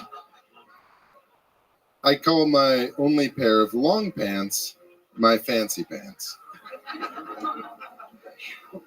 All right. Bruce, hold on. Hold on to that microphone, Bruce. First of all, let's just jump right into it. You started talking with the microphone 4 feet away from your face. And then you proceeded to, when did you write those jokes exactly? Did you lose a bet? Was this you last place in the fantasy football league or something? You had to come on Kill Tony? What made you come here today? I've been a huge fan for the last 2-3 years. Watched every episode. Lovely. You ever do stand-up before? Yeah. You decided to make your debut here tonight. Have you watched the show? How did you think this was going to go? You've seen the show. That's a good question. How did you think it was going to go? Mediocre. Do you have more jokes that you didn't get to Mr. President Joe Biden? One more white trash joke. Okay, let's hear it. I'm so white trash I take naps at Walmart. Should have opened with that one. That's the one. You look like you sold the bugs to the last guy.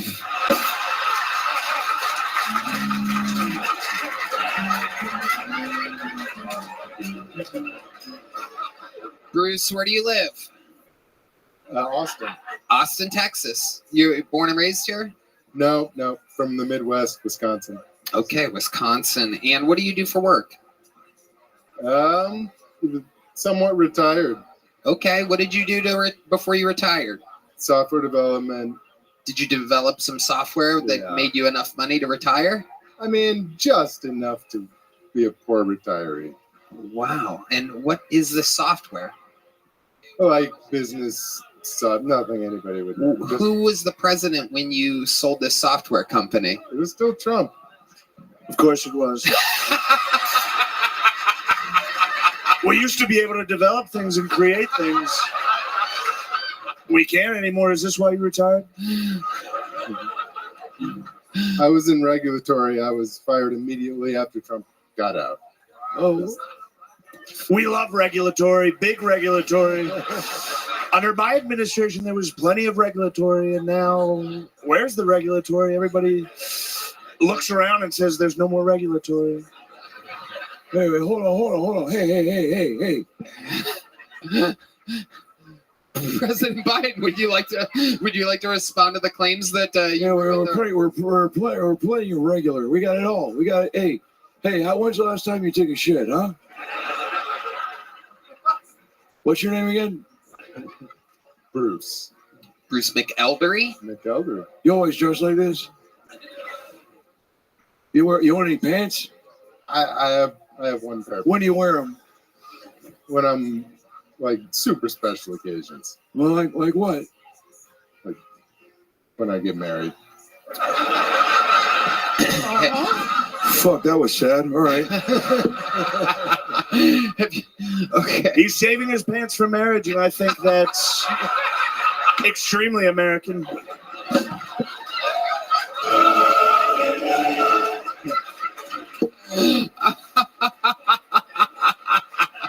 Who are you saluting, Mr. Biden? You just saluted the whole audience.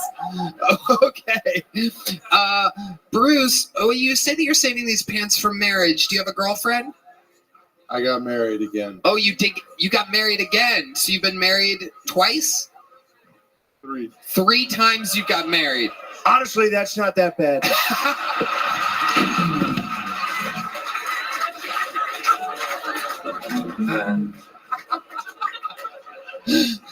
Yeah, coming from a guy who likes to watch women change. Wait, what? Who doesn't want to watch women change? I saw it on the internet. Sorry. I love to watch them change. Who doesn't? Your wife changed into the afterlife. Hey, you want a knuckle sandwich? Give me a punch sound effect, right, man?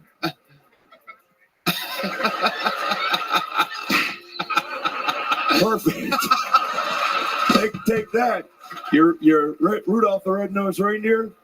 What, you stick your dick in a bucket of Mountain Dew? Listen to this guy. Listen to this guy. Joe, you could do nothing to me.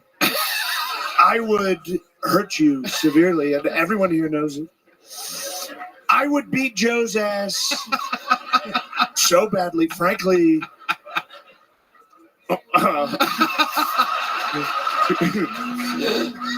Oh, yeah? Hit me, Red Band. Got him. Okay, so Bruce, let's go through some of these marriages. How old were you your first marriage? 17. And how long? Wow, Jesus. That's a great age. For getting your high school diploma. You can do it if you want to do it. Or for showering with your dad the way his daughter did. Look it up. You're going to be very, very surprised that this man, showered with his daughter. Do you believe this? Till she was 13. I love my family. So you got married at 17, Bruce. And how long did that marriage last? How old was the girl that you married? She was like 19. She was 19. So technically, you were being statutory raped. For a couple of years. It was awesome. For a couple of years. It was awesome, he says. Wow. Where did you meet her at? High school. But you were both in high school. She was in the parking lot. So you said a couple years before you got married? Biden, what do you think about this? Oh, it's great. I just can't. So what's her name? Where's she now? What's she doing? She have a job? She works at a bank. So she's a real Mendota, Illinois. I think you just made that up. Where's that at? Oh, yeah, no, I've been there. I campaigned there. You never went there. Meningitis, Illinois. Joe, you've never visited the Midwest. Everyone knows it. Illinois loves Donald Trump. That is. I wish I had a joke there, but I'm getting into character too much. Oh, that's great.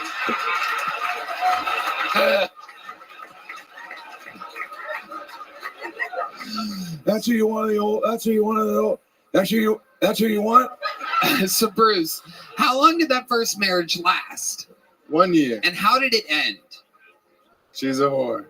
Right. I had a feeling that the 19-year-old woman marrying a 17-year-old, she cheated on you? Wow. Who did she cheat on you with exactly? Do you know?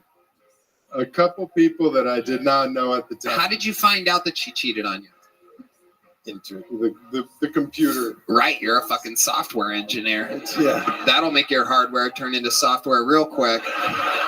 Finding out that the woman that you're married to is fucking everything in mid-area. How many of them were black is the real question here. That was my next question. Were any of them black? No. Mendota. No. Okay, so how old were you when you got married for the second time? The ballpark would be fine here, Bruce. 24. 24. And how old was the girl that you married when you were 24? 24. 24. Okay. And how long did that marriage last? Maybe 5 years. 5 years. How did it end? She's a whore. No. No.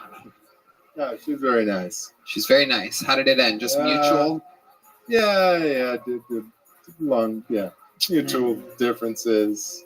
I don't believe wanted you. Different things. She wanted kids. I was like, Kids are great. When they turn 13, you can shower with them. So she wanted kids. You didn't. You liked pulling out and spraying where? On her... Fentanyl tits? It's your answer. It's your answer. Where did you come on this woman? Why didn't you want to come inside of her, Bruce? Where did you prefer to come? I would come in her mouth. I would come in your ex-wife's mouth. Of course you would. You're coming in America's mouth right now. You're exactly right, Joe. I'm coming on their back like an American. You're coming in their mouth like some... Okay. So... You're a sucker. Wait, no. It's him, you're a man. No. Oh, an elbow. There's more elbow for you. Okay. All right. So, Bruce, the third marriage, how old were you when you got married the third time? 3 more times than people are getting married nowadays. How old were you for the third one? Last year. Last year. Your trademark not speaking. I've got a good feeling this one's going to work. I have hopes. I'm joking. No chance. Now, is this one wanting to settle down too? Does she want kids? Okay. I'm going to give you a small joke book, Bruce, and congratulations. You got pulled out of the bucket. You were here on Kill Tony. You were here, Bruce. You were here. There goes Bruce McElderry, everybody. We got a lot of bombs tonight so far with the 2 U.S. presidents. I guess that's fitting. A country oh, there's a straw. Whoa, Mr. President, what are you doing with the straw?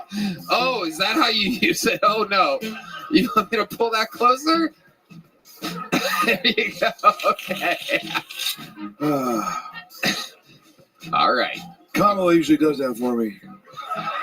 Your next comedian out of the bucket goes by the name of Cannon Miller, everybody. Cannon Miller is next. Who knows? Could be a star. So why is it that mentally disabled guys just love getting naked? Yeah, I don't know what that's about, but they just love taking their clothes off. And I say that because I was at a Boy Scout camp when I was a kid, and we had this mentally disabled kid in our cabin, this albino kid. He was super sweet. But anyway, he goes to the shower, and we hear him yell for help, and we're like, oh God, like, let's go. He probably fell. We got to go help him out. We open the stall door to the shower, and then there he is just, handling his package right in front of us, just really going at it. And I'll never be able to look at a white snake the same ever again. But anyway, we were like, I'm not equipped to handle this. So we go, and I tell the scoutmaster, go make sure, see if he needs any actual help.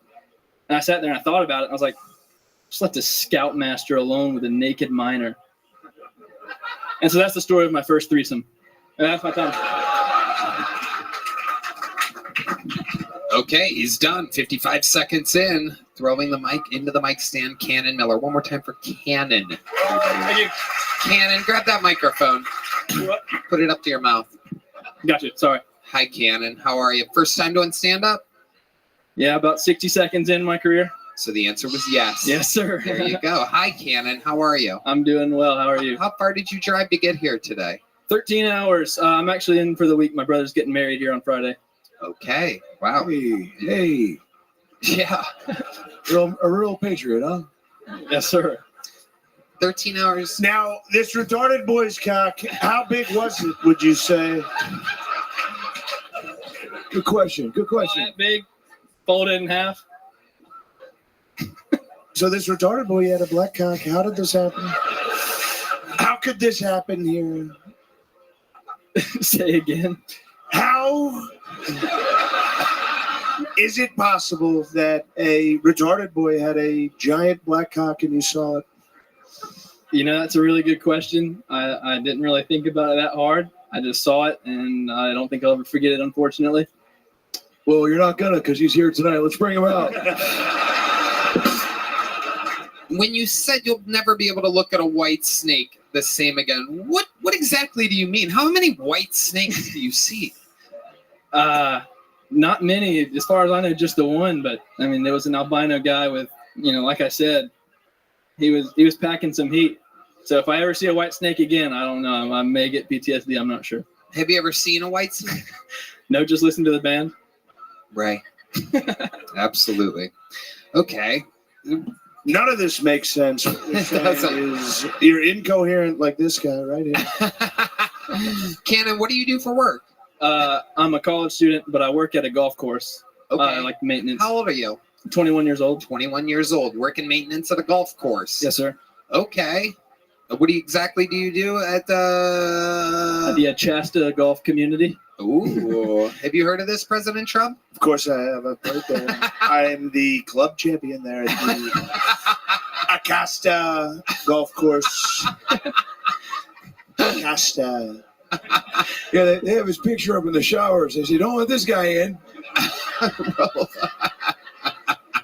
So, Cannon, you're 21 years old. What do you do for fun? Just whatever. Play a lot of basketball. I'm no good, but I play a lot of it. Where do you live 13 hours away to where you're the basketball player in the city? I'm from Noonan, Georgia, but I live in Dahlonega currently. I go to school at the University of North Georgia. Are there black people around there? Not a lot at the school, but there are some. President Trump, I noticed you grabbed your microphone there. Say it. Whatever you're thinking, say it. What a great institution.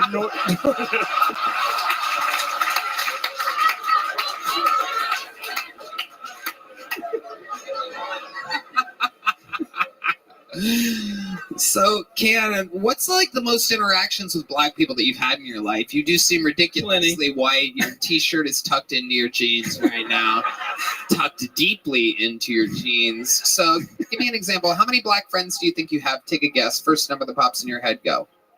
Close friends, probably about 3. Close friends. Okay, name them. Name their first names. Go ahead. Ben Carson.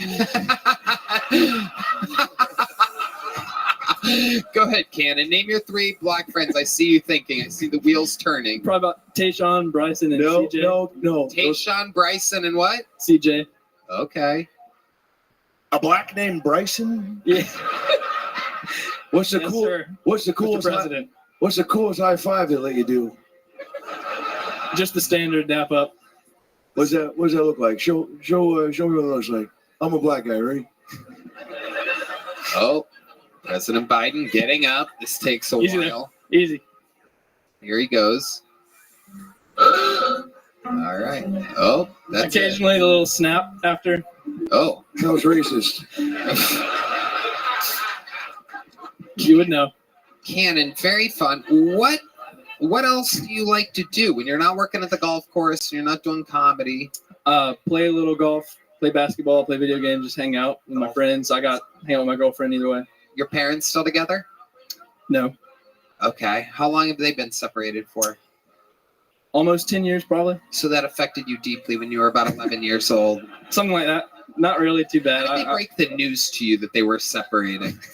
They just called us out to the back porch one by one and let us know. It was a nice moment. It wasn't nothing. Here, I'll be your dad. John, you be his mom. Let's recreate it. Get out here, little man. Come here. We got something to Me tell and you. your piece of shit father have something to say.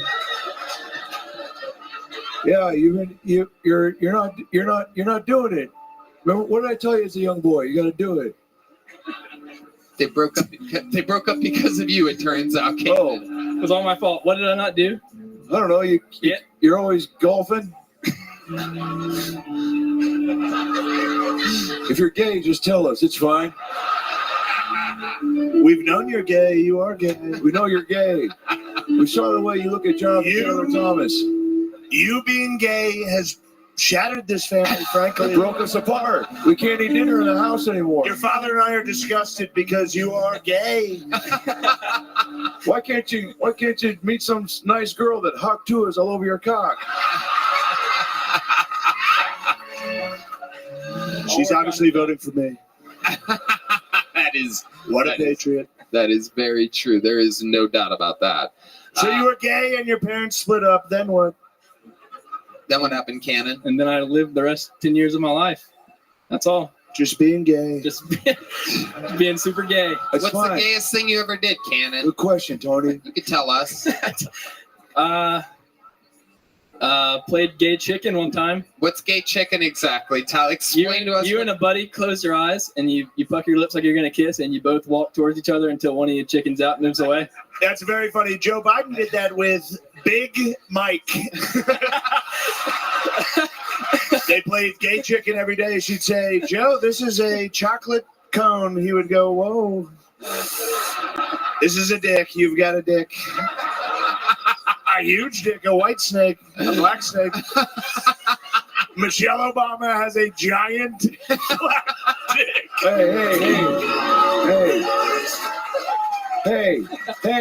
Hey. So what? Well, Cannon, congratulations. You're leaving here with a little joke book. You're 21 years old. You're way ahead of your time. That's a great time to fucking start stand-up. Thank you very much. Congratulations, Cannon. We have a special treat for you, audience. fans of the Kill Tony universe, we have the return of one of the greatest regulars in the history of the show happening right now, ladies and gentlemen. You just saw Cannon, who started when he was 21. When you met this guy, he was living in a van, unable to sell any tickets whatsoever. Now he's adding shows to his sold-out weekends all around the world. Sing the words if you know them. This is Hans Kim.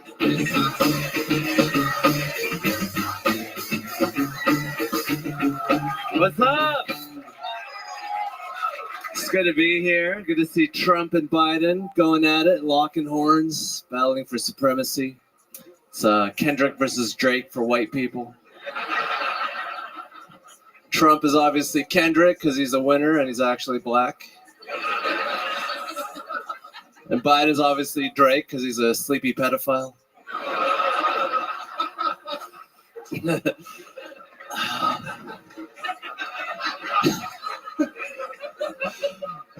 Our leader. I bought a gun recently. Thank you. Let's go shoot each other later. And love having a gun. Yeah, I know I'm supposed to use it to defend against the government, but it's so much easier just to shoot people. They're everywhere, and they keep cutting me off in traffic.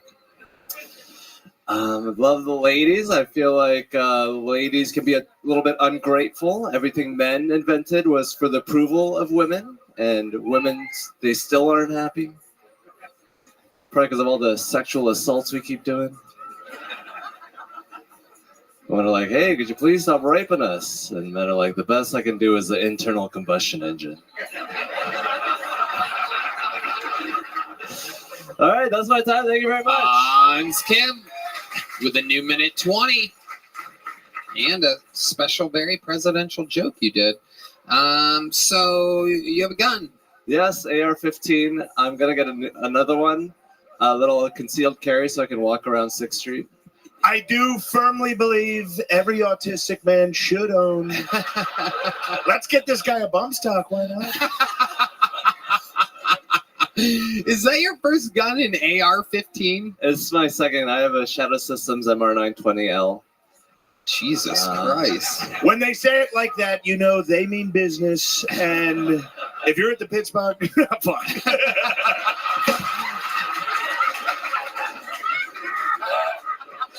Shut the fuck up.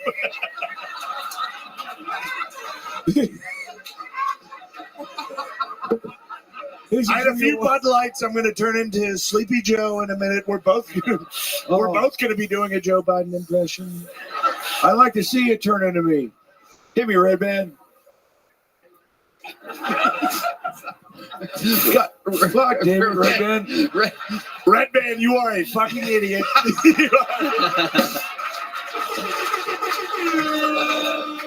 Oh, you Dave and Buster's? What was that? Hey, congrats. You got the high score in skee ball again. What the fuck? I've never played skee ball. I have never once played skee ball. That's what you want? A guy who's never played skee ball, an American treasure? You don't even know who Harrison Ford is. Oh, please.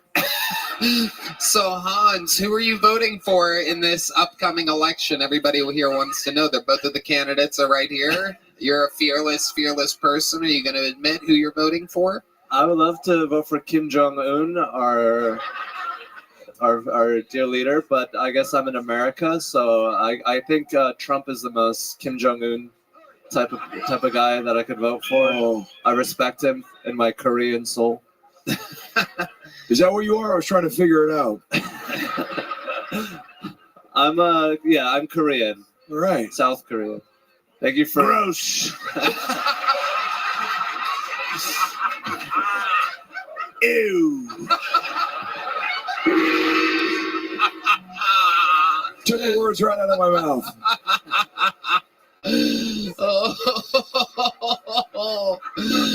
Oh my God. Wow. Hans, what else has been going on in your world? I recently went over to Brian Redband's house. I took a shit in the Whoa. house. All right. Okay. And I owe him $10,000. More than that, you've had like 3 parking tickets since you got my car with my license plates on it. I'm not gonna pay it back. Classic Korean. This is incredible. So you sold Hans Kim one of your cars, and he's been getting parking tickets, and you didn't transfer anything over. No, because I thought I could wait 2 weeks to transfer the title. I'm like, don't get any tickets, and literally he's had like 3 or 4 in 2 weeks. What a shitty story. What a dumb, boring story. You brought us here. You're going to talk about parking tickets. Of course he's getting parking tickets. He is very Asian. It's a great point, President Trump. Do you always get a lot of parking tickets, Hans? Yes. Hey, let him finish. Let him finish. Yes. All right, Tony. Thank you. Thank you. Well, Hans, it was great to have you back. Is there anything else you want to talk about? You have I hurt my back falling off a paddleboard. I have nunchucks now. Of course you do. Nunchucks? Yes. Where are these nunchucks at? They're right backstage. Let me go get them real quick. Wow. Oh my goodness. This might be the most Asian thing ever, ladies and gentlemen. He parked his nunchucks backstage. He's grabbing them. Whoa. Oh my goodness gracious. What kind are they? They're Asian nunchucks. Yeah, but what brand? Eddie Bauer? Amazon. They're just Amazon nunchucks. This seems like a very... Wow. That seems super easy. That seems easy. That seems easy. That's easy. That's definitely easy. Is this what you do? Anybody could do that. I just got it, but white people let me hit them with it because I'm Asian. So Not for long. Not in a few more months. We will take this country back. The Asians keep hitting us with sticks. This never happened now Asians are hitting us with sticks. What's going on? The blacks are fighting back against the Asians in the inner cities, and no one's giving them credit.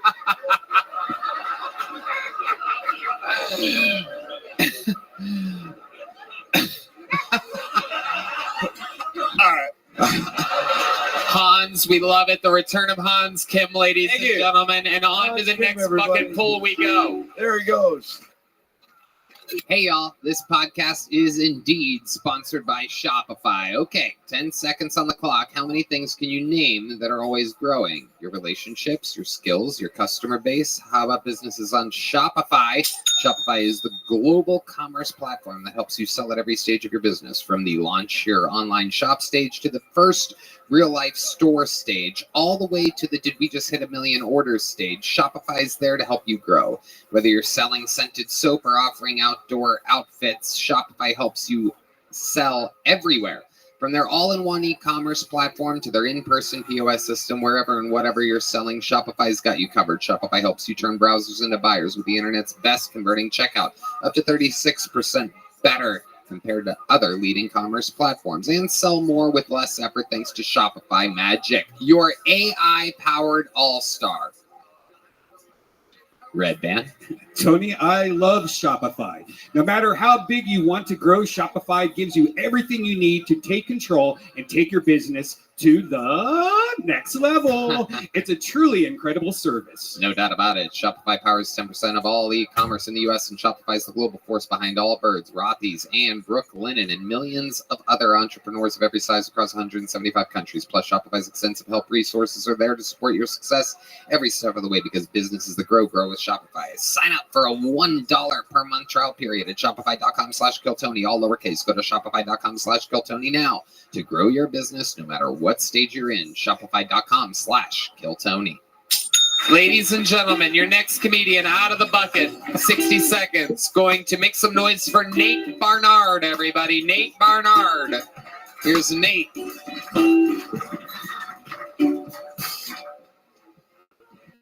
The real estate business in Cairo, Egypt is an absolute pyramid scheme. My uncle's LGBTQ, but he thinks the Q is for questioning the Holocaust. Black guys can watch anime and still fuck. White guys, not so much. White guys discover Naruto and it's over. It's a vow of celibacy. Sometimes I check in on my white anime friends and I ask them about pussy, and they're like, pussy was good until the show caught up with the books, and now it's trash. Anime is destructive to the white community. Brian Redband. Another minute? No? Trying to bring another woman in my relationship. Not for anything sexual, just for someone to fight her out on 6th Street. Okay, Nate Barnard. Welcome, Nate. You've been on this show before, right? Yeah. You have a look. I can remember your face because of what it looks like. Sorry. Yes. Your chin and your neck are one. Yep. There's nothing wrong with that. A lot of women like that. Thank you, Mr. President. I love that.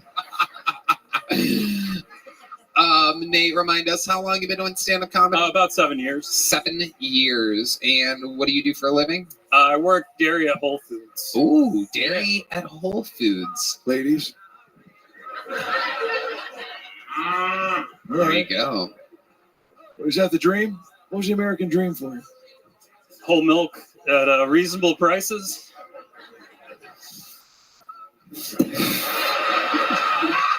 That is whole milk. Very expensive. Why is it so It's expensive? actually going down. The price of whole milk's going down, just like you this November. Well, Give me Red Band. No, it's definitely There it is. It's definitely gone up. What do you have to say about the price of milk skyrocketing under your presidency? Here's the deal, folks. Milk is just a milk. You know what it is. There's milk. There's water. You know. Why don't you take off the glasses and look the American people in their eyes? You can go to the store, you buy milk. You can call your mom. She can bring milk over. What do you want to do? Come on, you know what it is. When's the last time you bought milk from the store? 2 weeks ago. That's what I'm talking about. Milk's at the store. You can get it. The prices are high. They're low. Yeah. It's America, baby. Yeah. Nate, who do you plan on voting for come this November? Think about your career right now. Take your time. What you should do is go on the record and say you will vote for Donald Trump. Gotta vote for the winner. I'll give you a ballot. That's going to help your career in comedy for sure. Where you get me? I'll give you a ballot. You fill it out right now. Right now? A what? A ballot. A ballot? A ballot. Oh, you're going to give him a ballot in July? That is... I didn't think this through. What's your favorite color? Green. All right. Sorry. I like that. Biden gets it. I like that. Nate, you took a shot at Brian Redband during your set. What's your love life like? Empty, as previously established on the show. Oh, we've talked about this. Yeah. Sounds about right. No one remembers. No one remembers. Sorry. No one does. Won't bring that. You watch a lot of porn, Nate? Yeah. What type of porn do you like to watch? What's your favorite category? Favorite category of porn? I'm kind of going back to softcore now. Softcore porn? What is it about softcore porn? I like to see how they're like, they're like putting that shit on YouTube now. They're like trying to get past the censors. What do you mean by like hand jobs? What is it? They do like, oh, this is a see-through clothing tryout. This is It's what's not happening. anything This is what's sexual. happening in this country. The men now are going back to softcore. Can you believe it? Softcore porn. Can you believe this? Well, it's better. It's better. 4 years ago, we were into tranny porn. We were doing... The men in this country were being men. We watched gay porn. We had gay sex. We had gay sex. And now faggots are watching softcore porn. Now we've got a faggot epidemic in this country. Hey. Can you believe it? When I was in... Hey, that faggot's got rights. He can watch whatever he wants. Hand job, soft job, in the car job, in a hot air balloon job. I love tranny porn. What do you love about it, Mr. President? What exactly is it about tranny porn that you like so much? I don't know all of it. Joe, I'll help you out here. It's one of the guys, they both have tits. That's what it is. There's some for everybody. Now there's 4 tits.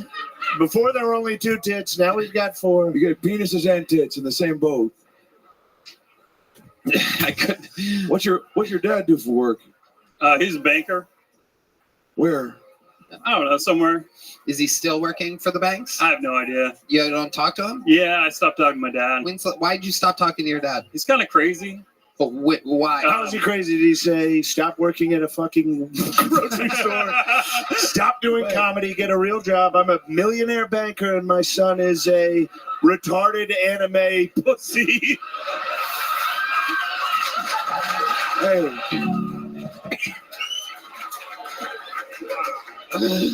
I'm in character.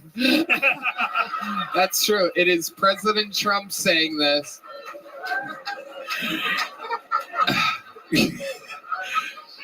Well, what was so crazy about your dad that you would stop talking to him? He's just like he's kind of scream on the highway type of dad. Yeah, explain to us Like exactly just like what a you've seen him do. narcissist. Like But what was so? It seems like he was successful, right? He's mildly. Sure, but I mean, what was the craziest thing you've ever seen him do? Yell on the highway? I mean, there's some terrible drivers out there.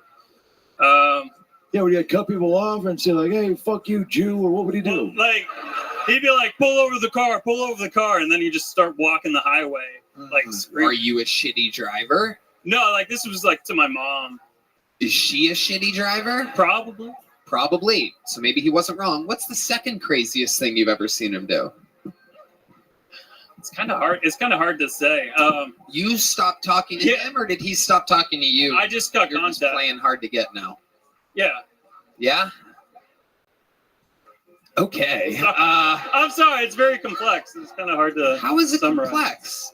Normally, if Just somebody 'cause- stops talking to the father, the man that made them with his balls, Mhm. you would have like a good reason or something like that. Or just like their whole marriage was just like it was all them fighting the whole time. And you sided with your mother like a gay guy. If my father treated my mother like shit, I would side with him like a real man.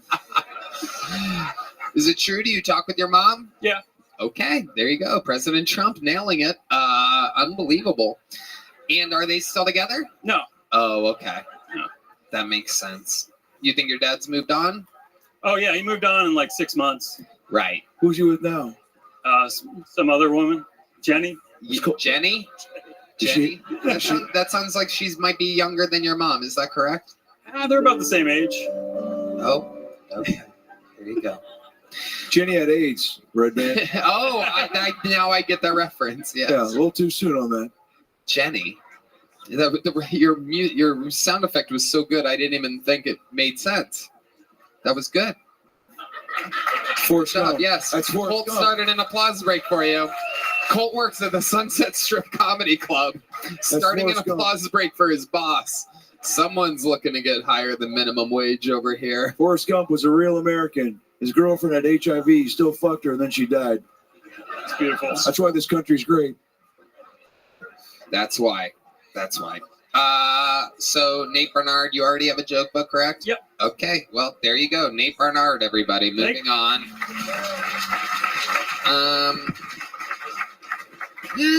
Let's go with this inside name real quick. We have someone pulled out of the bucket from the inside, ladies and gentlemen. This usually doesn't go that great, but we're going to see how it goes tonight. This person is representing you, the audience. They had the courage to sign up, and now they will be pulled out of the bucket in real time. Make some noise for the Kill Tony debut of Brittany Martinez. Oh my God, here she is. In real life, real time, Brittany Martinez. By the sounds of this name, sounds like she could have come here during your time, President Biden. I can't wait to smell her head. And here she comes. She's streaming right up to the stage, and nobody's going to stop her. No one's going to stop her. Here she is, ladies and gentlemen, Brittany Martinez.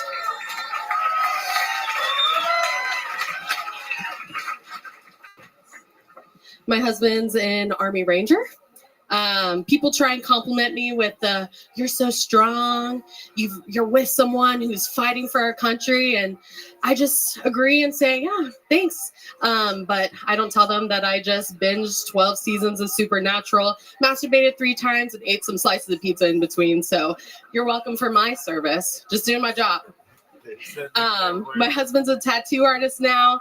He sometimes tattoos these tiny little bitches and they go, ooh, that's spicy when he's tattooing them.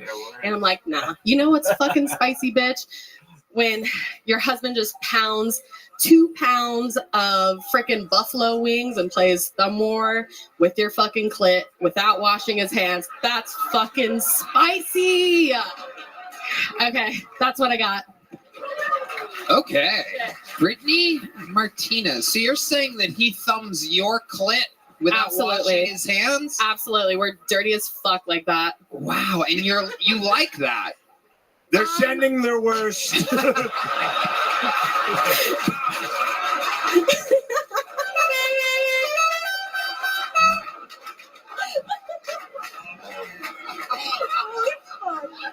Under the Biden administration, we welcome all Mexican clits. Thank you. Thank you. That's right. That's right. And Mexican American titties too, right? Are they American? Half. Okay. Yeah.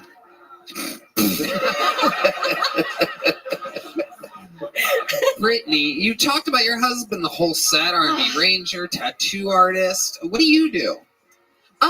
So we own a tattoo shop up in Tacoma, Washington. We actually just moved here to Austin. We're transitioning our lives, but right now I'm working at Trader Joe's. Okay. What are you doing at Trader Joe's? Just like Trader Joe, that's what we call this guy. He's sold out this